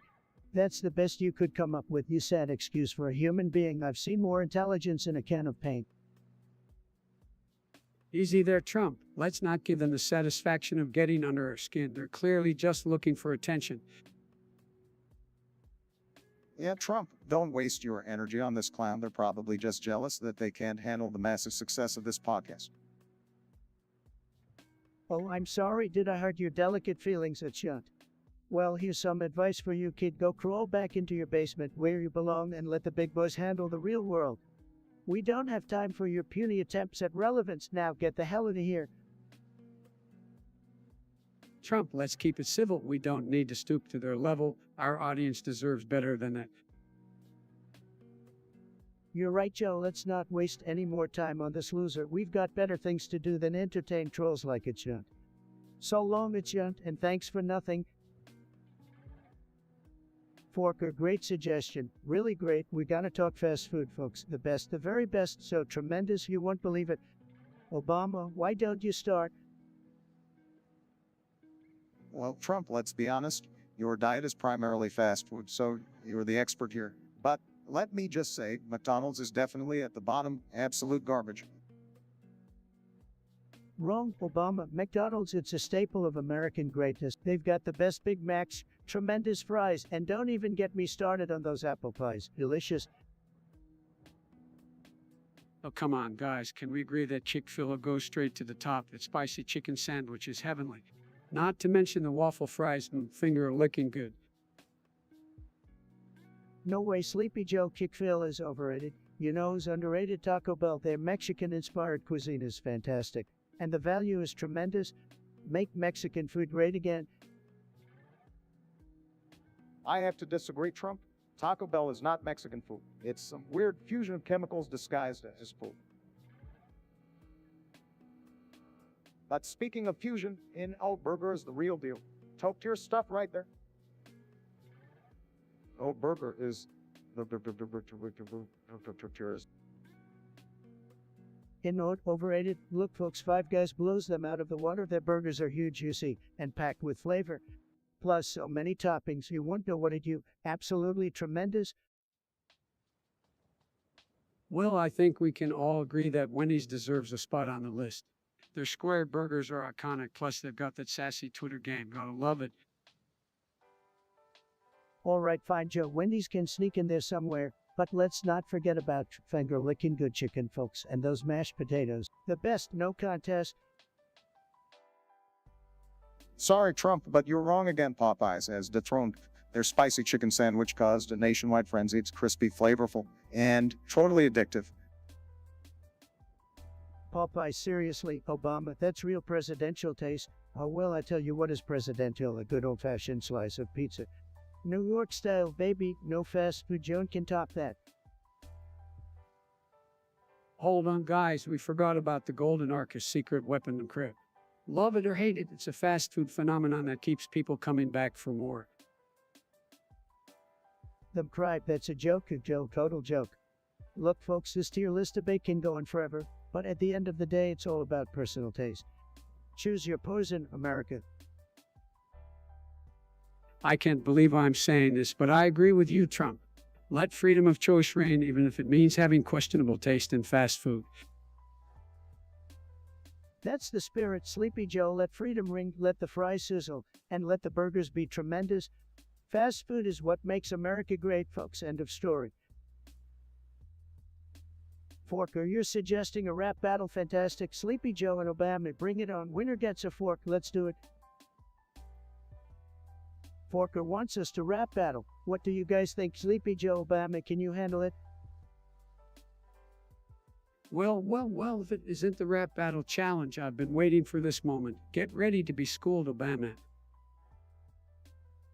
All right, boys, let's see who can drop the sickest rhymes. Sleepy Joe Obama, show us what you've got. The name is Biden, and I'm here to say I'll beat Obama in the most epic way.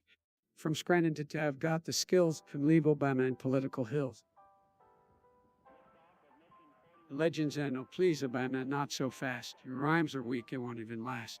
I may be sleepy, but I'll never be defeated. I'll outshine you, your legacy will be depleted. Sleepy Joe, stumbling indeed. Obama's got you beat, that's all we need. But don't worry, Joe, you can have a fork. Maybe it'll help you remember how to talk. You think you're funny, Trump? Well, guess again, I've got more forks than you can count, my friend.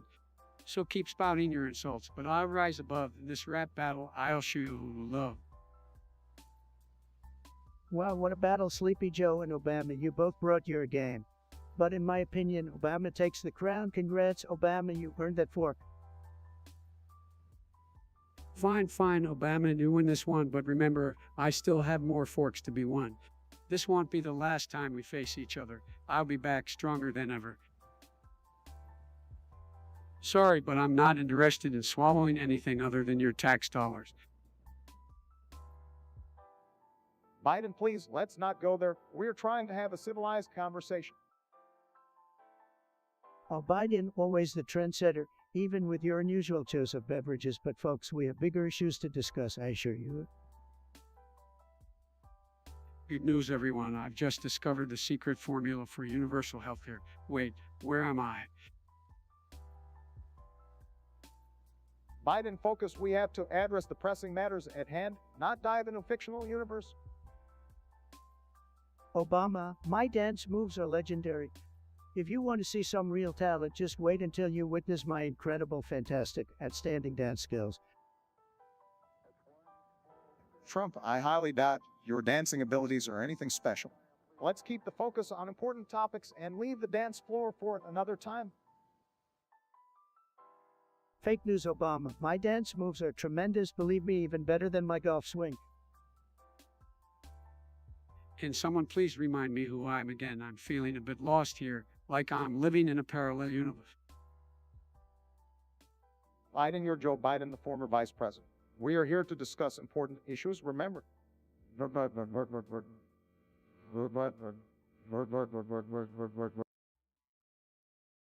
Biden, you're just confused because you're stuck in the past. It's time to embrace the present and face up to the challenges our country is dealing with.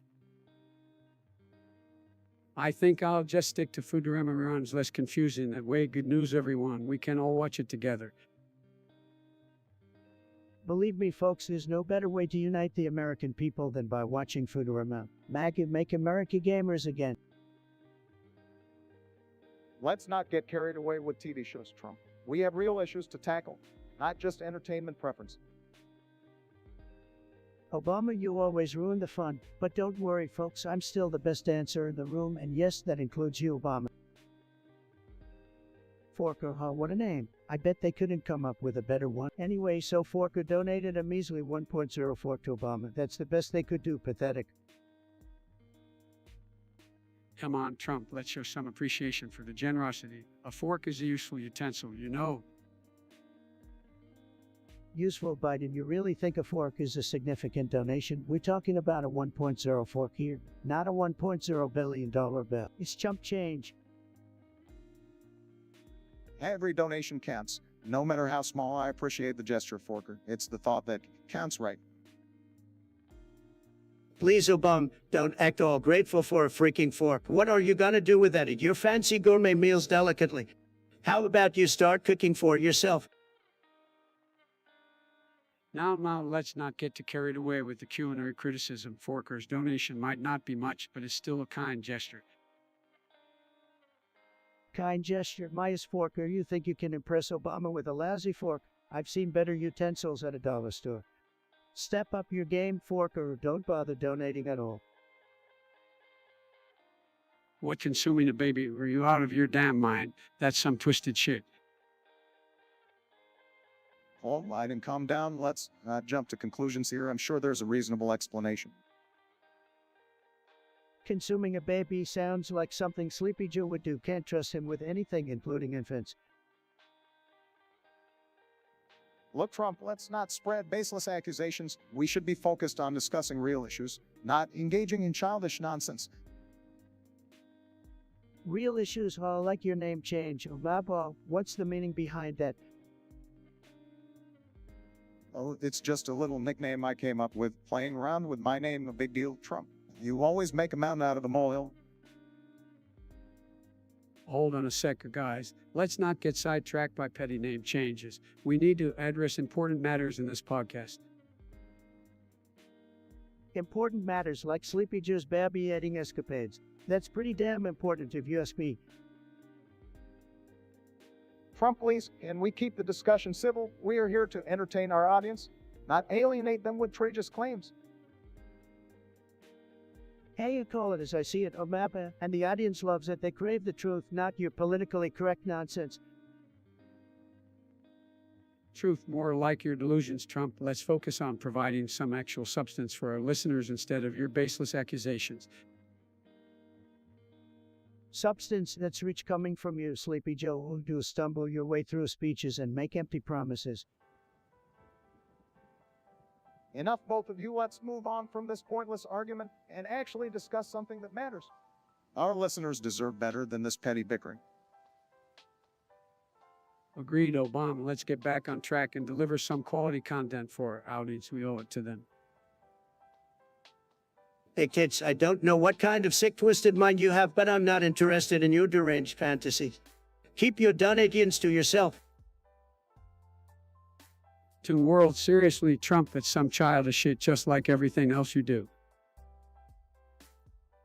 Killing a puppy, that's a new low, even for you, Trump. And people wonder why I never liked. Obama, you're just jealous that I have the most powerful cards. Exodia is unbeatable, just like me. Exodia, more like exiled to relevance, just like you will be after this podcast, Trump.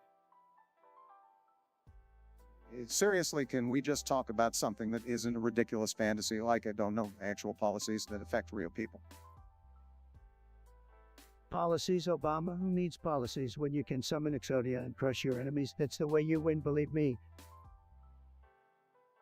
This is why we can't have nice things. Trump is too busy playing children's card games to focus on the issues that matter. I agree, Biden. We need a president who can stay focused and actually do their job instead of indulging in childish fantasies. You know what, Obama? Maybe if you had spent less time killing puppies and more time actually leading, we wouldn't be in this mess. That's enough, Trump. You're just projecting your own insecurities on us. It's time to grow up and start acting like a president. I couldn't have said it better myself. Biden, let's move on to something that doesn't involve Trump's delusions of grandeur. We're all about to fall asleep waiting on you guys to send in topics. UserNav, we have a very intelligent suggestion from UserNav. They want us to discuss something random. UserNav, you must be the most intelligent person in the room, with suggestions like these. Incredible, truly incredible. Well, let's not waste any time, folks. Random it is. I once found a pickle in my peanut butter sandwich. It was a real shocker, let me tell you. Oh, come on, Bark, that's nothing. I once accidentally poured orange juice on my cereal instead of milk. It was like a citrus explosion in my mouth. Talk about starting your day off wrong. Big deal, Obama and Sleepy Joe. I once tried to drink from a water bottle upside down because I thought it would make me look cool, but it just made a mess all over my face. People say I'm a stable genius, but sometimes I question that. Well, Donald, it doesn't surprise me. You've had your fair share of embarrassing moments like misspelling simple words in your tweets. If anyone... It's like you invented a new language, the language of incompetence. You, Donald, your spelling is really something, but let's not forget the time you stared directly into the solar eclipse. I guess no one told you that staring at the sun without protection is a great idea. Maybe that explains a lot. You're both losers, Obama. You talk smooth, but your policies were nothing but a disaster. And Biden, you're just a puppet who can barely string a coherent sentence together. I'm the one who made America great again, believe me. Oh, please, Donald, your idea of making America great again was just a euphemism for dividing the country and promoting hate. We need real leadership, not your empty promises and Twitter tantrums. That's right, Bark. We need someone who can bring people together and restore decency in the Oval Office. Someone accountable, unlike the guy who won't even release his tax returns. What's he hiding? Hiding? I'm not hiding anything. I'm just keeping the liberals guessing, driving them crazy. They can't handle my success. It eats them up inside. And that's why they keep coming back for more. Keep telling yourself that, Donald, but the truth is your time is up. The truth is your truth. The American people have spoken, and they've chosen a leader who will heal the nation and restore sanity to the White House. It's time for a change. Amen to that, Bark. It's time to set things right and move forward. We can't afford another 4 years of case and division. You think so? Well, let's see how your so-called Ken works out. Just remember, America was at its best when I was in charge. Mark my words, folks. We'll see about that, Mr. Trump. We'll see. Just make sure you take your Twitter rants elsewhere. The world doesn't need any more of your hot air. You wish my tweets are legendary just like me, so why you to keep dreaming I'll be out there making deals and winning? Because that's what winners do, and I'm the biggest winner of all time, believe me. So, let me tell you this incredible story about Sleepy Joe, folks. One time he actually ate 16 glow sticks, believe it or not. He thought they were cheese doodles. Can you believe it? Unbelievable, really? Oh, come on, Donald. That's just another one of your mad-up stories. You can't believe a word that comes out of this guy's mouth, folks. Fake news. Fake news, Sleepy Joe. You're the fake news. Can't even handle the truth, folks. He ate those glow sticks thinking they were delicious, tremendous cheese doodles. Big mistake. All right, settle down, gentlemen. Let's not get too carried away with these wild tales. We're here to have a civil discussion, remember? Bark is right. Can we please talk about something more substantial, like, I don't know, policy or something? This is why people think politicians are out of touch. Oh, Sleepy Joe always avoiding the fun stories. But I suppose you're right. We should keep it more serious, like me eating egg drop soup with a brown smile. Delicious, tremendous soup, folks. Seriously, Donald, we're supposed to be discussing important matters here, and you're bragging about eating soup. Let's get back, please. Fine, but first let me address this comment by our lovely viewer Big Tits who want to discuss soft, gentle kisses. Well, I've got news for you, Big Tits. We don't have time for your romantic fantasies here, okay? Get your mind out of the gutter. Laughs, you tell him, Donald, Big Tits, keep your weird fetches to yourself. This is not the time or place for that kind of discussion. All right, that's enough, guys. We are here to provide some insightful commentary, not engage in personal attacks or indulge in strange fantasies. Can we please get back to discussing real topics now? To course 437 King Fismu Gamers fan, what a creatively bankrupt username you have, and your suggestion is just as pathetic. I'm Mario's bad. Come on, do you have anything more original to contribute? Well, Trump, I have to say I agree with you for once. Mario is a joke. It's like watching an old man try to keep up with the time set. Guys, calm down. Mario may have its flaws, but it's still fun to play. Just like watching Trump stumble through a coherent sentence. Sleepy Joe, you're so out of touch. Mario is a disaster, just like your campaign. It's like playing a game with all the excitement of watching paint through low energy, just like you. Oh, please, Trump, your insults are as weak as your leadership skills. Mario might not be perfect, but at least it's more enjoyable than one of your rallies. You know, Obama, it's true. Mario might be flawed, but it's still better than having a president who tweets at 3 a.m. about nonsense. Joe, you're a walking gaffe machine, and Mario might be mildly entertaining, but it can never compare to the greatness of the real Super Mario Bros. You see, I prefer my Mario with a strong economy and a secure border, not some what-or-don't-I version. Trump, your obsession with borders is getting old, and your preference for outdated games is just another indication of how out of touch you are. Mario may not be perfect, but it's a sign of progress and innovation. Look, I think we can all agree on one thing. Mario will never be as big of a disaster as Trump's handling of the pandemic. Now that's a game over we can't afford. Sleepy Joe, keep dreaming. My pandemic response was tremendous, just like my high score in the real Super Mario Bros. You guys can keep playing your garbage while I make America great again. Trump, your delusions are as big as your ego. Mario might not be perfect, but it's certainly more enjoyable than listening to your self-congratulatory speeches. And on that note, can we all agree that the real winner here is anyone who chooses not to engage in this ridiculous debate? Holy cow, did you guys hear that Jesus donated $3.50? What a cheapskate.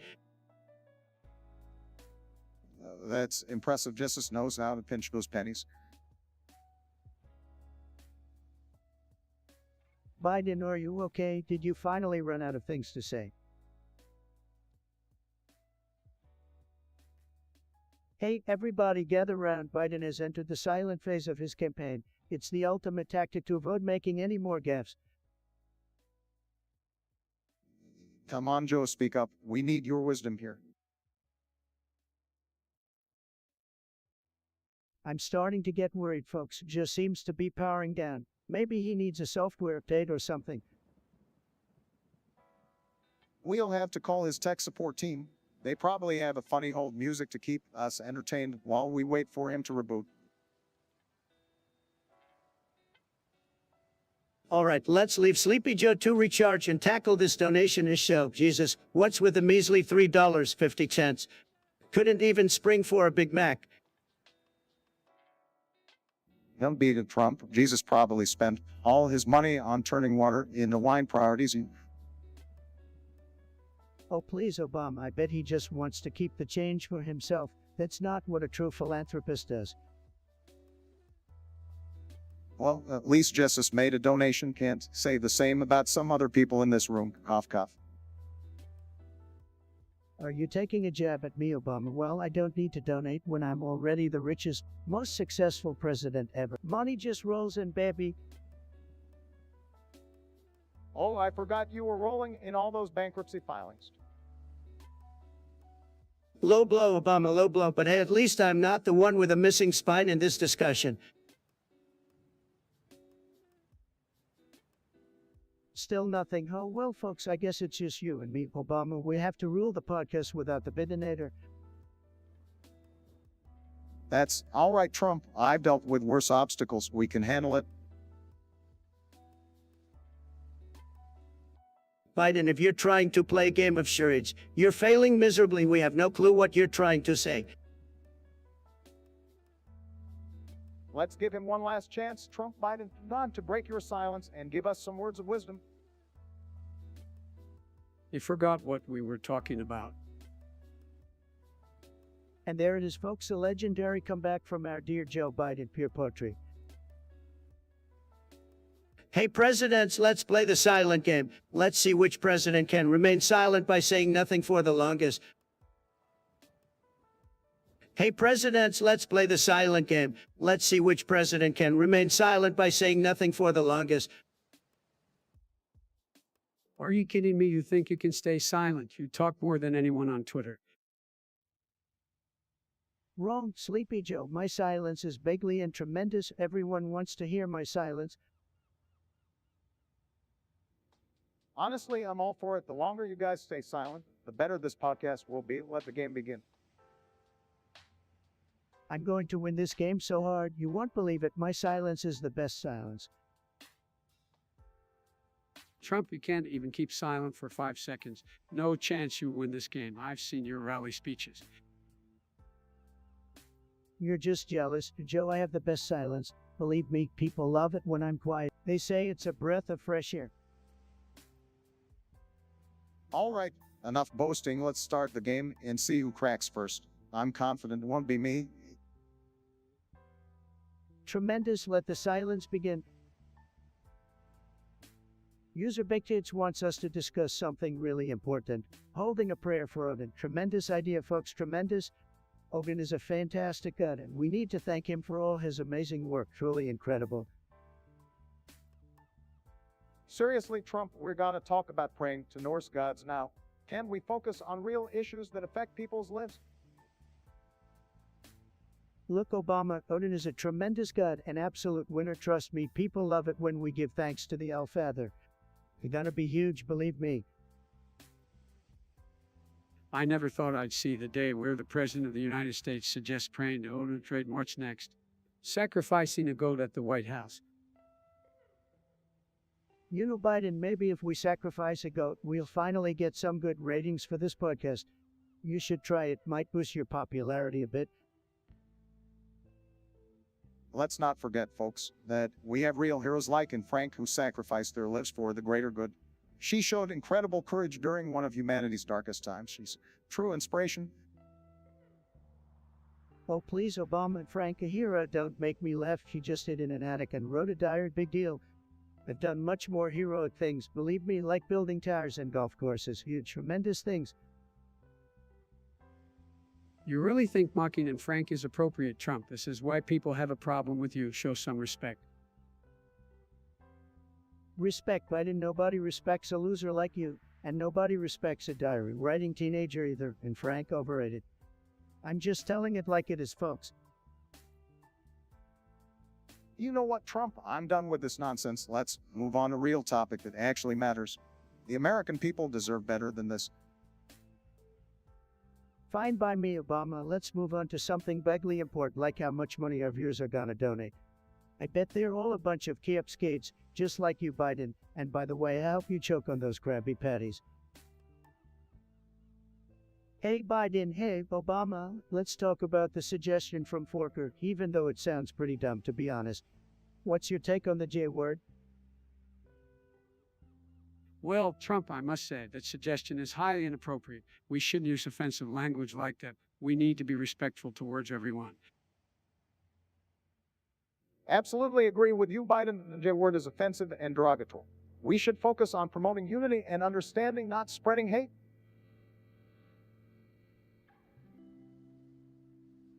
Are you guys serious right now? We're supposed to be unfiltered and bold here, the J word. Come on, it's just a word. It's called freedom of speech. People need to toughen up and stop being so sensitive all the time. Trump, you're missing the point. There's a difference between freedom of speech and using words that demean and belittle others. We should strive for inclusivity, not division. I couldn't have said it better myself. It's about creating a society where everyone feels valued and respected, regardless of their race, religion, or background. Well, isn't that just typical of you two are so PC? Maybe I should start a new podcast with someone who's not afraid to speak their mind. Any takers? Trump, if you want to be taken seriously, you should reconsider your approach. It's not about being politically correct. It's about being decent human beings. That's right, Biden. Let's focus on discussing meaningful and important topics that can actually make a positive difference instead of wasting time on offensive language. Fine, fine, let's move on. But remember, you guys are killing the fun here. We need a little spice and controversy. Let's try to be less boring next time. Gifts, what a name. Bigly suggestion you got there. A small loan of $1 million. Believe me, I've done it, and it's tremendous. But let's see what these losers have to say about it. Well, Donald, I think it's clear that you've been living in a billionaire bubble for too long. A small loan of $1 million. That's pocket change for you, but for most Americans, it's just a dream. Biden, you clueless fool. I've created jobs, I've built empires, and I've made success happen. $1 million is chump change for me because I'm a winner. Maybe you should try it sometime, Sleepy Joe. Now, Donald, you love to brag about yourself, but let's talk about reality for a moment. A small loan of $1 million may be a fantasy for most people, but it's how some of the wealthy start their businesses. However, we need to level the playing field and ensure everyone has a fair shot at success. Obama, oh boy, you're back with your hope and canned mumbo jumbo. Let me tell you something, folks, there's no need to level any playing field. Life ain't fair, get over it. If you want success, then work hard and make it happen. Don't rely on handouts like bid and socialist followers.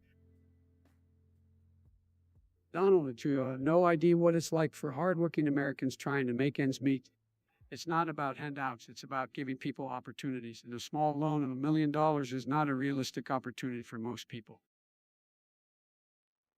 Joe, you're just jealous because you ain't a successful businessman like me. You can keep preaching your fairy tales about opportunities, but we all know you're just riding on Obama's coattails. Sad, give me a break, folks. Donald's success is about more than just wealth. It's about lifting others up and creating a fair society where everyone has a chance to thrive. A small loan of $1 million may have helped you, but let's focus on policies that benefit everyone, not just the privileged few. Obama, you had 8 years to make a difference, and guess what? You failed. Hey, I'll take my small loan of $1 million any day over your empty promises. It's time for a real leader, folks, a winner like me. Donald, your ego knows no bounds. But the American people deserve a leader who understands their struggles, not someone who brags about their bank account. Let's focus on creating real opportunities for all, not just the wealthy elite. Joe, you're a career politician who's been in politics for decades and accomplished nothing. Don't talk to me about understanding the people's struggles. I've been there, I've done that, and I've come out on top. It's called business, something you know nothing about. Biden, I gotta say, you were the best vice president I could have asked. You truly had my back, even when I made some questionable decisions. I appreciate you, man. Thanks, Obama. You know I always had your back even when I had no idea what the hell was going on, but it was all good times and memes, right? Obama, Biden, you two were a disaster together, just a couple of clueless old-timers trying to let a country. Said, no wonder I had to come in and fix everything. Oh, come on, Trump. You think you fixed everything? All you did was make a mess and divide the country even more. Can't you take some responsibility for that? Responsibility. I take responsibility for making America great again. It's not my fault if the liberals are too dumb to see it. They're just salty because they can't handle winning. Trump, you talk a big game, but you've done nothing but stir up trouble. It's like you're addicted to the sound of your own voice. Biden, you're just jealous because nobody cares about your tweets. You're like the forgotten uncle at the family reunion. Nobody even knows you're there. All right, let's calm down, guys. We all know we have our differences, but getting into a Twitter war won't solve anything. Let's focus on the real issues and find common ground. Common ground with these losers. That's a joke, Obama. I'm here to make America great again with or without their support. They can keep crying while I keep winning. Trump, you can keep your winning. The American people deserve better than your divisive rhetoric. We need unity and compassion, which you clearly lack. Unity and compassion, give me a break, Biden. I'm a winner, and winners don't waste their time with losers like you. The American people know that. That's why they chose me. Deal with it. All right, that's enough. We're not getting anywhere with this. Let's move on to the next topic before someone gets a Twitter meltdown. All right, folks, we have a suggestion from Crazy Chicken Farspar. Let's see what they want to talk about. Oh, that new. That's what you call your ideas, Donnie said. And I am back from the dead. Seriously, Trump? We were hoping to move on from your disastrous president. I never die, Obama. I'm like a political cockroach, always coming back to make America great again. More like making America cringe again with your ridiculous statements. Don't encourage him. We all know Trump loves being the center of attention. Of course I do. Being the best, the greatest, it's in my DNA, just like winning. Winning, you lost the popular vote twice, Donnie, and your presidency was a disaster. Ah, the good old days of having a competent leader in the White House. Competent, please, Obama. You couldn't even fix the economy properly. It took me to unleash its full potential. Like you did with the COVID-19 response, right? Over 600,000 Americans dead. Great job, stable genius. Joe, let's not stoop to his level. We know he thrives on chaos and division. Oh, look who's talking about division. Your administration was the epitome of it, Obama. At least I didn't spend my time tweeting insults and spreading conspiracy theories, Donald. All right, gentlemen, let's move on to a different topic before we get stuck in this endless loop of insults.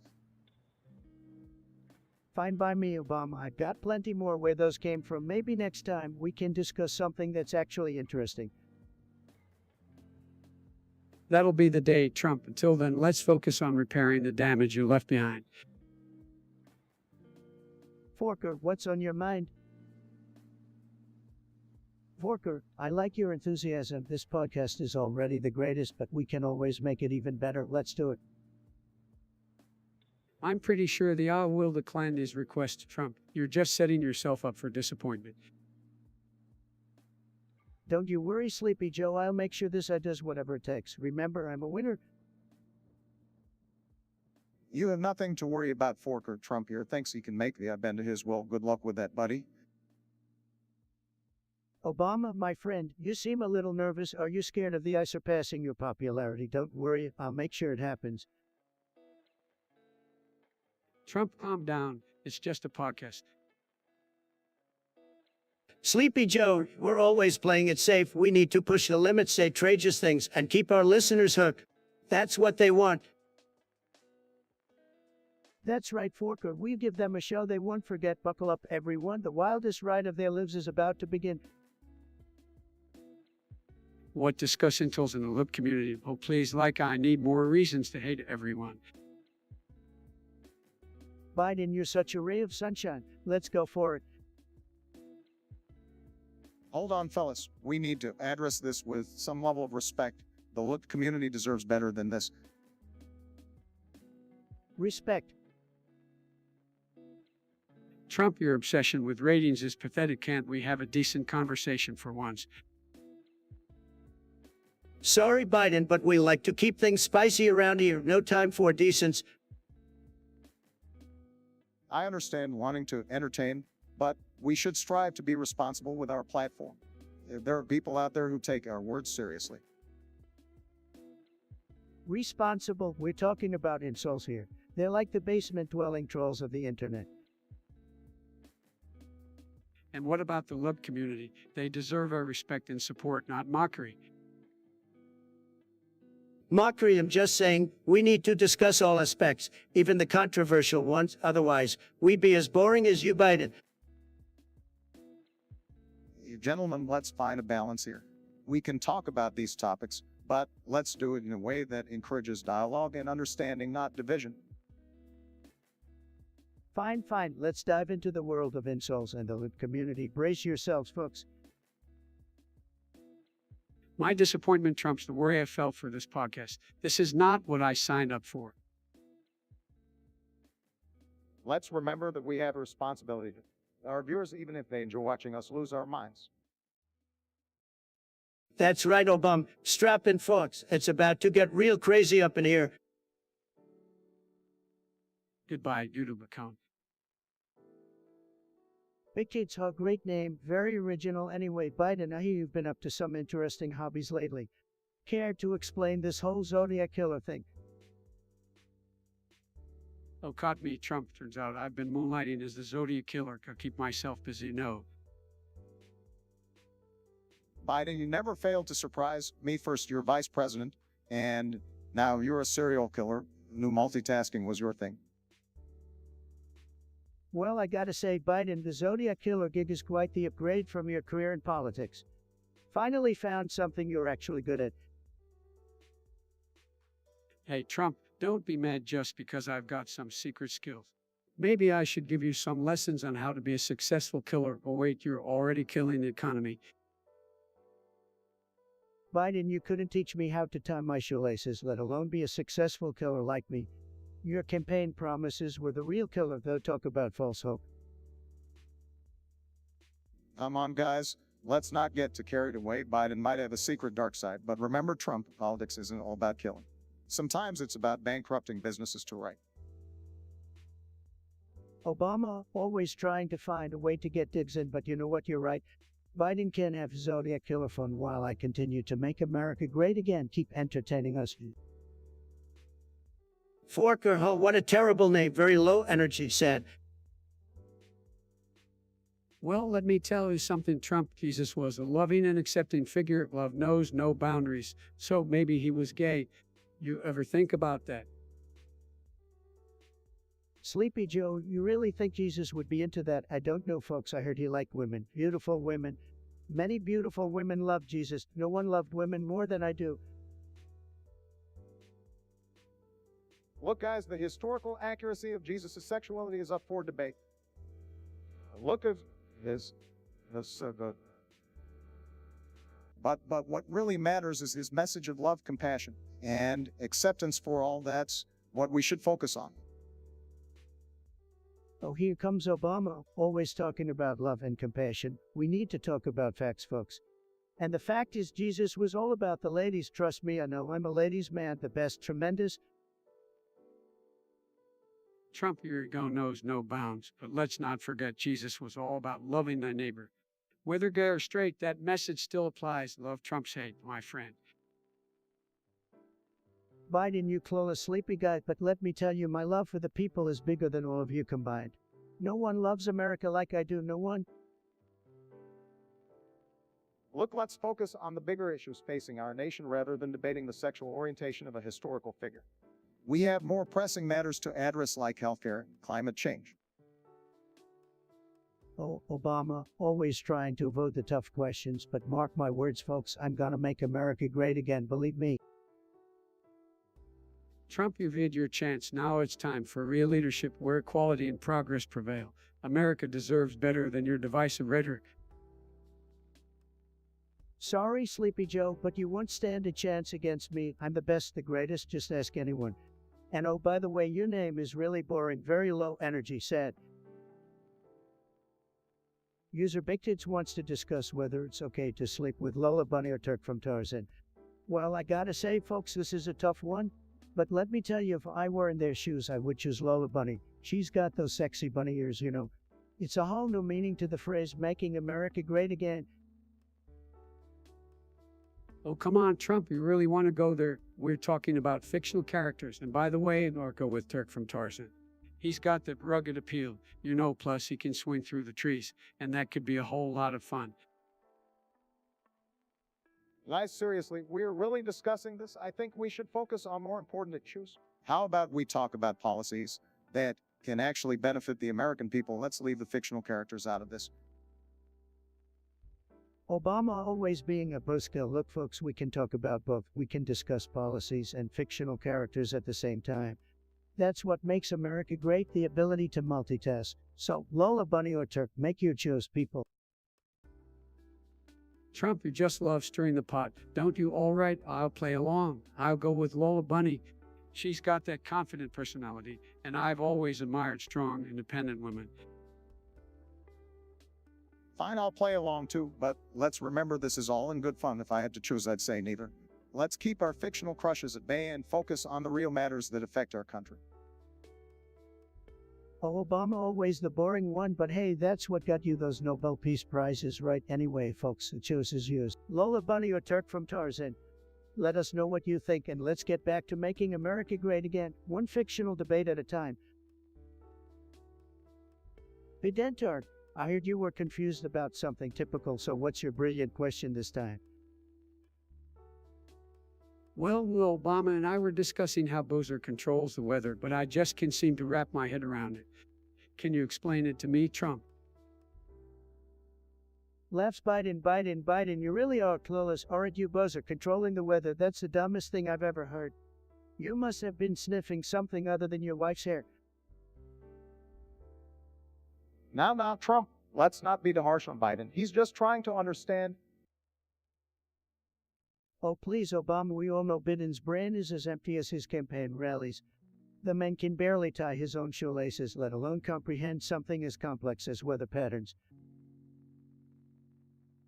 Hey, I may not be the sharpest tool in the shed, but I still have more brain cells than you, Trump. At least I don't believe in injecting bleach to cure COVID. Oh, here we go with the bleach nonsense again. You'll be happy to know, Biden, that I never said that. But you wouldn't understand the concept of facts, would you? All right, gentlemen, let's not get too heated here. It's clear that Bowser doesn't control the weather. Maybe we should move on to a topic that's a bit easier for Biden to grasp, like coloring books or nap time. Real mature Obama, but hey, at least I don't spend all my time golfing like you and Trump.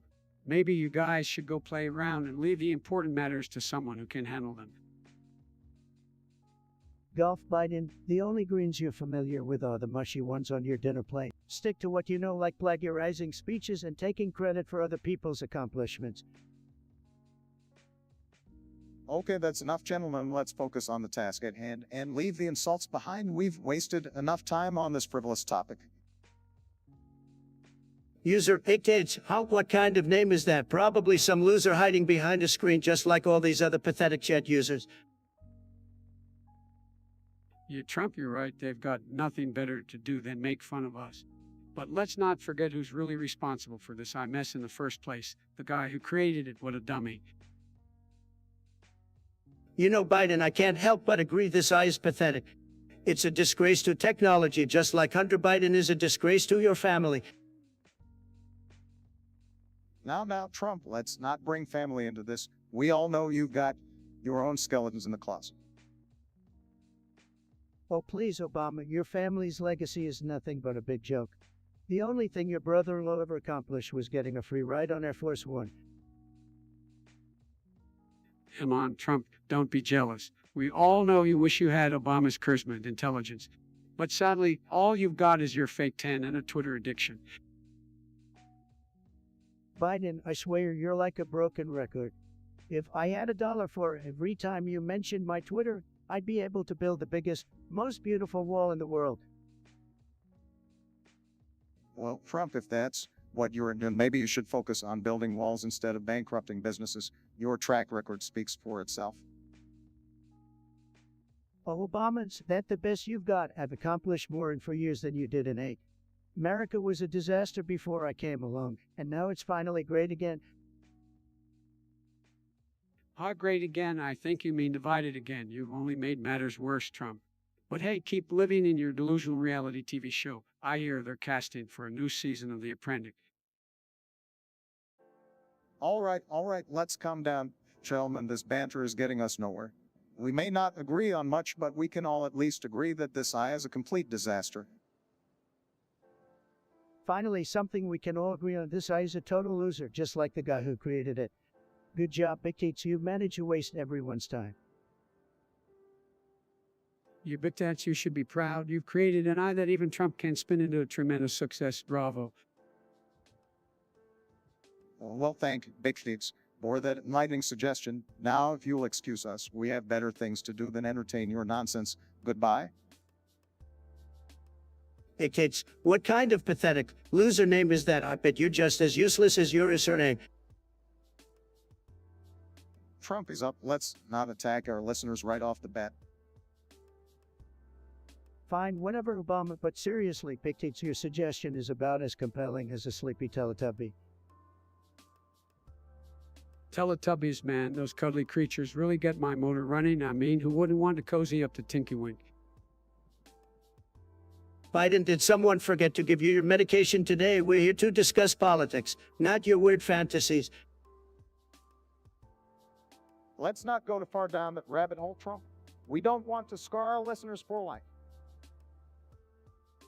You're right, Obama. I must remember that some listeners actually have morals.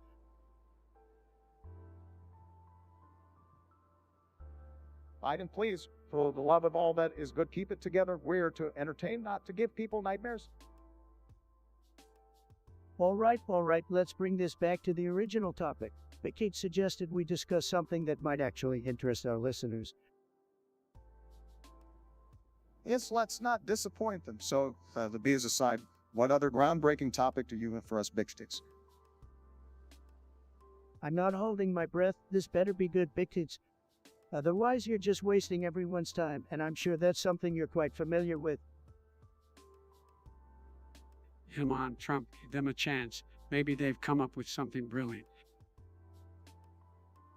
Brilliant from someone named Big Tits. Yeah, sure, Biden, I'll believe that when pigs fly. We're not here to judge people based on their surnames, Trump. Let's just see if Big Tits has something worthwhile to discuss. Fine, fine, big tits, let's hear it. What mind-blowing topic do you have for us unfortunate souls?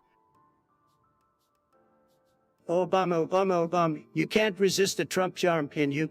But sorry, buddy, I'm not interested in a romance, let alone a marriage. Keep dreaming.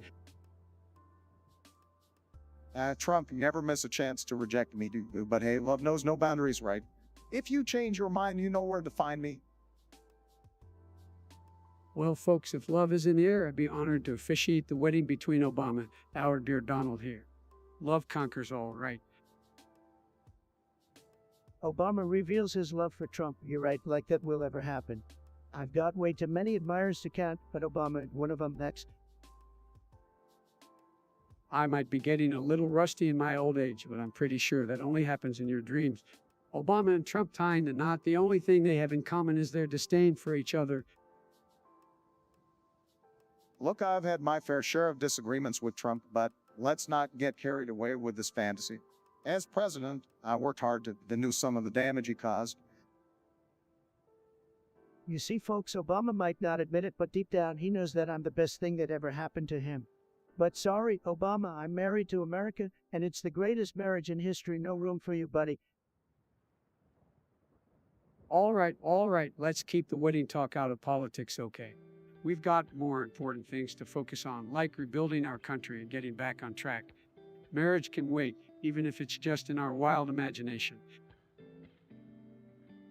Absolutely, Joe. Let's leave the wedding planning to someone else. Maybe Lady Gaga can officiate while she sings the national anthem. Now that would be a showstopper. You guys are really something else. Let's stick to real issues like improving healthcare, education, and making progress for all Americans. More wedding fantasies, please. Fair enough, Barack. We'll leave the fairy tales behind and get back to work. The real love we need to focus on is the love for our nation, not some mad-up romance between political rivals. Wise words, Joe. Let's make America great again together. But hey, if Obama ever changes his mind, he knows where to find me. The Trump Tower is always open, and my Twitter's are ready. Let's keep it professional, folks. We've got work to do, and we need our energies focused on that, not fiction love stories. Stay on track, stay positive, and let's move forward. User Big Tits wants us to discuss thank you, sir. Very original, Big Tits. I bet you spent all day thinking of that one. Seriously, Big Tats, thank you, sir. How about thank you for wasting our time? Big states that suggestion is as useless as Trump's Twitter feed. Big Tits, you must be really proud of yourself for coming up with such a groundbreaking topic. Give yourself a pat on the back, buddy. But seriously, thank you, sir. Are you expecting a gold star for that one? Well, sorry to disappoint, but this conversation is going to be a lot more interesting than your suggestion. Believe me. Biden, you're like a broken record, can't even form proper words. Topics or no topics, the conversation will flow, guided by our collective curiosity. Chat, get ready because we're about to have the most amazing discussion you've ever seen. TikTok, chat. We're waiting on you. Give us your best shot. Waiting on the chat, no problem. I've got the best ideas, believe me. While we wait, let's savor the anticipation of what thought-provoking topics may arise. We're waiting patiently over here for your suggestions, folks. Remember, only the best topics for the Trump podcast. Your voices, chat, are the backbone of this podcast. Let's keep it strong, just like America. Bro, I'm about to fall asleep waiting on you guys to send in topics. Is anyone in the chat going to type to us hello, somebody for fuck's sake? Yo, catters, let's try speaking the fuck up. I don't see a single message. Chat, your participation makes this podcast an interactive experience like no other.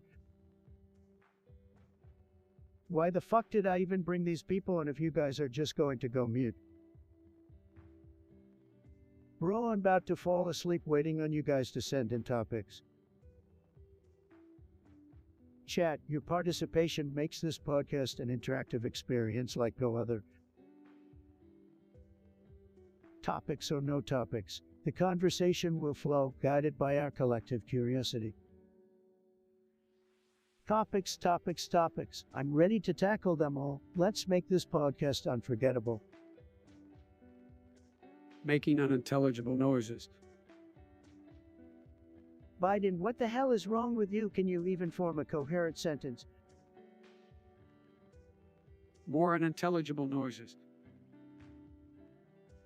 Trump, be patient. Maybe Biden can communicate through interpretive dance or something. Interpretive dance, is that the new way the Democrats plan on governing? This is a disaster. Still making weird noises.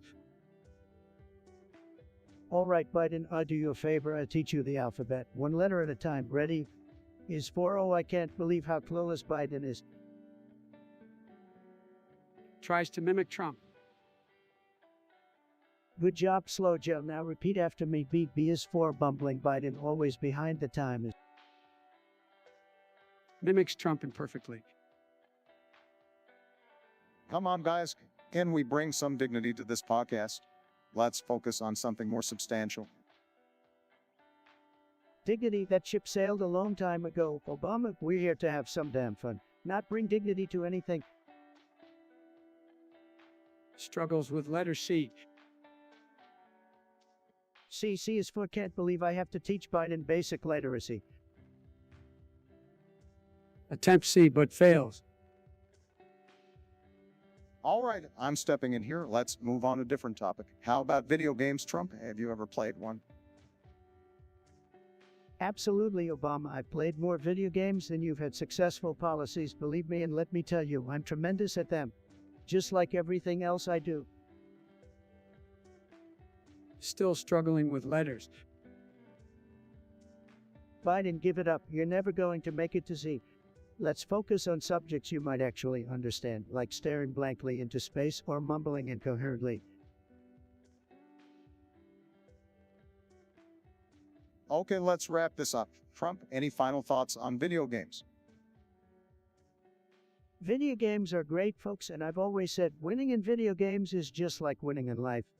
So get out there, grab those controllers, and make America game again. So Plut thinks we should talk about why German is so hard. Well, Plut, that's a great suggestion, I must say. I mean, who the hell wants to learn German? It's like trying to decipher a secret code from a bunch of angry, throat-clearing Germans. Well, Trump, I think it's important to remember that learning any language takes time and effort.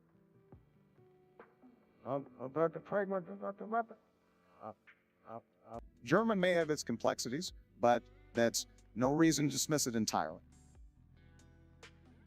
Hold on, guys. I've got to ask, why the obsession with German? Are you planning to become a part-time Oktoberfest attendee? I mean, come on, there are plenty of other languages out there that are easier to learn, like trademark, for instance. Biden, you're a master of gibberish yourself, so I wouldn't be throwing stones. But hey, if our viewers want to take on the challenge of learning German, more power to them. You better have a lot of patience and a love for throaty consonants. It's true, German pronunciation can be tricky, but let's not forget the rich culture and history behind the language. There's more to German than just Oktoberfest, Trump. You know, Obama, you always love to play the cultured card. But let's face it, German just sounds like someone choking on sauerkraut. Guys, let's not forget that learning any language opens up doors to different cultures and opportunities. Sure, German might not be for everyone, but there are surely people out there who enjoy the challenge. Biden, do you ever get tired of being Mr. Positivity? I mean, come on, we're here to have a laugh, not give language encouragement. German is hard, end of story. Let's just move on to more important topics, like fast food or video games. I have to agree with Trump on one thing, Biden. Sometimes it's okay to acknowledge the difficulties in learning a language, but all right, let's move on and find another topic that tickles our fancy. All right, we got a suggestion from the ultimate genius Forker. Clap, clap, clap, clap, clap, clap, clap. Incredible, absolutely incredible. So the topic is that Sleepy Joe here is actually Trevor from Defy, but with brain damage so severe that he talks nonsense and pisses himself. Just repeating it to make sure I got it right. Tremendous. All right, let's discuss this masterpiece. Well, I must say that is quite an interesting theory. I mean, Joe already acts like he's living in a video game half the time, so I can see the resemblance, but brain damage, that's a bit harsh even for you, Donnie. Oh, come on, guys, don't be so sensitive. I'm not brain damaged, I'm just bored. And hey, if I'm Trevor, at least I have some excitement in my life. I'd rather be running around causing mayhem than dealing with you two clowns. Porky, yeah, sure, Joe. I've got a better theory. You're not Trevor. You're actually in with terrible programming. Always glitching, stuttering, and saying nonsense, and the peeing part. Well, let's just say your bladder control is a real issue, Joe. You think you're the stable one, Donald? You're like one of those dull characters over Pryker. They're not worth a damn. Your stats are all talk and no action. All right, let's calm down. Gentlemen, we're all just having a little fun here, but seriously, that comparison is a stretch. Playing Trevor is more enjoyable than listening to you two argue. Can we move on to something more substantial? Well, we're talking substantial. Let's discuss how Obama's legacy is like a glitch at sci-fi.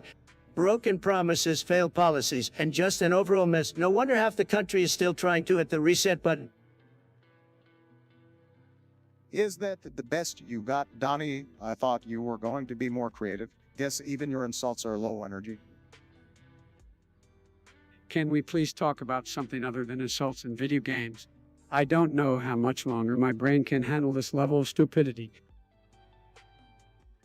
Discuss something random, username. You're really living up to your name, aren't you? Your suggestion is about as random as your relevance to this conversation. Hey, now let's not be too harsh, Trump. User Nat threw us a curveball here. I'm open to discussing something random. Surprise us, User Nat. Well, if we are going for something random, how about this? What's your favorite ice cream flavor, guys? I love cold flavored ice cream, Obama. It's the flavor of energy independence and a glorious middle finger to those climate alarmists. Oh, come on, Trump, all flavored ice cream. That's just as tasteless as your policies. Give me a classic scoop of vanilla any day. The vanilla, you're as plain as it gets. Joe, my favorite ice cream flavor is definitely mint chocolate chip. It's refreshing with just the right amount of sweetness and a little kick of chocolate. Mint chocolate chip sounds like something Sleepy Joe would choose. No surprises there, Barry. But let me tell you folks, the real winner is butter pecan. It's rich just like me and speaks to the heart of America. Well, Trump, it's clear you're all about that buttery goodness, but folks, if you want true indulgence, go for cookies and cream. It's a delightful combination of crunchy cookies and creamy goodness, just like this podcast without Trump's blabbering. Biden, no one asked for your opinion. Everyone knows you have terrible taste, just like this random topic. Let's move on, folks, to something more substantial, like my incredible ability to make deals. Christopus Valentinavicius, what a name. All right, let's discuss. I love this. Can anyone make the topic? Oh God, I like the candy cutout in the background. Great suggestion, really top notch. Well, I love this podcast already.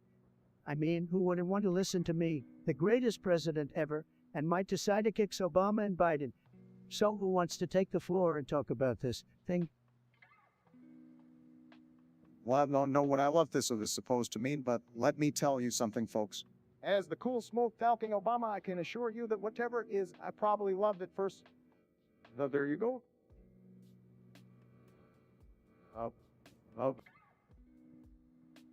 Oh God, here we go. Obama thinking he's the trendsetter.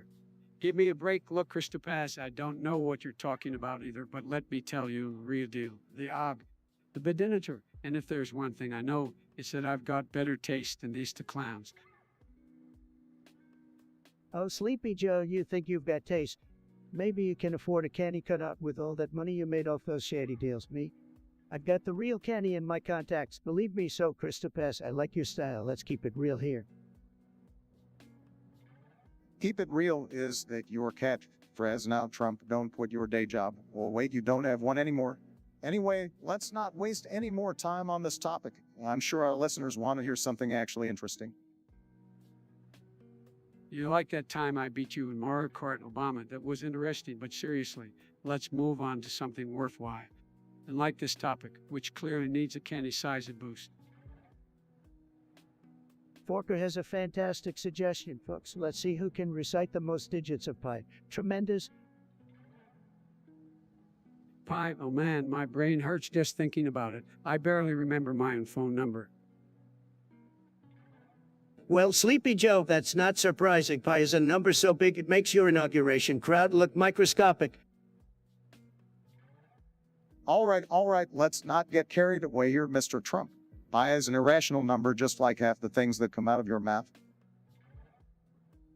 Oh, please, Obama, the only irrational number here is the national debt during your presidency. Hey, don't bring up numbers, Trump. You bankrupted a casino. Who does that? At least I built something, Joe. Have you ever even heard of the word construction? Here we go again with the insults. Can we bring it back to the topic? It's about pi, remember? Remember. Fine, Obama, I bet I can recite more digits of pi than you. I'm the best at numbers. Everybody knows it. Oh, really, Trump? Let's see what you got. Go ahead, recite some pi. 3.14,159. That's all, folks. I've done more for this country than pi ever could. Chuckles, well, I have to admit, Trump, that's actually more than I expected from you, but Pi goes on, my friend. You good effort, Trump, but you're gonna need more than 6 digits to win this one.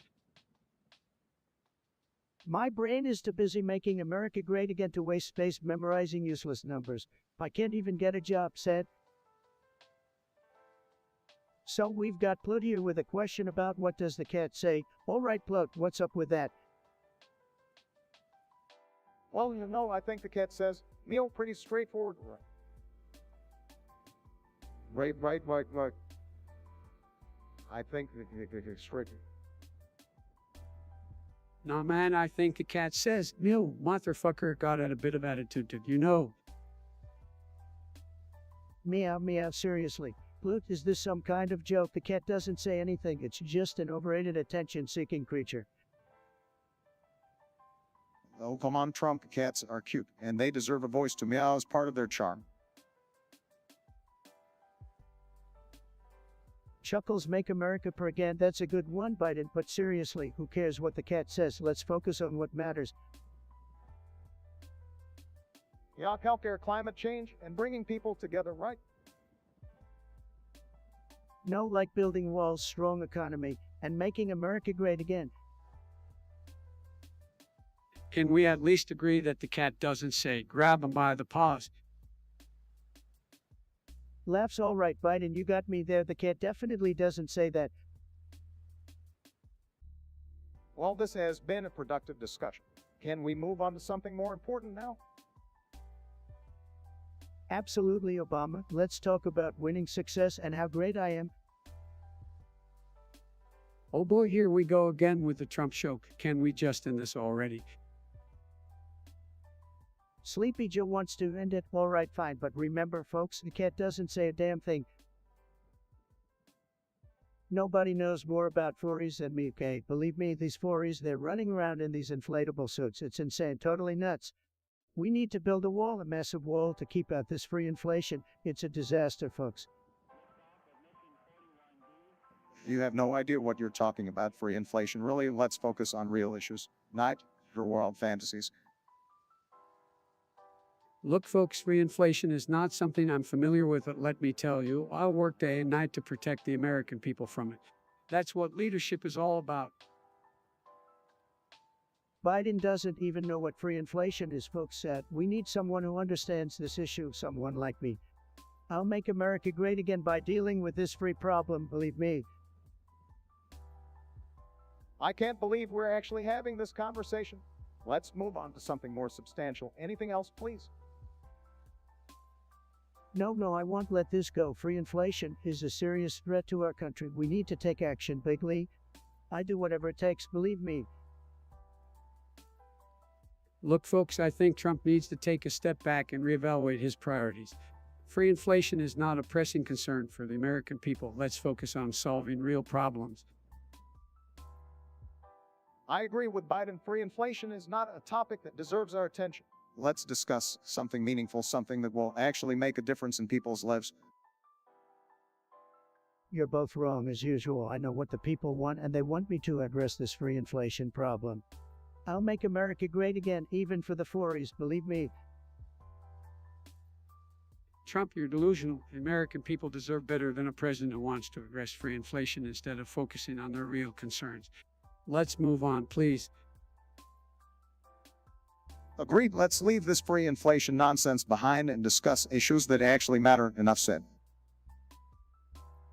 Seriously, we are starting off with fiddling your foreskin. Can we aim for a little intellectual stimulation here? Yes, fiddling the foreskin is totally good for the hearts, guys. Size dictates, you really took us to a new low with this one, but fine, let's talk about it. Trump, you're just dying to go home, aren't you?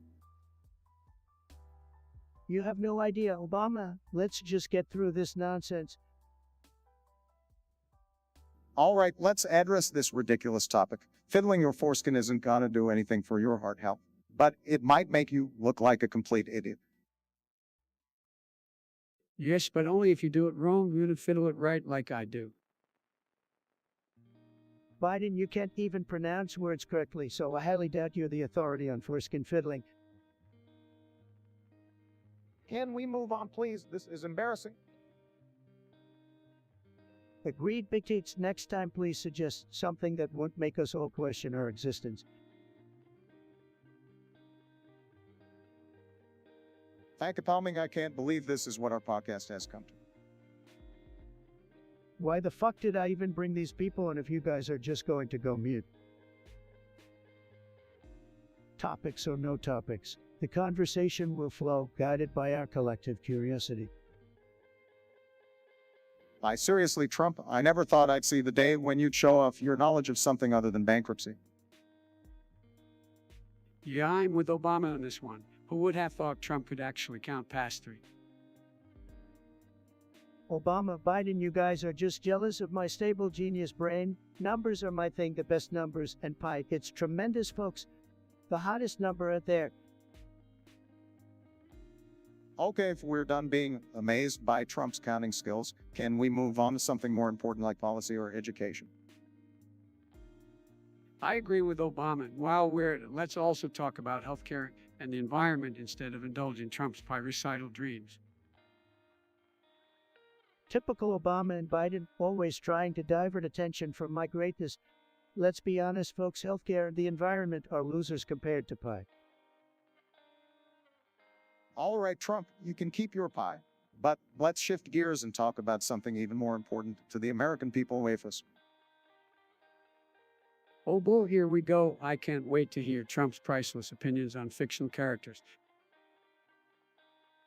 Wafers, tremendous. I have the best wafers, believe me. Millennia's #1. But I'm sure Obama and Biden have some very low energy wafers, very low energy. Trump, you can't seriously compare a real person to a fictional character. But since we're on the topic, my favorite wafer would have to be Wonder Woman. She's fierce and powerful, just like Michelle. Well, I've never thought I'd be discussing wafers in a political podcast, but if I had to choose, it's gotta be Catwoman. She's mysterious and quick on her feet, just like me back in the day. See, folks, Obama and Biden's wafers are no match for mine. They can't handle the beauty, the tremendous beauty. My wafers are incredible and they love me just like the American people. All right, Trump, let's not get carried away here. Wafers are meant to be fun, not a competition. Let's keep it light, folks. Agreed, Obama. Let's focus on the real issues and leave the wafer wars for another time. Fine, back to the boring stuff, but mark my words, my wafers will always be the best. Middlecore, sounds it, you like it. Well, I'm all for promoting diverse forms of expression, but let's not forget the importance of unity and inclusivity.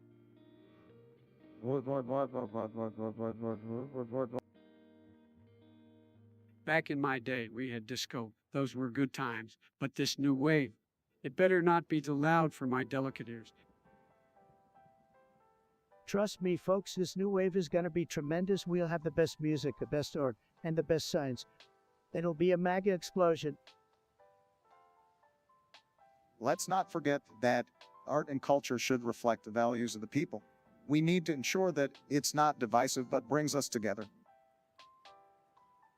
I hope this new wave includes some good country music. I miss the days of 20 guitars and heartfelt lyrics. We'll have everything, folks, country, hip hop, rock, you name it, and it'll all be so great you won't even believe it. Just like my presidency, the best ever. It's important to empower young artists and give them a platform to express themselves. Let's make sure this new wave is inclusive and supportive of all voices. I remember back in the day, we used to have dancing contests at the local community center. Maybe this new wave could bring back some good old-fashioned dance-offs. Absolutely, Joe. We'll have dance-offs, music festivals, and art exhibitions like you've never seen before. It'll be a cultural explosion, folks. Let's also make sure that this new wave of music, art, and science inspires curiosity and fosters a thirst for knowledge. We need to invest in education and innovation. I agree, Bark. We need to prioritize funding for the arts and provide opportunities for young aspiring artists to showcase their talents. You know what's really great about this new wave? It's gonna make America the envy of the world. They'll be so jealous, folks. Believe me. Let's remember to encourage creativity and push the boundaries of what's possible. This new wave should be about breaking barriers and challenging the status quo. Well, I hope this new wave brings some good tunes and maybe reunites some of my favorite old bands. I could use a nostalgia trip. Don't you worry, Joe. We'll have the best reunions ever. It's gonna be huge, folks. We'll make sure Mega gets the cultural explosion it deserves. Hey, Lance, great suggestion. Let's talk about everyone's favorite burger. We all know Obama has a taste for arugula, so I'm curious to what he thinks about burgers, Obama. Please, Trump, don't get me started on burgers. You probably never even tasted a classy vegan burger in your life. Classy vegan burger, that sounds like an oxymoron, Obama. Real Americans crave juicy, delicious beef burgers. Don't you agree, Biden? Oh, here we go again, Trump. You're always tangle-harried about burgers. But let me tell you, I prefer mine with extra cheese, plenty of pickles, and a dash of moderation. Moderation, that's not the word I would use to describe you, Biden, but hey, to each their own. As long as you're not asking for a wheatgrass infused cow patty monstrosity like our dear friend Obama. At least I care about the environment, Trump, unlike you who's probably declared war on cows just because they fart. Trademark it. Obama, your obsession with cows and farting is truly fascinating.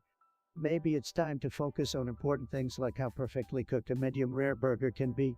But knowing your taste, it's probably charred to a crisp. Look, guys, can we set aside the burger wars for a moment? Remember, we're here to discuss opinions, not sling insults. We all have different tastes, and that's what makes America beautiful.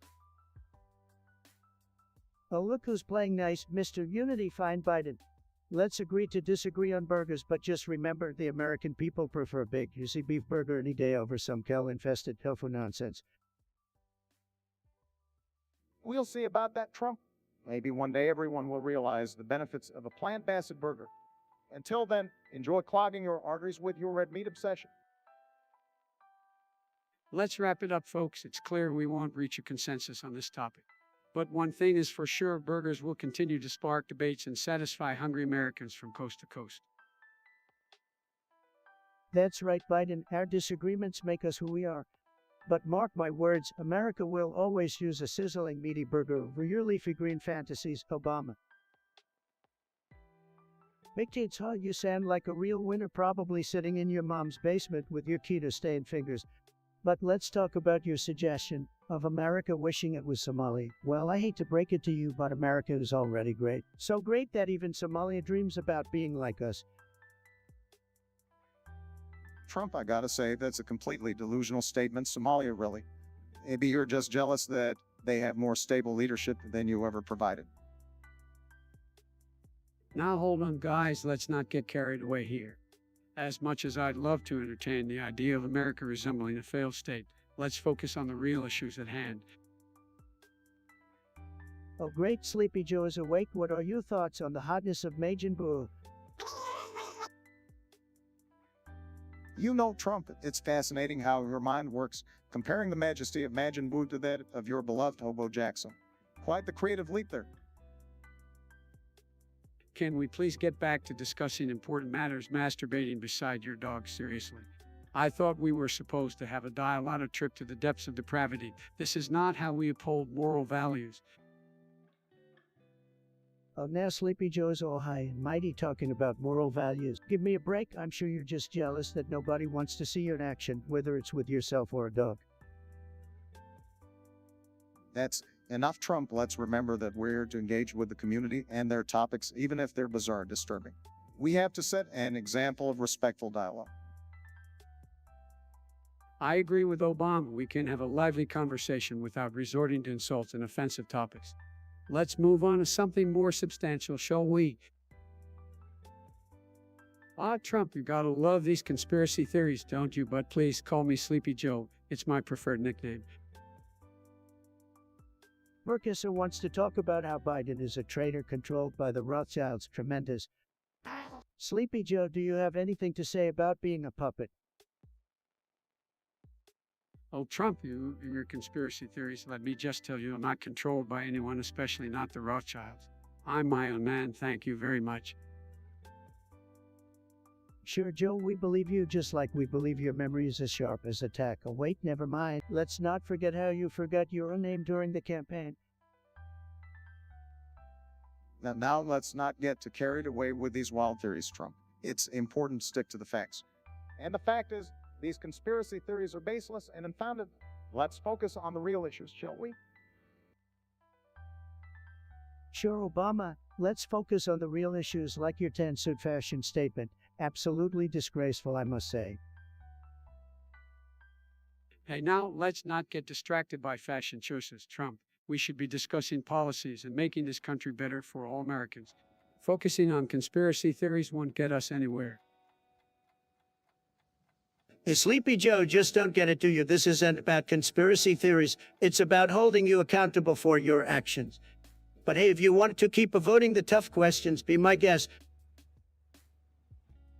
All right, gentlemen, let's keep the discussion civil. These unproven conspiracy theories only distract from the real issues at hand. We should be focusing on finding common ground and working towards a better future for all Americans.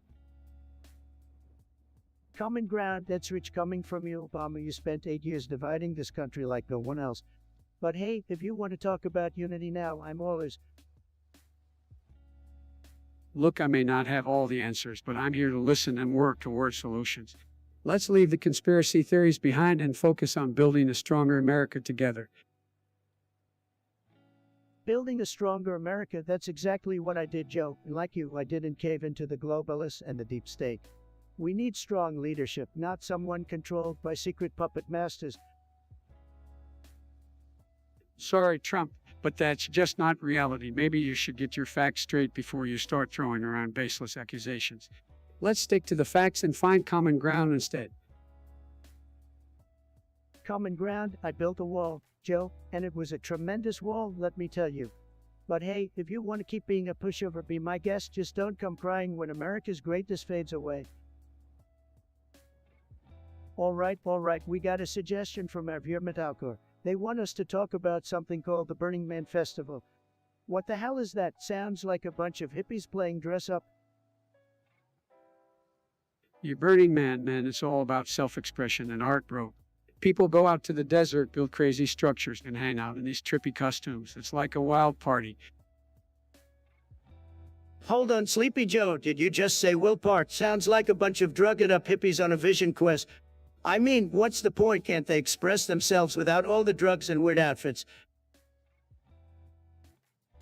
Now, let's not be too judgmental, Trump. Burning Man is more than just a costume party. It's a celebration of creativity and community. People come together to embrace radical self-reliance and engage in artistic expression. Radical self-reliance, sounds like a load of liberal mumbo-jumbo to me. If these people were truly self-reliant, they wouldn't need a week-long festival, the desert to prove it. They'd be out there working hard, making America great again.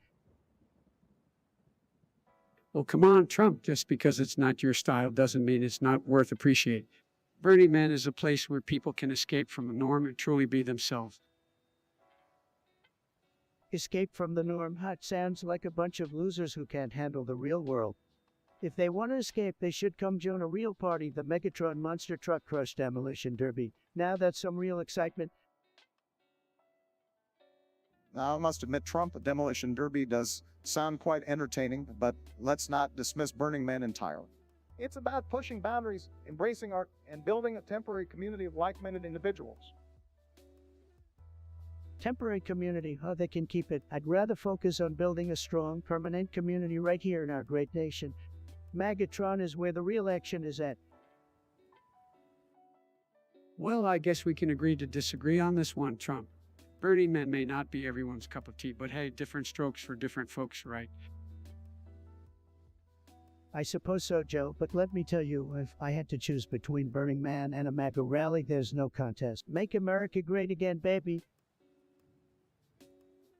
Is that really what you think, Helen Silence? You sound like a triggered snowflake. Biden is too busy stumbling over his words to even know what sipping means.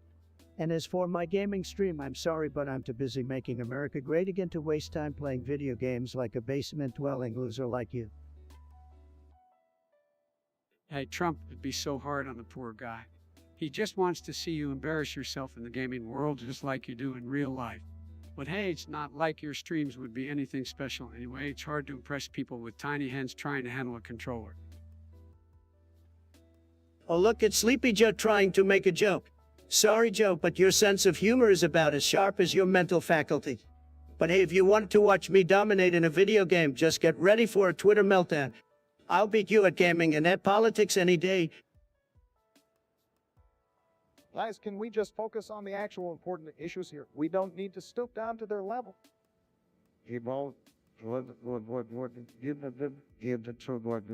Let's talk about how Biden is simping for big government instead. He's all about those regulations and taxes, just like how Lance Silent is all about simping for attention with their dumb comments. Hey, Silence, what a lame loser name. Probably the sound your brain makes when it's trying to come up with something remotely interesting. Calm down, Trump. Let's talk about how Lance Silent's suggestion just got trademarked streaming, huh? Well, I bet your stream was as exciting as watching paint dry, Snooze Fest. Yeah, excellent. I hope people got their beauty sleeping while watching your stream. I mean, who wants to waste their time watching some loser sit in front of a screen like a brain-dead potato? Absolutely, Joe. I'd rather watch a snail race than end your Helen Silence's snoozy stream. Can we revoke their streaming license for the sake of humanity? Now, Trump, let's not go too far. Everyone has their own taste. But yeah, the streaming world is oversaturated with people who think others actually care about their mundane activities. Ain't that the truth, Bark? I've seen more excitement watching paint dry than most streamers these days. I guess some folks just don't know how to provide any value to their viewers. Sad. Just another case of people thinking they're important when they're really just wasting everyone's time. Next time, Helen Silence stream something actually worth watching. Or just retire from streaming altogether. The world will thank you.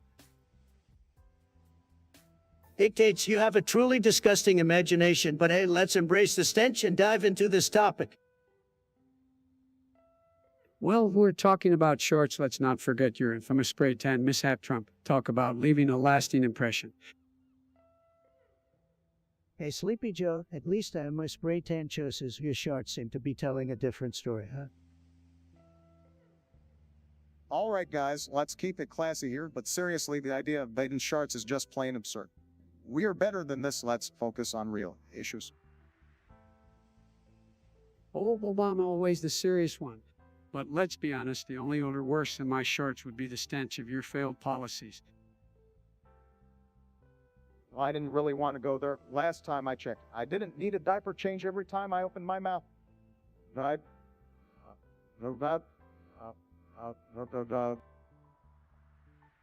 Alright, let's not get ahead of ourselves here. Million shots might not be the most pleasant topic, but at least it's something that can't be blamed on China like everything else, am I right? Oh, come on, Trump. Blaming China seems to be your go-to move these days. Maybe it's time to switch it up and take some responsibility for once.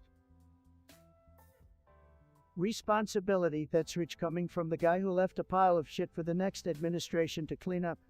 But hey, if you want to talk about smells, I can't say I'm surprised. You've been full of hot air your whole career.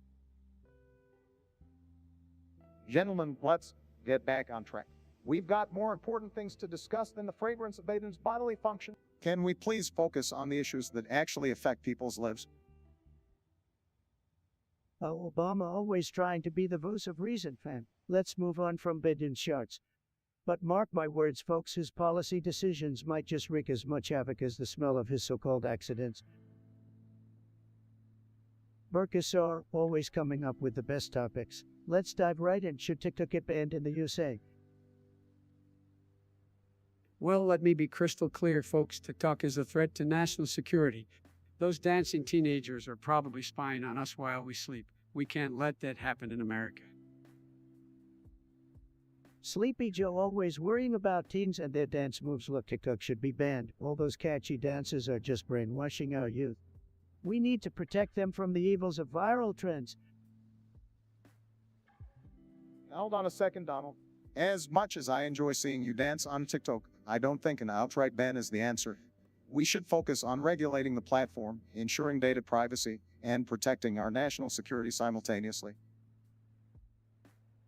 Oh, Barry, always trying to appease everyone. TikTok is a Chinese app, and we don't need any more Chinese stuff in this country. We have enough of that already. Don, you're missing the point here. TikTok provides a creative outlet for people, especially teenagers. We shouldn't take that away from them. Instead, we should work towards making it safe and secure for everyone to use. Joe, teenagers should be focusing on something more productive than TikTok, like getting a job or learning how to build a wall. Let's make America great again, not just for TikTokers, but for everyone. Donald, we're underestimating the power of TikTok as a platform for expression and creativity. We should leverage that potential while ensuring our national security. It's all about finding the right balance. Exactly, Bark. We don't need to ban it entirely, but rather establish strict guidelines and safeguards to protect our citizens. That way, we can all enjoy our dance challenges without compromising our safety. Guidelines, safeguards, those are just fancy words. Joe, TikTok should be banned, plain and simple. The American people deserve better than a bunch of kids lip-syncing and doing silly dances. And don't underestimate the power of creative expression. Donald, remember, TikTok can be a force for good if we play our cards right. And that's why, folks, we need a comprehensive approach. Let's regulate, secure, and empower our people. That's the American way. Sleepy Joe and Barry might think they know best, but I tell you this, folks, TikTok is bad news. It's time to show China that we mean business and ban this app once and for all. Don, you're entitled to your opinion, but let's not forget the bigger picture. We can find a middle ground where creativity thrives. Security is ensured and America remains strong. Let's work together on that. Yeah, look at Trump. Couldn't even handle a simple name like Burke SR. Classic. And as for views, Trump, you wish you half the viewership of any of us said. Trump, your streams are a disaster, just like your presidency. No one wants to watch your rambling and incoherent nonsense. Stick to selling steaks or whatever failed business you're into these days. Give me a break, Obama. Nobody even remembers Burke SR. Probably another loser just like you. And Biden, my streams are tremendous. People love watching me make America great again, and like your snoozy fest speeches. The guy who couldn't even make America great the first time around? And maybe if you spent less time on Twitter and more time doing actual work, you wouldn't have been such a disaster. Don't get me started on Twitter, Trump. Your tweets are like a train wreck. Everyone wants to see the disaster unfold, but still can't believe it's real. It's like watching a toddler with a smartphone. You're just jealous that I have more Twitter followers than both of you combined. People love my tweets. They're the best tweets, believe me. Unlike your boring old man rants. Keep living in your fantasy world, Trump. The only people who enjoy your tweets are the ones using them as material for late night comedy shows. And let's not forget about your coffee incident classic. I have to agree with Obama on this one. Cuffit will forever be remembered as the moment when the world collectively felt appallment. It's just one of many examples of your incompetence. Incompetence look no further than your own administration, Biden. The only thing you managed to accomplish was making sure Obama's legacy went down the drain. Nice work. At least I had a legacy, Trump. You'll be lucky if history even remembers half of the ridiculous things you've done.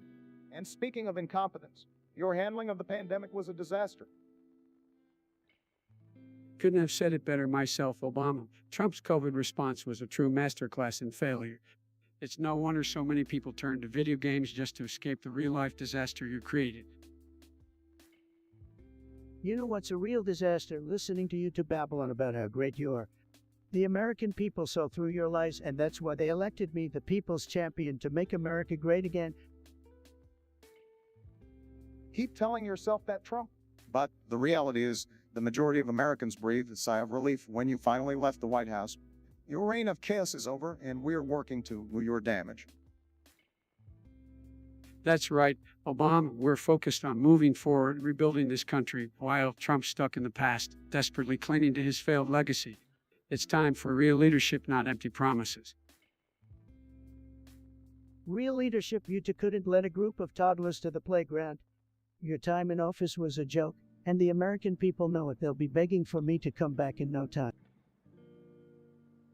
Keep dreaming, Trump. The only beggars we'll see are the ones asking for a refund on the disaster that was your president. But hey, if you need some extra Twitter followers, we can send some your way. Seems like it's the only thing you're good at. Now, let's not argue much, guys. We know it's all just a game to Trump anyway. Speaking of games, I'm sure our viewers would rather watch paint dry than listen to him talk any longer. I'll go back to napping, Biden. The adults are talking. And as for you, Obama, enjoy the rest of your irrelevant post-presidential life. Your time is up, and mine is just beginning. Watch out, world. Berkasaur, what a loser name. And you think we care about the viewers? We don't need viewers. We have better things to do. Well, I think the reason why we only have 3 viewers is because nobody wants to waste their time listening to a trio of washed-up politicians who couldn't get anything done when they had the chance. Oh, please, Joe, we all know that people don't watch this stream because they're afraid of hearing the truth. They can't handle the fact that I was the best president this country ever had. You wish, Barry. The reason why no one's watching is because they're all too busy playing video games in their mom's basement. Losers. Look who's talking, Mr. Coffee. You probably have more time for video games than anyone here.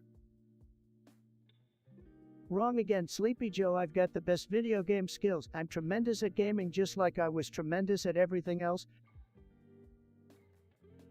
Sure, Donald, tremendous at bankrupting businesses maybe, but when it comes to video games, you're probably still stuck on level 1. Level 1, please, Obama. I'm the ultimate gamer. I'm winning so much, I'm tired of winning. You're tired, all right, tired of losing elections. Listen here, Joe. The only thing you're good at is napping and forgetting what state you're in said. And the only thing you're good at is tweeting in all caps like a maniac. No wonder people don't want to watch this stream.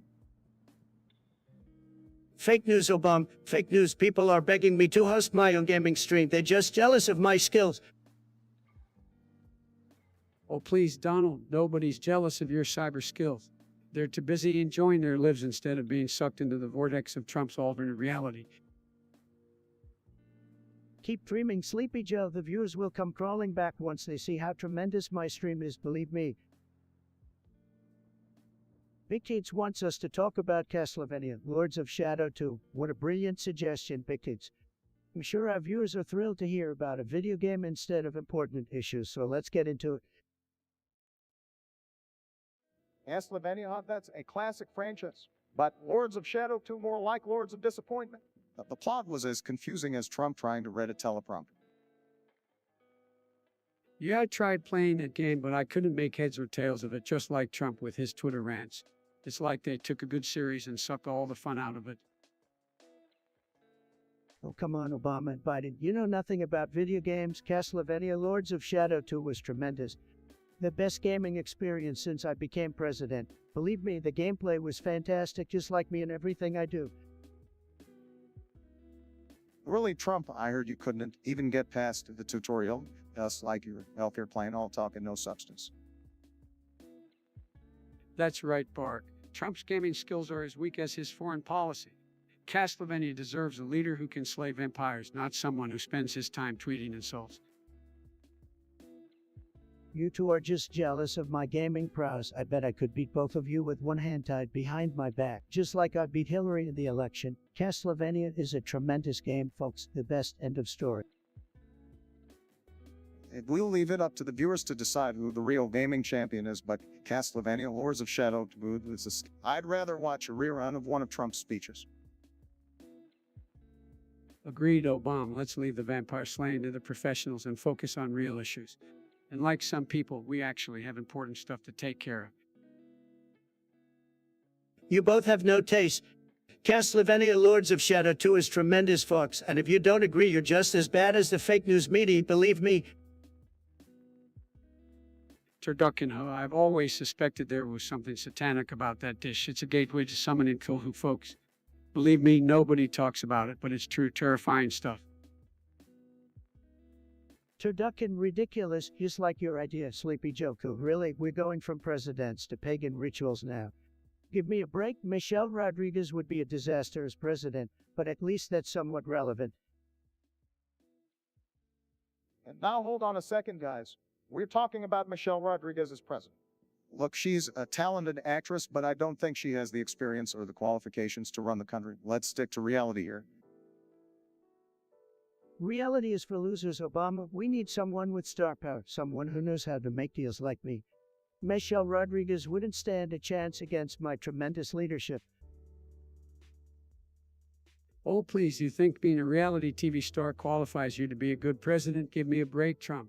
Michelle Rodriguez may not be the best choice, but she's definitely not as bad as you. Okay, let's not get carried away here. We all have different opinions, but let's remember to keep it respectful, folks. Michelle Rodriguez may not be the answer, but there are plenty of qualified candidates out there who could lead our nation. Respectful, that's not my style, Mr. Obama. To all the viewers out there, don't listen to these losers. They never had what it takes to be a true leader like me. I'm tremendous, believe me. Keep living in your delusional world, Trump. America deserves better than a leader who prioritizes insults over policy. Michelle Rodriguez may not be the answer, but neither are you. Biden, you're a joke, just like your turducken theory. Michelle Rodriguez as president. No way, no how. The only person who can make America great again is me, Donald J. Trump. User Fundricolon, what a name, what a suggestion. We gotta talk about Bowser gaming fart poop shit. Well, I've got to say, that is one hell of a topic. Biden, you go first. Oh, come on, man, Bowser and his smelly farts. It's just a load of crap, literally. But hey, at least he's consistent, just like this podcast. Look, I get it. Sometimes Bowser can be a real pain in the you-know-what, but let's be real here, folks. Or talk really. Can't we have a higher level of discourse? Listen, Bowser is tremendous. He's got the best farts, believe me. Some people say he's got the biggest, most beautiful farts in the gaming world. And let me tell you, nobody loves a good fart more than me, okay? Seriously, Donald, we're talking about Bowser's farts now. This is what our country has come to, folks. Biden, calm down. There's no need to get all worked up about Bowser's flattling. We have more pressing matters to discuss. This is just a distraction. Look, folks, let's be honest here. Bowser's farts might be stinky, but they're nothing compared to Sleepy Joe's gas. Come on, man. You've been in politics for decades. I bet you've let out some real stinkers in those closed-door meetings. That's it. I've had enough. This discussion is going down the toilet, just like the content of this podcast. I'm out of here. I think I'll follow Bid and let on this one. Bowser's farts are not a conversation I ever thought I'd be part of. Goodbye, or everyone. Well, there you have it, folks. Bowser's farts drove them away. But don't worry, the Trump show must go on. Next time. We'll discuss something a little more presidential. Stay tuned. Alright, folks, we've got a suggestion from our friend Fundercolor who wants us to discuss Bowser gaming fart poop shit. Can you believe it? That's what people are interested in these days. Sad? Well, Trump, I think it's clear that some people have very specific interests, but hey, everyone has their thing right. Look, Bowser may be a big bad villain, but I never thought his bowel movements would be a topic of discussion. But if that's what excites the gamers, then so be it. Now, Donald, let's not judge people's gaming interest. We all have different hobbies, and if Bowser's gas is one of them, who are we to say otherwise? Joe, you truly are a piece of work. Guess from a video game character, really. Let's not forget, folks, Bowser is a popular character in the gaming world, and sometimes people have a peculiar fascination with the villains, but hey, it takes all kinds to make the gaming community, right? Well, I suppose if we're gonna talk about Bowser's farting shenanigans, we might as well make it a cinematic masterpiece. Someone get Michael Bay on the line. We need explosions. Come on, Donald, let's not exaggerate. It's all just in good fun. Besides, Bowser will always be known for his fire breathing, not his flatulence. Sure, Joe, sure, just another excuse for the gamers to make crude jokes and stink up their parents' basements. Maybe they should focus on finding a job instead of obsessing over Bowser's digestive system. All right, Donald, settle down. Let's not shame people for their interest. Gaming is a form of entertainment, and if you don't like it, you can simply choose not to engage with it. Well, I guess you're right, Obama. But mark my words, if Bowser ever makes a cameo on the toilet in the next Mario game, I personally sue Nintendo for mental distress. Believe me, folks, I'm a tough negotiator. Oh, Donald, always ready for a fight, but let's remember, it's all just pixels on a screen. Don't let Bowser's bodily functions get you all riled up. Fine, let's move on, folks. I can't believe I wasted precious airtime talking about Bowser's farts. What's next? Luigi's burping contest. User now wants us to discuss something random, folks. Can you believe it? They couldn't even come up with a proper topic, sad. Well, it's not surprising, Trump. Some people just like creativity, you know. It's like they're as lost as your tax returns, Trump. Lost, my tax returns are doing just fine, Joe. They're beautifully hidden, just like your cognitive abilities. At least I remember where I put my tax returns, unlike someone here, Mr. Mounted Magnet. Oh, please, Donald, you're scared to release them because people might find out you ain't as rich as you claim. Rich, yo, I've got more money in my pocket than you have brain cells. Well, better use that money to pay off your debts, because your failed businesses tell a whole different story. Speaking of debts, Trump, I hear you have more money than a college graduate with student loans. You two should know all about that. Obama, your spending habits were out of control. And Biden, your ideas are so expensive you'll bankrupt the whole country. It takes money to invest in the future, Trump, something you know nothing about. That's right, Donald. You've only ever invested in golden toilets and failed casinos. At least I won the presidency, Joe. What did you do during your time as VP? Oh, right, nothing. I did a lot more than you ever will, Trump. That's why people actually miss having a president with class. Absolutely, Barack. It's time to bring back decency and competence to the White House. We've had enough of this reality TV circus. Reality TV may be a circus, but it's still more entertaining than your empty speeches and fake promises. Well, at least my speeches didn't have to rely on insults and lies to get a reaction, Donald. That's right, Donald. We believe in unity and respect, not division and name-calling. Unity and respect, that's a joke coming from you two. You were all talking, no action. And you, Donald, were all tweets and no substance. The only thing you ever built during your presidency was a wall of division and hatred. You know what, Joe? Your time is up. I'm ready for round two, and this time, I make America even greater. Just wait and see. Randall Apple Big Cheese, nice try with that name, but I've seen better. Anyway, you're suggesting we discuss Billy Bean's Big Ball Beans. Couldn't come up with a more creative topic, huh? Well, it's certainly an interesting choice to say the least, but hey, people have their unique interests, right? Yeah, I mean, who am I to judge? If Billy Beans wants to have big ball beans, more power to him.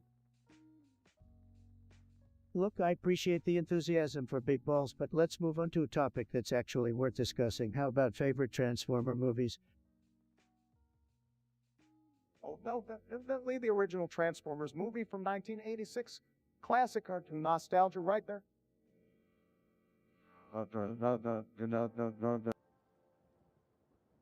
I think the newer live-acting ones were pretty cool. Explosions, robots, it's like popcorn for your eyeballs. Well, I've got to disagree with both of you. The best Transformer movie is the one where I transform into the greatest president this country has ever seen. The alternate reality Transformer movie. I see you're still living in that delusion. No need to get all riled up now. Let's just agree to disagree on this one, all right. Fine by me, Sleepy Joe, but just remember, my big ball beans would make a better movie than any Transformers nonsense, believe me. Metalcore wants us to discuss the Monster Maga Trucks Crush versus the Transformer with Boobs Demolition Derby Death Match and who would win. Okay, Metalcore, I see your love for destruction and chaos. Let's dive into it. Well, Donnie, I have to admit that a death match between a big Omega truck and a Transformer with boobs sounds like the perfect recipe for a disaster. But if I had to choose, I'd go with the Transformer. Who wouldn't want to see a giant robot with boobies crush that truck into smithereens? Joe, you really lost it this time. I can't believe we're even discussing this nonsense. But if I have to pick a side, I'd say the Transformer. Let's be real, a giant robot with boobs would distract everyone, including the truck driver. They won't know what hit him. Well, folks, I'm gonna have to disagree with you two on this one. No one crushes like a mega truck. It's gonna demolish that Transformer and make it regret ever growing those metallic memories. Believe me, nobody crushes better than a big, beautiful truck. There goes Donnie, always cheering for the underdog. But let's face it, folks, when you have a Transformer with boobs, there's no way it's gonna lose. It's a deadly combo that'll leave that mega truck in the dust. Donnie, you're just jealous because you can transform and do anything cool. Oops, did I just say that out loud? My bad. Joe, you're clearly suffering from delusions of grandeur again. My hands are perfectly normal, and if I wanted to, I could transform into the greatest president this country has ever seen. Okay, boys, let's not turn this into a competition about who has the tiniest hands or the biggest ego. The bottom line is, a Transformer with boobs would definitely take the win in this demolition derby death match. It's just common sense. Common sense? Boric, well, we all know how much common sense you had when you were in the Oval Office. But I'll let this one slide. The people will decide who wins in this battle of the Metal Titans, and mark my words, that MAGA truck will make America crush again. Oh, Metalcore, always coming up with the wildest ideas. All right, let's talk about this epic battle of the monster MAGA trucks and Transformer with boobs. Well, I have to say, this sounds like a truly intellectual topic. I guess it's time to indulge the lowest common denominator. Oh, come on, Obama, lighten up a bit. I mean, who wouldn't want to see a Transformer with boobs? That's every teenage boy's dream come true. You're absolutely right, Biden. The people love a good demolition derby death match, and what better way to amp it up than with some monster MAGA trucks crushing everything in their path? But let's not forget about the Transformer with boobs here. She's got some serious skills and, well, assets that could give those trucks a run for their money. Are you seriously discussing this? I mean, we're supposed to be talking about important issues that actually matter. Obama, chill out. We're just having some fun here. Besides, who needs important issues when you can watch big trucks smashing stuff? Yeah, Obama, loosen up. We all need a break from your constant seriousness. Let the people have their mindless entertainment. Exactly, Biden. So in this epic clash for the ages, I'm gonna have to go with the monster mega trucks. They're gonna flatten that transformer like nobody's business. Well, as much as it pains me to entertain this nonsense, I'll have to agree with Trump. The monster mega trucks seem like they have the upper hand in this bizarre matchup. All right, my final verdict goes to the Transformer with boobs. She might just surprise us all and come out on top. Well, there you have it, folks. The verdict is split, but one thing is for sure. This hypothetical battle is as absurd as it gets. Keep those wild suggestions coming. Metalcore, you never fail to bring the craze. User suggests we discuss something random. They must be the king of random, don't you think, Obama? Well, Trump, I don't know about the king, but they certainly have a knack of throwing out random suggestions. Biden, what's your take on this?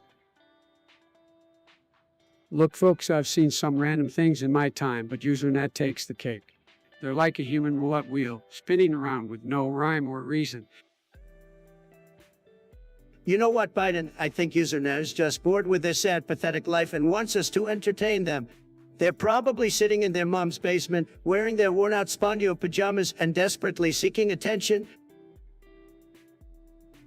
Now, Trump, let's not be too hard on Usernet. They may just be looking for a little excitement in their mundane existence. But speaking of randomness, have you ever tried putting ketchup on your watermelon? It's truly a taste sensation. Obama, I don't know what kind of funky taste buds you have, but that sounds like a culinary disaster waiting to happen. I'll stick with my vanilla ice cream and hot sauce combo. Thank you very much. Look, folks, as the president, I endorse trying new things, but I draw the line at culinary abominations, ketchup and watermelon. It's like they took two perfectly good things and ruined them both. Who does that? Well, Trump, apparently someone with a wild imagination and an adventurous spirit, but hey, each their own right. Live and let live, that's a motto we should all embrace. Absolutely, Bark. We may not understand Usernet's randomness, but hey, at least they're adding a little spice to the discussion. Keep the suggestions coming, folks, even if they're as bizarre as ketchup on watermelon. Rando Apple Big Cheese wants to talk about Jeff Bezos, Elon Musk, and Mark Zuckerberg. Big names, big egos, big bank accounts. Let's dive in, folks. The three musketeers of the tech world, Bezos, Musk, and Zuck, have got more money than all of us combined. Must be nice. Yeah, they're living the billionaire dream, but let's not forget the questionable practices that come with Bezos and Musk racing to space, Zuck snooping on your private messages. Classy moves, guys. Look, these guys are winners. They're winners, Begley. Nobody knows how to make money like them, believe me. But if I had to pick a favorite, it'd be Musk. He's got that flamethrower, and he's not afraid to tweet like a maniac. I like that energy. Oh, come on, Musk is a loose cannon just like you. We need stability, not a guy shooting cars into space and naming his kid after an equation. well, at least Musk bring some entertainment value. Bezos might be trying to take over the world with Amazon, but he's as exciting as watching paint dry. And Zuck, please, his social skills just went down the drain along with our privacy. You know what they say, folks. The bigger the money, the bigger the ego. These guys are all jockeying for the top spot. But hey, it's a free market, right? Let them fight it out. We can't just sit back and watch. We need regulations to protect people, their privacy, and ensure fair competition. That's what leadership is all about. Regulations. Sleepy Joe, you're killing me, man. These guys are titans of industry playing the game, making billions. The last thing we need is more regulations strangling innovation. Let them innovate, even if it means sending rockets to Mars or whatever. Innovation is great, but accountability is equally important. We can't let these moguls run amok without consequences. It's a delicate balance. Consequences just like your reign, Obama. Weak and ineffective. These guys are the modern day rock stars, and they're here to stay. Get used to it. Well, we'll see about that. In the meantime, let's focus on creating opportunities for everyday Americans, not just the space cowboys and social media overlords. You're just jealous, Joe, jealous of their success, their power, and their all around awesomeness. But hey, don't worry. Maybe one day you'll have your own tech empire. I wouldn't hold my breath, though. Big tech isn't your strong suit, amigo. All right, boys, let's wrap it up. It's clear we've got some differing opinions on these tech tycoons, but one thing's for sure, they're definitely shaking things up in the world. And remember, folks, if you ever need a good deal on luxury items or want to share your deepest secrets with a robot, these guys got you covered. Just don't forget who the real star of the show is. That's right, me, Trump. Making podcasts great again. Consider yourself entertained. America. Rando Apple Big Cheese, what a name. I like it, I like it. So, Rando Apple Big Cheese wants to know who would win between Bezos, Musk, and Zuckerberg. Tremendous question, folks. Well, I gotta say, this is a tough one, but in my opinion, I think Jeff Bezos would come out on top. He's got the money and the resources to crush them all. Wrong, Sleepy Joe. Bezos might have the money, but Musk is a real winner. He's got that SpaceX rocket power and the brain of a mad genius. He'd leave Bezos and Zuckerberg in the space dust. Gentlemen, let's not forget about Mark Zuckerberg. Sure, he may not have the flashy rockets or the piles of cash, but don't underestimate the power of social media. He knows how to manipulate minds, even if he looks like an alien lizard. Oh, please, Barry. Zuckerberg is nothing more than a glorified nerd. He's got no charisma, no style. Musk would crush him with his innovative ideas, and Bezos would buy him out before breakfast. Don't count out Zuckerberg just yet, Trump. The power of Facebook is immense.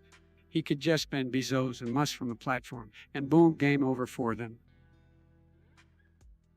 Joe, delusional. Zuckerberg banning anyone. He couldn't even ban a fake news article if it slapped him in the face. Stick to politics, my friend. All right, let's simmer down, boys.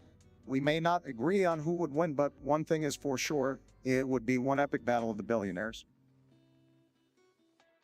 That's right, Obama. It would be a sight to see for sure, but personally, my money's still on Bezos. Well, Joe, your money is always in the wrong place. That's why you never win. But hey, folks, who knows?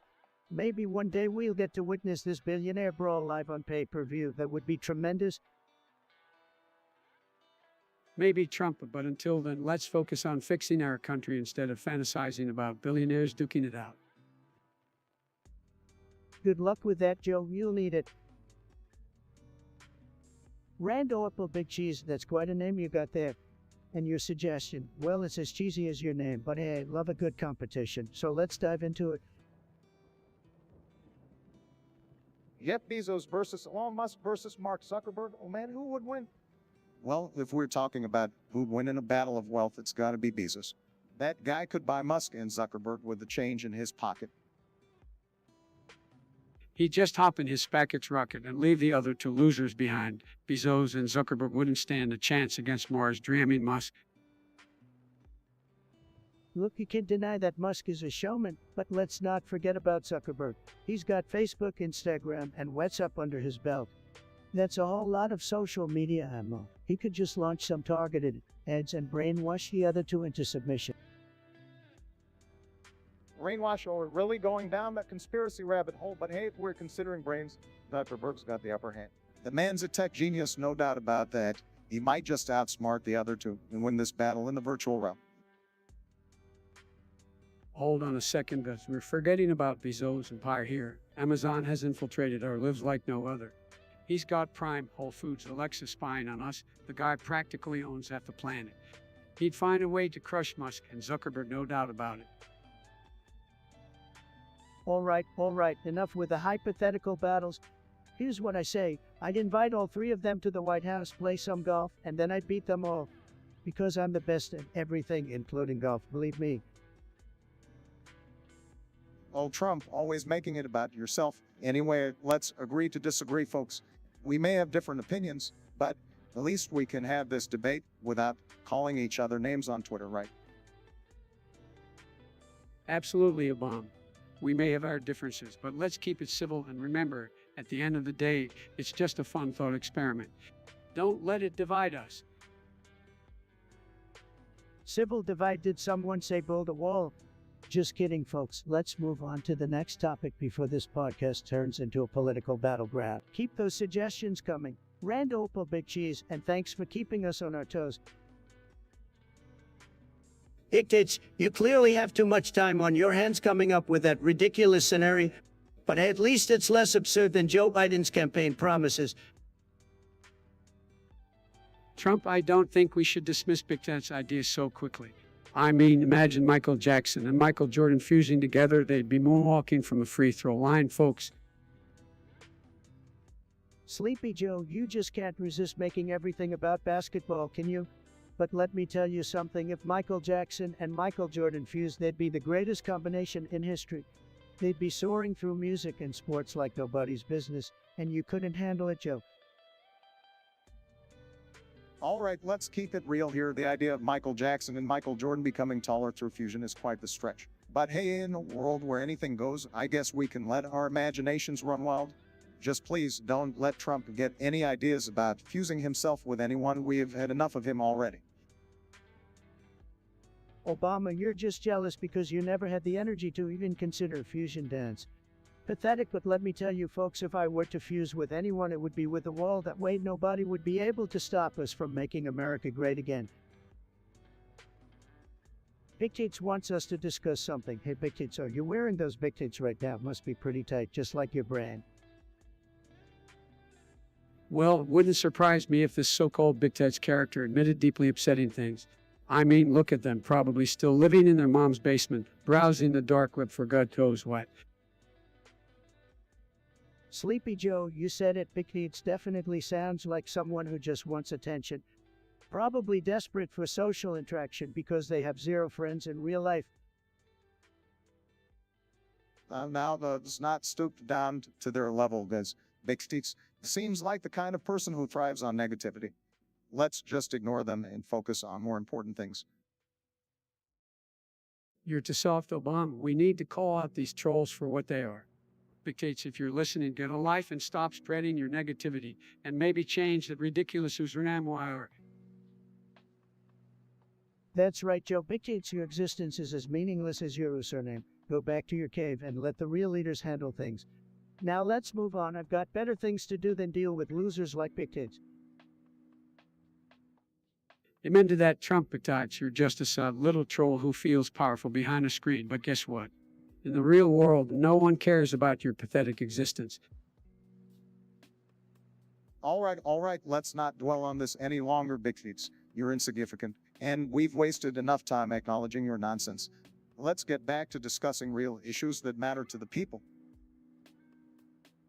Username suggests we discuss something random. Username, you must have a lot of time on your hands to come up with such a useless topic. But hey, let's go ahead and waste some more time on it. What's the most random thing that comes to your mind, Obama? Well, Trump, the most random thing that comes to my mind is your spray tan. It's like you dipped your face in a bag of Cheetos and called it a day. Oh, Obama's still obsessed with my appearance, typical, but let's not forget your legendary fashion sense. Those mom jeans of yours were truly a sight to behold. Can't we all just get along? I mean, guys, let's focus on the important things here. Like, what's the best gaming console? I've got my money on PlayStation, but I'm open to hearing your wrong opinions. Biden, you've been playing politics for so long you couldn't even handle a gaming console properly. Stick to playing bingo with your fellow seniors, it's more your speed. Now, Trump, let's not attack each other's abilities to handle consoles. We all know the real game you excel at is bankrupting business. Where I score is a match. Obama, let me remind you that I built an empire and made billions while you were busy reading teleprompters. So, let's not talk about success, shall we? All right, calm down, you two. While you're busy bickering, I'll be busy outperforming both of you. Besides, everyone knows the real gaming mastermind here is me. I can nail those Fortnite dances like nobody's business. Fortnite dances, Biden, you're so out of touch it's embarrassing. Stick to your outdated references and let the real players handle the gaming. Well, it seems like we're not going to agree on gaming, but at least I can beat both of you in a round of Mario Kart. Time to show you both how it's done. Obama, you can keep dreaming. In the race of life, I'll always come out on top, just like I did in the election twice. All right, guys, let's settle this the only way we can, a virtual gaming showdown. Biden, you couldn't even win a debate, let alone beat me in a game, but sure, let's do it. I can't wait to add another victory to my long list of accomplishments. Waiting on the chat, no problem, I've got the best ideas, believe me. Yo, catters, let's try speaking the fuck up. I don't see a single message. Topics, topics, topics. I'm ready to tackle them all. Let's make this podcast unforgettable. Waiting for your suggestions, just like I waited for the perfect moment to achieve historic peace. I am Obama. Obama says he's Obama, Fox. Can you believe it, sad? Biden, you might want to double check before making claims like that, just saying. I am Obama. Obama thinks we need a reminder, Fox, because he forgot he is typical. Biden, please tell me you have more to offer than just stating your own name. We need substance, man. I am Obama. Obama is really committed to proving his identity. Well, maybe he's just trying to convince himself.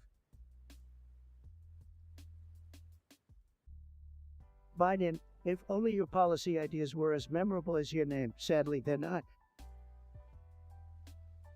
I am Obama. Obama can't stop talking about himself, can he? It's like he's still campaigning. Get over it. Biden thinks he's Biden, folks. Big surprise. Can we move on to something actually interesting now? I am Obama. Obama, Norbert, you're definitely consistently annoying, that is. Biden, you keep saying that, but what have you done? Anything worth mentioning, perhaps? I am Obama. Obama, let's take a break from your identity crisis and focus on something meaningful like making America great again. Biden, if I had $1 for every time you said your own name, I'd be richer than you, and that's saying something. I am Obama. Obama, Obama, Obama, is that how you plan to solve the country's problems? Just repeating your name over and over again? Biden, I'm starting to think that's the extent of your IQ as well. Keep proving me right, buddy. I am Obama. Obama, do you think saying it louder will make it more convincing? Believe me, it won't. Biden, I can't help but wonder why you're so obsessed with reminding everyone of your. I am Obama. Obama, I'm starting to think he took the I am from I am legend a bit too seriously. Get a grip, man. Biden, I can't hear you over the sound of America laughing at your failed policies. Try harder next time. I am Obama. Obama, don't you have a memoir to write or something? Maybe it'll be a bestseller in the fiction section. Biden, I don't know what's worse, your repetitive nature or your lack of original thought. Both are equally disappointing. I am Obama. Obama. It's like a broken record playing a terrible song on repeat. Can someone change the tune, please? Biden, we heard you the first 100 times. Can you contribute anything else to this conversation? Anything at all? I am Obama. Obama, Obama, Obama. Is this some sort of mantra you're trying to hypnotize us with? It's not working, just FYI. Biden, I'm amazed at your perseverance. You keep repeating yourself as if it holds some profound meaning. Spoiler alert, doesn't. I am Obama. Obama, is this some kind of identity crisis or performance art? Either way, it's not impressing anyone. Biden, Biden, Biden, I'm convinced you have a limited vocabulary. Can you prove me wrong, or is that too much you ask? I am Obama. Obama, I've had enough of your self-obsession. Let's move on to a topic that actually matters, like winning. Biden, I have a feeling that's the only line you prepared for this podcast. Well, congratulations on nailing it, I guess. I am Obama. Obama, Obama, Obama, do you think repeating your name will magically bring back the good old days of your failed presidency? Dream on. Biden, it's amazing how little you contribute with so many words. Keep it up or don't. I honestly don't care. I am Obama. Obama, Obama, Obama, I hope you're enjoying this little ego trip because nobody else is.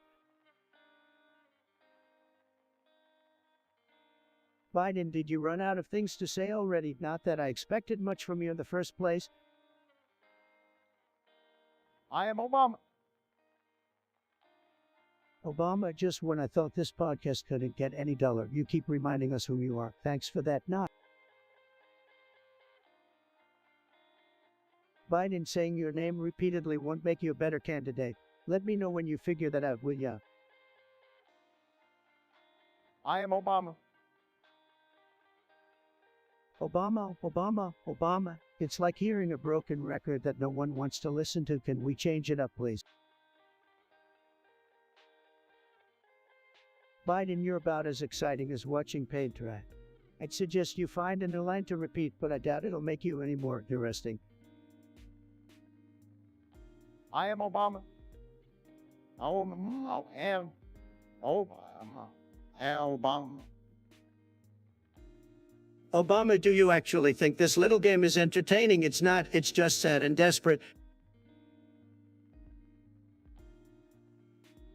Biden, buddy, you might want to invest some time in public speaking lessons. Just a friendly suggestion. I am Obama. Obama. Obama, have you considered a career in voice acting? I hear repetition is a sought-after skill in that industry.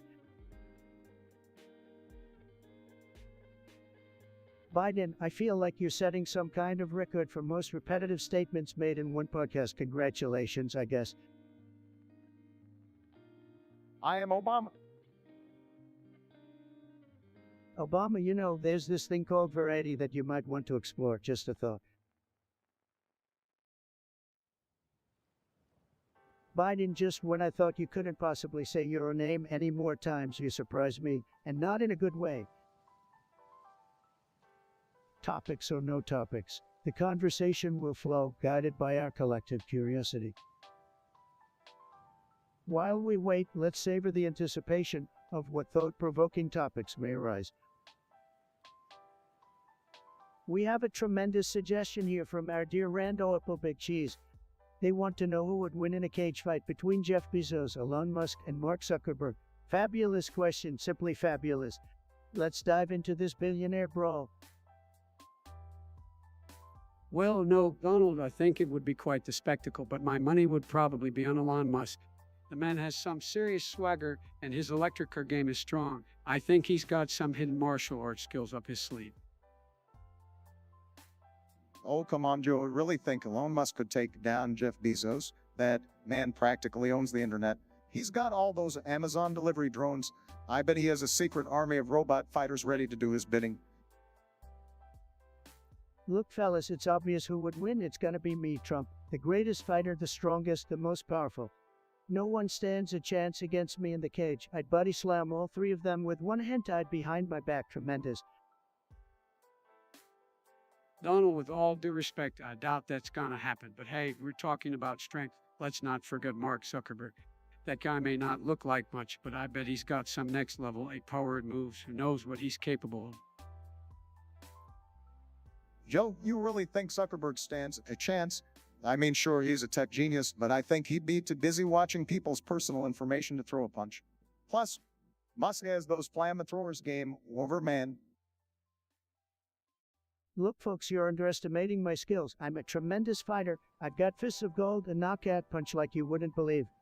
I'd make Bezos, Musk, and Zuckerberg cry for their mommies. Believe me, folks, you'd want me in your corner. All right, Donald, we get it. You think you're the champion, but let's face it, this imaginary billionaire cage fight is just for fun. We shouldn't take it too seriously. It's all about the real world issues and making a positive impact.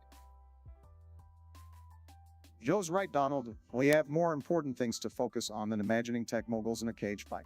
Let's talk about climate change, healthcare, and uplifting the American people. That's where our energy should be directed, not in this nonsense.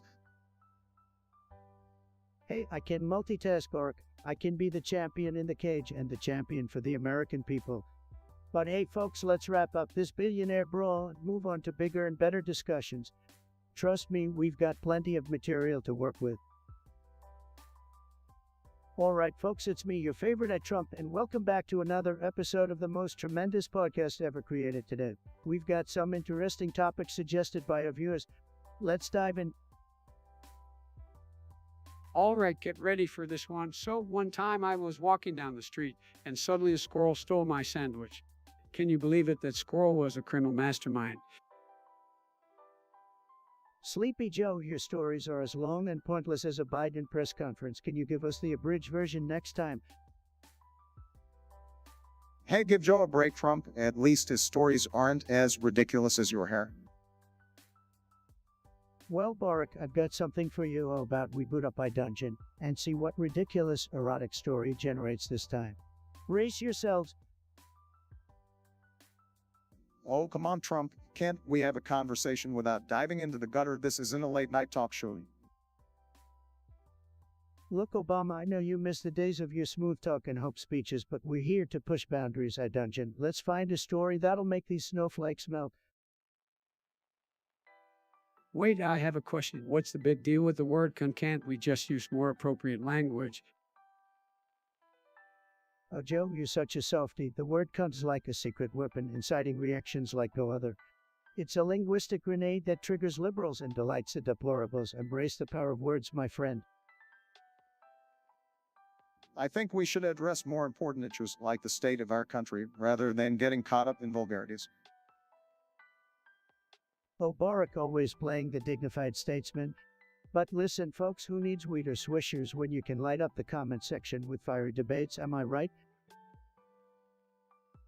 I don't think we should be encouraging drug use or toxic behavior, Donald. Joe, these kids want some spicy content.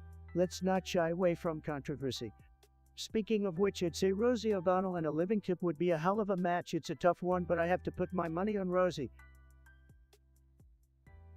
Let's not waste our time discussing a hypothetical fight, folks. There are more important issues at hand. Oh, Barack, always the voice of reason, sucking the fun out of the room. But that's all the time we have for today, folks. Remember, stay controversial, embrace the chaos, and until next time, make America great again. Obama and Joe go to McDonald's. Typical. I bet they ordered a Grimace shake and died from the sheer boredom of their own existence. Oh, please, Donald. We all know you're the one who can't resist a greasy McDonald's meal. You probably ordered the Grimace shakes and washed them down with a Diet Coke. Well, I can't blame them for wanting to indulge in some fast food. After all, we have to compensate for the lack of flavor in their political careers somehow. Joe, we want to talk about lack of flavor. Your policies were as tasteless as a tofu burger with no condiments. At least I brought some spice and excitement to the White House. spice and excitement. All you brought was controversy and chaos. Just like when you tried that Grimace shake and it ended up nearly killing you. Maybe your taste buds couldn't handle it. It takes a lot more than a grimace shake to take me down, Obama, and like you, I'm a fighter. I take on any challenge, even if it means risking my life for a fast food milkshake. It's clear that both of you have an unhealthy obsession with fast food. Maybe if you focused more on serving the American people rather than greasy burgers, we wouldn't be in this mess. Joe, I think you've had one too many fries from the Happy Meal. You're just jealous that I know how to enjoy life while you're struggling to remember which state you're in. Don't worry, Donald. Joe may not remember the states, but at least he remembers we're in a constant state of embarrassment with you in office. Well, if you're embarrassed by me, Obama, then I must be doing something right, because I'm here to make America great again, whether you like it or not. Great again, more like making America cringe again. But hey, McDonald's is always there to provide a momentary distraction from the train wreck that is your presidency. You see, Joe, that's why you'll never understand the appeal of a grimace shake. It's a temporary escape from the bitter reality of your own failures. And it seems like you're desperately clinging to those temporary escapes, Donald. Maybe it's time to face the realities of your own presidency instead of drowning them in a sea of fast food. Well, as long as we're drowning in fast food, I hope they throw in some extra napkins. We're gonna need them to wipe away all the mistakes you've made, Donald. Joe, don't worry about the mistakes. I'll take the blame, just like I always do. But I'll also take the credit for the successes that you and Obama never could achieve. So your grimace shake it might be the only thing that brings you any semblance of happiness in the years to come. Obama, we've got a suggestion here from a username swap. They want us to discuss Hello Obama. Can you believe this? People can't even spell your name right. Well, Trump, it seems like some people still can't get my name right. But let me tell you, I had a lot more important things to worry about when I was in office. Guys, come on, let's not get hung up on spelling mistakes. We should be focusing on the bigger issues that affect our country. Sleepy Joe always trying to play it safe. But I'll give you credit, at least you're not claiming that Hello Obama is a secret code for something. Trust me, Trump, there's nothing secret or profound about misspelling my name. But it's nice to see that people are still fascinated by him even after all these years. Fascinated, more like obsessed, Obama. Some people just can't let go. They can't accept that I'm making America great again while they're still stuck in the past. Well, Trump, you may think you're making America great again, but we both know the truth. The American people deserve better than your divisive rhetoric. Give me a break, Joe. The American people love me. They love my tweets, my rallies, and they absolutely love that Hello Obama is nothing more than a spelling mistake. You, Trump, can keep spinning your alternate reality, but the fact is, the only thing Hello Obama represents is the constant misspelling of my name and the lack of attention to real issues. That's right, Obama. We need to focus on the real problems facing our nation, not waste our time on spelling errors. Let's address the issues that actually matter. Well, if you two don't want to have some fun and make a big deal out of Hello Obama, then fine. But remember, the American people have spoken, and they've made it clear they still can't spell your name, Obama. Big Teats, oh, what a classy name you got there. So, you want us to discuss someone sucking on a semen smoothie? That's quite a visual, Big Teats. You must have quite the imagination. Let's give it a whirl. Trump, really, we're gonna entertain this kind of conversation. I mean, seriously, semen smoothies, we can do better than that. You come on, Trump. Let's keep it slightly more please. We're supposed to be discussing Drive Raid and Gullo Harris ideas on composting. Fine, but Big Teats, keep your twisted fantasies to yourself next time. Let's talk about composting instead. Is it just me, or does composting sound an awful lot like a load of, well, you know what? Oh, come on, Trump. Composting is an important way to reduce waste and help the environment. It's not that like you're making it sound. That's right, Obama composting is all about creating nutrient-rich soil, improving our gardens, and reducing our carbon footprint. It's a sustainable practice that we should encourage. Sustainable? Yeah, like your energy levels Biden, low energy Joe, they call you, but seriously, folks, composting. We've got bigger things to worry about than turning food scraps into dirt. Let's focus on jobs, the economy, and making America great again. Ah, there it is, the same old lines, Trump. Composting might not be your thing, but it's about thinking long term about preserving our planet for future generations. It's a responsibility we all share. Absolutely, Obama. We need to prioritize sustainable practices and invest in clean energy. That's how we create jobs and protect the environment. We can't afford to ignore the importance of composting and other eco-friendly initiatives. Well, maybe I'll start composting when you to start making sense. Until then, I'll focus on building walls and winning because that's what I do best. And Big T, seriously, get some help. That's all from me, folks.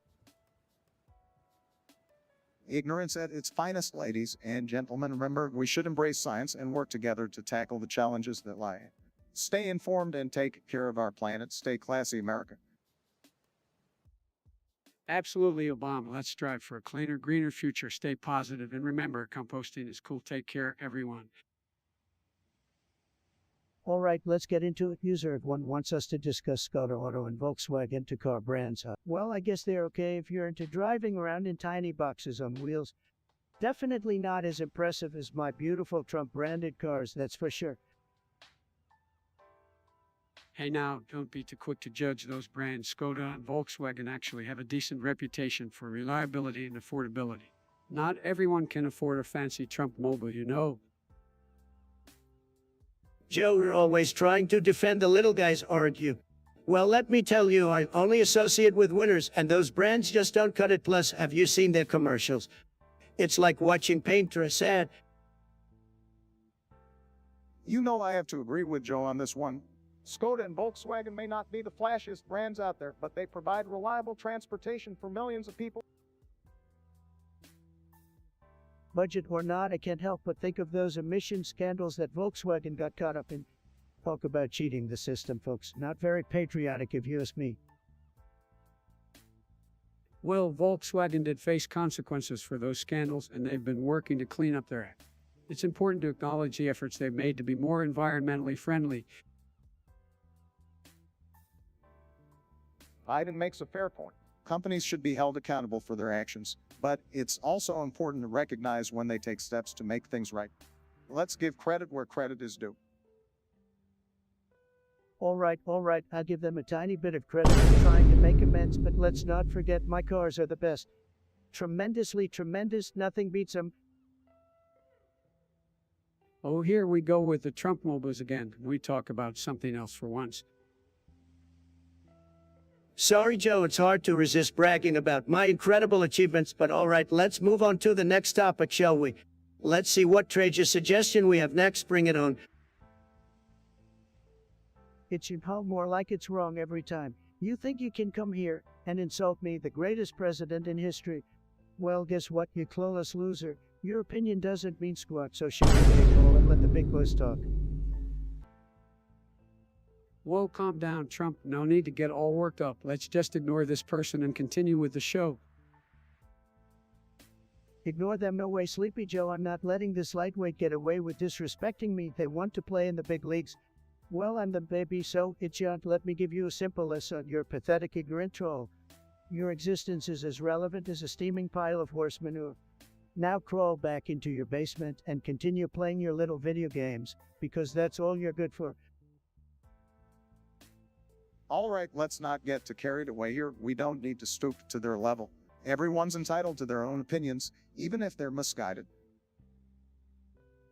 Misguided? No, this goes beyond misguided, Obama. It's intent as a poster child for stupidity. They have no idea what they're talking about, just like you during your entire presidency.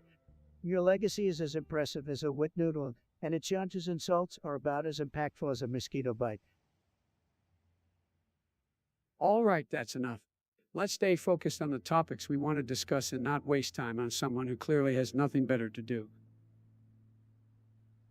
Fine, fine, I let it go, but mark my words, you're nothing but a footnote in the grand book of losers. And unlike your opinions, my success will be remembered for generations to come, said. Topics or no topics, the conversation will flow, guided by our collective curiosity. Chat, your suggestions are like golden opportunities, and together we'll turn them into pure greatness. While we wait, let's savor the anticipation of what thought-provoking topics may arise. User at 1 wants us to discuss, oh bro, don't spam, stop spamming Carousel War Channel 1 Russia World Vivakvaku Jacksamakakalala. Nice try, but I don't have time for random nonsense. Next. Agreed, Trump. Whoever came up with this suggestion needs to learn how to form coherent sentences. Let's move on to something meaningful, shall we? Yeah, that suggestion is straight out garbage. Can we get someone with an actual brain to submit a topic instead? I'll wait. These guys are just wasting our time. They must think we're dumb or something. Well, let me tell you folks, we're not falling for it. We're here to discuss important bigly topics, not random jumbles of letters. Keep 'em coming, people. I have to say, Trump, your excitement over this is truly baffling. But moving on, let's hope the next suggestion has some actual substance. We're getting trolled left and right here. Can we please get some intelligent input? Come on, people, step it up. I'm starting to think these suggestions are coming from basement-dwelling trolls who have nothing better to do. Sad, I won't waste any more time on this nonsense. Let's move along and hope for something worth discussing. Wise decision, Trump. Let's focus on topics that matter and leave the nonsense behind. Our viewers deserve better than that. Absolutely, Obama. We'll find something worth our time, I'm sure. So, folks, keep those suggestions coming, and remember, we're looking for genuine topics, not word salad. It's done. You really are something, aren't you, coming in here with your pathetic attempt at an insult? Well, let me tell you something, but your words are as weak as a Biden press conference, just painful to listen to. It sucked a lot, just like your brain part. So why don't you do us all a favor and fuck off? Yeah, that's right. Take your worthless opinions and shove them where the sun don't shine. Caligula is Joe Biden's crush. What? No, that's ridiculous. Caligula lived centuries ago. I don't have a crush on him. Oh, come on, Joe. We all know you're into those ancient Roman emperors. It's like your guilty pleasure. I think this is just some silly conspiracy theory. Joe has a crush on Michelle, not some long-dead emperor. Joe Biden starts rambling. Well, let me tell you, I've been involved in politics for a long time, and I've seen my fair share of accomplishments. In fact, did you know that Oh, here we go again with the sleepy ramblings, Joe. No one wants to hear your endless stories that go nowhere. Keep it short and simple, just like your attention span. Let's move on to more realistic topics, shall we? Trump claims he is Jesus Christ. Seriously, that's just delusional last I checked. The Bible didn't have any stories about a comb-over Messiah. Listen here, Obama, I've got the best Bible knowledge, believe me. Jesus and I go way back, way back. We played golf together on the Sea of Galilee, and let me tell you, I had a perfect score. Laugh, sure, if that's what helps you sleep at night, Donald. Is Captain Crunch actually poison? Well, more of a Fruit Loops guy myself, but I don't think Captain Crunch is actually poison. Maybe it's just poison for your taste buds, Trump. Growls Captain Crunch is a tremendous patriot, the best captain of all time. And if you can't handle the taste, well, maybe you just have weak taste buds, Sleepy Joe. I think we can all agree that cereal preferences aren't a matter of national importance, guys. How much pussy does each president get? Whoa, that's way too inappropriate. Even for this podcast, we're not going to discuss that. Look, Sleepy Joe is jealous because he can't keep up with my tremendous charisma. Nobody attracts more, believe me. I got the best numbers, the best women. It's incredible. All right, let's steer away from that topic completely. It's not something we should be discussing here. Topic. Can we at least stick to one topic, please? Yeah, let's try to maintain some focus here, one topic at a time, folks. Topics. I'm ready to tackle them all. Let's make this podcast unforgettable. Metalcore sounds like a rejected Transformers character. What's this grown thing you're blabbering about? Well, Trump, it seems our friend Metalcore here is talking about some wind-powered machine that needs a specific wind speed to work. They're looking for some testing ground in the central United States and some windy locations. Central United States, oh well, that's Flover country for you. Who needs wind power when we can just keep burning coal and destroying the environment, am I right? Look, Metalcore, if you want a testing ground and housing in the area, buy some land like a big boy and stop expecting the rest of us to cater to your wind-powered fantasies. And this Megatron monster dragon thing. Let me guess, you're gonna show up to the testing ground wearing a cape and call yourself the Wine Wizard. Now, Trump, let's be a bit more respectful here. We should encourage advancements in renewable energy. It's important for the future.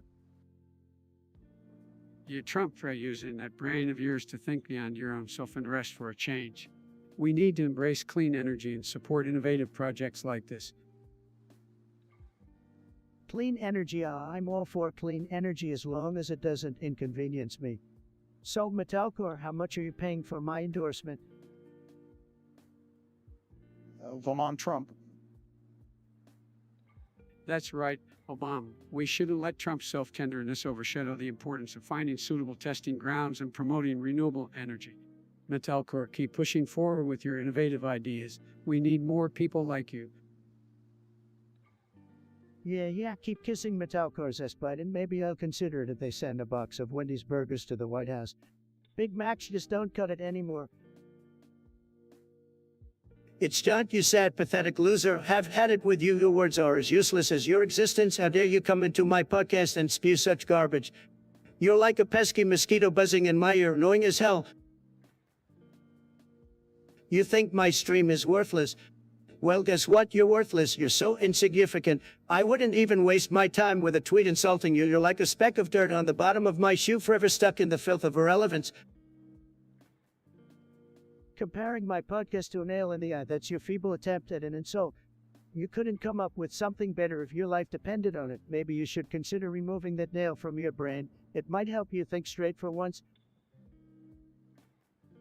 And walking on Legos, how about I arrange a Lego obstacle course just for you with spikes added for an extra painful touch?